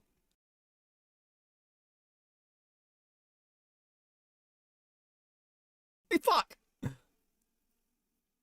I can't believe it. I actually can't believe it. Or proof that the contact between the two of them was consensual. What the thing is, those Skype logs, those are context, not proof. That's the exact definition of circumstantial evidence. Things that might support version of events, but can't prove what happened inside that room. But you clearly haven't read any of the logs or anything else. You don't know what's in them. The only thing that can prove that is footage from inside the hotel room, which doesn't exist. I assume. Oh, I'm alive? I'm alive? Did I go for a second? Okay, I'm back. I live. Sorry, apparently this is so fucking... Apparently this is all so fucking insane that my computer's dying. Like, what the fuck are we doing? What the fuck are we doing? And what's this? Oh, there's no footage from inside the hotel room. So, let me get this straight. You won't say Saber's innocent of rape unless there is existing footage. You need footage of their sexual encounter from over a decade ago. Holy fuck, bro. I hope. If this was a court case, the Skype logs of the evidence wouldn't come close to meeting the beyond a reasonable doubt standard, and even possibly dismissed. And... What? What are you talking about? If this went to court, it would be laughed out. Are you crazy? Are you actually insane? Actually, guys, I've looked into it, and if this went to court, he'd be convicted. Like, totally. It'd be, like, totally fucked. It wouldn't meet the standard. The standard of beyond reasonable doubt is that you have done something. It's innocent until proven guilty. Not, you're guilty because we accused you. Fuck me. I mean, on this standard, I could literally say anything. Any of the KP's staff, like, KP's staff, by this standard, could literally come up to me and be like, I went to a con with KP, and she drugged and raped me. And she would have to accept that she's been called a rapist, and it would be on her to, like, defend herself. That's the standard she believes in, apparently. And the fact that they're trying to spin it as proof is disingenuous at best. Beckett wants Saber to be innocent. That bias is showing in how he interpreted my short speaking patterns, my coping mechanisms, and his general response to the first part of this video. He's not following the evidence, he's trying to force the evidence to fit a conclusion he already likes. That's not analysis. That's an agenda. There's a huge difference between I think this points towards innocence and this proves innocence. The former is a theory, the latter is a lie. But KP, I hear your thoughts. What about how Emily still talked to Saber before or after the allegations? This is not rare. It's actually documented as common in trauma cases. Studies on assault survivors show a significant percentage maintain some level of communication with the perpetrator afterwards. Not because they weren't harmed, but because trauma doesn't erase the social, emotional, or power dynamics at play. Examples that happen constantly: a teen still messaging the teacher who groomed them, a victim laughing politely with a coworker who assaulted them at an office party, a survivor texting an ex, "Hope you're okay," because they're scared of what will happen if they don't. For some key documentation and studies, this article examines how and why some survivors continue interacting with their assailants after an assault. It discusses dynamics like power imbalances, coercion, social pressure, emotional ties, and the survivors. I'm just sat here with my mouth open. I'm just like, my jaw's on the floor. I can't believe she has the gall to do any of this. I cannot believe she had the gall to write any of this. So, like, one thing I've heard is that KP basically, like, sits in isolation. Like, and basically just, like, is non-functional. I think that is best for everyone. I think if KP, like, just sits in a room and people bring her food and then she just, like, melts into, like, a blob, that would be, like, the best outcome for everyone on the planet. This woman, this is actually dangerous. This is actively fucking dangerous. Ironically. Like, this shit is just, it's so fucked up. Safety calculus. Man, I fucking failed calculus. Although this is more about disclosure and navigating post-trauma life, it includes interview data in which survivors describe ongoing contact, sometimes forced, sometimes voluntary, with a person who harmed them, and the psychological complexity behind that. This is more of a general reference text on trauma responses. It explains how trauma can lead to survival behaviors, emotional regulation difficulties, and relationship paradoxes, such as ambivalence towards the perpetrator. While it doesn't always name continued contact, in every case, it frames how trauma affects behavior in contexts like this. At the end of the day, if your argument only works by pretending uncertainty doesn't exist, then you're not seeking truth. You're seeking comfort. But KP, I hear you thinking, why do people want this to be so cut and dry? A couple of reasons. Number 1, emotional investment, cognitive dissonance. If Beckett admired Saber, worked with him, or built any part of his identity around believing Saber is a good guy, then hearing a credible allegation forces a psychic collision in his head. What? Actually, this is all down to the fact that Beckett is a massive Saber fan. He loves this guy's content. He has loved him for, like, ever. So, like, this was, like, a dream come true for Beckett to be able to defend his hero, Saber Spark, okay? Like, he just loved hearing Saber Spark talk about cartoons. And that's why it's why he wanted to take me down, because I'm, like, the far better creator. And, like, I didn't stand a chance against this rabid Saber fan. His, like, brain broke when he heard the allegations. He was so upset, guys. The fucking crazy bitch. The person I respected might be harmful versus I believe good people don't do bad things. This tension is called cognitive dissonance, and the human brain hates it. Most people resolve it by not questioning their worldview, but attacking with new information. That's how you get people twisted. I'm unironically going to ask Saber to do a podcast with me. We're going to call it Cope and Spark. I'm unironically going to get into it. Like, we've got to do one episode. It'll just upset KP so much if we do. No reference to drama. We'll just talk about a cartoon. We'll find out. Maybe it'll be an anime. We can talk about Redline. Saber Spark, if you see this, can we talk about Redline? We'll do a podcast talking about one of the best anime films. Like, Bankrupted the Studio. I love that fucking anime film. Okay? We'll talk about classic anime. We'll call it Cope and Spark. It'll be fucking great, and KP will, like, die. Okay? Like, it'll be great. The people want it. I want it for the memes. Saber Spark. after like saving you because I'm such a huge fan, can we like do a podcast together? Bro, fucking hell. Listen, we'll get Black Griffin to record a theme tune for us, okay? It'll be great. Piss off everyone. Bro. Twisting themselves into knots to prove someone is innocent because the alternative threats their own self-image. Number 2, protecting his own ego and credibility. If Beckett publicly defended Saber early, then his own reputation is now tied to Saber's. If Saber is guilty, Beckett looks foolish, naive, or even complicit. That's a hard pill to swallow. So instead of facing that, he doubles down. Listen, unironically, if Saber Spark sees this and agrees to a podcast, I actually think we should review Kim Possible. I think that would be the best thing we could do.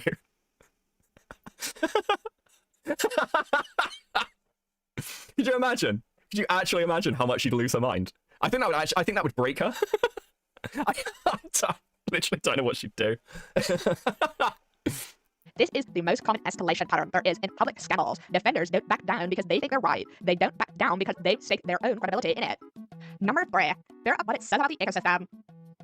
If Saber is guilty, then that means the ecosystem that Beckett belongs to, fandom spaces, YouTube culture, and creator communities, is capable of harboring predators. And that truth is terrifying for people. Wait, what? Wait, what is this?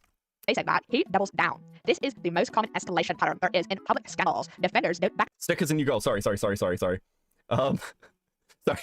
Stickers. You need stickers. I'm completely lost in this. Thank you guys so much. You're so based. I've reset the goal. This is fucking so crazy. Thank you guys for all your support. I really appreciate it. Like and subscribe and all that. I'd like to get to 10k by the end of the year.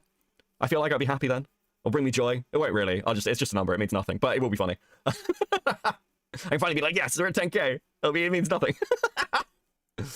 Down because they think they're right. They don't back down because they've staked their own credibility in it. Number 3, fear of what it says about the ecosystem. If Saber is guilty, then that means the ecosystem that Beckett belongs to, fandom spaces, YouTube culture, and creator communities, is capable of harboring predators. I cover the ACC, motherfucker. It's full of predators. What are you talking about? What are you talking about? This entire ecosystem, like, most of my content is about people like, dude, that's so depressing. Most of my content is about people, like, doing fucked shit. Like, whether it's, like, and again, that's all internet subcultures. I cover, like, insane stories on the internet. What are you talking about? Also, I'm not part of Saber's ecosystem. I'm not an animation analysis YouTuber, like, in any way. I don't sit here and, like, analyze cartoons. It's just not a thing that really comes up. So, again, this makes no sense. And that truth is terrifying for people who build their careers inside those worlds.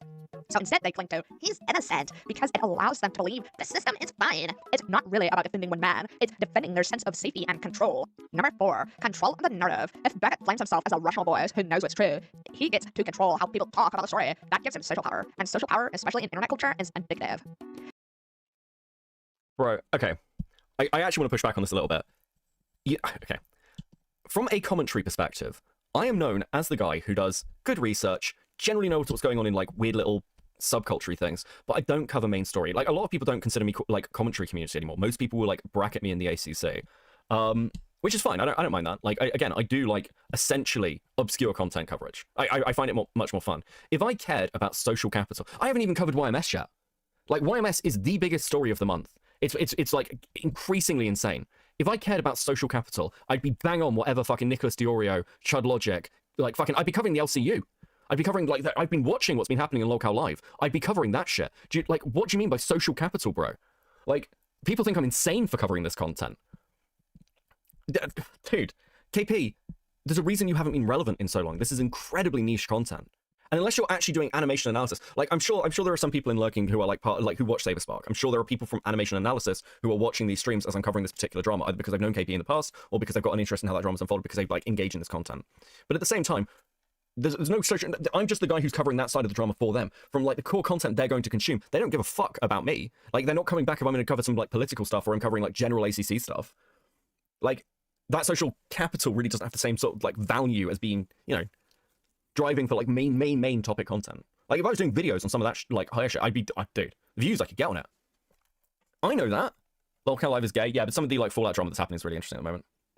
I say that you can still talk about some of the basic commentary than just AC. Just also dip into AC also. Yeah, I do. Like, the reason I haven't been covering core commentary is until the YMS stuff happened, there wasn't anything that was massively interesting me at the moment. But it's just been so busy with other things, I haven't had a chance to do YMS yet. But I want to. I have been following it. And it is hilarious. Claiming there's no smoking gun, or telling a survivor they should have spoken up, isn't just bad trauma literacy, it's attempts to reshape the story so that Beckett is the authority and you're the one who doesn't get it. Bottom line, it's not necessarily about Saber's innocence at all. It's about Beckett's comfort, Beckett's image, Beckett's worldview, and maybe even Beckett's power. That's why people twist themselves into profiles to defend someone, because the alternative forces them to question themselves. What, you mean like you're doing with Emily and Courtney and everyone? Dude, what? It's actually because Beckett desperately wants approval. That's why he's making content. Again, guys, like, dude, let's be honest about the animation analysis community just for a second. Like, and I don't mean this in a mean way to anyone watching at all, but, like, it's fairly, like, it's pretty woke. It's pretty left wing. It's very politically correct. It's very concerned with believed victims, and, you know, being on this right side of, like, the political zeitgeist. I'm hardly going to retain that kind of audience. I'm an asshole on the internet, openly playing the villain. Again, this makes no sense. It's like, exactly what audience do you think I'm trying to garner from this? I cover stuff because it interests me, because it's funny, and because, like, it's caught my eye.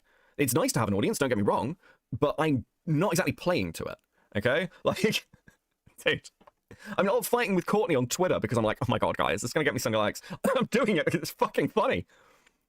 Dude, god damn, man. Cognitive dissonance 101, and why it's showing up here. Cognitive dissonance is that awful itchy tension our brains feel when we're holding two conflicting beliefs at once. Example, Saber is a good person. Good people don't assault others. There are allegations Saber assaulted someone. All three can't comfortably coexist. Something has to give, and instead of changing the first belief, Saber is a good person, many people would distort or reject the third one. The allegations must be false to reduce that tension. What? This line is a kicker.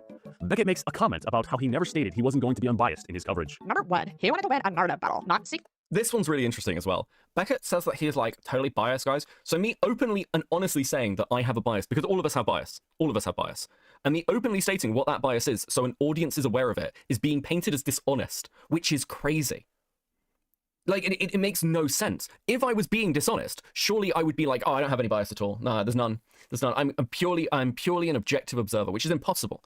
There's no such thing. You are always going to come to conclusions, and you're always going to have pre-existing biases. You are always going to have biases that are going to like have some sort of influence. The best you can do is A, be aware of them so that you can make sure that you're not getting caught out by them, and B, be honest about them. The fact that this fucking idiot doesn't understand that is, again, very indicative of why we've ended up where we are. Truth. Once someone stakes their ego or worldview. She's so wrong about cognitive dissonance. Yeah, I think I saw Fauci mention something about this, but I'm not a therapist. I don't want to give my layman's interpretation, unlike KP. I lack her confidence, apparently. On certain versions of events, Saber is innocent. Emily is lying. KP is wrong. They stop acting like a reporter and start acting like a liar. A liar's job isn't to find the truth, it's to make their side sound right. By admitting his bias, Beckett is basically saying the quiet part out loud. He didn't enter the video asking what really happened. He entered asking how. Let's not forget KP's nonsense has also cost people their jobs under her. Yeah, I mean, KP's nonsense has caused people damage over the years. Something she, again, refuses to accept because she is terrified of taking any kind of accountability or responsibility. And I've never described myself as a journalist and would never describe myself as a journalist. How do I convince someone my version is right? Also, journalists have tone of fucking bias. What the fuck are you talking about? No, dude, it's like listening to a talk about drawing characters. This woman has no idea what reality is. Just none at all. Cognitive dissonance again, but turned into a self-preservation. If Beckett's internal story is Sitter is innocent, and he's already publicly aligned with that, backing up now would mean admitting he might have been wrong. He might have hurt people. Hey, Just a Girl, upgraded to Seething. Thank you so much. 07. Much appreciated. His credibility may take a hint. And for a lot of people, that's unbearable. So instead, they double down even harder and build whole videos around protecting that narrative. That's not logic. That's a subconscious safe face reflex. Number 3, bows, clout, and audience reinforcement. Let's be blunt. Outrage videos, especially ones where someone declares themselves as the reasonable voice against the emotional mob, perform really well on YouTube. What? You mean like the ones you and Courtney made? Those videos? This is fucking crazy. What, you mean like the Black Griffin video and the DA Games video? How do you not see this? You've written it down. If Beckett's audience is mostly Saber defenders or fandom contrarians, then there's pressure to deliver a video that confirms what they already want to believe. Well, the pressure was actually to deliver a video that was like against DA Games and against Saberspark originally. Let's be clear. That's where because Mr. Enter had that pressure on him. Like, Mr. Enter needs to look into the allegations properly. And Mr. Enter did look into the allegations properly and found they were fucking bullshit. Kairais with 2. This whole thing reeks of projection. It's actually crazy. Bias isn't a bug in that model, it's the selling point. Number 4, objectivity isn't the point. De-legitimizing you is. Even in an obviously biased video, you can still achieve a goal, undermining your credibility. If Beckett can convince people you're irrational, emotional, unreliable, or making it up, then they never have to deal with the actual content of your arguments. That's why people like him focus on your tone, your character, your phrasing, anything except the systemic issues you're raising. Because if the messenger is tainted, they can't be ignored. Bottom line, if someone admits their bias and still steps into a public analysis role, they're not investigating, they're campaigning. They're trying to win a story, not understand a situation. If someone admits their bias and still steps into a public analysis role, they're not investigating, they're campaigning. They're trying to win a story, not understand a situation. Is she using Copilot to back up her statements? I've got no idea what AI wrote this, but they're out of... I almost don't believe an AI wrote this. What the fuck, bro? So if somebody is honest with an audience... Because here's the thing. The opposite of this is true. It's actually just the opposite. By admitting a bias exists, you are highlighting to an audience where they should question you. You're reminding them that you're human. In propaganda pieces, or like a lawyering piece, what you'll often find is that bias, like that note of bias, will be very, very like either hidden or completely removed because they want you, like you don't want the audience questioning too much. I'm quite happy for the audience to question my motivations. This is like, that's the point. I don't want an audience to just sit there and go, oh, well, Beckett said it and he's British, so he must be right. I'd much rather people challenge me and be like, okay, well, here's where the problem is. But the very idea that like is being used against me as an argument is like, it's offensively dumb. Like, I'm offended that you ever thought that... I'm offended that this was your best attempt. Because this was like KP's big hit back. This is how I'm going to get Beckett. I'm offended that this is the best you and Courtney could come up with. Like, what an embarrassment you both are. Absolute fucking shit show. And that's why his arguments fall apart under scrutiny, because they're not built to hold truth. They're built to hold comfort. You'll also notice through this entire thing, KP never addresses my arguments. This whole thing is a character assassination piece. And the reason for that is because KP can't attack my arguments. Neither can Courtney. They actually, like, again, they can't even get the details of what the messages were correct. All they can do is try and attack my character, which, again, doesn't work because they have no credibility under which to do it. And also because they have to run away from me and everyone else. I question if you're actually British. Well, I'm mostly just like Irish and from South Africa, so it's a fair question. The reason AI is so shitty is because it's very biased. Yeah, of course. By its very nature. They both need to bring out the ukulele at this point. I mean, again, I don't think they're going to. Is Courtney still, like, is Courtney still privated? She changed it up at all? Nope. She just ran. But Beckett says slurs. Funny enough, they don't seem to mention that at all. I mean, surely that'd be a much easier point to attack me on. Beckett's a bad person. Beckett's so mean to people. Beckett is a colonizer.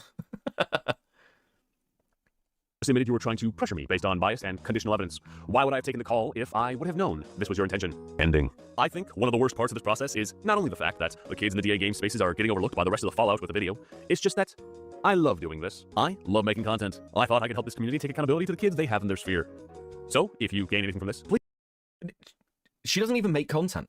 KP doesn't really actually make content. I think that's the most crazy thing I've discovered through all of this. Like, most people, like, I make content. I make my own videos, start to finish these days. I don't have an editor or anything else. I make content. KP doesn't. She drags herself to a microphone, records some shitty audio, and then sends it to staff, like, that she doesn't pay to try and put it together into a video, and then doesn't release it for months and months. KP is not a content creator. KP is a fraud. She doesn't actually like doing any of this, from what I hear, by the way. She's, like, fucking miserable. And it shows. I never liked KP when she was big in the Brony fandom, and knowing her shady history with stealing official animation assets from Hasbro, then yeah, I never trusted her word. Yeah. Why does Sin sound like, Seth? Yeah, he does. He does. I can hear it. Hey, people. Please look into the documentation, because unlike the Saber and Emily situation, there is mountains of proof. Grooming has gone on in their spaces unaccounted for, and the general consensus is that Will Ryan is too conflict avoidant to take care of his community and protect these kids from people in his own community and from his lack of boundaries. This is public gaslighting. They are trying to rewrite definitions of evidence, consent, and credibility. What you mean like you have through this Dude, you can't even get the definition of cognitive dissonance right. Holy fuck. Shift blame, distort context, not clarify the truth, but erode it until people give up trying to find it. They're doing it to convince the bystanders, the people who don't know the full story, and might be swayed by repetition and certainty. So, I urge you to check out the Parlo videos I have linked in the description to get an idea of the full scope of the situation, and keep what I said last time. And the thing is, I love doing this. I love analyzing media and getting to the core of why media shapes us so much. I am turning comments off for this video because my mental health literally cannot take anymore. Bro, at this point in KP, Courtney, and Bonk worst case scenario would rather die than admit they were in the wrong, let alone take criticism and loss. Dude, I promise you, the next stage will be, we're gonna strike people's videos. We're gonna take the videos down. We're gonna take people's channels down. That'll be the next stage. God, I hope they're not that fucking stupid. This could get really nasty if they're that dumb. Bro. Oh, dude, it's like they're just creating A-logs for themselves. I am turning off comments because this conversation deserves more than knee-jerk outrage. It deserves careful thought and accountability. My goal was never win an argument. My goal is to protect kids, demand better from creators, and remind everyone that consent, truth, and safety matter than fandom comfort. I hate you. God, this was fucking terrible. It's a great video though. Like, when she's struggling. Okay, Nick. I didn't realize I'd also play on. Thanks, Nick. Appreciate you. Right, okay. Oh, fuck me, guys. Wait a second. Yeah.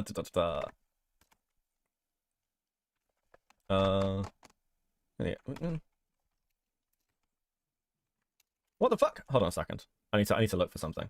Probably doesn't even matter, but like, where is this?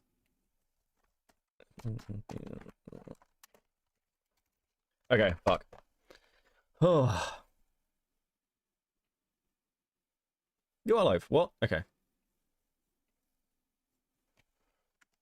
Okay. Steezel's live, so I'll send you over to him in a bit. But we'll chat first. I need a cigarette. I need a cigarette. Okay.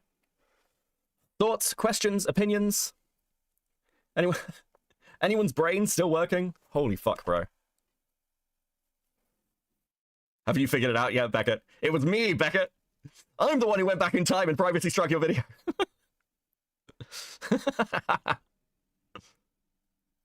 I'm Riddle. Fair enough, Riddle. Crowley has major main character syndrome and thinks only her plights matter and anybody else is a lesser person and worthy of mockery. Yep, very much. That's an accurate assessment. Beckett, you're going to hell for the week and heaven on the weekends. Pretty much, yeah. Also true. Oh, dude. I'm gonna have to do a KP video, aren't I? How does this woman function? Not well. Not fucking well, bro. It's been a great stream. Dude, we've been going for like 4 hours. And we've basically been at 500 to 600 people the entire time. That is pretty fucking based. I appreciate you guys. Thank you. Because, you know, it is pretty cool to be able to throw on a live and have people show up to it. Even when I'm talking about this shit. So, we done with KP for the night? Well, Diesel's going over my my KP video. So, partly because he's my husband, and partly out of vanity. I'm sending you over that. I did it because I fucking hate you back here. Based. Oh, fucking hell. Kicking the sweep was funny. No, you're ending. I'm sorry. Yeah, I need some sleep, okay? I had like 4 hours last night, and I've got to be up in 5 hours. Fuck. You're never getting to take that wig off, Grab Man. I'll probably keep it around while we're doing, like, whenever I do KP or Courtney content, I'll wear the KP outfit. I think that works. If Sid's not getting an apology, you might as well get paid for this lunacy. True. And he should get paid by starting a podcast with me called Cope and Spark, where we review anime and other things. That should be this path forward. I'll let him have all the revenue. He can monetize it and everything, okay? I think it'd be a really good podcast. It would be really confusing. I also went back in time and made sure you never paid for your loans, so now you're in debt. Fuck! I was here for this stream physically, but about half of it I was mentally in Cuba. I know how you feel. Thank you guys, especially to lurkers as well, guys. Lurkers don't get enough love because you're not in chat, so I don't see your names. But thank you, lurkers, and thank you, VOD watchers, and everyone who shows up to watch my terrible fucking content, okay? I do appreciate all of you. It is very based.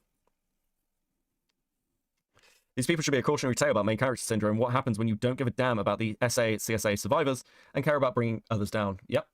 It's all fucking personal. It's all fucking personal. Do not believe these people.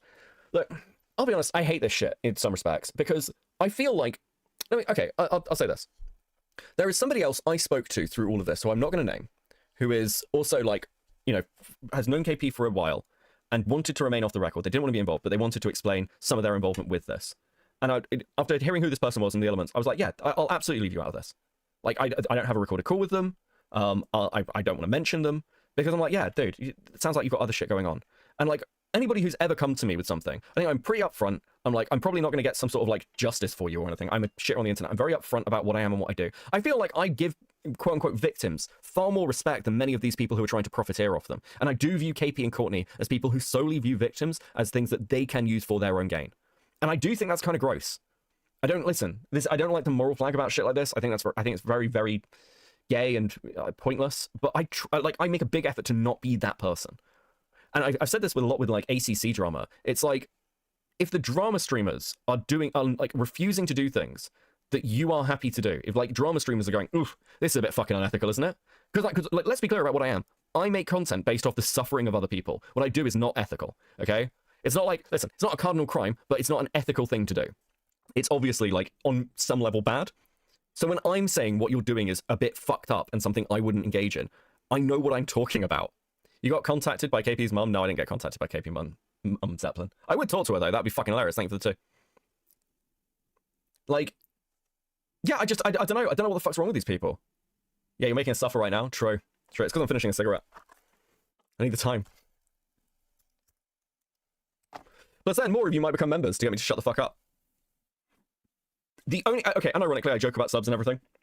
I don't actually, like, it's nice to see the sub number go up, but the number I really care about seeing go up, even if it's at the lowest tier, is membership. Because membership going up means, like, more names are green in the chat, and that's, like, a little bit of a flex. That's a nice little cool streamer flex to have, okay? So, like, membership, I care. Like, membership, I'm like, oh, dude, green name. Awesome. Did you have a good stream? I did, Kick, and thank you for the 20. Star Sprinter with the 5 Cope and Seethe gifted memberships. Thank you so much. That's super base. Sorry, that wasn't actually shell. That was just me being honest. I support ethical shitters. That's why I watch CNS. Thank you, Future Nightmare Games. Thank you for the 2. I don't know what it is. I just like seeing the green names. It's cool. Other people then look at your chat and then they're like, oh, that's a lot of green names. Wow, they must be really dedicated to this guy. He must produce really good content that people are prepared to actually pay to have their name green in chat. That's so fucking cool. Actual colonizer, so true. I'm really tempted to do members only shorts content. I might do it, dude. I just think that'd be so. It wouldn't be good. I'll be honest with you. It wouldn't be good. It would just be random fucking rants or comments about something. I just drafted Fauci stream them out. I forgot I can do this monthly with the sub. Yes! It's awesome, Corvus Cabal. Thank you for the 5 months at Coping. And you get a little face after your name. It's great. Did you have child slaves helping around the house when you were growing up? Yes or no? I didn't have child slaves, no. Jesus. Answer the question, apartheid Andy. Fucking hell, guys. Dharma with the 1 month coming in immediately, and what the fuck? Sorry, what is wrong with me? Thank you for joining Coping. I really appreciate you. That's super best. Beckett, what's the child slave? Possibly true. I'm waiting for you to start doing 40-minute lives. Dude, could you imagine? I think the main thing is, like, we get, like, some of the gaming streams are kind of fun just because they go off the rails. And the only reason, I mean, again, the only reason the gaming streams do, this is totally true, I'm very transparent. The reason my gaming streams go to members only is even though the views on them aren't bad, the views on my gaming streams, weirdly enough, because we're usually watching something else or talking about some shit, are usually still like a couple of thousand, but it's purely algorithmic. Like, the gaming streams go members because it's an algorithm choice. One of the things that really fucks channels over is return viewership. So, like, if you have things like gaming streams, which are not part of your normal content cycle, less people turn up and then the algorithm starts to hate you. That's why they go members only. And then it gets me to put up a little bit of members content. It's a win-win. I bet when KP smokes so much weed and eats too much chocolate, her piss is brown and smells like chocolate and weed. That's fucking gross, but thank you. Well, I look like Ember the Ghost from Danny Phantom when it's small. What the fuck? Did you have a nanny? I don't think so. I will always return for you, Becky. Thank you, Craig. I love these little guys who wouldn't want to become a member only for them. Yeah, I need to add some more of them. This is very much wind down time, guys. We're just looking at the fact that Courtney has run away. This was so satisfying. Today was so satisfying. Did you have a live-in nanny? I don't think so. Members are fun when they don't get invaded and you recreate Twitch poll streams. Okay, that's true. I can't buy myself a membership now. It's a tradition to try and get me gifted. I do like the fucking random, like, ooh, is it going to be me? I got gifted a member in Courtney's stream, which I think is amazingly funny. KP really is a female Xanderhall, but she's screaming about killing Becca. Bro, this chick fucking hates me. It's great. Oh, dude, not gonna lie, it's kind of nice that YouTube is like, listen, you can't keep this up and get ad revenue, but if your members want it, I mean, yeah, pretty much. Pretty much. Okay, listen, I've chatted enough shit. This has been a nice one down for me. I've enjoyed this stream. I'm gonna send you over to my very good friend, FPS Diesel, who is watching the KP video that I made. And I will catch you on the next one. I don't know when we're streaming again next, probably later in the week. I'm going to be doing interviews. I'll probably do a KP video. I make no promises. It depends how interesting it will be, and it also depends what happens with this Leadhead content, because I am talking to people about the Leadhead stuff, and I would like to do something else, okay? Like, as much fun as this is, I would like to go and, like, laugh at somebody else for a bit. Can't wait to see what Italian Man 2 will think of this. True! Okay, cool. Guys, go have a good week. I'll catch you next time. Peace. Later. Good afternoon, I guess. I was going to be like good evening, but it's really not, is it? It's like 4:30 for most of you. Hello, and welcome back to another episode of the I Hate Kim Possible show. Fuck me. Listen, this woman just keeps doing things, and then my pettiness gets the best of me.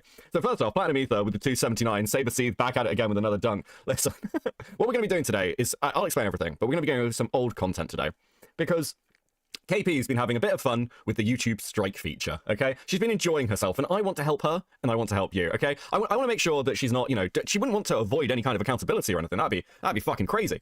So first off, I could see a few people like, oh, KP isn't nearly 40. Listen, in my defense, I was just being very mean, but also, I'm technically correct. She is nearly 40. 40, like, early 30s is closer to 40 than it is to, like, early 20s, okay? In my defense, I'm technically correct. And believe me, when you get to your 30s, time goes very quickly. Holy fuck. You know when you were younger? You know when you were younger and your parents were like, hey, you know, as you get older, time's going to move more quickly. It's going to breeze past you. I swear to God, that is true. It is actually terrifying. I woke up and I was like, it's October. How the fuck is it October? Wasn't it just January? What the fuck is going on? And also, hold on, before we get into this stuff, I posted something else. Never mind the barking. I posted something else. In my defense, can you blame me for KP thinking that KP looks like she's nearly in her 40s? Look at the fucking state of her. Look at the state. I posted this clip from a Q&A. I'm 21 and I swear it was August yesterday. Silence, child. Motherfucker. No 21-year-olds complaining about their age. Fuck that shit. Fuck that shit. But listen, right now, my back hurts, okay? Do you understand that? I'm 33 and spend my days watching a ginger in drag. Yeah, this is a fun Halloween. Okay, so I cut this out of one of her Q&As. Wait until you're 50. I won't last that long. Come on, guys. Everyone, one thing that has been consistently funny is I keep finding out that people think I'm like early 20s, and I don't. Listen, I'm flattered. So many people are like, isn't Beckett like early 20s? Like, he looks like he's early 20s. Listen, it's my youthful outlook on life. Panda Man with the 5 can't stay for the whole thing, so early donate to the fund. Congrats on starting the KP cosplay trend. I've noticed this. A lot of people are also jumping on the little fucking bandwagon. And I'd be like, what is it? Mimicry's the sincerest form of flattery. So I appreciate you. Thank you. I look so young. It's the smoking, guys. I swear to God. Okay, listen. I cut. Fuck, this is like the 4th time I started the sentence. I cut this out of one of KP's Q&As, and KP is being asked how to become a guest at a convention. And I watched this back, and I was like, this is just unbelievably retarded. So we're gonna have a quick watch of this first. How can you become a guest at a convention? You either invite or you're asked, but I would just build a portfolio before. Dude, this bitch can't speak. Before you even attempt that, because if not, they're gonna be like, who is this person who asked to be a guest when they don't even like have a single thing on their channel of content that they've made? That's happened a lot where people are, I want to be a guest. I created a YouTube channel. I'm just like, I mean, from like, I've never hosted a convention, but I'm sure they're just like, what are you going to talk about? Like, you don't even, like, there's nothing on this channel. Like, what do you, I don't even know what you're about, man. So, like, by doing your channel, you're kind of making a portfolio of, like, what you're about, man. So if you say, hey... Dude, this is fucking dire. This is actually dire. I've got something else to show you, along with this as well, actually. We'll do that next. There's something else I found that's quite funny. You know, can I just, even, like, start small. If you want to, like, do some school teaching something or whatever. And just... Start small. If you want to be a convention guest, go to a school. Ask to talk to the children. Today, Junior. It's so true. Yeah, talk to the children. It'll be fine. Say, hey, I have a small, be honest and be like, hey, I'm a new podcaster. I have maybe like 15 episodes out. Like, I've been doing this for 6 months. I'd like to talk to kids about, you know, what it's like being a fan fandom stuff, or like, I'd like to come into Jimmy's school if you have children and say, like, talk about what I do on the internet. I'd like to come into Jimmy's school. Can you imagine being approached by one of these, like a fucking Brony? Like, they approach you, hello, I run a Brony channel. I'd like to talk about animation. I wonder if little Jimmy in particular, if Jimmy in particular would like me to talk to him in his class, maybe sometime after school. Yes. What the fuck, bro? I've been told by somebody, I've got no idea if this is true, so I could be passing off like misinformation here, but I've been told by somebody who was apparently like involved in some way at this expo and with KP that there were like 5 people in the room. And while that sounds extraordinary, we are going to come on to evidence that KP cannot pull a crowd for the fucking life of her. Because I think it would be interesting for them, you know, whatever you want to say, just to kind of, like, because it's not really about, you know, making a brand, but it's just kind of using what you learn to educate others to it. And that's kind of a big reason why I do this, is because people don't really know where to start. And they say, like, oh, you did all these animations on your channel. I'm just like, yes, but it was very hard. Like, it's not for... She's like, again, I've seen her draw. This woman doesn't make any of her own content. I've interviewed one of her artists, by the way, who was like talking about some of the process that went into the animation project. And KP does fuck all. This woman literally exists off the work of other people. It's insane. It's insane that it's been allowed to go on this long, quite frankly.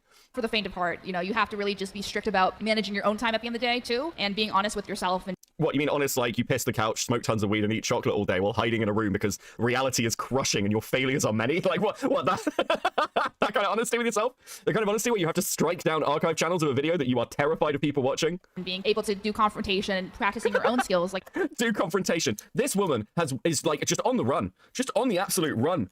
I just do confrontation. What a fucking joke. Holy shit, bro. Like I always say, like I've taken like 4 animation classes. You reminded me that my 34th birthday is next week. Fuck my life. Best of luck to you, Lost in Worlds, okay? Listen, you're not 35 yet. 35's when things go downhill. That's what I hear. I'm also not 35. I fear it. I dread it. I have over 200 hours of life drawing. I'm not saying that as a brag, but I'm just saying, like, I've done the work to get where I'm at. I'm not just like vibing off the fumes of, you know, other people. So it, you know, build your, you know, kind of start small and just whatever you do, film it and say, and kind of build from there, build up until you know, you feel comfortable approaching like maybe like a small event even, and just say, hey, you know, I'm just happy to buy a table and just vibe. Like you can always buy a table. Like anyone can buy a table. So, you know, assuming you get in line, you know, you get there, you plan ahead. That's what I mean. So. Jesus Christ. Hold on. I've also found out that one of the people who got struck was a dark place, which is KJ. That's fucking dude. Don't you go striking my archiver. That's fucking ridiculous. Classic rock kid with 5. I took 4 animation classes and failed every single one of them. I mean, what is this? I took 4 animation classes. Don't you, to be an animator, don't you need to do like, I don't know, multiple years at university? What is this? I did 4. This person, she wants to run a show. Beckett, please, this is an assault listening to her. Sarah, thank you for the 2. It's funny you say that. It's funny you say that it's insult listening to her because I believe other people would likely share that opinion. Now, who knows anything about MomoCon? Do you guys know about MomoCon? MomoCon is a fucking massive convention. It's a really, really big convention. It is hard not to pull a crowd at MomoCon. This is KP doing a panel at MomoCon to about 7 to 8 people. KP at MomoCon to 7 and 8 people. Unbelievable. She's devastated by this, by the way. Like, we might have a look at some of this at some point, because this is brutal. Like, right at the beginning, she's got, like, a bag of Disney treats for, like dollar store gifts for the best questions. It's like 8 people in here. It's fucking unreal, bro. Just, like, how do you have an experience like this and not quit? This was 3 years ago. This was 3 years ago. This was 2022. KP was pulling these numbers in 2022. That's insane. Car with the 5, Girl is Delulu. She's aware of, is she aware of how much tabling costs? It's like she's Lucia Booth with the bananas. I don't know who that is, but I'll take your word for it. Thank you for the 5. Like, dude, this is brutal. All the cons are like this, by the way. All these cons are like this. It's so depressing. She managed to pull people when she's on with other people. That's about it. But then, you know, this room, dead. Is the dude in white and blue jacket Lio? No, he didn't go to any conventions with her. I did ask. My Etsy shop does better than this per month. Yeah, I can believe it. I can believe it. It's hard to do this badly, quite frankly. So, firstly, I found this tweet, which is, man, it's hard being a pony YouTuber who peaked in 2015, and I'm now just trying to do things people care about in 2021. Well, that was prophetic. You've certainly made a splash, said the fish to the man with the lead weight tied around his ankles. Oh, dude. Okay, okay, I should point out that KJ has at least done something funny. Let me bring this up. Killjoy, in response to getting struck, has put up a 2-hour video with the email in it and a link to the Internet Archive. Now, it should be clear. KP is legally within her rights to strike Reuploads. She is legally within her rights to strike Reuploads. You can't fight a copyright strike like this. You just can't. She is fully within her rights to remove these videos. But to be clear, she is only doing this to avoid criticism. She's doing it because she's fucking scared. That's why she's doing it now, because she sees the public backlash. Otherwise, she would have struck them ages ago. She knows that this is a way for her in the long term to try and silence criticism, and it is gross. It is so, so pathetic. Lavender Rare with the 2. My RWBY Jeopardy panel has had more people than hers. Dude. I don't know why I said Ruby like that. I don't know why. But anyway, Starbird, member for 1 month at Seething. Much appreciated. I remember going to a late night com panel where we talked about cult classics and B-movies, Phantom of the Menace, Mandy, Beyond the Black Rainbow. Dude, that sounds fun. Fuck, are we at sticker time already? Thank you guys so much. Please enjoy these stickers. As always, I am proud of you. And regardless of what your real parents say, I think you're doing just fine, okay? I think everything's going to be okay. If your life is going better than fucking I Love Kim Possible, then you're doing fine, okay? That's the new level. Anyway, KP posted an update today. She posted an update. I gave it a little bit of flair. The only thing I know about Ruby is that it's that one shadow thing. Jesus Christ, dude. That was Ruby was an interesting experiment. Anyway. Hey everyone, I've seen all the feedback and reflections over the past few days, and I just want to acknowledge that I'm aware of them. There's a lot to take in, and I don't think I can respond to everything right now in a way that would do it justice. For the time being, I'm taking some space to listen, reflect, and process everything before deciding how to move forward. When I do revisit this, I'd like to talk about it in a bigger, cultural context, rather than focusing on any one person or situation. Thank you for your patience, and for giving me the room to approach this thoughtfully. Bro, so right, what we're doing is very simple. KP is suggesting that this has all got a little out of hand, guys. It was one tiny false rape allegation, okay? One tiny false rape allegation. What we need to do is talk about the wider fandom culture and how really this is all your fault. We need to stop focusing on what I've done wrong and discuss what you've all done wrong. Dude, if nothing else, a fucking ballsy move, I guess. Classic rock kid with the 2. Well, I'm working, so I'm already better than KP. True. If you have a job, you are better than a YouTuber who doesn't. Rocky with the 2. I got some sad news today, and stickers really help. I'm sorry, Rocky. I hope you're doing okay. I hope laughing at KP brings you solace. But fuck bad news. Bad news, sad. Dude, yeah, like, oops, rape. It's actually unreal that this has gone on so long. I don't know what to say. I don't know what to tell you. It's fucking crazy. And she's still doubling down and refusing to even pretend to understand. So what happened, there was a comment on one of my previous streams from Peculiar Charlie, whose upload it was actually the archive I watched when I was doing the original video. And KP has struck this upload. She's given Peculiar Charlie 7 days to remove it. So those archives are looking like they're going to disappear from YouTube, which I think is, pure fucking cowardice. Very highly pathetic. 100 answer with the 5. Check YouTube before work. Sees Beckett doing a stream. Click on stream and see my paralysis demon again. Fuck my life. So you're going to go by Becky or Rebecca now. Becky's fine, I think. Thank you. Priestess with the 2. Honeycomb keychain attempt number 2. Part 2 today. WML. I don't know what WML means, but good luck, Priestess. Okay. She has also struck Killjoy. Now, obviously, I can appreciate the fact that this might be to do with the transformative nature of the content. Maybe, just maybe, what really upsets KP is that just putting an upload up doesn't really put the work in, right?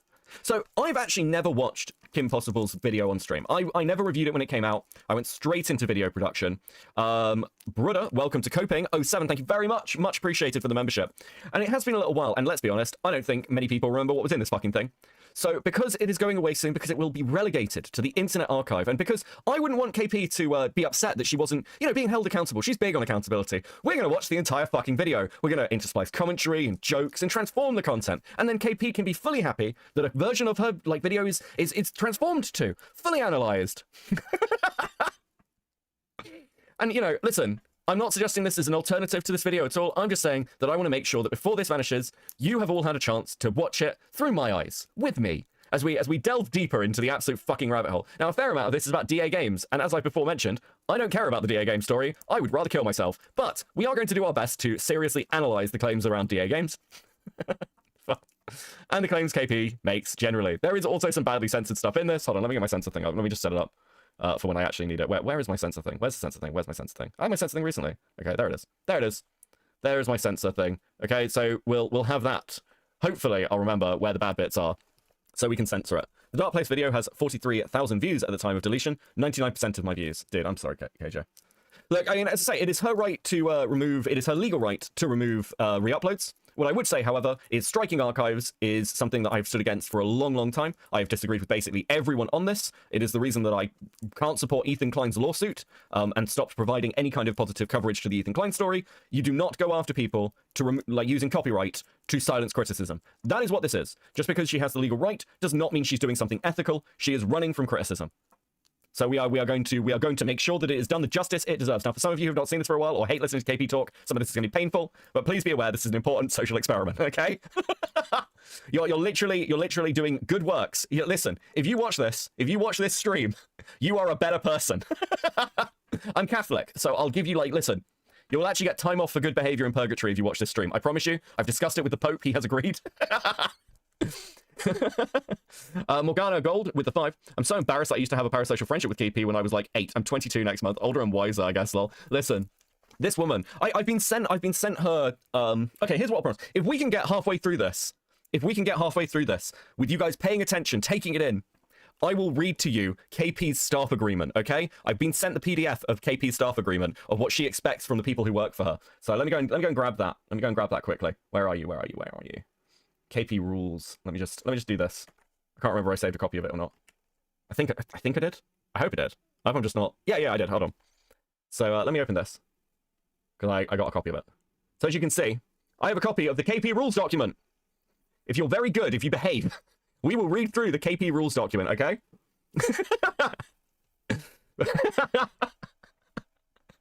Got it. What the fuck is wrong with me? Right, listen, we got 2 hours of this shit. Let's get into it. Fuck, that's not what I immediately wanted to show. Fuck me.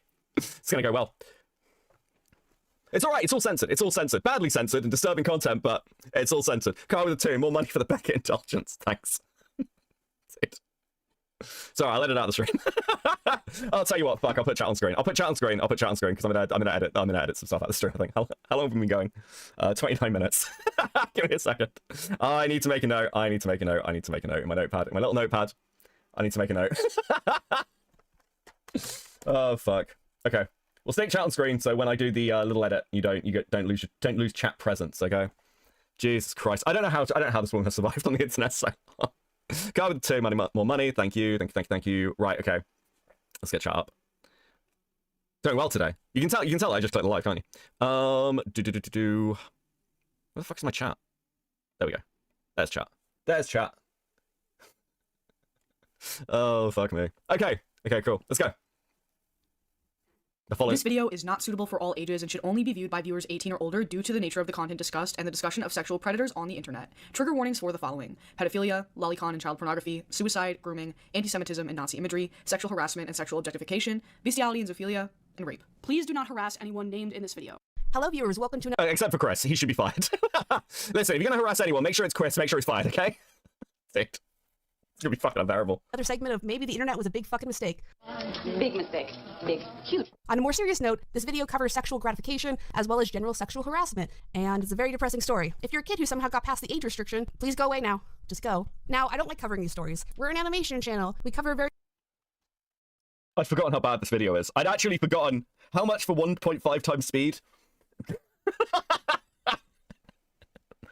Dude, it's gonna be fucking agonizing, isn't it? We're an animation channel. When was the last time KP put out a fucking animation? Dude, this woman laughs so much, it's agonizing. It's actually agonizing. very important stuff like Disney and not Disney things sometimes. But I like to think of myself like the Jon Stewart of the YouTube animation community. I call things out when I feel like I can add something to the conversation. And it's important to talk about when YouTubers are misusing their platform. I'd forgotten that's what she said about Jon Stewart. I call things out when I feel like I can do something about it. No, you call things out when you think there's clout involved for it. That's why you went after Lily. And don't get me wrong, like, I don't care if somebody goes after Lily Orchard, the more the merrier. But it was for clout. You were looking at all those views, all that approval. And you thought the same thing would happen here. She can't draw? No, she can't. She is talentless. It's unreal. form, so it's no fun situation because I hate it here. I don't want to be alive anymore. I've chosen not to keep this person anonymous because I believe this is not a mistake or a slip of the tongue. This is an active attempt of slander and misogyny, and that's just not acceptable. Also, this incident wasn't freely admitted to me. I had to have someone else tell me that this was going on in a professional setting. And he couldn't even tell me himself. Chris was a team member roughly from 2014. Do you see her instant framing of this? This is an attempt at slander and sexual harassment. Now, interestingly enough, when it comes to KP and Chris, it's so obvious that she'd like, what's a good way to put this? This was her dream, okay? I have spoken to multiple people about this. I think she, like, the only interest here from the beginning of this whole thing was nothing to do with DA games. It was purely Chris. She wants to do something with Chris. That is it.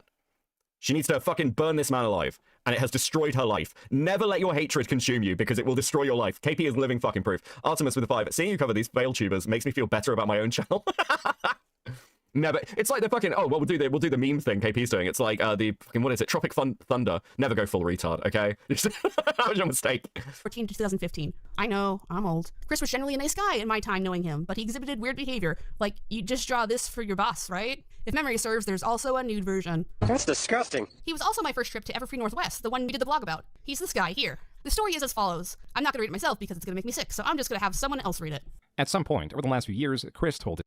Poor June. So to be clear, I did actually reach out to June the King, and he was like, yeah, listen, she asked me to read it, I did. I didn't do any of the research. That was my condition for this. I was not involved in any other way. And I was like, yeah, that sounds like everyone else. So I did go and check. But yes, she managed to get June the King. I assume off the back of the Lily stuff to read this. I've got no idea what their association is, but, well, yeah. I mean, Lazy's in this fucking video. The story, allegedly several times, that in the bathroom of the hotel where the group was staying, he was masturbating to KP's clothing. Chris states that this is a lie, as he was actually constipated during the trip, and there were no witnesses to his masturbation story in or near the hotel room. We don't know the details about who the story was told to, besides the whistleblower who will remain anonymous, but it was likely Will Ryan, head of the YouTube channel DA Games, as Chris and Will are friends, as well as friends and or employees of that YouTube channel. Chris also started working for DA Games shortly after leaving the ILoveKimPossibleAlot production team, so the timelines track. So here's one interesting bit, just looking at her Q&A section. Like, KP made arguments of like this was sexual harassment in the workplace that DA Games was not doing anything about. But that makes no sense because, again, this story was told before Chris was part of DA Games. It was told like while he was still working for KP. Now, again, I'm not defending the story as anything other than gross. It is gross and very weird, very weird. But like, it's a hell of a thing to carry a 10-year grudge over. I'll remind you again, this video was released in 2025. It is a decade past the point where this story was told. Once KP was informed that this incident took place, she confronted him via text and an audio confession. The audio is linked in the description if you would like to listen to the whole thing yourself.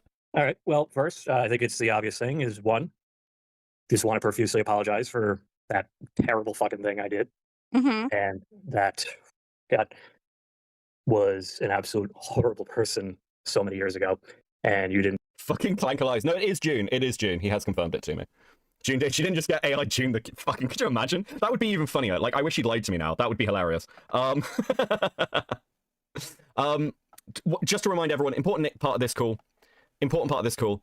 KP has cut this call up.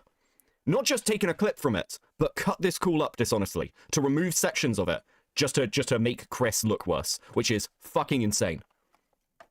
I don't know why she thought this was acceptable. Deserve that. So. Right. So I have a couple of things. So my source says you told this story in front of Will and Sean and a couple other people. Is that correct? That would probably be correct, yeah. So Will has heard the story probably in passing a couple of times, correct? Yeah, probably once. Okay. Same with Sean? Yeah, Sean. Okay. Did you talk to Sean privately about anything else that happened when you were working on the team that I don't know about? Not that I can remember. Okay. Nothing I say is meant to excuse what I did because it's inexcusable. Wow. That almost sounds like somebody taking accountability for their actions. I know this might be a mystery to KP because she wouldn't know what that sounds like, being incapable of taking any fucking accountability. But yeah, that sounds like somebody taking accountability, doesn't it? Weird that. Crazy, insane. Do you want me to say what the story was just for context, or do you want to explain it? I mean, I guess it makes more sense if I do, because Sure. I don't think it's fair for you to have to reiterate that horrible thing. Sure, go ahead. Yeah, so the old tale goes is that I pleasured myself in the hotel bathroom we were sharing during one of our breaks when everyone was gone and whatever, and that I fell off the John after basically getting lightheaded from what would be, ejaculation falling on the floor where your dirty clothes also happen to be, and that my face planted on your underwear. Right. Part And of my PD version, I have a 6-year-old in the other room, so. Oh yeah, I'd forgotten this part. This is a woman who knows that Chris has a kid and still wanted to make him unemployed. Ticked.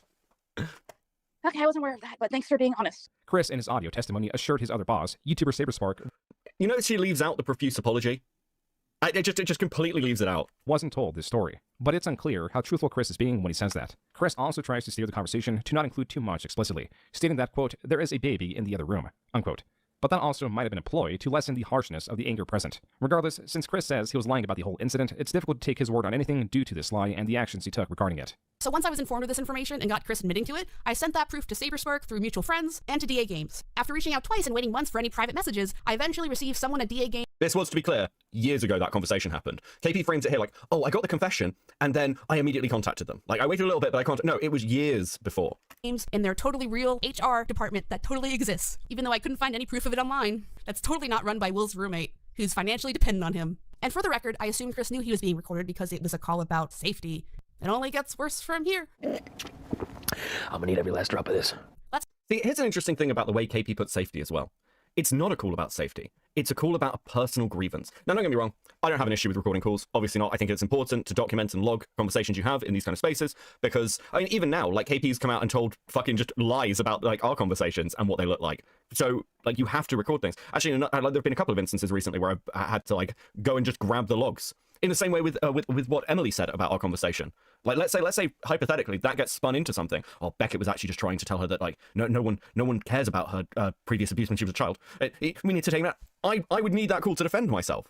It's kind of this fucking ridiculous situation where it's like, well, you can't record people, so well, then you can't have a conversation with people at all. So I've never gotten KP about recording this call. But this call was not a safety call. It was a grievance call. The way KP paints it is, I'm just doing this for the good of the community. It's not. It's malice. It is nothing but malice, this fucking woman.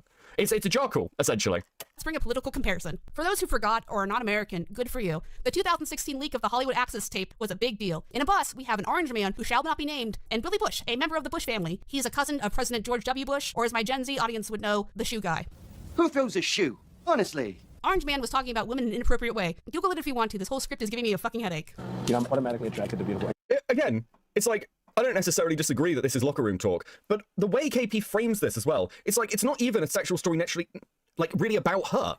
It's a gross story about Chris that happens to involve her clothing because it was there. It's not, Chris is not saying, oh, I was, like, pleasuring myself to the idea of her. He's not saying, like, he assaulted her in some way. He's not saying that she came onto him. It's literally just about Chris, and her clothing happens to be here. This comparison doesn't even make real sense. I just start kissing them. It's like a magnet. Now, even though this was in 2005 and leaked in 2016, and even though Billy Bush was now working for the Today Show and not Hollywood Access, where the tape was obtained, Bush was still fired on moral grounds, not contract obligations. It seems like keeping him on staff would be a bad look for the Today Show, despite this happening over 10 years ago. Imagine that. So I find this before his contract excuse to be weak at best. The ironic thing is, Bush was mostly going along with what was said. Chris actually did more than Bush did and suffered less consequences. As well, if Chris told the story multiple times, I would assume one of those times was after his contract was signed. But don't worry, Chris can still run for president. Just listen to how Bush described it.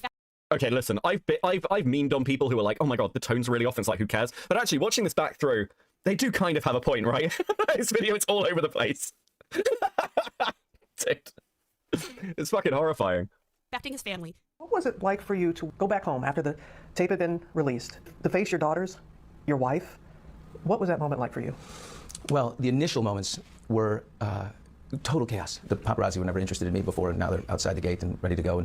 But why is this in here? What the fuck possessed you to put this in here? What was the point? Once we settled and got to connect, there was a powerful moment. Chris once told a great story about me. Let's talk about Billy Bush. Fuck me, bro. Now 16-year-old daughter called me, and she was in tears, and she was really upset. And I said, Mary, it's going to be okay. You know, don't worry. And she said, no. Why were you laughing at the things that he was saying on that bus? Why were you playing along with that? It wasn't funny. I said, Mary, I am sorry, and there is no good answer for that. If you take another extreme example, do you guys remember the Michael Vick controversy? For those who Holy fucking shit. don't know American football, player Michael Vick was caught running a dogfighting ring, you know, where they take poor little puppies and make them fight to the death for gambling purposes. Why would you do it? Yes, telling a gross story about somebody is the same as running an animal fighting ring. Fuck me, what? What do you mean? I'm pretty sure there's no clause in his football contract that says don't do that, but he was also fired on moral grounds. Imagine consequences. Wait, hold on. Isn't that highly illegal? I don't think that's just moral grounds. I think that's because it's a serious crime. I'm pretty sure running fucking unregulated gambling blood sports is a crime, you fucking idiot. What do you mean? KP, they're bronies, they don't know football. True, Phineas, thank you for the 2. Classic with the 5. Holy shit, I thought the Seinfeld segment was tone deaf. Listen, thank God she wasn't making this video now. We'd have a whole segment about Hassan fucking electrocuting his dog or some shit. Bro. That poor fucking animal. Listen, if Hassan finally gets taken down over, like, shot collaring his dog, it is, like, listen, it's the funniest thing in the world, because I can't believe that. Dude, he didn't even get fucking, like, suspended. It's crazy. Dude can do anything on Twitch. The Opinionator would too. You should use the get on with it clip like lazy. Thank you very much for the 2, and also thank you guys for hitting the goal. Much appreciated. Please enjoy this pile of stickers for being super fucking based today. Much appreciated. Dude, I love like little impromptu streams where I see something that just annoys me enough that I'm like, oh, I have to go live. I have to go live. We have to talk about this. Beautiful, beautiful. For your actions. At the very least, let's assume the absolute best of the situation. Chris was being truthful, Saber and Will wasn't there to hear these. I really did capture her shit visual style, didn't I? It took her so long to make this video, and it took me like 6 hours to make mine. Conversations. This happened before he was hired, somehow. I'm glad a whistleblower came forward, but even so, if this is how someone is talking about women, shouldn't you tell their future bosses? Becky is going to have to start an illegal boxing ring in his Discord. No, listen, we're not doing fucking internet boxing. In 2011, Vicky lobbied for HR, the animal. Okay, fuck me, guys. Listen, are we doing like the meme of like let's post laws because KP's dumb? Prohibition Act, which would have established misdemeanor penalties for spectators of illegal animals as a felony. So he paid his debt. Wait, really? Okay, I don't care. Fact with the 2. From the fence to the tree, Kaya will be free. Dude, fuck me. No, what are we doing? No, stop. Behave. Be good. Does an employee talking about women in this unethical way make the company look bad? I mean, this isn't just a slip of the tongue. This is a purposeful attempt to objectify women due to bitterness and self-esteem issues, and should be taken seriously in any workplace, even a virtual one like YouTube. And the fact that DA Games and others value Chris's safety and privacy more than holding him accountable makes me worry, because this is harassment. And I don't have to take it. New developments. I posted part of the... Okay, see, here's a really interesting part for all this as well. Well, at least the Civil Rights Act wasn't cited this time. I mean, true. Listen, she hadn't discovered ChatGPT when she made this video. Fuck me. Here's a really interesting part as well with this whole kind of harassment argument. I'm being harassed. You'll see KP constantly talk in the way that she addresses controversy. I'm being attacked. People are being mean to me. Look, it's not harassment if it's someone telling a story one time about you to a private group of people. That's not what harassment is, you fucking idiots. Harassment would be if Chris turned up to like multiple con panels and was like, every time KP was on panel, came up and said, Lamau, remember that time I masturbated into your underwear? That would be harassment. Telling a story, and Chris claims one time to a select group is just not harassment. It's just not. You're out of your fucking mind. Artemis with 5. Dude, even back then, the other Brony analysis channels had way better editing and audio quality. How has she not improved in over 10 years? Well, because KP doesn't catch, she's fucking lazy. If anything, she's got worse over 10 years. It's like the exact opposite. Email exchange on Twitter again, and that blew up, I guess. DA Games released a statement due to public pressure. If not, then they would have released their statement a year ago when this email exchange took place. Chris is going away on work training. Can I have proof of that, please? Because you've already been pretty untruthful to me. I think you guys are just trying to wait until this all dies down, and everyone forgets, and then Chris will just magically appear. Dude. This woman, like, she's been asked by me, and I believe by other people, actually, what accountability even looks like to her. And it's really telling, isn't it? Oh, Chris went away, give me proof of that. And then Chris came back. I can't believe Chris came back. She wanted Chris fired for a story that was told 10 years ago. That is what she wanted. She won't say it, but that's what she wanted. That's what accountability looks like to her. You told a story about me, your life should be fucking ruined. We talk a lot about Saberspark, and again, I'm in no mood to defend DA Games because they fucking have not, they've left Saberspark just out to dry. You know, they were fully happy for him to take the brunt of stuff, which is also gross, by the way. But nonetheless, her goal was to get a man fired, and, like, we also shouldn't forget how fucked up that is. This is pure life ruination. Over something that happened a decade ago, and it didn't even occur as a physical action, it was just a story he told. Absolutely fucking despicable, bro. Chris's statement also came out, which is really respectful, calling me an employer. Oh, by the way, I was being sarcastic. And then... Wait, hold on. It's come to my attention that a former acquaintance and employer has made some allegations about me. I'm here to clear some things up, as I don't want to indirectly incite harassment. We refer to them simply as Blue when appropriate. So, hold on. What was he meant to refer to you as? You were his former employer. What do you mean? That's so disrespectful. How dare you say I employed you? I mean, to be fair, that is kind of disrespectful. It's not like KP actually fucking pays anybody. So it's not really employment, is it? He was a volunteer. I don't know, that doesn't count. I was not going to acknowledge this, but since people who I care about are being dragged into this situation, I felt it best to make a statement. First of all, I want to once again apologize to them for what I said in confidence in the past. The joke I told was immature, appalling, and not a reflection of who I am today. It was conjured up out of spite and anger for someone who had mistreated myself and many close friends in the past, and was meant only as a locker room joke for those who were upset and burned by blue. Yes, and now we're looking at this. It's quite obvious that many people's disgruntlement, is that a word, disgruntlement? State of being disgruntled? With KP, dude, fuck, this, my brain's gonna fry through the course of this. It's due to the fact that she was a fucking bitch. That's the reality. And at the same time, this is the apology. This is a public apology. KP's arguments essentially come down to, Chris didn't apologize in the way that I wanted him to. He didn't apologize enough. So his life needs to be like totally ruined now. He came out with a public statement. That's accountability. He apologized to you personally. That's accountability. The only next stage of this is you want him fired. Absolutely fucking psychotic. Respectful, calling me an employer. Oh, by the way, I was being sarcastic. And then trying to make himself the victim. Chris, if you felt mistreated, this is the first I'm ever hearing about it. So, KP, multiple members of your ex-staff have come to me recently. They went to Horse News back in the day. Multiple vendors who have worked with you. In fact, like huge swathes of fucking people have been disgruntled working with you. So this whole thing of, oh, this is the first I'm hearing about it, I actually call bullshit. I call bullshit. I think KP is fully aware that people hate working with her. She just sticks her fingers in her ear and la la la, that's not true, I'm perfect, everyone's mean to me because they're misogynists, even if they're women, and they hate me, and they're in love with me, and they just can't keep their hamsters up. They want me to be in love with them, guys. Saberspark wanted me. Listen, look at me. Look at me. Why wouldn't Saberspark want me? Why wouldn't Saberspark want a piece of this? Listen, he was just an angry man who was desperate for the love of KP. Kick him with a 50. Yay, I got another star before sleep. Have a fun stream, Daddy Beckett, or is it Mummy Beckett when you look like that? No, that doesn't feel right. Thanks for the 23. Sleep well. Fuck me. Like, dude, look at the fucking state of her. It's just unreal. How could Saberspark say no? Bro, this fucking witch, man. politely talk to me directly or shut the fuck up. You need to shut the fuck up. Hey, advice KP could take itself. The opinionator with two. People are disgruntled just knowing KP. I certainly am. Now, like, some people have questioned. I say some people. One person sent me a DM saying, why are you going so hard?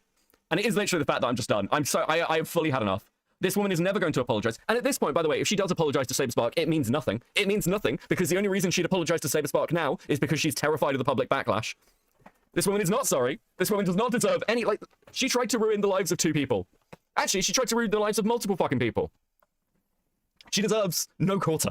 It is perfectly simple. And if KP sees this, just so KP is aware, this is what the future looks like. You're even striking channels. What a fucking stupid thing to do. Like, I know, guys. I know what will get people to stop talking about me. I'll go and strike a load of small channels to get the video taken down. What could go wrong? I know we have this dude bro culture around YouTube entrepreneurs who have never been to business school before and don't know about good company ethics. As far as Chris, I would hope he gets an official investigation. Good company ethics. Holy fucking... Like, yes, KP, Little Miss, every employee I've ever had work for me is now, like, trying to talk to the hit piece, right? Drama streamer. Good company ethics. Fuck right off. We'll get to this fucking, KP rules document. Slug TV with 2. KP needs to be sued into homelessness. I'm coming. Holy shit, Slug. Just stop. I only just got into the MomoCon bit, and those members really are impossible. I can't believe I could have met her in the VIP lounge if the drama was just a few months later. It's interesting as well, like, you know, KP is the only person banned from MomoCon, apparently. Like, they're literally the only creator banned from it. How'd you fuck up this badly? What the hell, bro? With the 1999, thank you very much. That is super generous of you, bro. Ooh, why there KP on my screen? Get her out of here. I love the reactions to KP being pretty much the same as the reactions to Courtney's dirty bong and feet. Oh, this woman's so cooked. To his character for both parties, and as a lead with the Billy Bush example, possibly terminated. I don't know if Chris has personally changed or what his character is now, or if there are any other victims out there, but do you really want this kind of guy to be representing your company? To work in the media industry is a privilege. Did you guys hear that? We're gonna listen back to that. And you tell me, from this sentence, what you think KP wants to happen to Chris. To his character for both parties, and as a lead with the Billy Bush example, possibly terminated. I don't know if Chris has personally changed or what his character is now, or if there are any other victims out there, but do you really want this kind of guy to be representing your company? To work in... What do you guys think? What do you think that sounds like KP wants the outcome to be? Huh? Just out. I mean, maybe I'm wrong. Maybe some people have some other opinions of what she could mean by that. Curiouser and curiouser. Ryan Wind with the 2. Fucking hell. Can you not insult witches, please? Not one of us. Fair enough. Please, no curses. Okay, I don't have to do a fucking cleansing ritual. I'm good. Okay, I have no fucking grave dirt left. Okay, self-termination. Priestess, did you watch the clip I sent you in DMs? No. I might have a look later. But thank you for the 2. Dude, this fucking woman. Unreal. Media industry is a privilege. KP wanted and expects him to be blacklisted in this video to fix everything that has ever gone wrong for her. True. I protect sexual harassers, even if it's just a dumb internet job. And I know, this all sucks. Hearing this is probably gonna suck. Working on this video has sucked real bad. I've cried a lot. But it seems like that minors are in threat of being preyed on. Will himself has done some suspicious behavior, and it seems like nothing's going to change unless it's talked about in a bigger way. I'm as mad as hell, and I'm not gonna take this anymore! So that's why we're here. I hope you get to speak to someone less annoying one day. To be fair, I got to speak to Claire, and Claire is a delight, okay? Claire is an absolute delight. So that's been a high point of this entire drama. I've said a few times, because I've looked into the Brony community for a long time, and the drama's around, so I have seen a lot of the My Little Pony early seasons to try and understand this fucking fandom. And I did have a conversation with Claire at one point, where we were just talking about the fandom reaction to her. And I said to her, I think Falchi might have been in this call, where I basically said, it's really interesting meeting you because your character is the most annoying part of the show. And she was like, I know, it's terrible, I hate it. Fuck me. Lazy and Saber? Yeah, true. Lazy's lovely. Jack Walker with a 5. Oh no, if it isn't the consequences of my own dumb lies and double down and then triple down and now people are mad at me. Oh no, cry more, so true. Zero, disproving KP rep. For some reason, people think I'm unqualified to do this, or have false information about things that have happened in the past they are using to make a judgment on this case. And that's concerning. So let's go ahead and disprove. That's concerning. What is her accent? It's dude, this woman is it's unbelievable listening to this woman. Now again, it's important to note with the DA game stuff, I have not looked into detail enough to say what has or hasn't happened. I do know that somebody so one of the accusations that will come up is that Will Ryan, for example, posted porn in the Discord, and it was somebody said, okay, well, this was actually to test a bot. I believe another content creator said they couldn't find any bots like that. I should point out that because I've done a bit of digging over the last couple of weeks. Apparently, you remember she said she was linking to Parlo's video.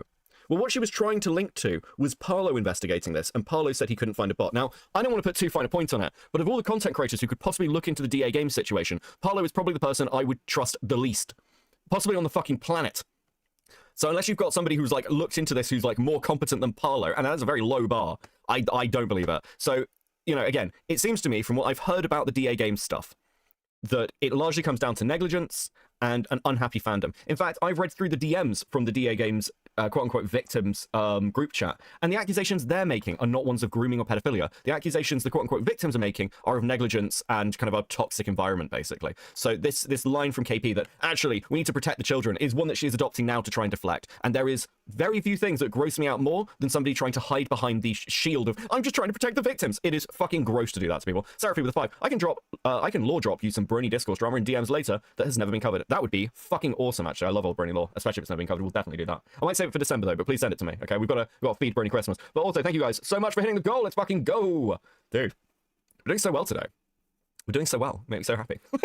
Please enjoy these stickers and this lovely animation from Tig. Absolutely based.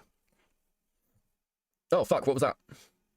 What was that? What are you doing? This football contract. That was interesting. Right, okay. Hold on. We'll go back. We'll find it. Christmas, Italy. Per zero, just rep. For some looking on Reddit, I proved some KP is bad stuff. For example, when this was trending on Reddit, I got comments like this. Hold on. For example, it's concerning. So let's. I'd forgotten this was in the video. I'm going to be honest with you. When I looked into this video the first time, a lot of the DA game stuff I just largely ignored and was like, I'm focused on Saber stuff. So there is stuff in here that I don't think I'd ever mentally registered. Go ahead and disprove some KP is bad stuff. For example, when this was. This isn't her first controversy, right? Didn't she abuse her staff? More info here. In short, no. But actually, hold on. Abuse is a very strong word, okay? But she certainly badly managed people. She was certainly a terrible person to work with and for, which is why people started cutting contact with her. So it's very interesting as well. Dude, she's got 0. Wait, did she upvote herself? I don't know Reddit well enough. Wait, does this mean she upvoted herself? Did she screenshot herself upvoting herself just so it wasn't in the minuses? Bro, that's so fucking gay, dude. That is so fucking gay. I needed to make sure that Reddit wasn't getting the wrong idea that everyone hated me, so I needed to, give some support to myself. Dude, what a fucking loser. Why would you care what Reddit thinks? Trending on Reddit, I got... Reddit defaults to you upvoting your own comments. Oh, okay. Okay. I didn't know that. Reddit automatically does that? Okay. Dude, why? What the fuck? Why? That is so gay. That's gay on Reddit's part. Fucking ridiculous. Yeah, why would it automatically do that? Whatever. Oh man, I forgot all about KP. I loved watching her vids, but I think I unsubscribed at some point because of the controversy or something, but I can't remember what it was. I think the controversy was that KP was abusing her staff and treating them like a sweatshop, which, by the way, is what her current staff are telling me it is like working for her. Nothing seems to have changed. And there aren't some DMs to back this up, but I'll be honest with you. I don't like overall I don't like just using testimony. But in this case, because I know KP's like concerned about the perfect victim narrative and believing people, I have multiple people telling me the same or similar stories who were involved in KP's team, who can prove that they were involved in KP's team and have access to like logs, the history, everything else. And it also lines up with the controversy in 2016. And I have interviewed those people. I do have them on record as having those conversations. So again, it seems highly likely that this is true. And it seems also that certain parts of this she's not disputing anyway. So, you know, the fact that certain videos haven't come out, the fact that she doesn't pay people is not disputed. The fact that she's difficult to work with. There's also some things that she's produced are quite telling. She basically tells on herself in one of the Q&As that she does at the Fan Expo con, I think it is, in the video she makes. Her striking that video ruined the last amount of goodwill she had. Yes, never strike the videos. Bro, what the fuck is wrong with you? Comments like this. And if that's still not enough for you, listen to this. And another aspect that I didn't really take into account until rather recently is that on top of all the work that the team members are having to do, there's something to be said for all the work that goes into managing those team members. I can't imagine it must be an easy job, because you have to make sure that everyone is on the same page with everything, all the time. Everyone's keeping up to date with progress and is generally handing things in on time, all while trying to keep them happy and make them feel like they're in a positive working environment. And at that point I said, look, I'm sorry I couldn't finish it, but I need to get back to my other work. And KP, she let me go. She didn't force me to stay. She didn't say, oh, you have to keep working for me. She said, okay, you can go. Maybe I'll contact you again later when you're not busy. Started a channel to spread her opinions and built a team around her. I've seen her make mistakes, take them to heart, and return improved. She is a leader, so she must lead in the way she knows, but she is always ready to listen, to help, and when she is unsure, seek advice herself. In the wake of all of this, I had the privilege of meeting some of Team KP, to which my initial reaction was, she still has a staff? And it's true, bunch of real sweethearts, who, in defiance of Twitter, reason, common sense, and probable human resource statutes, actually still love ILoveKimPossibleAlot. A lot. And take my word for it, they were just as nonplussed about all this leaks business as anyone. Actually, no, don't take my word for it. Why not go check out their page and get it from the various horses' mouths yourself? Wait. Did KP essentially try and PR her way out of the 2016 controversy? Because everything I've been told is essentially like it lines up with KP managing people badly. And so the problem with that like management stuff is, firstly, KP didn't pay people. That's undisputable. And that is bad. That is bad form. You should be paying people who do work for you, especially if they're doing a lot of work for you regularly. It's very simple. Secondly, there was also this impression in her team that KP had no money. One of the people who managed her channel came to me and was like, well, it was really interesting when we found out she was like moving to New York or Manhattan or whatever it was, because everyone was like, how the fuck do you have the money for that? And it's kind of interesting now looking at it, because like you're dealing with a load of bronies. This controversy happened in 2016, and it was very much the nature of the fandom to not talk about drama at the time. I wonder whether actually an awful lot of this was pressure and sweeping things under the rug. This is just a theory, of course. But the fact that we're getting repeat stories that line up very closely to the 2016 drama, and KP herself, like, you know, you look at this fucking document. Does this look like a friendly work environment, like with a fucking NDA? There's people you're not fucking paying? The strike system is in place to keep the team organized and prevent projects from getting delayed due to one individual. Generally strikes again if late for a deadline without advance notification or a viable reason. Continual extensions or delays, continuing problems with communications via Discord or email, missing a project department meeting without notification beforehand. KP also, like multiple people have told me, didn't come to her own mandatory meetings. One strike is erased at the discretion of the leadership based on improved performance. Dude, this sounds like a fucking really toxic place to work.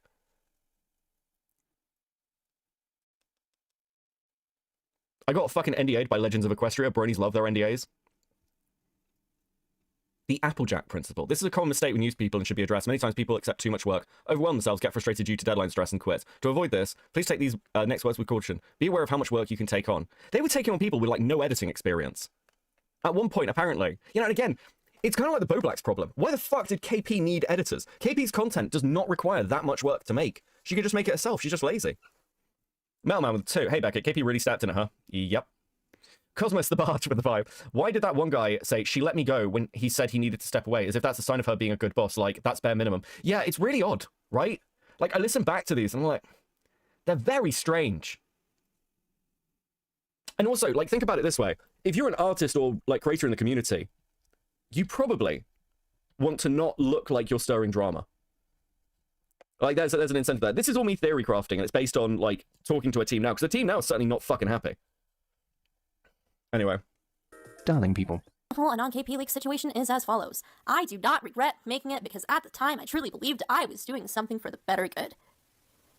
Michael, this is illegal. Did you really think no one would check? What, do you work for iTunes? I guess never underestimate the power of too long didn't read. Can I get paid now, Rachel? For those playing at home, the TLDR is that this is utter nonsense, especially this bit. But KP, what about this? She was exposed as a manipulator and a user. Somehow, she managed to get an entire team of people to get to work on her projects. Only they didn't get any compensation for it. God forbid people have hobbies. I guess every... God forbid people have hobbies. Hold on, no. You talk about them as a staff. Yeah, I didn't actually get free work from people. They were just doing their hobby. Yeah, fuck you! What kind of answer is this? Bro, my artists have hobbies. Like, they do random things. I still pay them. What the fuck are you talking about? What do you mean? This is my hobby. I still make money from it. And then, like, make sure the channel is paying people. Sure, I don't take a penny, but that's my choice. If I wanted to, I could take decent income out of this shit. This is insane. Classic with the two. I think we found Star Giant's twin sister. True. Reanimated is just an anti-capitalism abomination. Discussed at length here.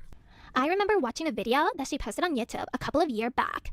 It was a long drawn-out... Wait, also, how insane is it that you're trying to make a video on DA Games, and your opening gambit is, this guy Chris is bad, and also the previous drama and controversy about me, actually was all people lying? I'm like totally lovely, guys. I'm so good. And I'm like, the video where you're trying to exonerate your previous drama from, again, over a decade, like a decade ago. This was 2016 this happened.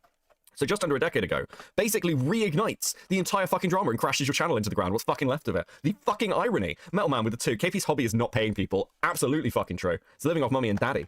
Video about how she was almost cancelled from the community and how she was a victim of stalking and her struggles with PTSD, which she brings up like every time she gets the opportunity. Like, oh my god, but she totally does, which she brings up every time. How many times have you heard KP? And probably I've heard it more than you because of fucking everything that's going on. Oh my god, I have PTSD, guys. I'm like so sad. I'm like so sad, guys. And again, I've been through PTSD. It sucks, but it's not an excuse. It's not an excuse. It's just not. And it's, if you haven't dealt with this in like 10 years and you've got PTSD from being bullied on the internet, motherfucker, maybe go and do something else. Maybe it was time to leave. Maybe that was a sign that this wasn't for you. Like, what? Shaming trauma victims probably wasn't your best move, my guy. Just saying. She probably thought that because the fandom had died down a bit, nobody would go on the attack. She also had like a Twitter meltdown when she had to pay like for her own way into BronyCon. I can't remember which convention, because I didn't bother fact checking. Whereas other members of the Brony committee, like Silverquill, got in for free. Really goes to show how much of a tight-knit group. Also, I've been told by multiple people that she did get upset, like, and annoyed when she wasn't given like free stuff at cons. This just seems true. And again, we've got evidence of this from her DMs with Bonk, where she gets banned from MomoCon, and she's begging this schizo to try and like, can you tell people to like let me back into MomoCon? Because like I don't think it's right that I've been banned. So yeah, KP this totally lines up with the DMs we have on KP. Like, right, this woman's insane.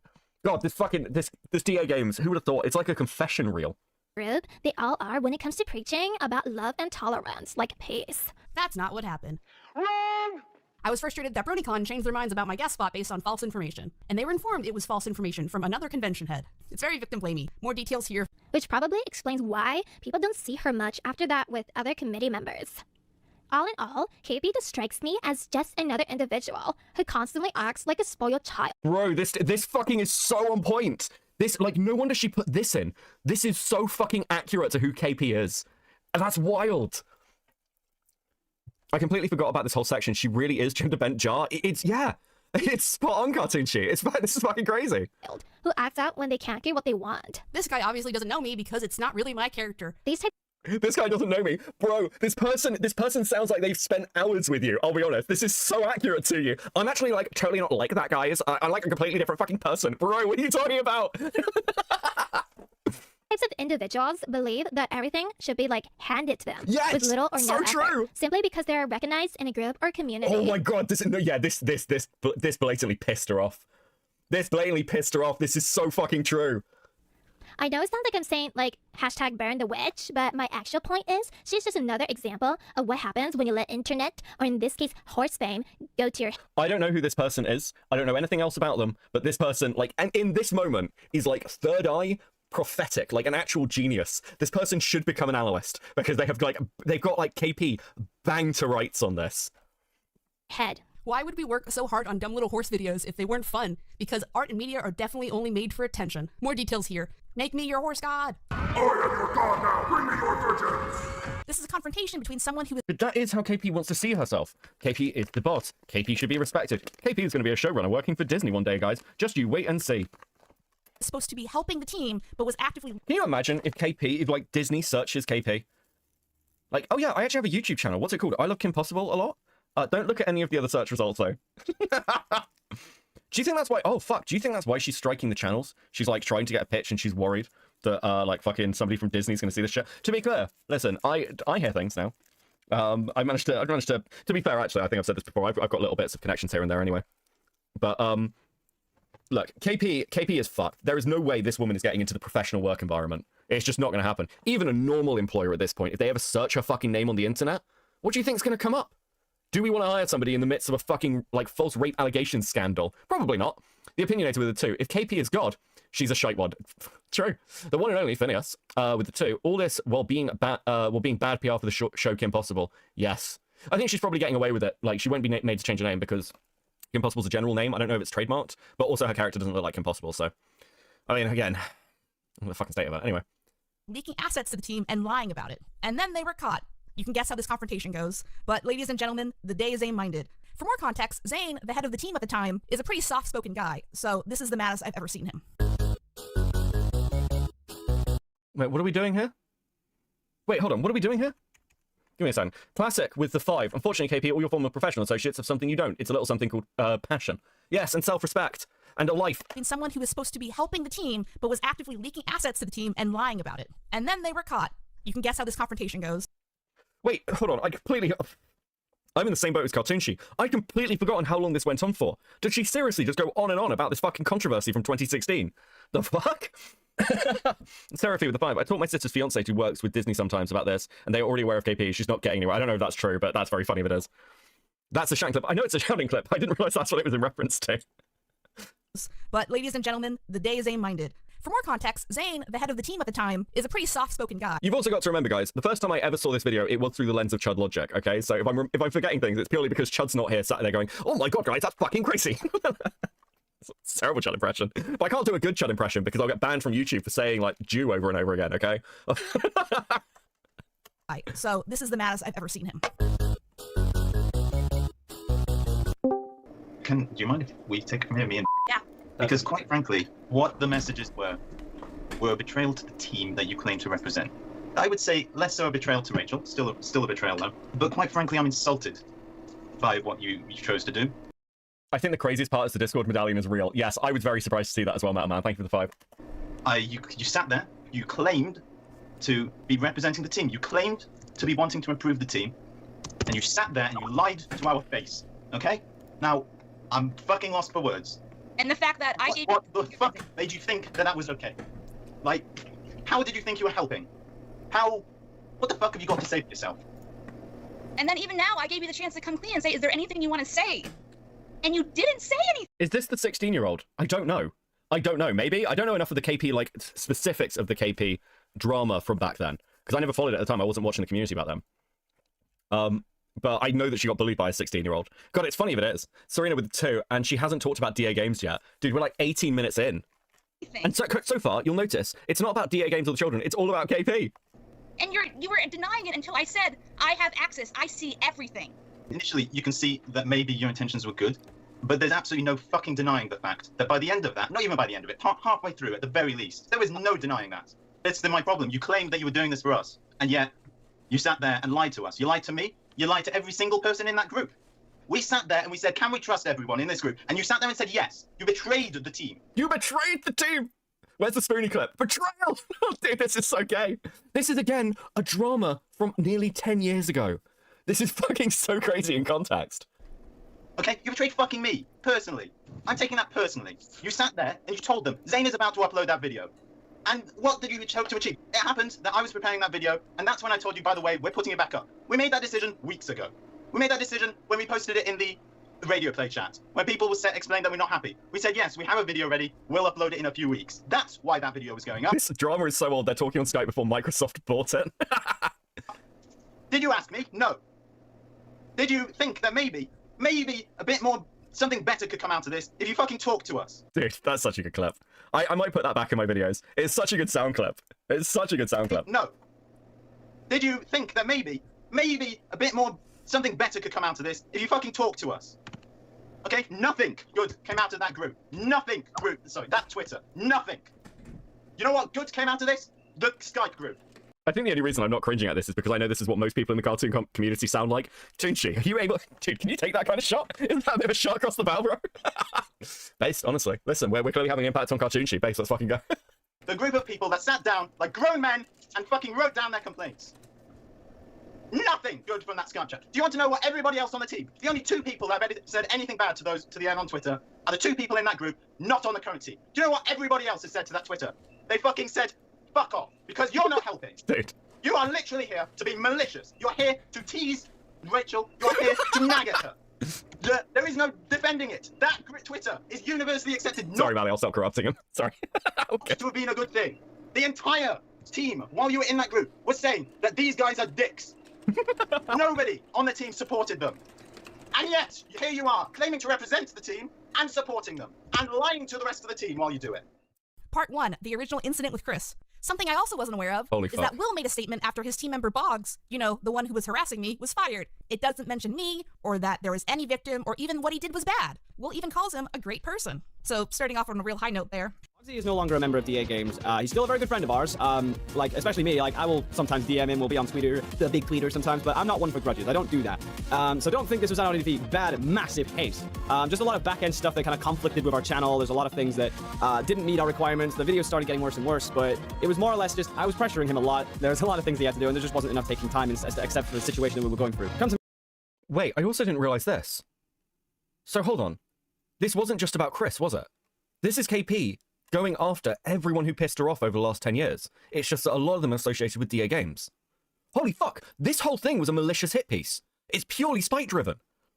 It didn't occur, it literally just hitting me now how bad this is. Because, like, again, the DA Game stuff, because I've glossed over it, I was like, well, sure, Will gets dragged into it, he's the person who heard the story. But actually, it's a lot fucking deeper. To mention it, there was a lot of like things that maybe would have detrimented us in the long run if we would have kept this sort of conversation going. And I don't want to bring in logistics because that's not... How is DA Games related to Saber? Saber's related to... Well, Saber, like, employed Chris at one point. That's the Saber connection. But also, Rachel hates Chris. Sorry, Rachel hates Saber. So, that would be why. I don't want you hating the dude because he is a fantastic being. He just did a lot of wrong things. And we're all learning from him each and every... Yeah, so I don't think there was any mistreatment, or I can't really explain why Chris would be so frustrated enough to do this. So I brought my friend James, who was on the team at the same time as Chris, to give some testimony. Hi, I'm James. I used to work for KP and I was the head editor of her first team. I worked for her for about 2 to 3 years, and I was asked to give a statement on Chris's work ethic on the team. Chris, in particular, was an extremely good editor, usually doing stuff the rest of the team couldn't do. But he was inconsistent with time. I'm coming out about Chris because in his recent statement, Chris claimed mistreatment by being on the team. But as someone who was there, it just seemed like he had unhealthy and alternative motivations. And it was clear that he would often say more than he could deliver. Do you think maybe he's compensating for something? In particular, though, he often said more unsavory things, either just jokes to be funny, or what usually felt more personal. This was never a paying gig, so it seemed that he was upset that it wasn't helping his career, money, or even romantic situation. It usually felt like he would push himself to be really good and then fell flat. Like he had ulterior motives, and scoffed at other editors for their work to make himself look better, really honing in. He was oddly fixated on if KP liked or approved his work, bragging, which again was inconsistent. In my opinion, he also seemed to have a crush on KP. It seemed obvious to me, if you know what I mean. This is so fucking weird. Well, actually, I got someone else who works with him, so let's just increase the character assassination for, again, a relationship that existed 10 years ago. See, here's part of the problem when you do stuff like this. Like, going over KP's drama, like the stuff with employees from 2016, makes sense because, like, the stories we're hearing now show a continued pattern of behavior. But what's happened with Chris does not seem to be a continued pattern of behavior. It's just, he told a gross story and KP hates him. And they've kind of just, like, working to fill in the blanks. Now, the DA Game stuff with Will Ryan does continue, like, seem to be a continued pattern of, like, fucking up massively and being incredibly negligent. But also, the problem with the DA Game stuff now at this point is the only person who's really pushed these allegations for it, because you've got to remember, so many people have withdrawn their allegations because, unsurprisingly, they were worried about what KP was going to do, is I can't trust KP. No one can trust KP. KP lies all the fucking time. Sometimes he antagonized another team member to get her attention, and also downplayed it when talking with others. It was odd that he would feel unappreciated when he was acting out of his own will to help. Though not fully joining the team, he still committed to projects. Near when he left, it would be a lot of, she doesn't pay us because she's too greedy. Specifically saying anti-Jewish semantics such as fucking Jew won't pay us, or another, she's cheap, or she's the only one benefiting from this. But the reality is, no one ever got paid. Often in private conversations it would come up, but he wouldn't be shy about bringing it up during group conversations, and this is if he attended any meetings at all. Guys, you gotta understand, Chris complained all the time that he wasn't getting paid, but in reality, none of us were. So what was he complaining about? What kind of a defense is this? Now, I think one of the big things as well is there were constant conversations, from what I can tell, of trying to monetize and make some money from it. In fact, I've been told, and again, this is just testimony, but apparently that's fine for KP, so we're just going to stick to that standard for a little bit. And again, we've got so fucking much of it, that there were conversations about potentially setting up some kind of Patreon. And everyone was wondering where KP got her fucking money from. KP could have paid her staff. That is actually the reality. KP could have, at some point in the last decade or so, fucking monetized. Whether it was through Patreon, whether it was, like, effectively monetizing through YouTube. Because what I have been told, and again, I can't see the back end of her channel, I don't know, but I believe I have been told that her channel was monetized. And I know that she passed the monetization stuff because in one of the conversations I had with KP, she said, I did get a video monetized, but I only made like $4 from it. So she has the ability to monetize effectively. She just chooses not to. And again, you can't claim to be professional at this if you're not paying your staff. I'm sorry. It's like hobbyist shit. I don't care how big your channel is. If you're not paying people when you can, you are a hobbyist. We were a little intimidated by his status to bring this up to KP at the time, though. Chris ultimately left the team with almost no word. His work ethic dropped dramatically over the months we were all there. Overall, his experience was wanted, helpful, but inconsistent. Part 1.5, escalation to being unsafe with minors. If this video was just about Chris making up a gross... That's true, I suppose, but generally those aren't revenge quests. Okay. Mally's just talking to like 20 people about what like we should call this genre of like... I think we should just call it like a jar video. This is just jar. Like, jar needs to be remembered on the internet as this person. Did you see the old interview of her getting blown the fuck out over not paying staff and her coping the whole time? No, I don't actually think I've seen that interview, KJ. You can send it to me, though. How long is it? Story about me a while ago, I can see the argument for why bring this up now, but things end up extending to more actions that are questionable and make it seem like these people can't really be trusted around children. Okay, we have hold a on. testimony of a minor Hold on. We're gonna bring up the censor thing. I'll make my life easy for myself, okay? who Chris made uncomfortable by mentioning bestiality to. Hold on. What was that? We have a testimony of a minor who Chris made... Yo, Jamie, maybe it's time to bring the story about Chris making a bestiality joke about me when I was 14. Might do it anonymously, though. Yep, that's cool. We can add it to the doc. Is there any evidence for any of that? Fuck me. What? How did no one stop her from putting this out? I mean, even Lyra tried. Fucking hell. It would seem that KP is getting closer to getting sued for defamation with how vindictive she is being with this level of character assassination. Thank you for the 5 gear shot. It is crazy. Hold on. How long is this? 26 minutes. Oh, fuck. KJ, if you can find the timestamp where they're talking about being paid, can you send that to me? I'd really appreciate that, buddy. Made uncomfortable by mentioning bestiality to. Here's that story. She's chosen to be left anonymous for obvious reasons, but more about that in the interview. Back in late 2018, I was in a voice chat with Chris, Will, and one other person who I cannot remember. They were another fan, so it isn't very relevant as to who they were. I was 14 at the time. I do not remember how the conversation got to this point, but at one point, Chris made a joke about me being into BC. Do you pay KJ? If I ask KJ to get me something, specifically I paid him. I think KJ, I think the time when I paid KJ was when he found me the Steve Shives movie. Because I, put out a bounty for it. Generally, I'll pay for stuff I commission. So if someone sends me fan art or something, out of the blue, I'm not going to pay them for that. But if I go to somebody and go, hey, can you make this for me, like Axe, I pay them. And when Rotting did an animation for me recently, and I paid Rotting. And I think the only person who I commissioned something from and haven't paid them is Tig, actually. Because they did some very quick work for me, and I was like, can I just grab it? But I don't know, I might go back to Tig and ask them, because I've got a lot of use out of this Kim Possible thing. She probably does deserve something, to be honest. Layers, Mally. Bestiality, specifically using the term bestiality, which I didn't understand at the time. I simply responded being confused about the joke, and Chris seemed to find that funny. My camera was on. They were using a third-party tool to have cameras with voice chats at the time, and I had met Will sometime before to voice chat in person. They had to have known I was underage. This by itself is not that awful, simply weird. But together with everything else that has happened and what these people have done, I think it's important to share as it shows a pattern of people in and around DA games creating an unsafe environment. There was also an incident of Lolly... Okay, hold on. This is fucking weird, because again, you shouldn't be in fucking Discords with minors anyway. This is I think, a big part of the DA game stuff. It's clear that some shit has gone down here that's, seriously not okay. But what is the accusation here? It's well, they must have known we were a minor. They were using a third-party app with voice and microphone. I don't know what they mean by this. I don't know when this happened. I don't know anything about this person. There's no fucking evidence presented for it. It's fucking bizarre. Hold on. I've been sent... they go over her editor Bible here. And if they had issues, then that's where they go, and especially schedule changes, which happens a lot with people in school, or work shift changes. That's who... Your child slave labor? That's how they were supposed to contact everyone, to kind of let us know about all that so they could work out what fit with their schedule. And we've had a lot of people quit because they got a full-time job all of a sudden or something, and that's okay. That happens. So, you gave your creators a...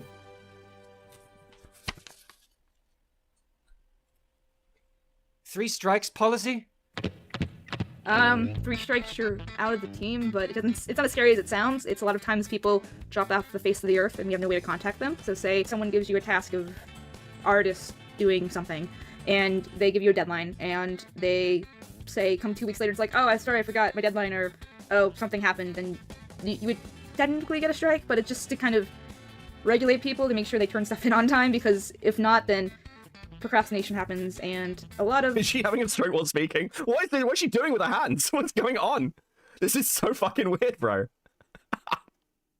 Dude. Other issues happen, a lot of dead stuff happens, but that being said, if someone voices that She's zonked, yeah, like her pupils are fucking massive. They have an issue, then we work with them. It's just when they don't communicate anything at all, or they just disappear from the internet, then we don't have— Then they get fired from their non-paying job. Then they get fired, or, well, Okay. but they just— it's a necessary evil. Don't think it makes you sound like you're the cool kids, and if they don't play ball by your rules, then you're gonna shun them? No, because it's like, say, dude, an why editor did you put needs an this art up? asset, and the artist is delaying it. I'm gonna be mean. She looks like Colin Ballinger's character. I can't recall the name right now. The one with the overdone lipstick. Lol. Fucking hell, I did answer. Thank you for the 5. Is that fair to the editor who's waiting for them? And is— Also, thank you guys so much for hitting the goal. Fuck me, this is unreal. This is actually just fucking unreal. Thank you so much, guys. Super bass, much appreciated. Dude, I'm doing this with a banging migraine, by the way. So think how I feel. I have to sit here and listen to this woman rabbit on about bullshit, while my brain feels like it's cooking inside my skull. Getting their stuff in on time. I need some more painkillers, actually, fuck this shit. Yeah, but you see where I'm going with this? Yeah, I suppose for like no money, it's pretty bad and unprofessional. You're not helping. Funny that. This is what happens when you have free— This is brutal. That's fucking brutal. NC's Creator Corner with a 5. I think I lost brain cells from watching her older videos back in the day when she was in the Brony community. Bro, you should sue her. Can we have like a class action lawsuit against KP of some kind for emotional damages? Labor who doesn't do what you say. Some people complain about bad meetings. What the fudge? Some people complain that the meetings were mandatory, and currently they're not. It's like currently they're not. Hold on, I've been told by multiple people these meetings are mandatory. This was 8 years ago. They're mandatory, but if you can't make it for whatever reason, time zones, grandma's sick, or whatever, then you just gotta send an email saying, hey, I can't come to the meeting because of X thing, and that's fine. It's just when people, again, don't show up, but we need people in the meetings to give group feedback to each other and to kind of regulate and make sure projects run on time and stuff like that. Am I helping my case? You look like you're in pain. Oh, no, this is great. Dawnstar writes, the whole problem is that KP's normal videos are bland, kinda short and boring. She tells how you really feel, honey. I'm sorry, my videos are boring. You don't have to watch them. Don't worry, dude. I won't take it. Go watch Anthony's videos. They're better than mine. Okay, listen, fuck me.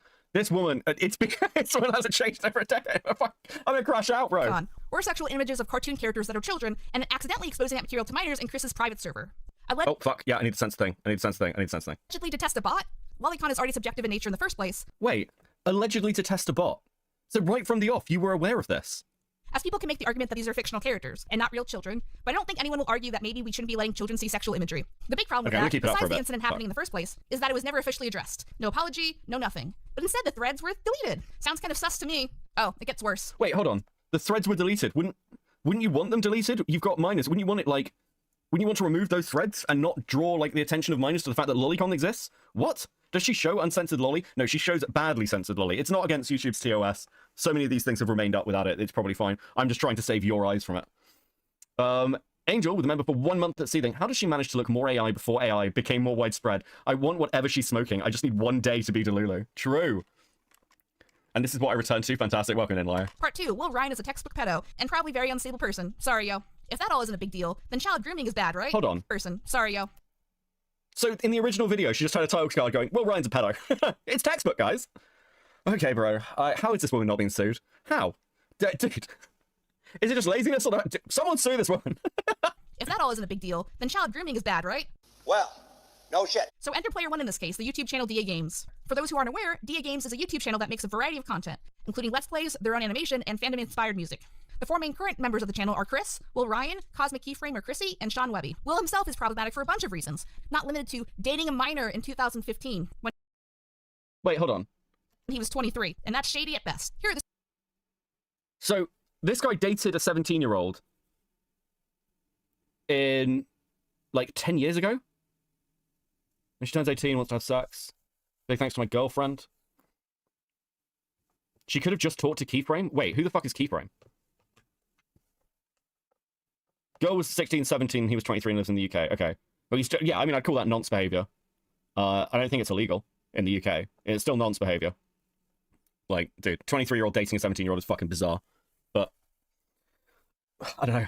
I don't know what to say. I mean, again, like, I'm not sat here defending DA Games and Will Ryan, but this also was like a decade ago. Still nonce behavior. I believe K-Frame was another commentator in the Brony analysis community. Interesting. The screen caps. These are great. I guess you can be Jerry Seinfeld, who dated a 17-year-old when he was 38. So, what are you gonna do later? By the way, we have a statement from her. She says nothing happened and she wasn't groomed. I got a date with Nikki. Oh, yeah, she's a beauty. And she's also 17. Bold and beautiful. I'll tell you the big advantage of dating a high schooler. If you're going out with someone your own age, you can't take advantage of them. I suppose. Oh, come on. That's a huge feature. Think about it. She's so young, she doesn't realize I'm a predator. Jerry, Yes? I've been doing a lot of thinking. Uh-huh. Well, I don't think we should see each other anymore. Oh, that's okay.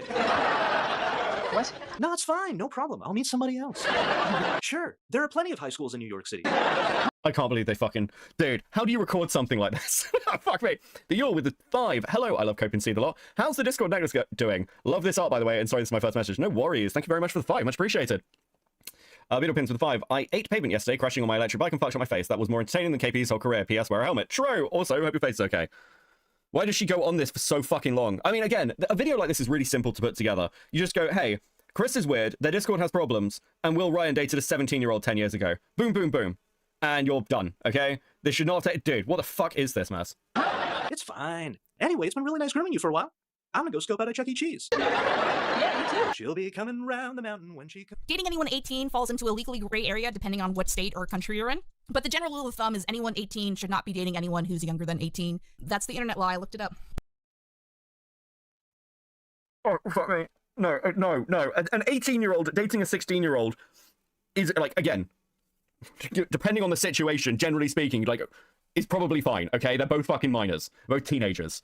What is it? No, when you're 18, actually, if your girlfriend's 17 at the time, you have to break up with her for, like, 6 months or something. Dude, KP's such a fucking idiot with this shit. It's really, really frustrating. Part 2.5 is grooming. But the most problematic of all of this is minors straight up being groomed in their public spaces. Who you'll hear from in a second was 15 years old when someone around 19 years old started sending them self-harm pictures. Censored screenshots are on screen. It's not a fun video, I warned you. Okay. Was pressured to help this individual and manipulated to break up with their current partner at the time. This escalated to nude photos and constant communication until staged a suicide attempt and blamed then came back. I can't even understand what the fuck you're saying. Just why are you beeping this? What the fuck? The Discord medallion is the Brony equivalent to the Sonotry medallion. Changed my mind. True, Angel. Thank you for the 5. Back in fake memory loss until was blocked completely. And how was it handled in the DA Games server? Contacted Will about the situation, who sympathized privately but didn't do anything publicly. But, like, what's accountability for exposing minors to a predator? And just left the space on his own. Eventually had to make his own Twitter thread with screenshots to prove the... Jesus fucking Christ, the beeps. Okay, hold on a second. Right, firstly, we're gonna make... Wait. Let's go. Ah, fucking kill me. This is agony. Dude. It's Mosaic, you can't tell what it is. Dude, listen, these videos have been up until they're getting taken out of my copyright. It's fine, chill. The nudes, watch out. Yeah, it said more shit coming up. I don't fucking know. I think there's some shit that comes up in the next section. We'll censor the next section. Makes no sense. The alleged groomer is going to know where those messages come from. Yeah, I don't understand at all. I literally couldn't understand. And also, because I can't make out what the fuck you are saying. Actually catch you live, and that's on my birthday. Happy birthday! Fucking 07 in the chat for your Amanda in the birthday. Happy birthday, based. Let's go. The account was true. I mean, come the fuck on. The least you could have done was ban a pedophile. The bare minimum, what's that? Let me be clear. This isn't only Will's fault. It's everyone involved in the company, including the people I named before. And I know... Hold on, what was the actual argument here? Grooming essay, emotional abuse, showing screenshots of chat. Exposing minors to a predator. And just left the space on his own. Eventually had to make his own Twitter thread with screenshots of... Wait, hold on. So the person who was doing this left the space on their own. You've got no evidence, apparently, that Will knew about this at the time, or anyone on the staff. They just left. What were you meant to do? What were they meant to do? This is part of the problem with fucking hit pieces like this. It's like, well, what... Show me that they knew, and show me that there was, like, no fucking additional action they could have taken. They left. What? And at the same time, this is the same thing with, like, KP saying, well, there's this person who was a convicted sex offender. That person was kicked from the server. What are they meant to do? Re-report them to the police? I think the police know. Prove the account was true. I mean, come the fuck on. The least you could have done was ban a pedophile. The bare minimum, what's that? Let me be clear. This isn't only Will's fault. It's everyone Common sense is not a trait KP has. Clearly, yes, Sarah Housen. Thank you for the member for 14 months at Coping. involved in the company, including the people I named before. And I know rent is a thing, but sacrificing putting children at risk because you don't want to publicly speak out about this behavior and threaten your— Hey, Creator Corner, thank you so much for becoming a member at Seething 07. Guys, you know I love to see those green names. Don't know why. Just brings me joy, but thank you. I said in the chat. livelihood, and because you don't want to go to college is just shitty and selfish. Oh, you are just the worst type of person. Next is and his friend Pixel talking about problematic behavior in the video games community and the situation at large. Welcome to No Fun. Okay, we're going to censor. I know at some point she shows some fucking pornography during this, and so we're going to censor all this. We're going to censor all of this. Where's my censor thing? Censor thing? Censor thing? Where are you, censor thing? There we go. There we go. People with me. Also, Axe did the art for the censor banner. It's really good. You should commission Axe. Axe is great. Who have previous personal or professional experiences with DA games in the past, and they made a document about it a year ago, but I brought them on to share their personal stories in audio form, so it's a bit easier to digest, as well as to provide some context to these things and that these are real people, I promise. So why don't you guys introduce yourselves? Yeah, I'll go first. I was a fan since 2018 until I became friends with Will, one of the DA Games owners. In, I want to say 2020, 2021, I'm not sure. I was commissioned by him in late 2022 to make a concert out to him. Not the Witness Protection voice. What the fuck are we watching? How did they put this out? Someone had to sit down and watch this video through. Emily watched this video through and said to KP, yeah, this is fine. Lost in World with 5. This sounds like the BS Illuminati tried pinning on the click about a groomer being in his server. Dude was asleep when all the stuff went down. Bro. What a fucking mess. Well, we're looking at the DA game stuff. And, like, look, I think the DA game stuff, generally speaking, and I maintain the standard, should be looked into by somebody who's not me. But right now, you have fucked this story, and the most I can say is, well, it seems like it's a fucking pretty weird space with a load of minors in it. You probably shouldn't have that in a Discord if you've got any fucking sense. And it seems negligent. And Will Ryan, if he dated a 17-year-old, is a bit fucking noncy, though, again, it was over a decade ago. So the question is he a risk now? And I'm not sure, and the thing is, I don't trust KP. Just to go with the 5, going to college doesn't automatically make you rich, just ask any philosophy majors. True. That's really all I got. Well, that's all I have when it comes to my relation to him. We were friends, but not really. So you had a professional relationship with Will? Yeah, I was commissioned once, but that's about it. Okay, so Pixel, what's your background? So I was a fan in 2018 and 2023, and I was a fan artist in the server. I did a lot of general fan art and just general art interpretations of his stuff, and I never worked with him like professionally, but I was friends with him during 2023, and we DM'd pretty often for a couple months. Like, we talked in VCs and stuff. How did that start? Did he notice your fan art and start DMing you, or what? It was kind of interesting. He was friends with first, and other than a DA game server, there was another friend server that he was in, and at some point the topic of me came up when he was DMing, and he noticed that I wasn't on his friends list, and he was just kind of confused about that. I can't imagine why no one has picked up the DA game story. Dude, this is fucking dire. And so it was just kind of, he thought we were friends already, and so it was around early 2023 that I accepted his friend request, and we started DMing from there. I think we officially started a conversation after an incident with his friend Inu. She was like harassing me for like 2 hours, and I had that conversation with Will. I was like, your friend is doing this, and this is what happened, and here's a conversation that we had. And after that, we just started having normal conversations. So I guess Will does this where he'll just take people from the fan server and try to build a personal connection? Yeah. Wait, hold on. What's the accusation here? Will talks to his fans? Guys, listen. I am so sorry to all of you who have ever DM'd me and I've responded to you. That was clearly very wrong of me. I'm clearly some sort of monster trying to build a parasocial relationship. Like, guys, what the fuck is this? Did you know it's a fan art objection leading? I think just to go with the 2. Yeah, is the accusation here just parasocial relationship? Beckett, you freak. Guys. Pink is going to write a Google Doc on me. I send Beckett pictures of my cat like once a week, and he said the cat looked nice and was comfy, and now I am sad. So the allegation for Will was having a splinter server with minors in it. This is fucking completely retarded. I can't make heads or tails of this shit. Fuck. So fuck off, liar. So there's actually this second server that a lot of his friends, including like Lala and Inu, are in. That sometimes just some people get invited to, I guess. Okay, I guess from what I'm getting at so far is there seems to be a lack of boundaries. Not that it's a bad thing to make friends with fans or anything, but I feel like it's almost competitive if you have, like, a server of people he likes that are also in the fan server. I'm sorry, wait, it's competitive? So, wait, you... Dude, I need to talk to Arcani. I game with Arcani, and he started as a viewer. Dude, I'm fucked. I'm fucking cooked. How dare I meet friends and hang out with somebody who watches me? Oh, fuck. Oh, dude, that's getting the Google Doc. I'm cooked. It's so over, chat. It's so over. Yeah, it's really weird. Yeah, so what happened for me was I was friends with Lala before I was invited to that server. So because I had a mutual friend with Will, me and Lala, I was invited there. It's officially Lala's server, but it mostly gets used for Will stuff. What exactly is in the server? Is it just like personal jokes or a similar layout to the other server, but just kind of private? It's supposed to be a friend group server, but it's really centered around Will. Yeah, they have this rule where if you weren't active enough, you'll get kicked. And if you can... Wait, hold on. Wait, hold on a second. What the fuck is this? Beyond Beckett, an analysis about Just a Robot's harassment narrative. What the fuck is this? Dude, there's a new Vincent Martin video? Vincent, you can't drop this today. I'm dealing with Cape... Dude, fuck. What's this about? Time to go beyond Beckett's coverage of Just a Robot. Video cited. Jars, Mally Malware, I went to VidCon, setting the record straight. Is this even about me, or is this just about the ACC going after Jar? Bro, what? Why am I... Dude, why... Hold on, what's this? You know, it's really interesting. I was talking to Toastify about this earlier today. Because everyone's doing this end-of-year reflect shit. But there's a video by Turkey Tom about 6 years ago of how to destroy a YouTuber. And, oh yeah, got paid by Brianna Wu to make his first video. And yeah. That's... Vincent, that's a lie, and you know it's a lie. What? What? Vincent! Vincent, we discussed this on Twitter! What the fuck are you doing? Holy fuck. Dude, I clicked to a random section. It's just Vincent lying about me. Okay, listen. Dude, I'm glad that he's got new AI art of himself. Fucking hell. Oh my god. Fuck. Listen, we're sticking with KP. We are getting through this shit, okay? I'll deal with Vincent tomorrow in... Well, it's just like...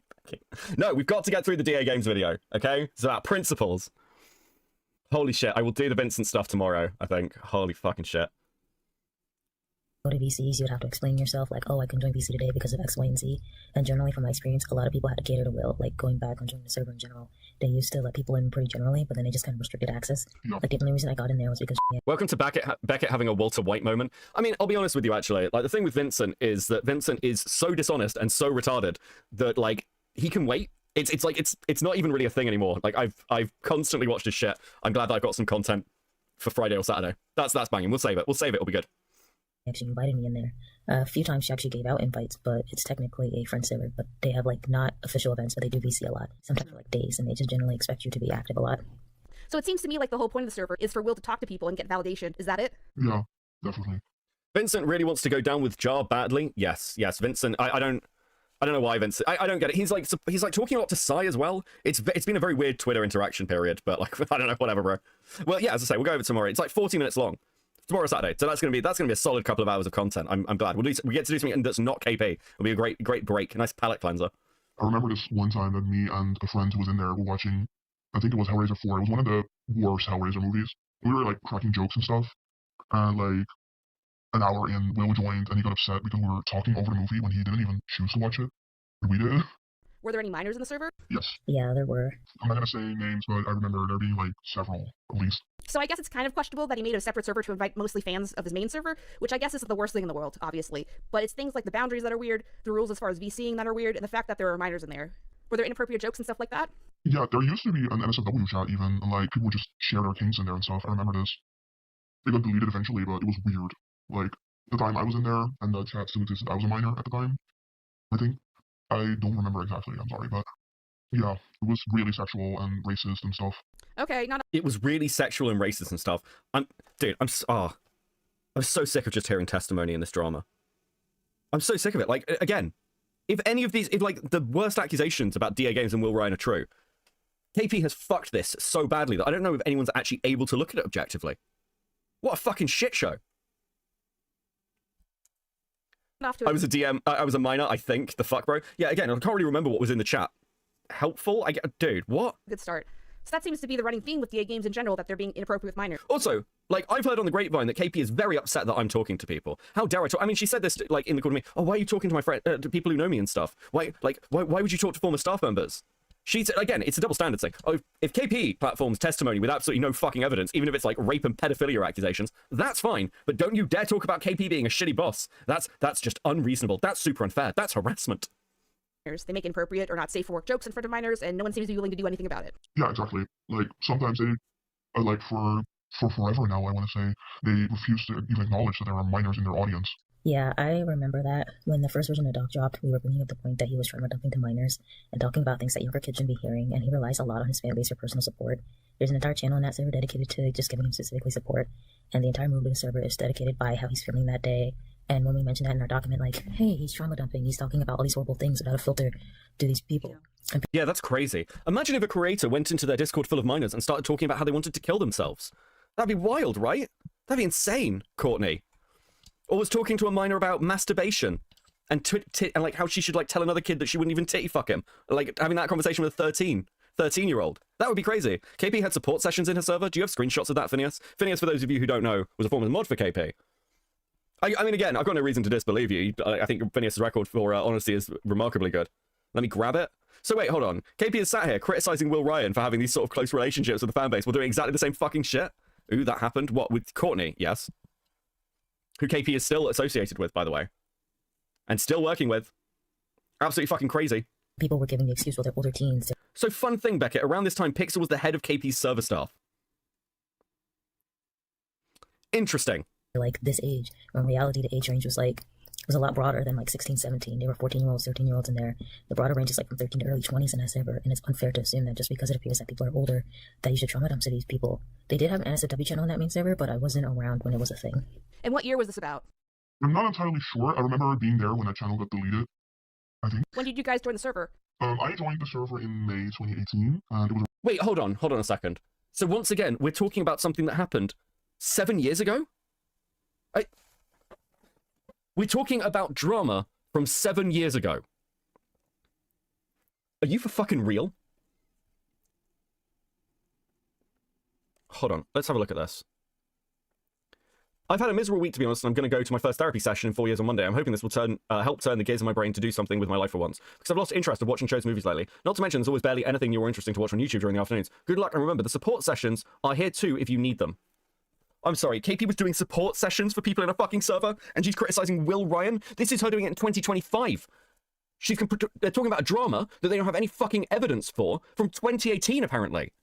Around then.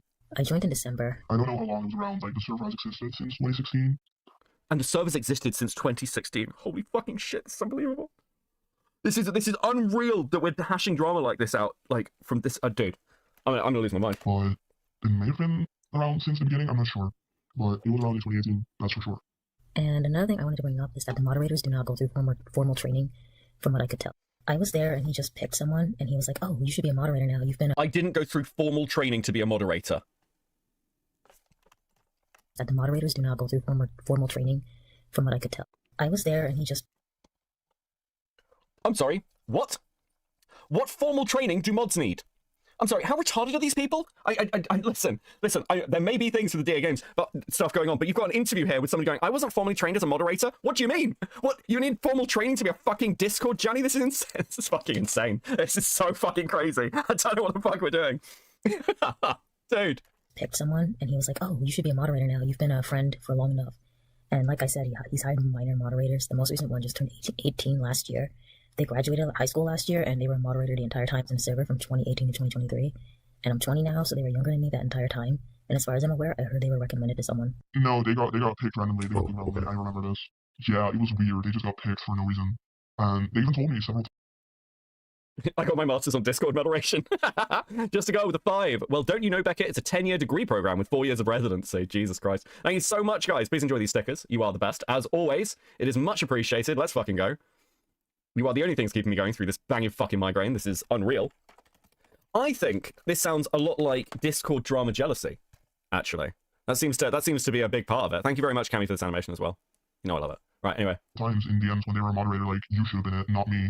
Because, I don't know, they thought of themselves as not being capable enough to be a moderator, but they still were anyway. Yeah, I can get the point of having moderators being subjective, but at the very least, they should not be minors. They should also know it's actual work and should be okay with whatever work they get. Usually mods are like, hey minor, don't go in the 18+ chat, or have a question, we'll help you, just... Exactly. So was the minor activity in both servers the only thing that gave off red flags, or was there any other behavior? Oh, there's way more. I remember, in the DA games community, there was a lot of, predators, like groomers and such, and they got exposed, like, monthly sometimes. Like, every other month there would be another one, and they would never get acknowledged by the team. Who do you use for your moderation seminar? Are you having a mod retreat this week? This year. Dude. No, my mods have my thanks. They mostly have the thanks of Shadow and Hods, because they're my actual unpaid labor. But I did buy Shadow something recently, and Hods something. Shadow and Hods got, like... Yeah, actually, fuck. My mods don't get paid much, but my mods do occasionally get gifts. Okay? Well, my admins do. My mods don't get paid. Admins occasionally get paid. Something. Or given something. It was just horrible. Like, Hod's got Center Gunpla. Yes, Hod's got Center Gunpla. this is gonna get very personal real quick, but at some point I was groomed by someone in there. What did Shadows get? Shadow got a copy of Monster Hunter Wilds. That's what Shadow got. And I exposed them like 2 years ago. And I posted it in the server I made a Twitter thread and I posted it in there. Well, I asked my friend to post it because I didn't want to do it myself. All right, time to bring out the Coke and brandy. Nice, Buzzley. Thank you for the 2. Brandy and the cigarette. Because I was a public figure at the time in the DKS community. And it got deleted like instantly because it was just drama tarnishing the brand. And So to summarize, it's not abnormal for predators to be attracted to online spaces that maybe make fandom content, but it's kind of scary when the mod team is burying it. One of them literally got arrested for having CP. Hold on. Didn't you sweep for Lily Orchard for years? Weren't you like Lily's best friend? What is this? What kind of call-out is this? You're talking about stuff going back to 2018. Well, you back then were defending Orchard. This is completely fucking ridiculous. Again, don't know what the truth of DA Games allegations are, but fuck, I don't think you're in a position to make these criticisms, KP. In their possession. Yeah, there's this one guy that got arrested for like 34 accounts of child like 3 years ago, and they never got acknowledged by the team either. And he was pretty prominent in the server. He would make animations and He was really popular. And he was kicked once that came out at the very least, right? We don't know. We don't know. There's a probability he probably was, but they do have a thing where like if you suspect someone being weird, they will investigate and kick them, but... It's done. I'm sorry, hold on a second. So, you don't know whether this guy was kicked. He probably was, when he was found out. What was Will Ryan meant to do? Like, fucking have a psychic impulse that this guy was a nonce, and kick him, like, ahead before he was arrested? What the fuck are you complaining about? Bro, I don't understand how that's Will Ryan's fault. Very badly. It's done really badly. Like, from personal experience, it's so bad. Like, I tried to come forward about my groomer, like, way before I posted about it. And they were like, hey, do you have proof of this? And I was like, no, I deleted those chats because I don't want to see that shit.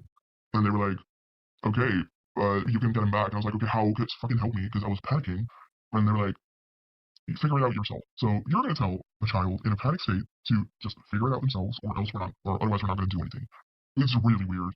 I don't know. I'm getting heated, I'm sorry. No, it's okay. It's just so fucking dumb to me that they don't do the bare minimum, or just like don't have a server that's open to minors. It reminds me of last year when he was doing a set list for MomoCon. Again, like, KP doesn't believe any of this, because if she did, she'd cut ties with Courtney. Like, I've got sympathy for some of the potential points here, don't get me wrong at all. But KP doesn't care. Her actions tell you she doesn't care. It's fucking crazy. This is all stuff that you could, again, like a lot of this, you could throw at Courtney Pete and be like, aren't you doing this shit? Where's KP's principles of protecting children? This is fucking wild. And he has these killer robots, and he was going to describe in detail how they kill people, and I was asking, like, oh, shouldn't you put a content warning on there? Since most people are coming for the DA Games stuff. And he laughed at me. He was like, no, why should I do that? I have a song called Mr. Dirty Balls playing. People should know that we're not for kids because that song is playing. And literally the next day, he had to add a content warning anyway. So I just kind of like threw up my hands like, okay, you had to add one anyway, so why were you throwing a fit about it? Yeah. He gets upset at like the smallest things ever, and it's so annoying. So it's really hard to like come forward about bigger stuff too. Were any of the other team members supportive when you came forward? Because my understanding is that when you go to Will for stuff, he kind of brushes it off. Well, he either brushes it off, or he sends HR. The person that's currently HR, usually will just go into your DMs and just be like, yo, don't bring negative stuff to Will, he cannot handle it right now, and he never handles it, so it's... Yeah, I mean, on this point, from what I've heard about Will Ryan, this dude does absolutely hide behind the skirts of his HR team. Like, from what I understand, basically this entire drama has been handled by, like, I think, like, 2 women who work with Will. This is one of the reasons I'm not in the mood to defend DA Games. They are, like, utter fucking cowards, make no mistake. Just to go with the 5 killer robots that's a plot in almost every single 80s cartoon. True. Access with the 5. The people she's interviewing sound like children. It's fucking bizarre, man. I mean, listen, I'm sure Will Ryan sucks. Actually, from my experience of the fact that he has run and left Saber just to fall on his sword, because, like, to try and get away from it, I've got no fucking sympathy. But again, these are really serious fucking accusations, and you don't have any evidence for them. Frustrating as hell. And they just made them HR this year. Is the HR person a public figure? Not anymore. They did have a Twitter account, but one of the gripes I have is that as an HR person, they live with him. They're friends with everyone in there, so when it comes to certain situations like yours, technically they should not be handling that because they are not a neutral third party. Holy fucking shit, this is retarded. Does she have, like, a social presence? Like, is she known for being friends with Will? Yes, to some degree. Like, to some degree she's public, when you go into DA Games live stream, she will be there as a moderator. Things such like that. It seems like the running theme is Will can't handle whatever the conflict is because he can't address it. Yeah, pretty much. Okay, so let's talk about some troublesome behavior you saw from Will. I know he dated a minor in 2015, and there was a lot of N slurs and a lot of anti-Semitic slurs. Great stuff. Do you have any antidotes or things to share on top of that? Any antidotes? Just recently, someone did some more digging when they found out on a live stream clip. I was looking at some site called, like, youngpeople.com, and they did some more digging on the Wayback Machine. What drove you to make this document? Was it the Predator thing? Like, wait, hold on. I think we're past that section now. I can take the censor down. But to be clear, I think there might be another bit later. Fuck, I'll cut it out later if it comes up. I don't know. But to be clear, what was just shown was teen porn, which is legal, on the Wayback Machine. So what's the accusation here? Will Ryan watches 18+ pornography? What? How dare he? Dude, the fuck? He watches legal pornography, guys. We need to cancel him. That's fucking kill me. What was the straw that broke the camel's back, and you just were like, fuck it, we need to write all this stuff down? I think it was just generally we were frustrated about a lot of things. We talked to each other, and then we found about the NSFW stuff, and we decided, nope, this needs to get out there. That's pretty much how it went. We stumbled across it as well. We were literally just messing around, and that's when we found it, and thought, well, this doesn't look right, and we did some digging, and we were like, this isn't right at all.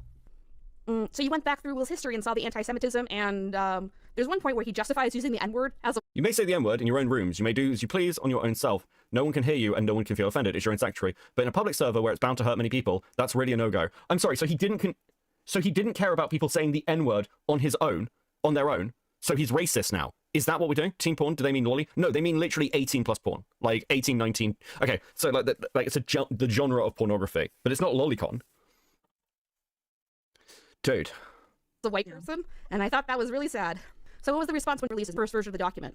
Well, the first version came out like really weird. Like we tried to get like fans to see it, so we made a fan account and then like turned it into the release account. It was stupid. That one went really bad. Like if you can say more about that, like it affected you mostly. Yeah, it just went really badly. We were still fans at that point, and we were just like really heartbroken. So the doc was very emotionally charged, and it just had stuff in there that didn't really need to be in there. And then also after he came out trending on Twitter, like 2 mods, one of them was this HR person, came to me and they put me in like a group chat and they told me, you have to fix this. And I'm like, I'm in a college class, I can't fix this right now. But I still had to do this anyway. And after a couple more screenshots came out, the HR person was like, is there anything else that's going on? Because if there I'm gonna lose my mind. I like, dude, this is fucking agony. How much more of this is there? is, I'm 1 step away from flipping switches and ruining lives. And I was really scared at that point. And rightfully kicked me from the friend group because I was so scared of what was going to happen to them. I just ended up throwing them under the bus because I was so scared and under pressure. Like, we changed the password for the Twitter account and everything because we could not have this go south. Yeah, and when the second document came out, I reached out again and I was basically confirmed that was what happened. And I put out my secondary statement on Twitter because the initial apology, well, the quote-unquote apology that I made the first time. Okay, not the kind of subject I'm on board with, but I'm not going to crucify. Yeah, like, dude, a lot of this shit is stuff that I think you could go, like, negligent or, like, a bit weird or goonerish, but this is a we need to destroy these people's lives video. This is all coupled with, like, super serious fucking allegations. The start of this section is saying that Will Ryan is, like, a textbook pedophile. That's the start of this section. It's fucking crazy. It went through those 2 people and it was heavily sanitized. They wanted me to... Will work for Gunpla. Noted. Thank you, Metal Man, for the 2. He apologized in BC, he did this, he did that, and I was supposedly there to witness when he did those things, and as a result, people started disregarding everything as fake, and so I wanted to make that secondary statement to explain that nothing was fake, and I was pressured into writing something I didn't really believe in, and then later those 2 people would come forward in private and apologize to me for doing that. So let me get this straight, guys. So 2 official DA Games ambassadors, mods, whatever you want to call them, basically tried to legally threaten you to formally apologize or else waggy finger. Is that basically what happened? Pretty much. This H4 person, she swagged about being a former Kiwi farmer and like digging stuff up about people, so I knew she... What the fuck is going on? What the fuck is going on? Yeah, so, their HR guy is the HR woman is a former Kiwi farmer. She intimidated us. What the fuck is this story? Maybe I do need to look into the game stuff. I'm starting to think this might be completely fucking retarded. Dude. She had a capacity to do those types of things. Those people on websites do. And I don't want that to happen to me. I don't want that to happen to any other people who were working there. Yeah, I was especially scared because they will commission me. Like, what if they save the packaging, I send his outfit in, and have my address? Like, I was scared as fuck. So I logged you out because I could not have that happen. Yeah, that's fair. So what happened after you released the second doc? Did anyone come after you or try to have you reprimanded? It was really weird. Like, this time it went okay. Like, we posted it on, like, the Reddit and stuff. And it actually got some reaction. I feel more lost listening to this. Thank you for the 2 said. What someone needs to do, and I might actually do this. I don't know yet. Is this new drama? No, we're just going over KP's original video because she's striking a load of them. What needs to be done with the DA game stuff to effectively look at it is go through and break down every claim and just take the most serious ones. Things like Will Ryan dating a 17-year-old, what happened in this Discord, who knew what about the minors. Obviously, I've got connections to, like, through to DA games. I haven't spoken to anyone from DA games. As far as I'm aware, I don't know if anyone has any crossover that I might have done. I know Saber's, like, known these people for a long time, but basically just picking out what the most serious accusations are and trying to dig into them. That's what actually needs to happen with the DA game stuff. This video is such a mess, and the documents, from what I've seen, and again, I've only glanced at them, are so all over the fucking place that it's just really hard to get a grasp on what half the fucking accusations are. I don't know. Maybe. We'll see how bored I am. It was really cool. But there was also this one person that either was the HR person or someone pretending to be the HR person. We still haven't figured it out because the HR person has a habit of stalking me specifically, and they acted like they were going to sue me. Yeah, I remember that. It was just horrible. Yeah, it's crazy. It's crazy that there seems to be accusations like which are borderlining on like pedophilia accusations, which are slander, and you can be like, yeah, they might want to sue somebody over that. Actually, that's a very damaging accusation. Again, it's why I'm incredibly careful with using that word with people. Dude, these people don't live in the real fucking world.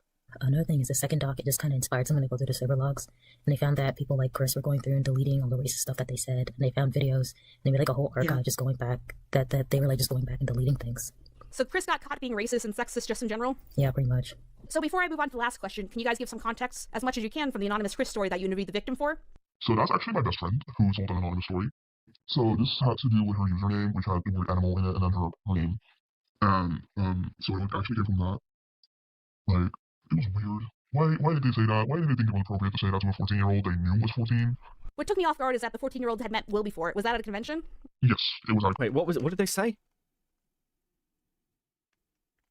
Back in 2018, I was in a voice chat with Chris, Will, and one other person. Oh, this is a bestiality thing. Wait, didn't the 14-year-old say... The 14... Oh, fuck me, bro. Guard is that the 14-year-old had met Will before. Was that at a convention? Yes, it was at a convention. Okay, cool. At least that's purple. They're also pretty prominent as a person in the community, so it would be weird if they didn't know what she was. Is she still prominent? No, she got banned, and now she fucking hates their guts, so... So the whole team has a controlling presence with their fan base and on social media, right? Yeah, pretty much. So my last question is, unless you guys wanted to add anything else as far as any general stories or experiences or anything. So as I mentioned before, I was a fan artist, and at the beginning of Iris, I would make interpretations of characters, and Will would go in the chat and say, these interpretations give me anxiety because now I'm scared they're not going to be able to live up to these expectations. Let me backtrack. What is Iris? Is that a song they've done? I'm not familiar. What the fuck is going on, bro? I fucking dude. Hold on a sec. Have we talked about yet how heavily edited this call is? How edited is it? Like, I know the Chris call was edited. I don't know how edited this call is. I am fucking losing my mind.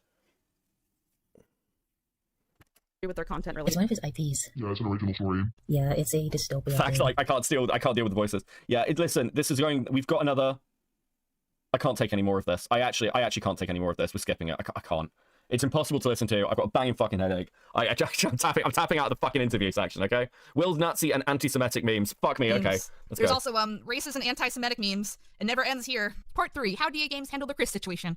Badly. Back to the Chris situation, the DA Games team first responded to the situation privately in November of 2023, citing the issue had been resolved to their own satisfaction, and that Chris didn't work for them at that time, even though there's proof that suggests otherwise, and that Will Ryan was likely in the room to hear the story recounted at least once. They continue to... My confusion with the new Vincent video has boggled my mind back. Yeah, I clicked onto one random section, and despite talking to me on Twitter about it, he seems to, like, have still misframed the Woo stuff, because Vincent is a dishonest autistic retard. I don't know what the fuck is wrong with this guy. Bro. To lie about my legal rights, and basically put pressure on me to stay quiet about everything. We'll show you those emails in a second. At a last-ditch attempt, DA Games attempted to send me a cease and desist. So we're going to go through some highlights of the emails here, but feel free to pause the video and read them for any context that you'd like. Hi Matilda, I was told to contact you regarding the Aficionados Chris case. Many months later. Hi Matilda and the DA Games team. It's been one more super chat. I am losing brain cells. I'm sorry, but the information's so all over the place. I don't know what they're trying to accuse DA Games of. Yeah, and from the group chat, like, there was people saying, oh, well, this isn't a grooming accusation. We're not making accusations of, like, pedophilia. It's like, well, it sounds like you are. KP certainly fucking is. Dude. Could you explain the British law of employer shit?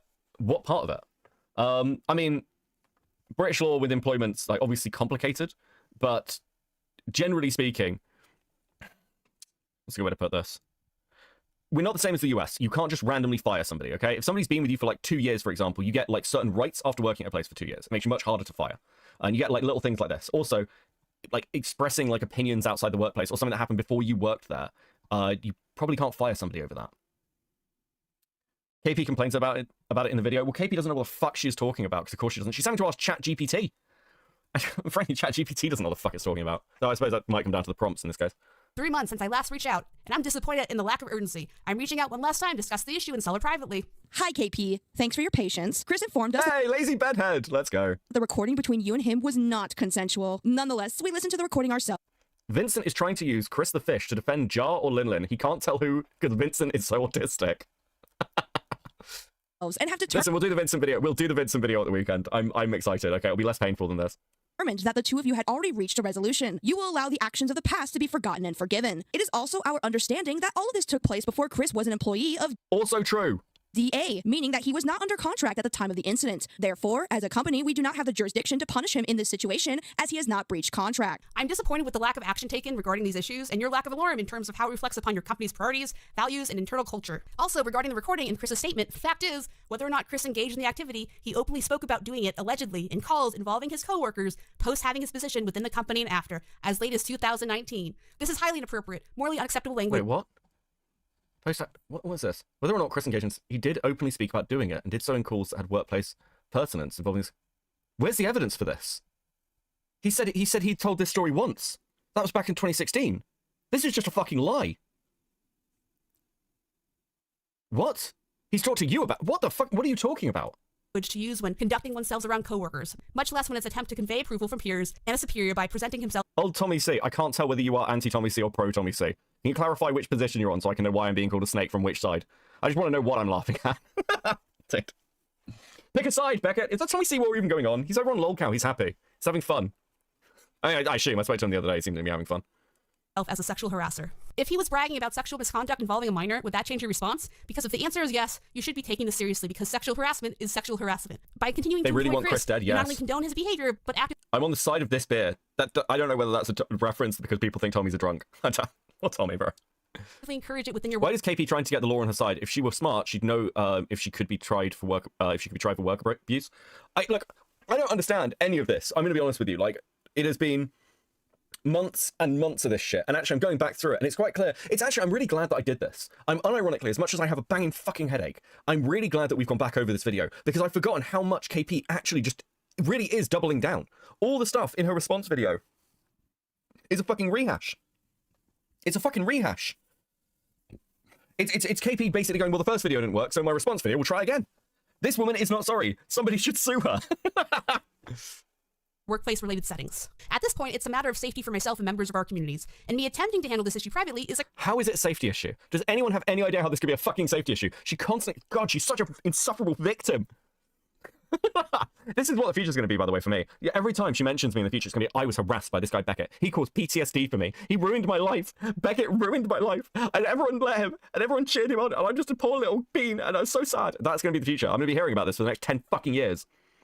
A courtesy, one that seemingly is not being honored, and in fact, dismissed. If no satisfactory result is brought about, I have no problems. I'm starting to wonder if this video might have gone completely under the radar without the last minute Saber stuff, because this shit is impossible to follow. I actually think it would have done. Because it would not have breached the animation community if it wasn't for the Saber stuff, because Saber's such a huge creator. Because, like, even now, no one gives a fuck about the DA game shit. So yeah, I completely agree with that. She made a rod for her own back. Going public. We will review this case again and decide on appropriate disciplinary action. This will be handled internally and confidentially, of course. We would like to state that we do not represent Chris in any legal capacity. DA Games as a company does not tolerate threats of defamation or libel. If you go public, we have the right to pursue legal action. We will share the results of the investigation with KP, but only on the condition that she signs a confidentiality agreement. Part 4. How Saberspark handled the Chris situation. Badly. Next is YouTuber Saberspark, who primarily makes animated themed content and generally seems not to care about the situation unless he's listed as an employer of Chris. I originally contacted Saber through his staff, and here are the Discord messages to prove that. I hate it here. There were talks of a hiring change, and I've just realised. Hold on. Firstly, what are these messages? To be frank, let me know if Stephen... Everyone's names are blocked out. This is why you don't censor everyone's fucking names when you are leaking shit. I don't know who any of these people are. I've got no frame of fucking reference. And secondly, just listen to this. And here are the Discord messages to prove that. I hate it here. Listen to that I hate it here. Who does that sound like to you? Because to me, that sounds like Lio. That's a Lioism. That's actually a Lioism. There were talks of a hiring change, and I assume Chris was terminated from working with Steven due to that. Cool. One less thing to worry about. Cool. One less thing to worry about. Chris was fired. This woman wanted Chris fired. She is saying the quiet part out loud. Until Chris's life is ruined and he has nothing, he must be destroyed, guys, okay? Mad's life hangs in the balance, so true. Then it got worse. Turns out nothing happened. Cool. Oh, there's a big surprise! I tried following up, but never heard anything. Cut to November of this year, where Steven is mentioned in that email asking for an NDA to look into the Chris issue. This eventually escalated into a public spectacle when I shared the NDA email on Twitter. One of the people in that thread tagged Steven directly, and then, thanks for the support, guys. It's emotionally draining, but I feel like being critical of online spaces, especially when you try to solve things privately first, is important. Were you able to contact Saber or anyone that currently works for him about Chris? I contacted Saber through some friends in common, never heard about an official firing though. I was never contacted by any friend of yours, nor did you ever make any attempt to reach out to me on your own behalf, via Twitter, email, or anywhere else. You are omitting so much information right now, but I'll provide some here in a sec under your original post. Dude, we can talk privately. I have screenshots that I contacted both and Are you going to record the call without telling me the same way you did to Chris, too? talk to me privately. I'm not doing this back and forth on Twitter. Oh, how funny, how funny. Now you want to do text? Like, back in the day, apparently you wanted to call KP, but you can't get into a call with Lio. Dude. Then don't app. The show's 2 5-minute-long media clips that aren't funny, but the clip that's actually funny she uses a small part of. This bitch, I swear. Thank you, Classic. With the 5. With your half-truths and omitted information in order to gain sympathy and slander my name. I'm 100% to debunk every accusation in your video. I have no idea how you can claim due diligence when you never reached out to me. Don't fucking talk to me like that. Don't call me a fucking liar when I have the screenshots to back me Holy shit, she's so entitled. up. And if you were aware of the call, then the information got back to you regardless. If there was some decision made, I never heard about it. I'm ending this conversation. So a couple of things to unpack here. God, she's insufferable. She just did. Besides, You me not are like, purposely yes, tagging yes, she Steven. is. It was a third party. Regardless, Steven proceeded to call me a liar publicly. You calling me a liar? I ain't calling you a truther. Proceeded to tease me about doing an unsolicited recording and to slander him. Slander is spoken. In print, it's libel. Some red flags to this response. 1. Steven could have calmly asked who I talked to instead of assuming the worst. 2. His anger was directed at me and not... Is KP peeing on her couch and not bathing true? Riddle says it's overblown but not a lie. He was angry and he was embellishing, but those things did happen, Olivia. Thank you for the 2. Remember when people just thought KP was a useful idiot? I never did. Bro, that's too nice for this woman. Hold on, someone just sent me this. I don't know if this is Courtney being back. I think this is Courtney being back. Crying over cancelled because you got caught out for being a pedophile is so. You're like throwing the word pedophile around, like relax. What else do you call someone who asks children what their fave sexual position is? Interesting, Courtney. So, again, by your own standards, Courtney, are you a little bit? Are you a little bit? I don't know. It seems to be your standards. You told me to be chill. Dude, I was trying to get information out of people. And also, like, again, I'm happy to give people, like, grace and not fucking murder them needlessly if they're actually, like, apologetic and it's an honest fuck-up. And then when KP came out and doubled down, I was like, okay, well, now I see who you are. That's fine. Not an employer, Chris himself. 3. Steven is claiming that I never contacted him directly, implying that he'd had no information about this, but admits to knowing the confrontation with Chris was recorded. Sound like some bullshit to me. By the way, I wasn't going to make fun of Steven so much, but I gave him so many chances to communicate with me, and he just didn't do anything. So clearly he doesn't care what I have to say. It's only an issue when there's potential backlash. I've come to make an announcement! Shadow the Hedgehog is a bitch-ass motherfucker! He pissed on my fucking wife! That's right! He said his dick was this big, and I said, that's this! This whole thing's so retarded. The fuck is wrong with you? Hi, John with 10. Let's pretend this is legit and she had real concerns and wanted something done for a serious issue. She is not entitled to an update. She's not an affected employee of this. Holy hell, she is dumb. Yes, it's all just it's all about just take down Saber, take down Chris, take down DA Games, because these people have been successful and I haven't, and it's their fault. They ruined my career. They did this to me, guys. I fucking dude, every time. Disgusting! So I'm making a call-out post on my Twitter.com! Shadow the Hedgehog, you got a small fucking dick! It's the size of this walnut, but way fucking smaller! And guess what? Here's what my dong looks like! That's right! Look how fucking... Dude, I love when people do this. They're like, when people are really fucking seething, and they're trying to play it up like they're just like, oh, it's fine. It's totally cool. It's so cool. And here she is actively showing off the difference in the sub numbers. Bro, you're obviously upset. Of course you fucking are. Where is it? Where is it? Where is it? Where is it? Where is it? Where is it? It's not there. It's not there. It's not there. Fuck! I had it before. Where's KP with like no one talking to her? Where's it? Where is it? Fuck! I'm gonna find it again. I'm determined. There we go. This is a panel KP hosts. Look how lively it is. Wow, it's crazy, guys. Look at the energy in the room. It's electric.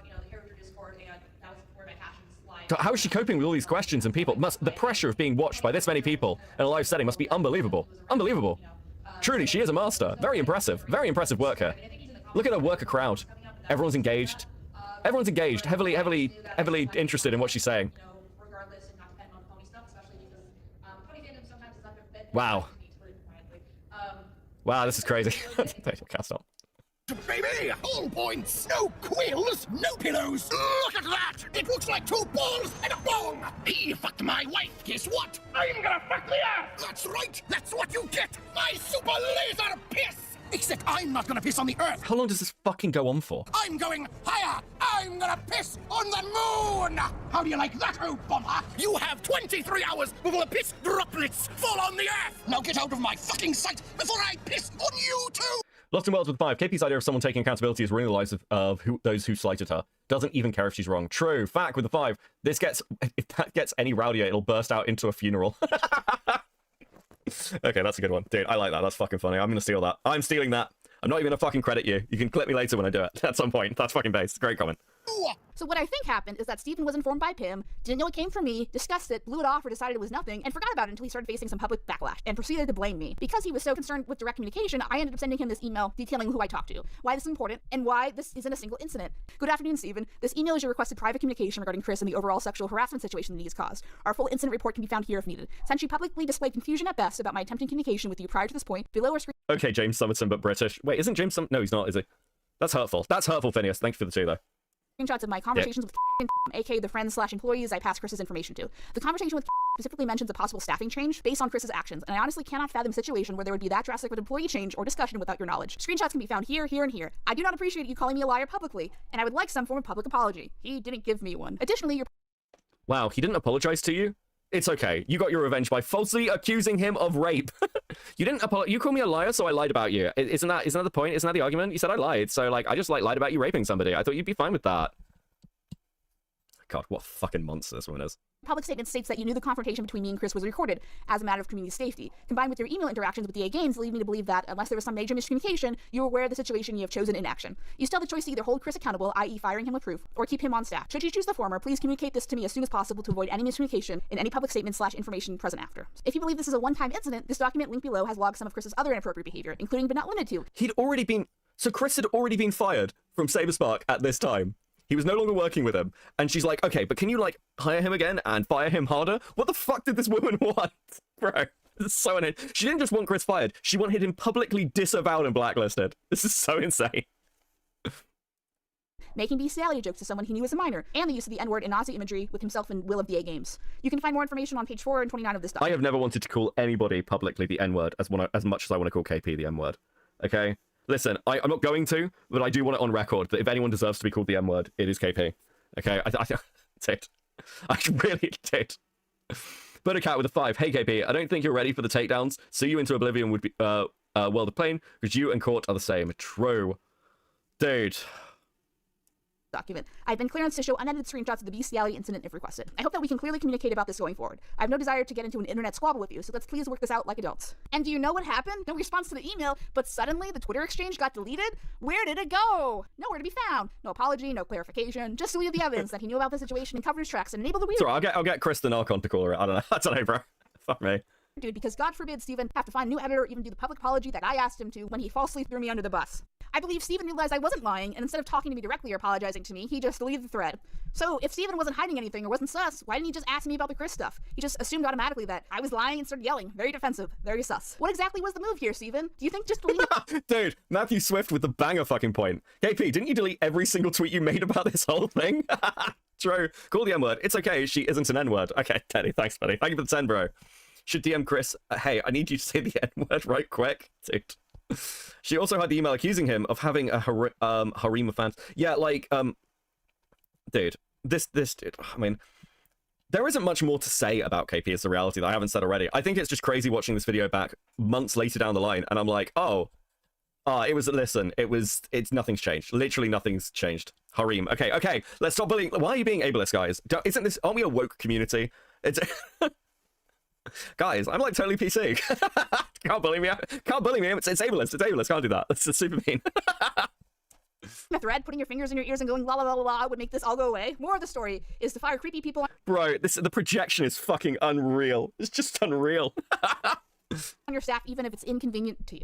Stephen, it is clear to me that you do not wish to correspond with any direct communication despite you personally requesting so. To say I'm disappointed with your behavior would be a severe understatement. You called me a liar publicly without even asking for the truth or further clarification. To me, it seems like the only reason why you wanted to get involved is that your name was attached, and you're more interested in damage control for your brand than your brand's actual integrity. I feel like we wouldn't even be having this conversation if there was not another YouTuber in your space. I hope that you can be professional about this going forward, even though, frankly, you haven't been through this entire nightmare ordeal. But clearly, that is not possible. Hey Rachel, to start things off, I replied to you on Twitter. Becca, would you say I'm woke or am I a Nazi? Pick one and explain your position. I'd say you're a Nazi pick me, Teddy, because you wrote Hitler fan fiction and had me read it on stream. That's why you're a Nazi pick me. Okay, I feel like that's reasonable. Guys, thank you so much for hitting the goal. It's super based. Have some stickers, guys. Let's fucking go. Maddie Kitten with the 5. Did you not have a call with her where she admitted she was wrong? Am I suffering from the Mandela effect? No, she admitted she was wrong in a call with me. But because she's just like, dude. because she just wants someone to save her. And she thought if she agreed with me, I'd defend her rather than, you know, look into it, find she was like fucking... I just said she was dumb. I said it was either dumb or malice, and I was like erring on the side of KP just being a moron. KP says she's not dumb. Okay, it's malice then. If KP is as smart as she seems to say she is, it is malice. I should answer with a 5. I hope she finds hidden burr plants in her clothes after she puts them on for the rest of her life, and I hope they are hard to find. Fuck me. Okay, thanks for the 5. Thank you guys so much. I will reset the goal. The way I did, out of frustration due to the misinformation you have about me and how you were talking about me without ever contacting me directly prior. I'd imagine you feel the same frustration if someone had incorrect info about you, and probably you do with how some people went after you in the past with false information. I truly don't want... Teddy with a 5. That's fair. I did write a Hitler fanfic. That is an indefensible fact connected to my time on the internet. It's a funny fanfic. I don't know what you mean. To engage in internet drama that operates off of gossip, but the amount of misinformation you have is staggering, so I will set the record straight. As far as you and me, I'm dumbfounded. We hung out, and that was it. I'm not sure what you saw in hanging out with me, but we just went our separate ways. All in all, I feel blindsided by your emails, Rachel. How can you say that you come to me as an impartial individual? As far as Chris goes, I heard through second-hand sources of his stupid joke that Chris made amends with you. Oh, so Saber once gave her grace on her drama. Yes. Also, as far as Chris goes, God, listen, I don't know who's reading this, but listen, I'm not trying to offend you, but holy fuck, guys. I heard through second-hand sources of his stupid joke that Chris made amends with you, and that was the end of it for me to get accusationary emails months later. You've never reached out to me officially, so how could I know anything besides what Chris told me? Which is also just fucking true. You did have a longer conversation with Chris. He did apologize to you. You did accept that apology.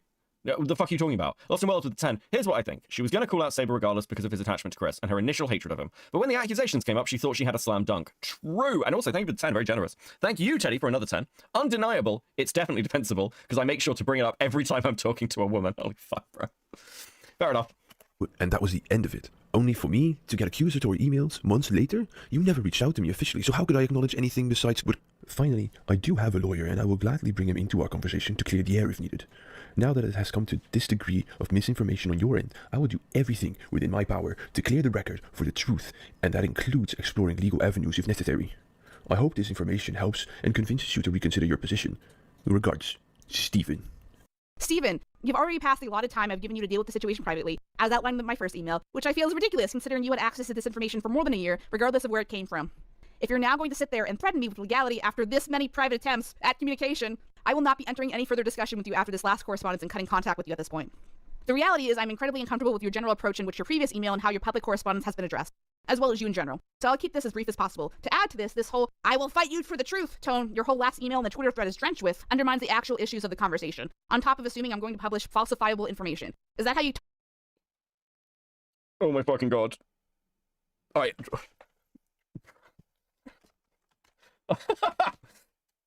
Hold on. Okay, I just need to check. What the fuck is wrong with KP? Assuming I'm going to publish falsifiable information. Falsifiable describes a scientific theory, hypothesis, or statement that can be, in principle, disproven through observation and experimentation. I mean, what? Don't you mean like this? Assuming that? Doesn't she mean just false information here? This woman is actually mentally retarded. I had to go and check. I just want to be sure. But I'm just gonna lose my mind. No wonder Saber didn't take this crazy bitch seriously. She's probably writing this and typing this out. What month was this sent? She was probably typing this out while pissing on Riddle's couch. Becca, I gave you enough cash. Read this in a woman's voice. God, Teddy, I love you and your irrelevant wit. Please, Teddy-chan. Never change. You are my god. You happy now, bro? Teddy gets way too much leeway. talk to someone who's treated poorly by a current employee in the past? Based on all of your previous conversations, forgive me if you're not on the top of my list of people who treat me with assumed respect. In regards to your response on my Twitter posting, your heated response calling me a liar and questioning my character publicly is unacceptable. How you were particularly feeling at the time doesn't justify calling people names and treating them poorly. As well, you could have DM'd me as requested several times or asked for further information before responding in such a tone. When all I asked regarding this exchange is for you to apologize publicly for something you did publicly, you instead doubled down on the last message and tried to justify your feelings, and only privately at that.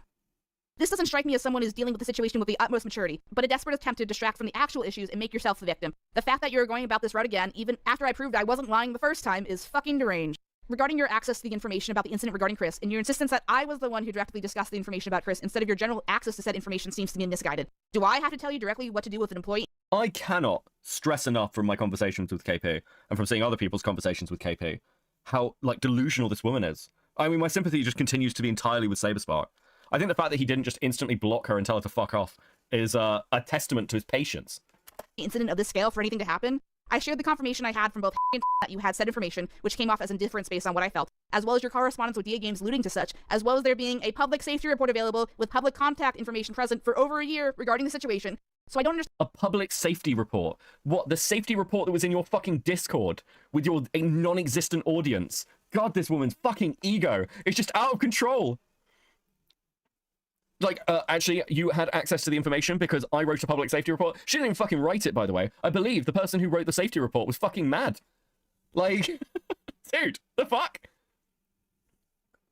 Oh, she 100% was a spoiled child. Yes, yes. Currently, her parents pay for an apartment for her. She doesn't work. She's never had a job as far as I can tell. Teddy with the 5. I'm going to pretend those beeps meant that KP said old iDubbbz iconic phrase. God, imagine going to Walmart and bumping into KP, complaining to the manager that her beloved Disney SpaghettiOs were 10 cents more expensive. Oh, dude. Listen, I'm mean to KP, obviously. She fucking deserves it. But there's nothing I can do to KP. I want to make this clear. There is nothing I can do to KP that is worse than being KP. There's nothing any of us can do that is worse than being KP. Okay? It is a dark, abyssal pit. This woman is going to die alone, forgotten, and probably be eaten by her dog. I mean, it's just, it's bleak, guys. It's really fucking bleak. I mean, occasionally, there is a point in every YouTuber's career where they really should consider quitting. And KP missed that point, like, probably at least 5-6 years ago. Like, it is bleak. No one's gonna, like, no one is looking to marry this chick. She's not dating anyone. She's got no long-term relationship. She's got no prospects. She's gonna die alone, forgotten, and it won't even matter. That's the worst bit. That's when it's painful. Dying alone and when, like, no one's gonna care. I don't think her own, like, from what I can tell, I don't think her own parents would give a shit if she was dead. Like, at the most, their kind of concern is, like, as long as we're not leaving her homeless. But, you know, there must be that sense of potential relief. How it's particularly relevant how you learned your employee sexually harassed someone in the past. It just matters that it happened. Even assuming you didn't know about Chris's actions up to the Twitter exchange, I still emailed you directly to discuss it before it reached this point, and you seemed to ignore that email and only responded to a second after my frustration became clearer. To be frank, it doesn't matter how the perpetrator feels how the resolution went, but the fact that it happened in the first place is unacceptable. Chris is very obviously going to tell you whatever you need to hear to keep his job. It's alright, guys. The criminal said the crime. What an interesting sentence. The resolution went, but the fact that it happened in the first place is unacceptable. Chris is very obviously going to tell you whatever you need to hear to keep his job. Chris is very obviously going to tell you whatever you need to hear to keep his job. She wanted him fired. And she is lying to people's faces about it. She lied to my face about it. KP is a lying whore, okay? Let's just call it what it is. KP is a lying whore. Fuck this, man. This life ruination shit. Never let her make you feel sorry for her. She would see Chris on the streets and be happy. That's the only thing that would bring her joy. Does that make it the second time she's tried to get someone fired? I've heard claims that she tried to get another one of her staff fired, but I haven't verified those. So they're just claims at the moment. To quote Red Dwarf, she's only guilty of being KP. That is her crime. It is also her punishment. Fucking hell, Crichton's a great lawyer. Crichton's a great lawyer. That's such a classic Red Dwarf episode. Oh, now I've got the Arnold Rimmer song stuck in my fucking head. Thank you, Char. It's alright, guys. The criminal said the crime actually wasn't so bad after all. Hell, it doesn't even matter how I feel about it. Still, if you were so concerned with my personal opinion on the matter, to the point whether it would directly dictate your decision to keep Chris on staff or not, I do not, for the life of me, understand why you didn't reach out to me, directly or indirectly through our friends. Great job updating me on the current status of Chris's employment, even now, by the way. Good job. 10 out of 10. Regardless, this— how dare you not tell me whether Chris is employed with you? Excuse me, I am ILoveKimPossible. I'm a big deal, don't you know? I pull 8 people on a panel at a convention. 8 people, Saber. What have you got? You've only got 2 million subscribers and, like, multi-million views and, you know, a loyal fan base. And, you know, if you turn up to a convention, people know who you are. I mean, what have you got in comparison to me being, you know, vaguely annoying? This isn't a joke, and your insistence as such is the underlying problem of this whole situation. How is it a fucking joke to say you ejaculated on your boss's clothing and say that to other men? Hold on. What? How is it a fucking joke to say you ejaculated on your boss's clothing and say— So she has changed the story in this email. Bro, you once again fucking lie. You can't even keep the story straight of what you think happened. that to other men multiple times. It cannot and should not be belittled as just drama. Why would I have gone through the trouble of corresponding with DA Games or having a safety report be written if I just thought it was just a joke? I was and am worried about the children Chris and the greater DA Games community still have access to. Even if I had forgiven Chris for some reason, it Wait, I wouldn't thought be you face planted on our clothes? Yeah. of it. Even still, you seem to show anger that I got Chris's confession on record in comparison, what he actually confessed to with your comment stating, "Are you gonna record the call without telling me the same way you did Chris?" To be clear, he is not the victim. Full stop. Neither are you for that matter, Mr. Truth Seeker. Publicly throwing the I mean, actually, firstly, Chris is the victim. in this case, because you are trying to get him fucking fired. He is actually the victim, KP. You're trying to get him fired over a joke from 10 years ago. It is a joke. You are the villain. This is fucking crazy. And secondly, you accuse Saber of rape with no evidence. He absolutely is the victim. That's why no one gives a shit about you. Like, KP is a classic abuser. It's all deflection. It's all poor me. It is classic fucking abuse. This woman is abusive. Absolutely fucking crazy. Phineas with the $2. She's all on these safety reports. She's all on these safety reports she doesn't write. Yeah, dude, if I make a KP video, and a KP video does feel more and more likely each day, I am just going to title it Safety Report, I think. Dude.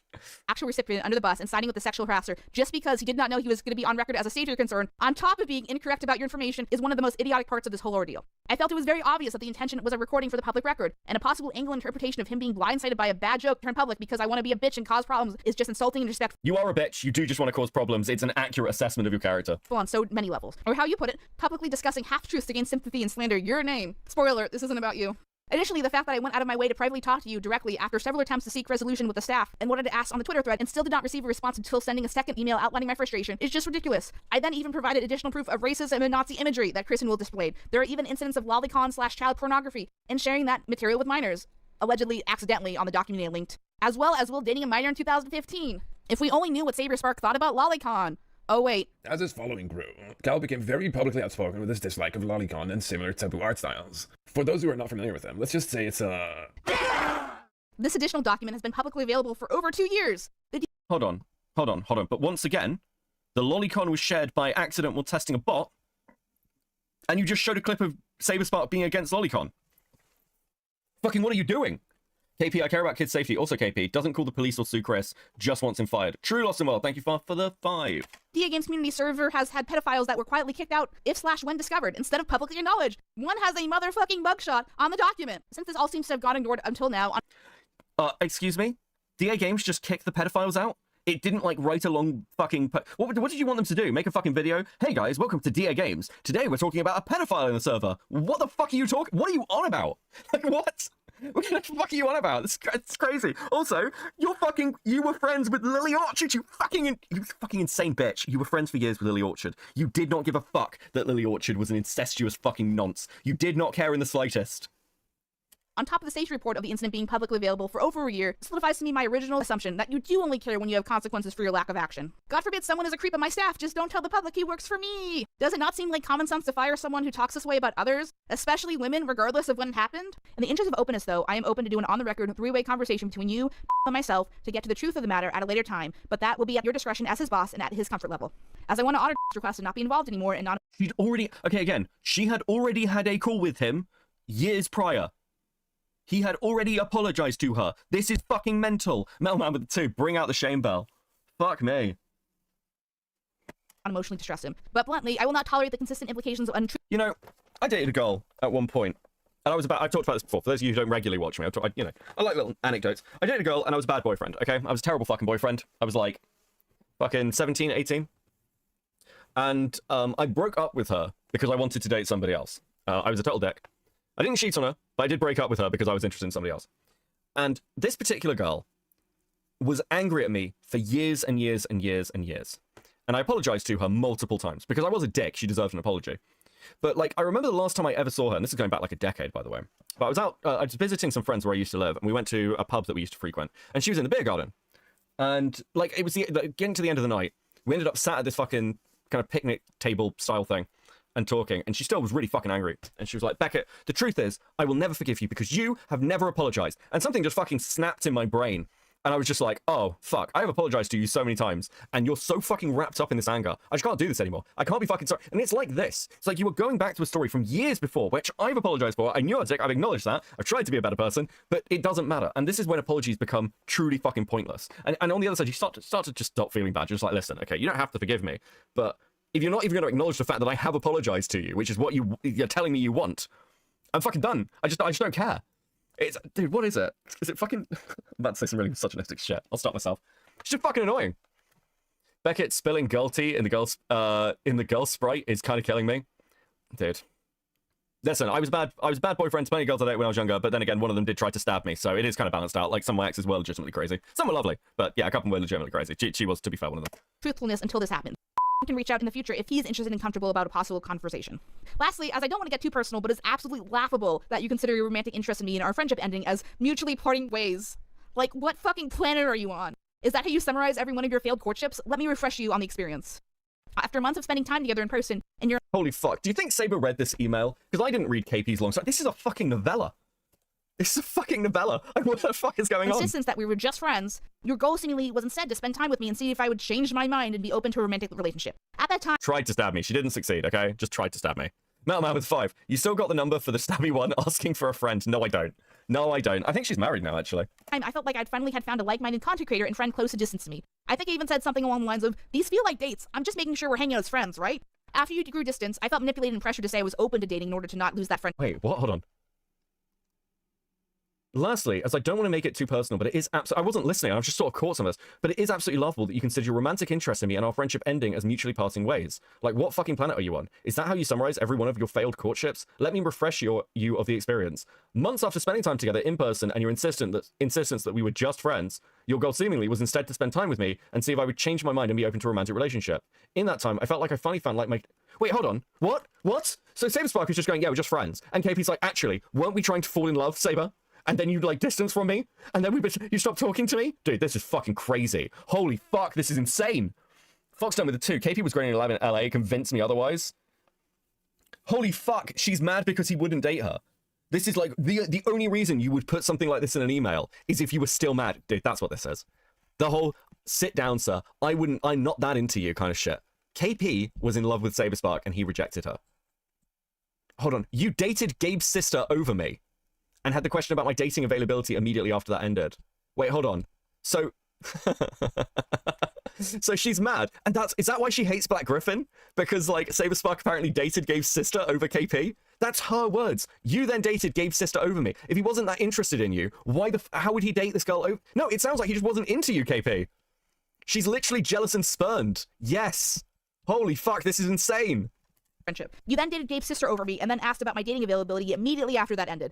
I tried to play it off but was uncomfortable with the whole situation. I felt like I was only important to you if I was dateable, and a backup option at that. Would I have been treated the same way as a new potential friend if I was male identifying? This is the whole reason I went to your staff in the first place and not you directly. I felt objectified by my direct experiences towards you and did not wish to repeat said experiences for the sake of my own mental health.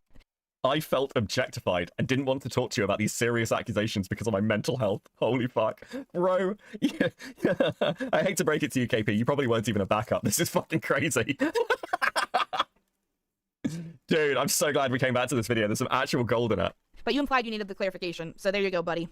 At this point, I feel exacerbated with the favor I've given you and others, personally and professionally, so I'll be ending the conversation here. To remind you, I am not a third party in the situation trying to get cheap or easy views off a popular content creator. This is how Chris treated me behind my back. This is how he never owned up to those actions till I had to find out about them myself. This is how his behavior has continued. This is how the greater DA Games community could be potentially harmful to children. This is on top of Chris's misogynistic, anti-Semitic behavior that I stupidly forced myself to tolerate when he worked for me. And the fact that I have to sit here and fight and scream and kick for anyone to take this seriously is so emotionally draining, triggering, and insulting. This whole situation has been a nightmare, but I'm not going to sit here and let everyone else pretend it's just a joke out of public convenience. And I would bet good money that he's still on your payroll. I'm at a loss for words. Frankly, I do not have the patience or emotional bandwidth for your tone, your constant visualization, or to discuss this further with you at this point, for your own perceived direct benefit. To be blunt, you triggered the shit out of me, Steven, and I still tried multiple times to communicate with you, but ultimately was met with silence until now. You were screaming on Twitter like a child at me for months after trying to get any kind of internal word on Chris, and the information being in the public eye, and you still haven't fucking apologized for any of it. How do you think— Oh my god, why would you read this out? It goes on for so long. It's literally a novel. How is that his fault? Yeah, dude, this is fucking nuts. This bitch is actually crazy, okay? This bitch is actually just fucking crazy. She is— I assume because I think Courtney said it, that like she's upset that I called it, like KP's upset that I called her a spinster. She is a spinster. This woman is dying alone, okay? Who the fuck would take— how desperate would you have to be to marry KP? I mean, surely every man on the planet has other options. Like, she looks like a particularly retarded fish. Dude. Absolutely fucking brutal. This makes me feel, on top of that, only then to even be taking it seriously because I might make a video and hurt other people's reputation, really shows me how being affected by all this really matters in the long run to you. Sexual harassment, use of Nazi imagery, pedophilia, fine to sweep it on the rug, just don't bring it up on Twitter. Ramesses, you bring this upon yourself. Part whatever, Chris isn't the victim. Chris isn't the victim. I can't believe I have to even have this segment, but with the implication of Steven's "what are you gonna do, record me?" comment on top of Chris's statement talking about the recording being without his knowledge, let's just clear this up. So first— Jar exists, Beckett. Jar can unironically, and I'd say this hot with my full chest, Jar can and has done better than KP. From what I understand of Jar's girlfriend, she is far out of his league, but Jar would not stoop so low as KP. As already stated, I thought it was obvious that a call-out was being recorded for safety reasons because it's about sexual harassment. It's not like a fun call. Like, I thought it was obvious. Obviously it wasn't. This isn't just someone calling me a bitch or something subliminally small. Like, this is someone using the fact that I am Get to Mary, remember for 14 months, if she said you were evil, I'd ask who she is. Dude. Thank you for the 14 months of coping, very bad. girl as a way to negatively sexualize me to make themselves feel better. Should I have to say that's not okay? Additionally, this is someone I trusted enough to represent me at a convention. This isn't just some rando being a dick because he's mad at me for existing on the internet. I think that's why this sucks a little bit more. Figures, because bitches love bringing up old stuff. Yes, you're bringing up stuff from a decade ago. That is exactly what you're doing. How do you put this shit together and not see it? This is what cognitive dissonance looks like, by the way. Wait, is KP talking about the editor she thought was in love with her again? I mean, no, that's another person entirely. Like KP just assumes everyone's in love with her. It's crazy. I don't know how she's got this impression. Something else to keep in mind is the loss of reputation, which is hard to recover from. How do the receivers of the story, knowing that it's false or not, going to feel about the person who the story is being told about? I didn't know that— But it's not a story about you, KP. It's not about you, you self-centered psychopath. It's actually just not about you. It's a story about Chris. It involves your clothes. That's it. It's not about you. It's not about you. The world doesn't revolve around you, you crazy lunatic. How do you not learn this at your age? You are, dude. Fuck. Gear Shark with a 5. KP needs to take a long walk off a short pair while Dust in the Wind plays in the background. Fuck me. this was happening, and I can't defend myself or my reputation if I'm not there. If it was a collaborator I was interested in working with at the time, he would definitely have negative feelings about working with me now. What happens if the story spreads or even becomes distorted through a game of telephone and changes depending on the teller? First impressions can last months or even years, and will psychologically affect personal treatment and ideals, even the fact of contrary evidence. See, the— Yeah, well, I'm sure it's going to go really well now when anyone searches your name and finds all this shit on you. If you search KP now, if you search ILoveKimPossible, you are going to be met with a wave of fucking content all about this chick. There's no... Dude, she's fucked her life up. She's actually fucked her life up. Oh my god, someone told a mean story about me, proceeds to fucking lie about a rape accusation and destroy any credibility she could have had. Insane. Political landscape. This is not something Chris came to me about after it happening. We seemingly had a decent rapport up to this point. Chris could have admitted this happened years ago, and I would have still been pissed, but at least he would have owned up to it and maybe made a public apology, but instead, I had to hear it from a witness. It makes me feel like crap. It makes me feel like my personal comfort, safety, and privacy is less important than convenience or the bro code. At the same point, I want to analyze the implications of mistreatment. Like, if Chris really felt this way, I don't know why it didn't come up at that moment he was making those jokes, or after, or even when I confronted him. Yeah, crazy. Why? Crazy that KP is curious as to why people don't want to talk about her, like the issues they have with her. KP cannot handle a tough conversation. She cannot handle criticism. At all, of any kind. It came up on an apology statement as a vague reference. This is actual sexualized art, a sexualized story, buying me a Discord figure years ago. And he also made comments on my body when I did the ice bucket. Wait, sorry, I was... Buying me a Discord figure years ago. What? Or after, or even when I confronted him. It came up on an apology statement as a vague reference. This is actual sexualized art, a sexualized story, buying me a Discord figure He bought you a Discord figure? What? years ago. Who cares?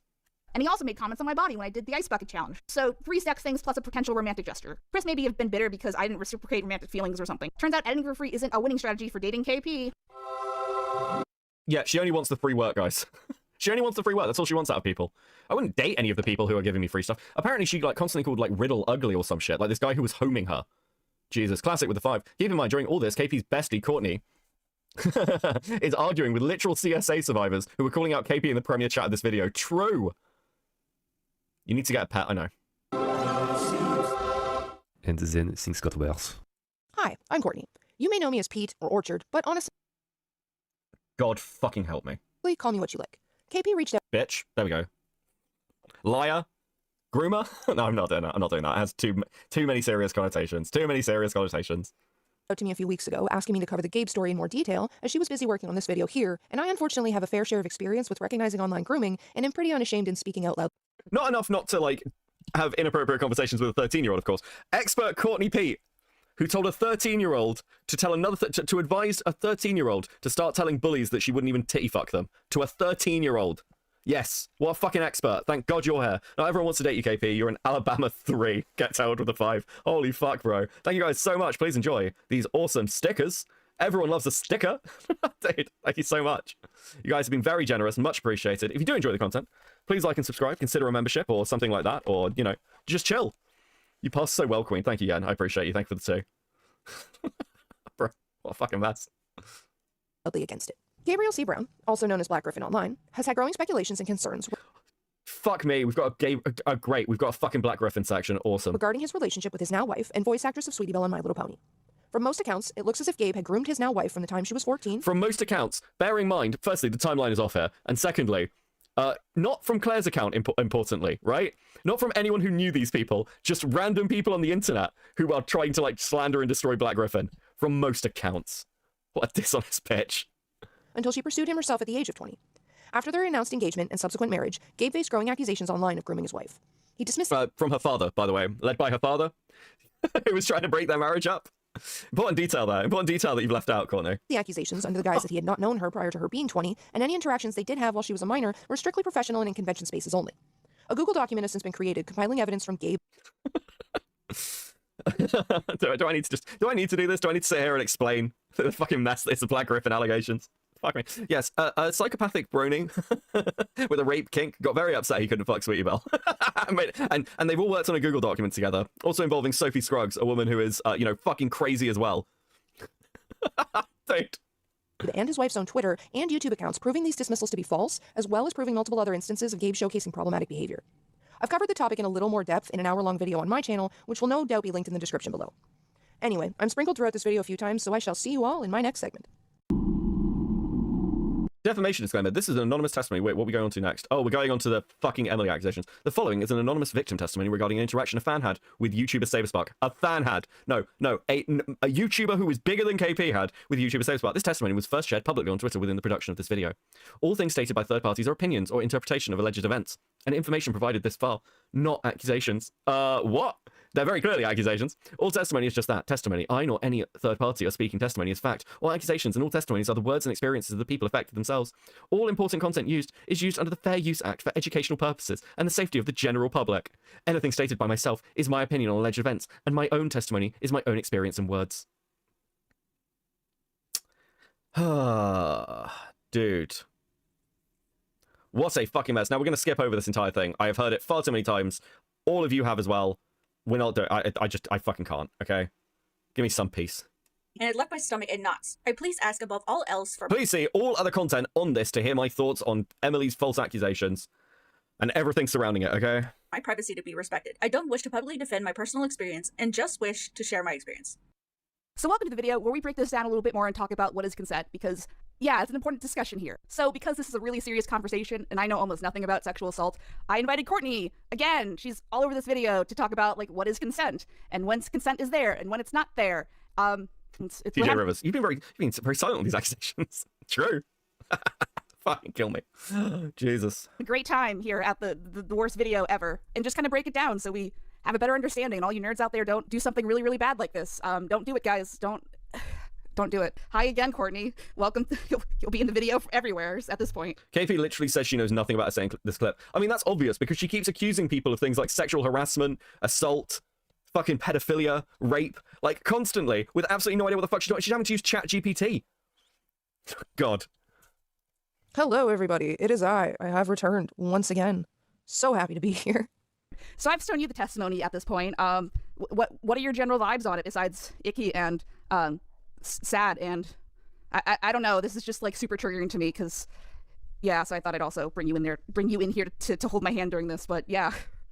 In terms of the testimony, it's just kind of heartbreaking, really. It's always heartbreaking to me when people question their own sexual assault just because of the lack of education around it. And like, something that I just want to say to anybody out there is... Classic with the 5. Honestly, I would sooner trust a Catholic priest to teach me about consent before I trust KP and Courtney. Yeah, I don't blame you. Just to go with the 5. Consent matters unless a 20-year-old consents to dating and marrying a 29-year-old. Then they're a grooming victim. True, thank you for the 5. Yes, Claire unfortunately couldn't possibly consent to her situation. That'd be crazy. A consensual sexual encounter is never something you're going to question afterwards. Okay?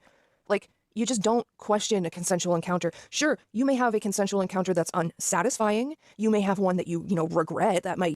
Huh. Let's say that back again. Hold on. Going to question afterwards. Okay? Like, you just don't question a consensual encounter. Sure, you may have a consensual encounter that's unsatisfying. You may have one that you regret that you may look back on one and go, if I could make that decision again, I probably wouldn't. Huh. What, you mean kind of like the way Emily describes her engagements with Saberspark, huh? Isn't that interesting, Courtney? We're going to have a conversation about consent months later. Oh, it turns out, actually. Right off the bat. Oh, so you agree that Saberspark isn't a rapist? I'm so glad we agree, Courtney. Fucking idiot. Holy fuck. But people don't question consensual sexual experiences with, did I just get violated? To be quite honest. And like the other thing that kind of breaks my heart is, anyway, I have to dip out and go to bed. Got a big day tomorrow. I'm interviewing for a team lead promotion at work. Wish me luck. Hey, just to go. Good luck. I'm sure you'll absolutely fucking smash it. Thank you for the 5. Let's go. I'm fully supporting you. Add a chat. 07 in the chat. Good luck in your interview. Let's go. there's one point in her testimony where she questions if I'm remembering this correctly, that like maybe she was at fault because she had a crush on him, like maybe she gave the wrong signal or something, maybe she implied something, or he thought consent was implied because he knew there was a crush on her. Like, in all honesty, consent is never implied. Like even secure, confident individuals in a sexual encounter will check in with their partner as things escalate and change gears, and they'll say things like, you know, are you okay? Should we keep going? Is this... Watching this video now is like opening the Ark of the Covenant. Don't open your eyes. Well, dude, certainly my headache's fucking doing it to me. Matt with the 5, thank you very much. It's good, like, because consent is not something that is implied. It's never something that's implied. It's not, you know, an absence of a no is not a yes in any regard. An absence of resistance is not compliance. And even in that regard, compliance is not an invitation. Mm-hmm. Because this girl had a crush on Saber, it was okay that he just kind of initiated things. And then especially too in the elevator in a public space when he's just much larger than her, like physically. Isn't that interesting? So we know now that things like Saber being much bigger than her was advice given by KP to Emily to modify her statement. Wait a second, Lacey Green used to say this stuff? Wait, really? I suppose she did in her consent videos. That's true, Classic. Thank you for the 2. And everyone laughed at her. Dude.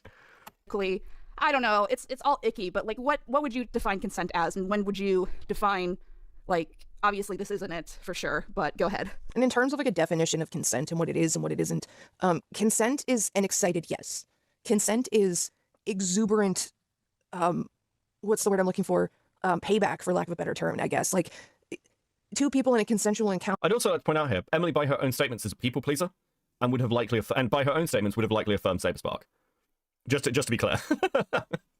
Or engage in a give and take. Like, it's never just one person doing all of the action and the other person just laying there like a bump on a log. You know, it's an action that two people... True, KJ. I mean, yeah, it's obviously, they got the statement. This is... I know people have accused my Saber Spark video of being a hit piece. I've heard this a couple of times. My Saber Spark video is not a hit piece. My video I did on KP like a week or so ago, where like I was talking about her response, that's what a hit piece looks like. This is what a hit piece looks like. There's very little balance in any of this. It is just trying to rip somebody apart. And like, listen, lots of people do hit pieces, lots of us do hit pieces, but this is not a safety report. This is just, we want to destroy these men's lives. It's very simple. Engage in when it's consensual. 9 times out of 10, when it's one person just using another person's body for sexual gratification, that's not a consensual encounter. That is just a violation of somebody's person. And it's actually pretty common for like sexual aggressors to attack somebody like in a innocuous sort of sense, like in the elevator, especially at like a convention or something like that in public, because it's sort of... It's interesting as well here. They don't know the timelines. Oh, it's, you know, especially at a convention. The accusation of what happened at the elevator didn't happen during the convention. It happened the day before it. So again, they don't even know the fucking timelines they're talking about. God, these people are fucking incompetent. Dissuades the target or the victim from actually saying anything, because like half the time people will think, well, this is being done in public, surely somebody's going to say something, so I don't have to. But the other part of them doesn't want to cause a scene and be embarrassed, because they're already embarrassed by the fact that they're being attacked, the fact that PDA in general is seen as like a sort of cringy, embarrassing thing, and like they don't want to draw more attention to themselves, especially while they're dealing with the fact that they're being attacked. And part of them just hopes that somebody's going to do it anyway, like step in and say something anyway. And the problem with the general public is they sort of fall into the someone else will deal with it mentality, whereas everybody sort of assumes that somebody else is going to step in and say something, so God, this is so fucking painful. Dude. Also, KP literally didn't give her VAs for her hit piece informed consent for the recordings. They were literally withheld info because I assumed she believed they would have backed out. I mean, that's a fair assumption. I can't speak to that, but like that seems like a fair assumption. And they complained when those like Enter tried to put together the timeline. Yeah, because what they want to focus on is the emotional side. Guys, Emily's a woman. Emily's a woman, and you need to listen and believe. That's what they want focus on. Therefore, then won't. Well, the other thing I want to throw in there too is nothing that's illegal, but kind of the parasocial relationship of like, you know, it's always, it seems like it's a common thing where like, you know, back in the day rock stars would sleep with their groupies kind of thing, but now it's kind of more discussed that that's a power dynamic that shouldn't really be abused, and especially when you don't really know someone in person. You know, like from the testimony, this is her first time in person with Saber, and he immediately. Does Courtney think this assault happened on the con floor? What the fuck are they talking about? I mean, again, they don't really know the timeline or locations. They haven't looked into this or probed the fucking story in any way. So, again, like, even now, you can see in the Q&A document that KP was planning that they don't know what messages are actually present. They're talking about Skype logs rather than the text messages. It's fucking crazy. They've got no idea what's going on. They haven't for the entire time. Immediately jumps, not immediately, but he pretty much immediately jumps on her. So that also kind of gave me a big ick. Any thoughts on that? And one other thing I wanted to add in is that, you know, confident individuals in a sexual encounter don't have to assume that consent is there, because they will ask. And to be honest, the only time you're not asking or checking for consent is because you know yourself that the yes is not there. And you don't want to hear the no, so you will not ask, okay? Because if you think consent is complied, and you think the person that is, you know, on the other end of it is actively participating, if you know the answer is going to be yes, then what do you have to lose by just asking? And being a responsible individual when it comes to sexual practice, and just asking. And the difference between, like, rock stars sleeping with groupies comes down to, like, literally consent. Like, there's a big difference between, you know, the chick who's going to see the rock star perform and, like, flashing her titties while he's performing, and then going and flashing her titties to the bouncer to get backstage, and then flashing her titties in the rock star. See, this always confused me. So you're like, okay, so it's actually about consent. So let's say you're going to see the rock star, and you're, like, flashing your tits at the bouncer, you're flashing your tits at... So, hold on. So where is the difference here? Because that is a case of a groupie who has a crush on a rock star approaching them sexually. So you've got, in the case of Emily, and this is Courtney's standard we're talking about here, you've got somebody who's like, I was upfront and honest with Saber that I had a massive crush on him. I went to meet him at a convention, and I went to his hotel room. So, again, by your standards of fucking consent, which is flashing a rock star, which again makes no... Dude, this is fucking crazy as an argument to make. Like, this situation actually does match that criteria, Courtney. It's like fucking crazy. These people, like, it's like they can't hear themselves. Star's face, probably making out with them a bit of her own volition, and one of them saying, hey, let's go back and sleep in the van. Like, there are multiple instances where consent is very, very clearly given by the groupie sleeping with the rock star. And, like, yeah, there may be a certain power... Hold on, what? In the van. Like, there are multiple instances where consent is very, very clearly given by the groupie sleeping with the rock star. There are multiple instances where consent is clearly given by the groupie sleeping with the rock star. What the fuck are you talking about? What are you talking about? Is Courtney eating while doing this interview? Fuck only knows, Garple. Thank you for the 2. Dude, she sounds like it. Bro, what the fuck is going on? And, like, yeah, there may be a certain power dynamic, and, like, there absolutely is multiple instances of rock stars abusing that to be like, hey, well, I'm famous, show me your titties. But there's a big difference between going, hey, I'm famous, show me your titties, and someone going, I'm showing you my titties because I want to sleep with you. Right? What the fuck does that even mean? What are you talking about? This is just so fucking unhinged. Right? Like, just the act of, like, basically showing you my titties is, in most circumstances, an invitation to touch my body, okay? In no way is, I'm a big fan of yours, an invitation to touch somebody's body. And I also find it really, really weird that this dude meets a fan, gets the inkling she has a crush on him, so he invites her back to his hotel room. Okay, like, getting invited back to the hotel room has sexual connotations. What is this? So, again, by your own standards, Saber invites her to a hotel room. Interesting. Mal with a 5. I always get a consent form in triplicate before even kissing. You are a responsible gentleman, I guess. Fuck me. And the fact that she didn't realize that just shows how naive she was, and the fact that none of that was communicated. Because clearly, he knew what he was inviting her back to. Yeah, she was just really naive. It's not like she already had a kid or anything. It's like, Emily just didn't know. She had no idea. What are you talking about? Come on. The hotel room for her.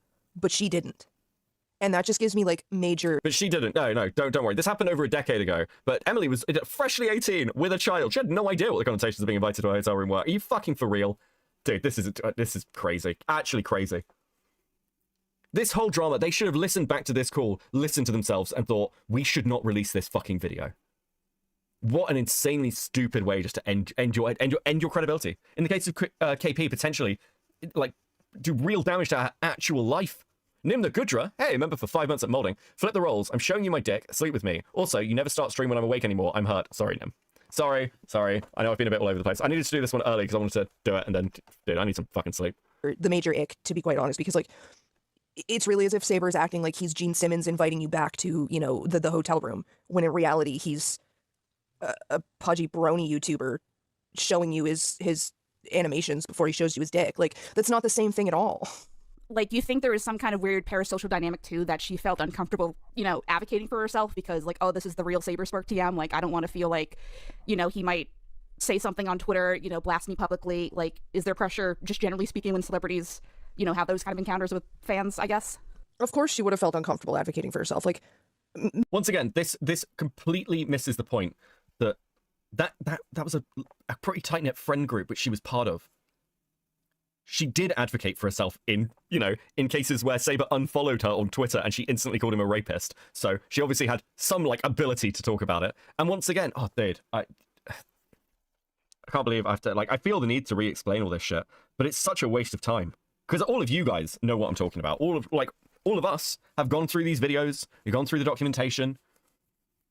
The only people who haven't done any fucking work are KP and Courtney, because they're terrified of what they've done. Kai Rise with a 5. It's funny, Courtney says that because KP absolutely thinks they are... Oh, sorry, I just put my glass back on. It's funny, Courtney says that because KP absolutely thinks they are a rock star people want to sleep with. Yes, true, pro. Dude, I wouldn't wish it on my worst enemy. I wouldn't wish it on my worst enemy, whatever this fucking mess is. Most fans don't get to meet their idol in person. So meeting your idol in person is already a very like exalted sort of status. Like, that's something most fans dream of but never actually get to. So once you put a fan in the situation where they're meeting their idol in person, something they probably never thought would happen but always dreamed would happen, no fan is going to do something that's going to jeopardize that, and that includes offending their idol. And like, the idol knows that. And for anybody to sit there and be like, well, the colleague's not a fan. Emmy was in the fandom. But she was making some content, I think, but she certainly wasn't Saber's fan. As far as I can tell, her interest in Saber from that side was actually connections, which isn't, unusual, but she was very excited to meet other Brony content creators as well, so Saber was kind of like a path into that. Pointing out that this is two extremely sexist women pontificating about the sex life, sex like two Greek philosophers in a hit piece video, while KP is presumably somewhere near Mars due to the weed. Fucking hell. like, well, what if so-and-so wasn't aware of the power dynamic? Like, they always know. You can always tell. You can always feel it. You can tell when somebody is fangirling. And for someone who's going to sit there and prey on that and be like, well, I know you're not going to say no to me or at least give me a hard boundary that could possibly offend me, so I'm going to exploit that by asking things of you that I know you wouldn't say yes to in any other situation. And like, to be quite honest, no fan is going to do anything. Most fans are not going to do anything other than fall into line with that. Because again, they're getting to an exalted status of getting to meet their idol in person. They've been a fan of this person, they've done art for this person, they've dreamed of meeting this person. This conversation doesn't get any better to listen to, like the third time you're listening to it, guys. It really doesn't. It's agonizing. I blame you, KP. If you weren't striking down archives, I wouldn't have to do this fucking stream, okay? I could be free right now. I could be asleep. I could be curled up in some blankets listening to Star Citizen fucking theory videos about what's coming in the weekend because it's SitCon. Dude, I'm so fucking... I think we're going to get the Anvil Paladin at the weekend. I have wanted the Anvil Paladin for months. For like 6 months now, I've wanted the Anvil Paladin. Okay? It's going to be such a good gunship, guys. I'm so fucking excited if they release it. I'll be so happy. It'll be so good. You'll end up in a content drop, so I'll just be fucking flying a spaceship around shooting bounties. It'll be great. They're not going to jeopardize that by offending that person by saying no. Mm-hmm. And not that those relationships can't happen, but it's very tricky water as far as, establishing and acknowledging the power dynamic and discussing it before, like, even anything were to happen. But I don't know. My whole MO has never really been to go date your fans because, your fans are not a dating pool. They're just, Jesus. The Meltman with the 2 for the therapist. Thank you so much. Please enjoy these stickers. I'm actually probably not going to reset the goal now. We're so close, guys. We're so close. Actually, do you want a short goal? 20-minute goal? Okay. We'll do 5 super chats. We'll do all colors, and we'll do 30 minutes. Okay. Short goal. See if we can get a last sticker of the night. Thank you guys so much for your support. It's so appreciated. You guys are super fucking based. Thank you. They're there to consume your content. I don't know. It just ick. It's not technically illegal, but it kind of ick to me. And in terms of dating your fans, like, I don't know, I just kind of miss the days where it was... I don't know about Star Citizen. I had about 6 friends who worked for CIG that got let go earlier in the year. Feels like red sirens are going off at that studio. Listen, I'd actually really like to talk about Star Citizen drama at some point because some of it's fucking crazy. Some of it's actually insane. I'm sorry for your friends, though. That actually genuinely sucks. Give me stickers, F word. Thank you, Hoz. Thank you for the member for 16 months at Molding. Holy shit, bro. Thank you, brother. Consider just not kosher. Actually, if you ever want to, if any of them ever want to talk about CIG drama, fucking drop me a Twitter. I'll totally make a video on Star Citizen drama. That'd be based. To date from your fan base, like, that was considered poor form, because like, your fans aren't your peers. And I always question why, like, when somebody can't pull from their peers, like, why is it that you can't like land somebody and date somebody who's like on an even playing field with you, why does there have to be a power imbalance? And that's always like the trend with these types. Like if you look at like most of their relationships, there's always a power imbalance. And all relationships have power imbalance. It's so insane to say that. There's always like a power imbalance in their relationships. There's always a power imbalance, and it always goes multiple ways. There's usually a power imbalance in attractiveness. There's a power imbalance in like earning potential. There's a power imbalance in who's the funniest. These are all power imbalances, depending on situation and scenario. Saberspark was a Brony YouTuber with a like decent viewer base. That's a power imbalance. Emily was a good-looking girl hitting on a nerd. That's a power imbalance. Guy Rise with the 2. Listen to this projection from KP here. True. Phineas with the 2. Question. When does someone go from fan to peer? That's a very good question. I don't really know how we even gauge that. Internet clout? That'd be very gay. That'd be very gay. I think, I don't know. You can have somebody who earns like way less money, who doesn't have any clout, and they could have the power in the relationship just because they're like a dominating person, for example. And they could be dating like a celebrity. How many celebrities do you see where like they're like very famous and actually their partner is like quiet and reserved, but like their partner clearly has like a lot of control in that relationship just because of the sort of person they are? Once you're within 1 degree of magnitude in some numbers, then your peers. Holy fuck. if you have a track record of having a power imbalance, if they want to talk power imbalance, isn't Emmy considered more famous than Saber? No. She's not. Saber is way more famous, and Emmy, while she does have like while Emmy does have connections to things like Sega and stuff, that is long. That's really long since past. Saber is has significantly more influence than Emmy does. He's a multi-million sub YouTuber with a fair amount of connections. Balance in your relationships. What is wrong with you? Like, why do you need to have a one-up on somebody? Well, shit, at the time, no. Saber was the influential one at the time. But again, he was like, Saber at the time, when this all happened, worked as a fucking lifeguard, and his channel was just starting to really take off. He was hardly like a veteran, massive YouTuber or anything like it. In order to be in a relationship with them, like, you need therapy. Yeah, it's so fun here. I think that's it, Courtney, unless you have anything else to add. Like, anything else you want to add that you... Don't worry, chat. As a streamer, Beckett is our lesser. That is true. I'd listen. I'm literally just here as background noise for the artist. Thank you for the 5, Meltman. Remember from the testimony that you want to comment on? If you question if it's a Okay, we'll come back. Sorry, guys. Access for the 5. Scarlett Johansson is married to a random ass SNL guy that makes race jokes, talk about power imbalance. True. From testimony that you want to comment on? If you question if it's a violation, it probably was. If you feel violated, that was not consent. Your feelings matter. Your feelings are valid. Consent is never implied. Real men who get bitches ask for consent. I guess that's it. What a good way to end the video. Not end the video, end the segment. What a good way to end the segment. Part 5, why make this video? Holy fucking Christ, kill me. Hockey Mask Kid with the 5 for the stickers. Much appreciated, final stickers of the night. Please enjoy these stickers. You guys are fucking awesome. Thank you. You guys are so supportive. Really, it really makes this all doable. Katsushi, that's a good question. Why did you do this? Why would you ruin your career and everyone's fucking lives over this, okay? The amount of headaches this drama has caused me, bro. Unfortunately, this is insight about how content creators can respond to situations of sexual harassment. Holy fucking shit. Okay, listen, guys, we've got like 20 minutes left, okay? And more damning incidents. It's important to talk about how this stuff isn't okay, and it's not something to make jokes out of. I personally shouldn't have to be sexualized or belittled because someone didn't get what they wanted, and in a professional setting. The story and the other incidents are taken to an extreme. I should not have to fight with people to get justice for something like this, or for other victims. And especially on receiving responses when there only might be repercussions on the line. It's messed up, and I'm hoping this can be a learning experience for anyone who has ever made a nasty meme or taken something too far. Admitting it and apologizing without being prompted can go a long way, and thank you- Crazy! Admitting it and apologizing can go a long way, KP. This bitch is so good. about possible consequences should be as well. Krish didn't just make up a bad story. He did some other unsavory stuff. Combined with the lack of action when a groomer is in the DA game space, when there are children in there, is unacceptable. There is nothing bad. Lack of action. I should remind you that lack of action is they removed him and banned him. That's a lack of action, apparently. I don't know what to fucking tell you. This is fucking ridiculous. Or off-brand about kicking a... The video isn't even internally consistent. That's so crazy. It's so crazy to produce something like this and it not be internally consistent. Like, how'd you do that? You had to watch this back and think to yourself, dude, how... She's a veteran content creator. Unfortunately, she has always been shit. Pedophile out of your community and letting other adjacent communities know. It also seems to me that many popular content creators don't know or frankly don't care about keeping their community safe when it comes to problematic behavior. There will be confrontation involved. Also, sorry, it's bugging me. Hold on. Just listen to the way she says this. Pedophile out of your community and letting other adjacent communities know. And letting other adjacent communities know. She sounds like a fucking toddler. She really does. I mean, she just sounds like a child. It also seems to me that many popular content creators don't know or frankly don't care about keeping their community safe when it comes to problematic behavior.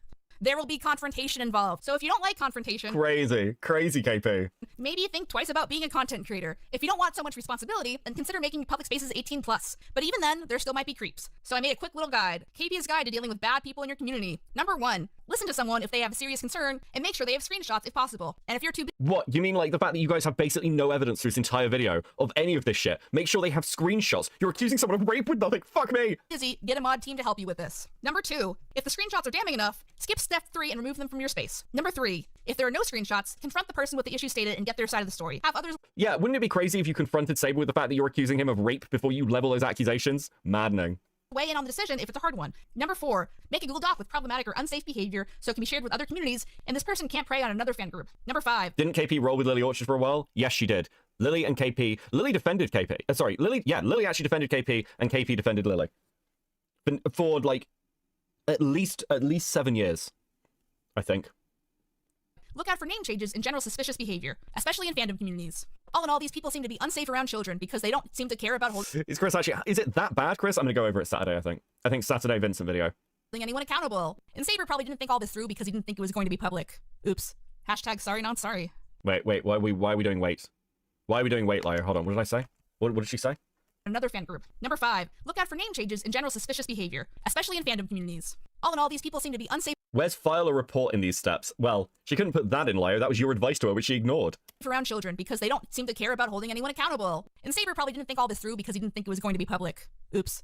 Hashtag sorry not sorry. Part 6, shitting on Lily Orchard because it's fun.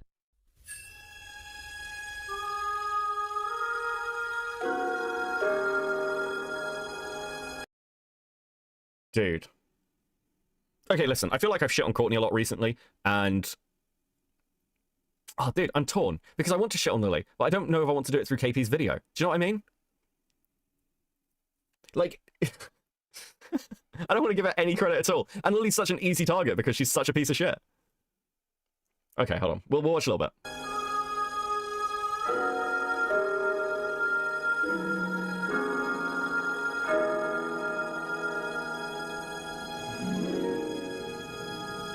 Oh, fuck me, get on with it. Holy shit.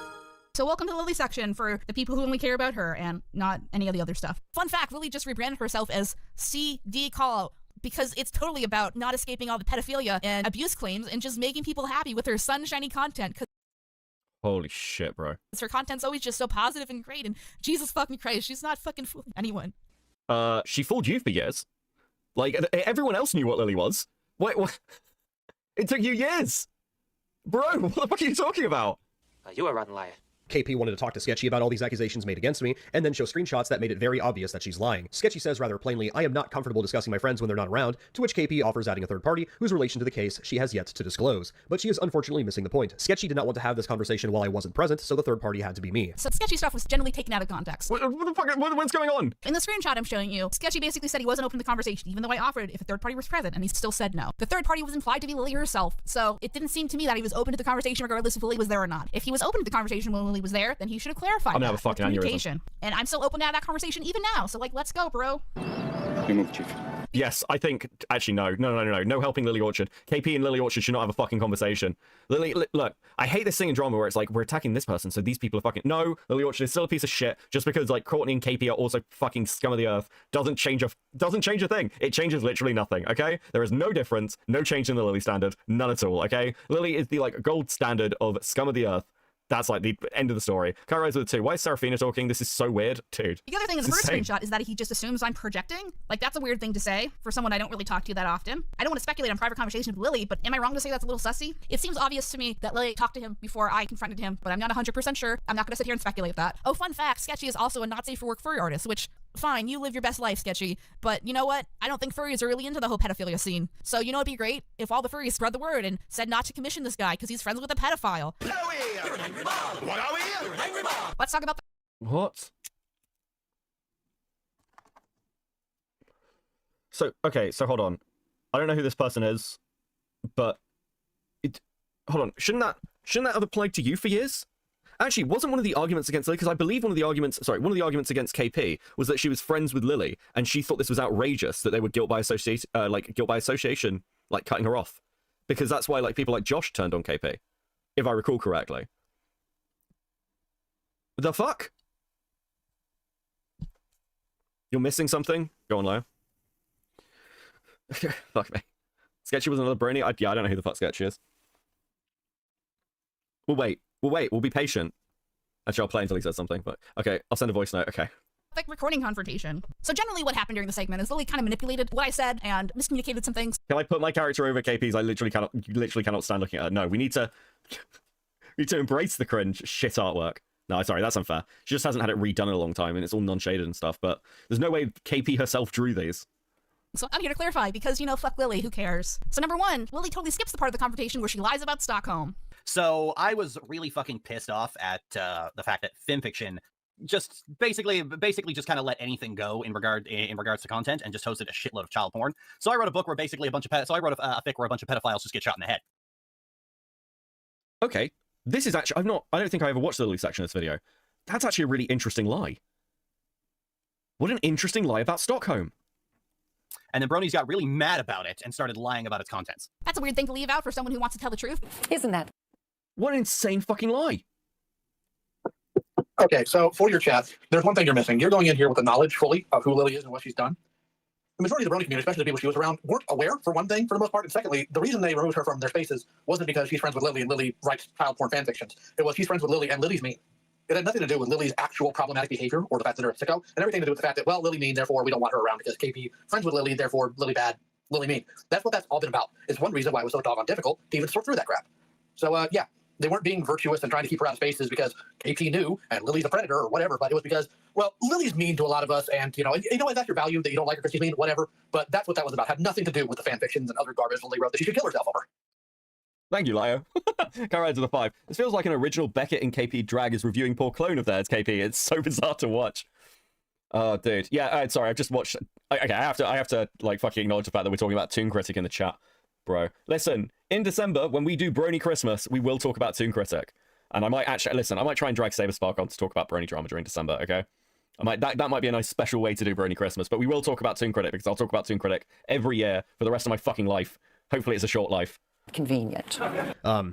KP, people have made worse accusations about you. Yeah, because allegedly treating your employees poorly is totally worse than raping your own little sister. She needs to sort out her priorities. KP decides my denying of the accusations carries less weight than her making them because she just decided that was the case. I never accused anyone of lying, and Lily just was like, I don't want you talking to Courtney. So as a favor to you, if I reached out to Courtney and got her to apologize for the trans No, I do not want you to reach out to Courtney at all. Just seems like a weird thing to say if you have nothing to hide. Her whole reaction to me just asking about it was so defensive. It's just a question. No need to get so defensive. Dude, I hate this fucking hate triangle, because it's like, on one level, I completely agree that the reason Courtney, like, Lily doesn't want KP to talk to Courtney is because Courtney will be like, yeah, here's all the shit that fucking Lily did to me. And on the other side, I'm like, I don't think anyone should ever talk to Courtney because she's a fucking schizo. So, like, it's, like, really painful. It's like, I know why Lily doesn't want KP to talk to Courtney, but, like, at the same time, I'm like, nah, you know. Oh, dude. I feel like whenever we talk about Courtney, I need a big banner of this does not excuse any of the bullshit Lily Orchard has pulled. Fuck Lily Orchard. Just like a massive disclaimer of some kind. That it is, if, I swear to God, if Lily tries to make a comeback off this, well, at least it's good content because it looks like we can rehash Lily drama for money. I'll commission something nice off the back of it for you all, okay? And where they said worse things about me, I want you to cite your sources. Never mind that when you don't have a significant social media presence, you have nothing to lose and everything to gain by doing it. Yeah, because I'm going to come out of total obscurity to accuse someone of rape for 1,000 subscribers on YouTube. I mean, you did kind of do that, actually. Fuck me. That's really funny. Okay, that's fucking hilarious. That was worth watching the whole video for. Makes sense. Do you even hear yourself? Never mind that this is literally policy in some states. The fuck? What even? You're not even American, you stupid girl. Girl, can you not? I want to kiss your face with a hammer. She then decided to offer to mediate a call between me and Courtney. And are you fucking kidding me? Oh boy. Yeah, I would love it if the Queen of the Lollipop Guild organized a call between me and my abuser like we're on an episode of fucking Smiling Friends, just because she's a gullible shit with all the political awareness of a drunk sparrow in a rave. The fuck? How is this political? Why a sparrow? Is that like a metaphor for something you made up in your head? That is without a doubt the dumbest thing I've ever heard. Some people were surprised at how abruptly I ended the call. When KP said she wasn't comfortable with the accusations made against me, I just said, all right, bye, and left and blocked her on everything. Simple reason for that. I don't want to be friends with anyone who believes any of this garbage, and that's something I'm entitled to do. Yeah, sure. I never said you can't do that. It's just a little defensive and weird. I didn't yell. I didn't scream. I didn't call her any names. I just said bye and left. Girl, you called her a bunch of names in this video and demeaned her intelligence. Actually, bye. Okay, I'm out. Can't do this anymore. Need to go home. I never said I believed in the accusations, just that they made me uncomfortable and wanted to ask Lily about them. Is that not communicating? Lily always hemmed and hollered about, oh, no one ever communicates with me. They never. Every time she plays an out of context movie clip, my arm starts shaking. Holy fuck, I forgot how bad this was. Like, part of my brain is actually shutting down. Unironically, I feel like a fucking dolphin. It's like half of me's going to sleep, just like in like Rebellion. Like the right hemisphere of my brain's just like, now fuck this, bro. Set boundaries and then they just leave when I make them uncomfortable. I just wish people would communicate and tell me when they're uncomfortable so we can find solutions together. You're such a hypocrite. Because I'm communicating that I'm uncomfortable, suddenly I'm a gullible shit. Okay, is this a call out video on DA Games, Saberspark, or Lily? Because I can't tell what this video even is. No one else could either, Classic. Thank you for the 5. It's a mystery for the ages. Gee, I wonder why your friends don't feel like they can communicate with you. You can go back over the podcast we did talking about personal trauma, where I bring up most of the stuff, and she's just kind of disinterested in anything that isn't about her. We just kind of accepted that. I mean, it's not that KP was a shitty friend, it's just that she was just kind of there, and it was something that made cutting the thread upon KP, crossing my strictest boundaries, easier to do. Let's talk about how I didn't want to interrupt someone who's talking about their trauma. Michaela also had to push me to communicate with Lily, and Lily actively flirting with me was a little uncomfy, especially live. Like, literally everyone, fuck you. KP is an absolutely lovely person.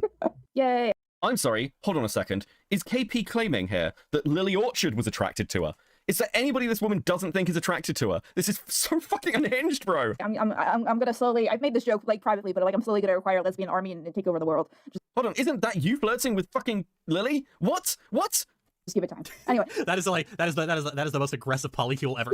Lily clearly never ever wanted to fuck me, never ever, and I never ever had a reason to not want to open up to her. And she seems to think that's some kind of personal slight against her, that I never warmed up to her in the way she wanted me to. Then I learned about how she raped her sister, and about Stockholm, and the dog fucking, and you fucking wonder where I'm like, yeah, maybe Lily Orchard isn't like the best person. Well, I'll stay away from her then. This isn't even to call KP a bad person for being an aloof, self-centered weirdo who's always disassociating. Lily, you're being ableist. Okay, listen, believe me, nothing gives me more displeasure on the planet than agreeing with fucking Lily Orchard. But that's just accurate. That's just accurate. That's just, what the fuck am I meant to do with that?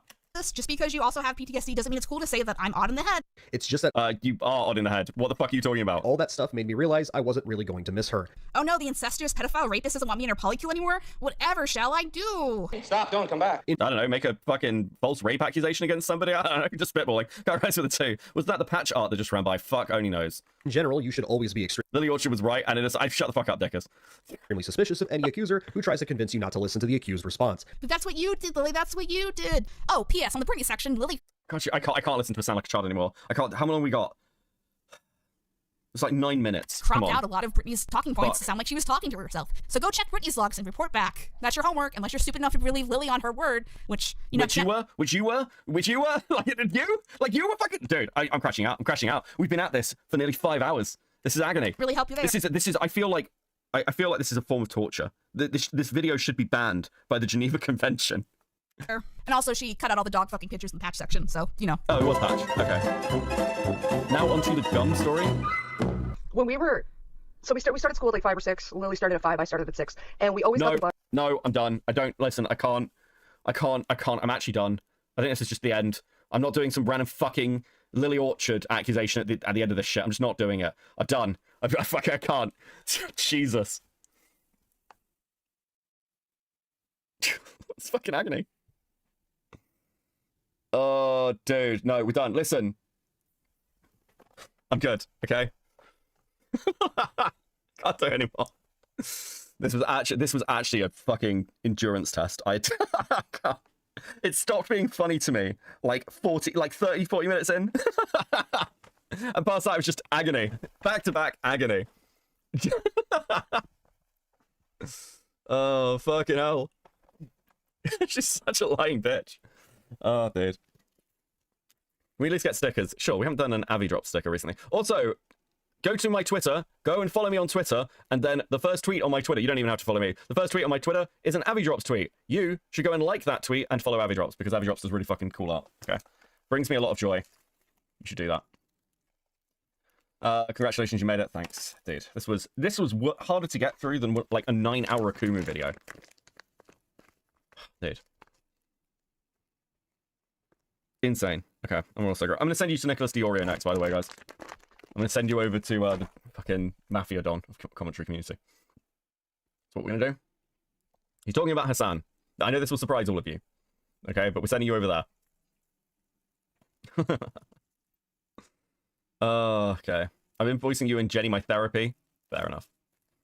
Fair enough. Listen, this has been fun. I will be back on Saturday to do a Vincent Martin stream, okay?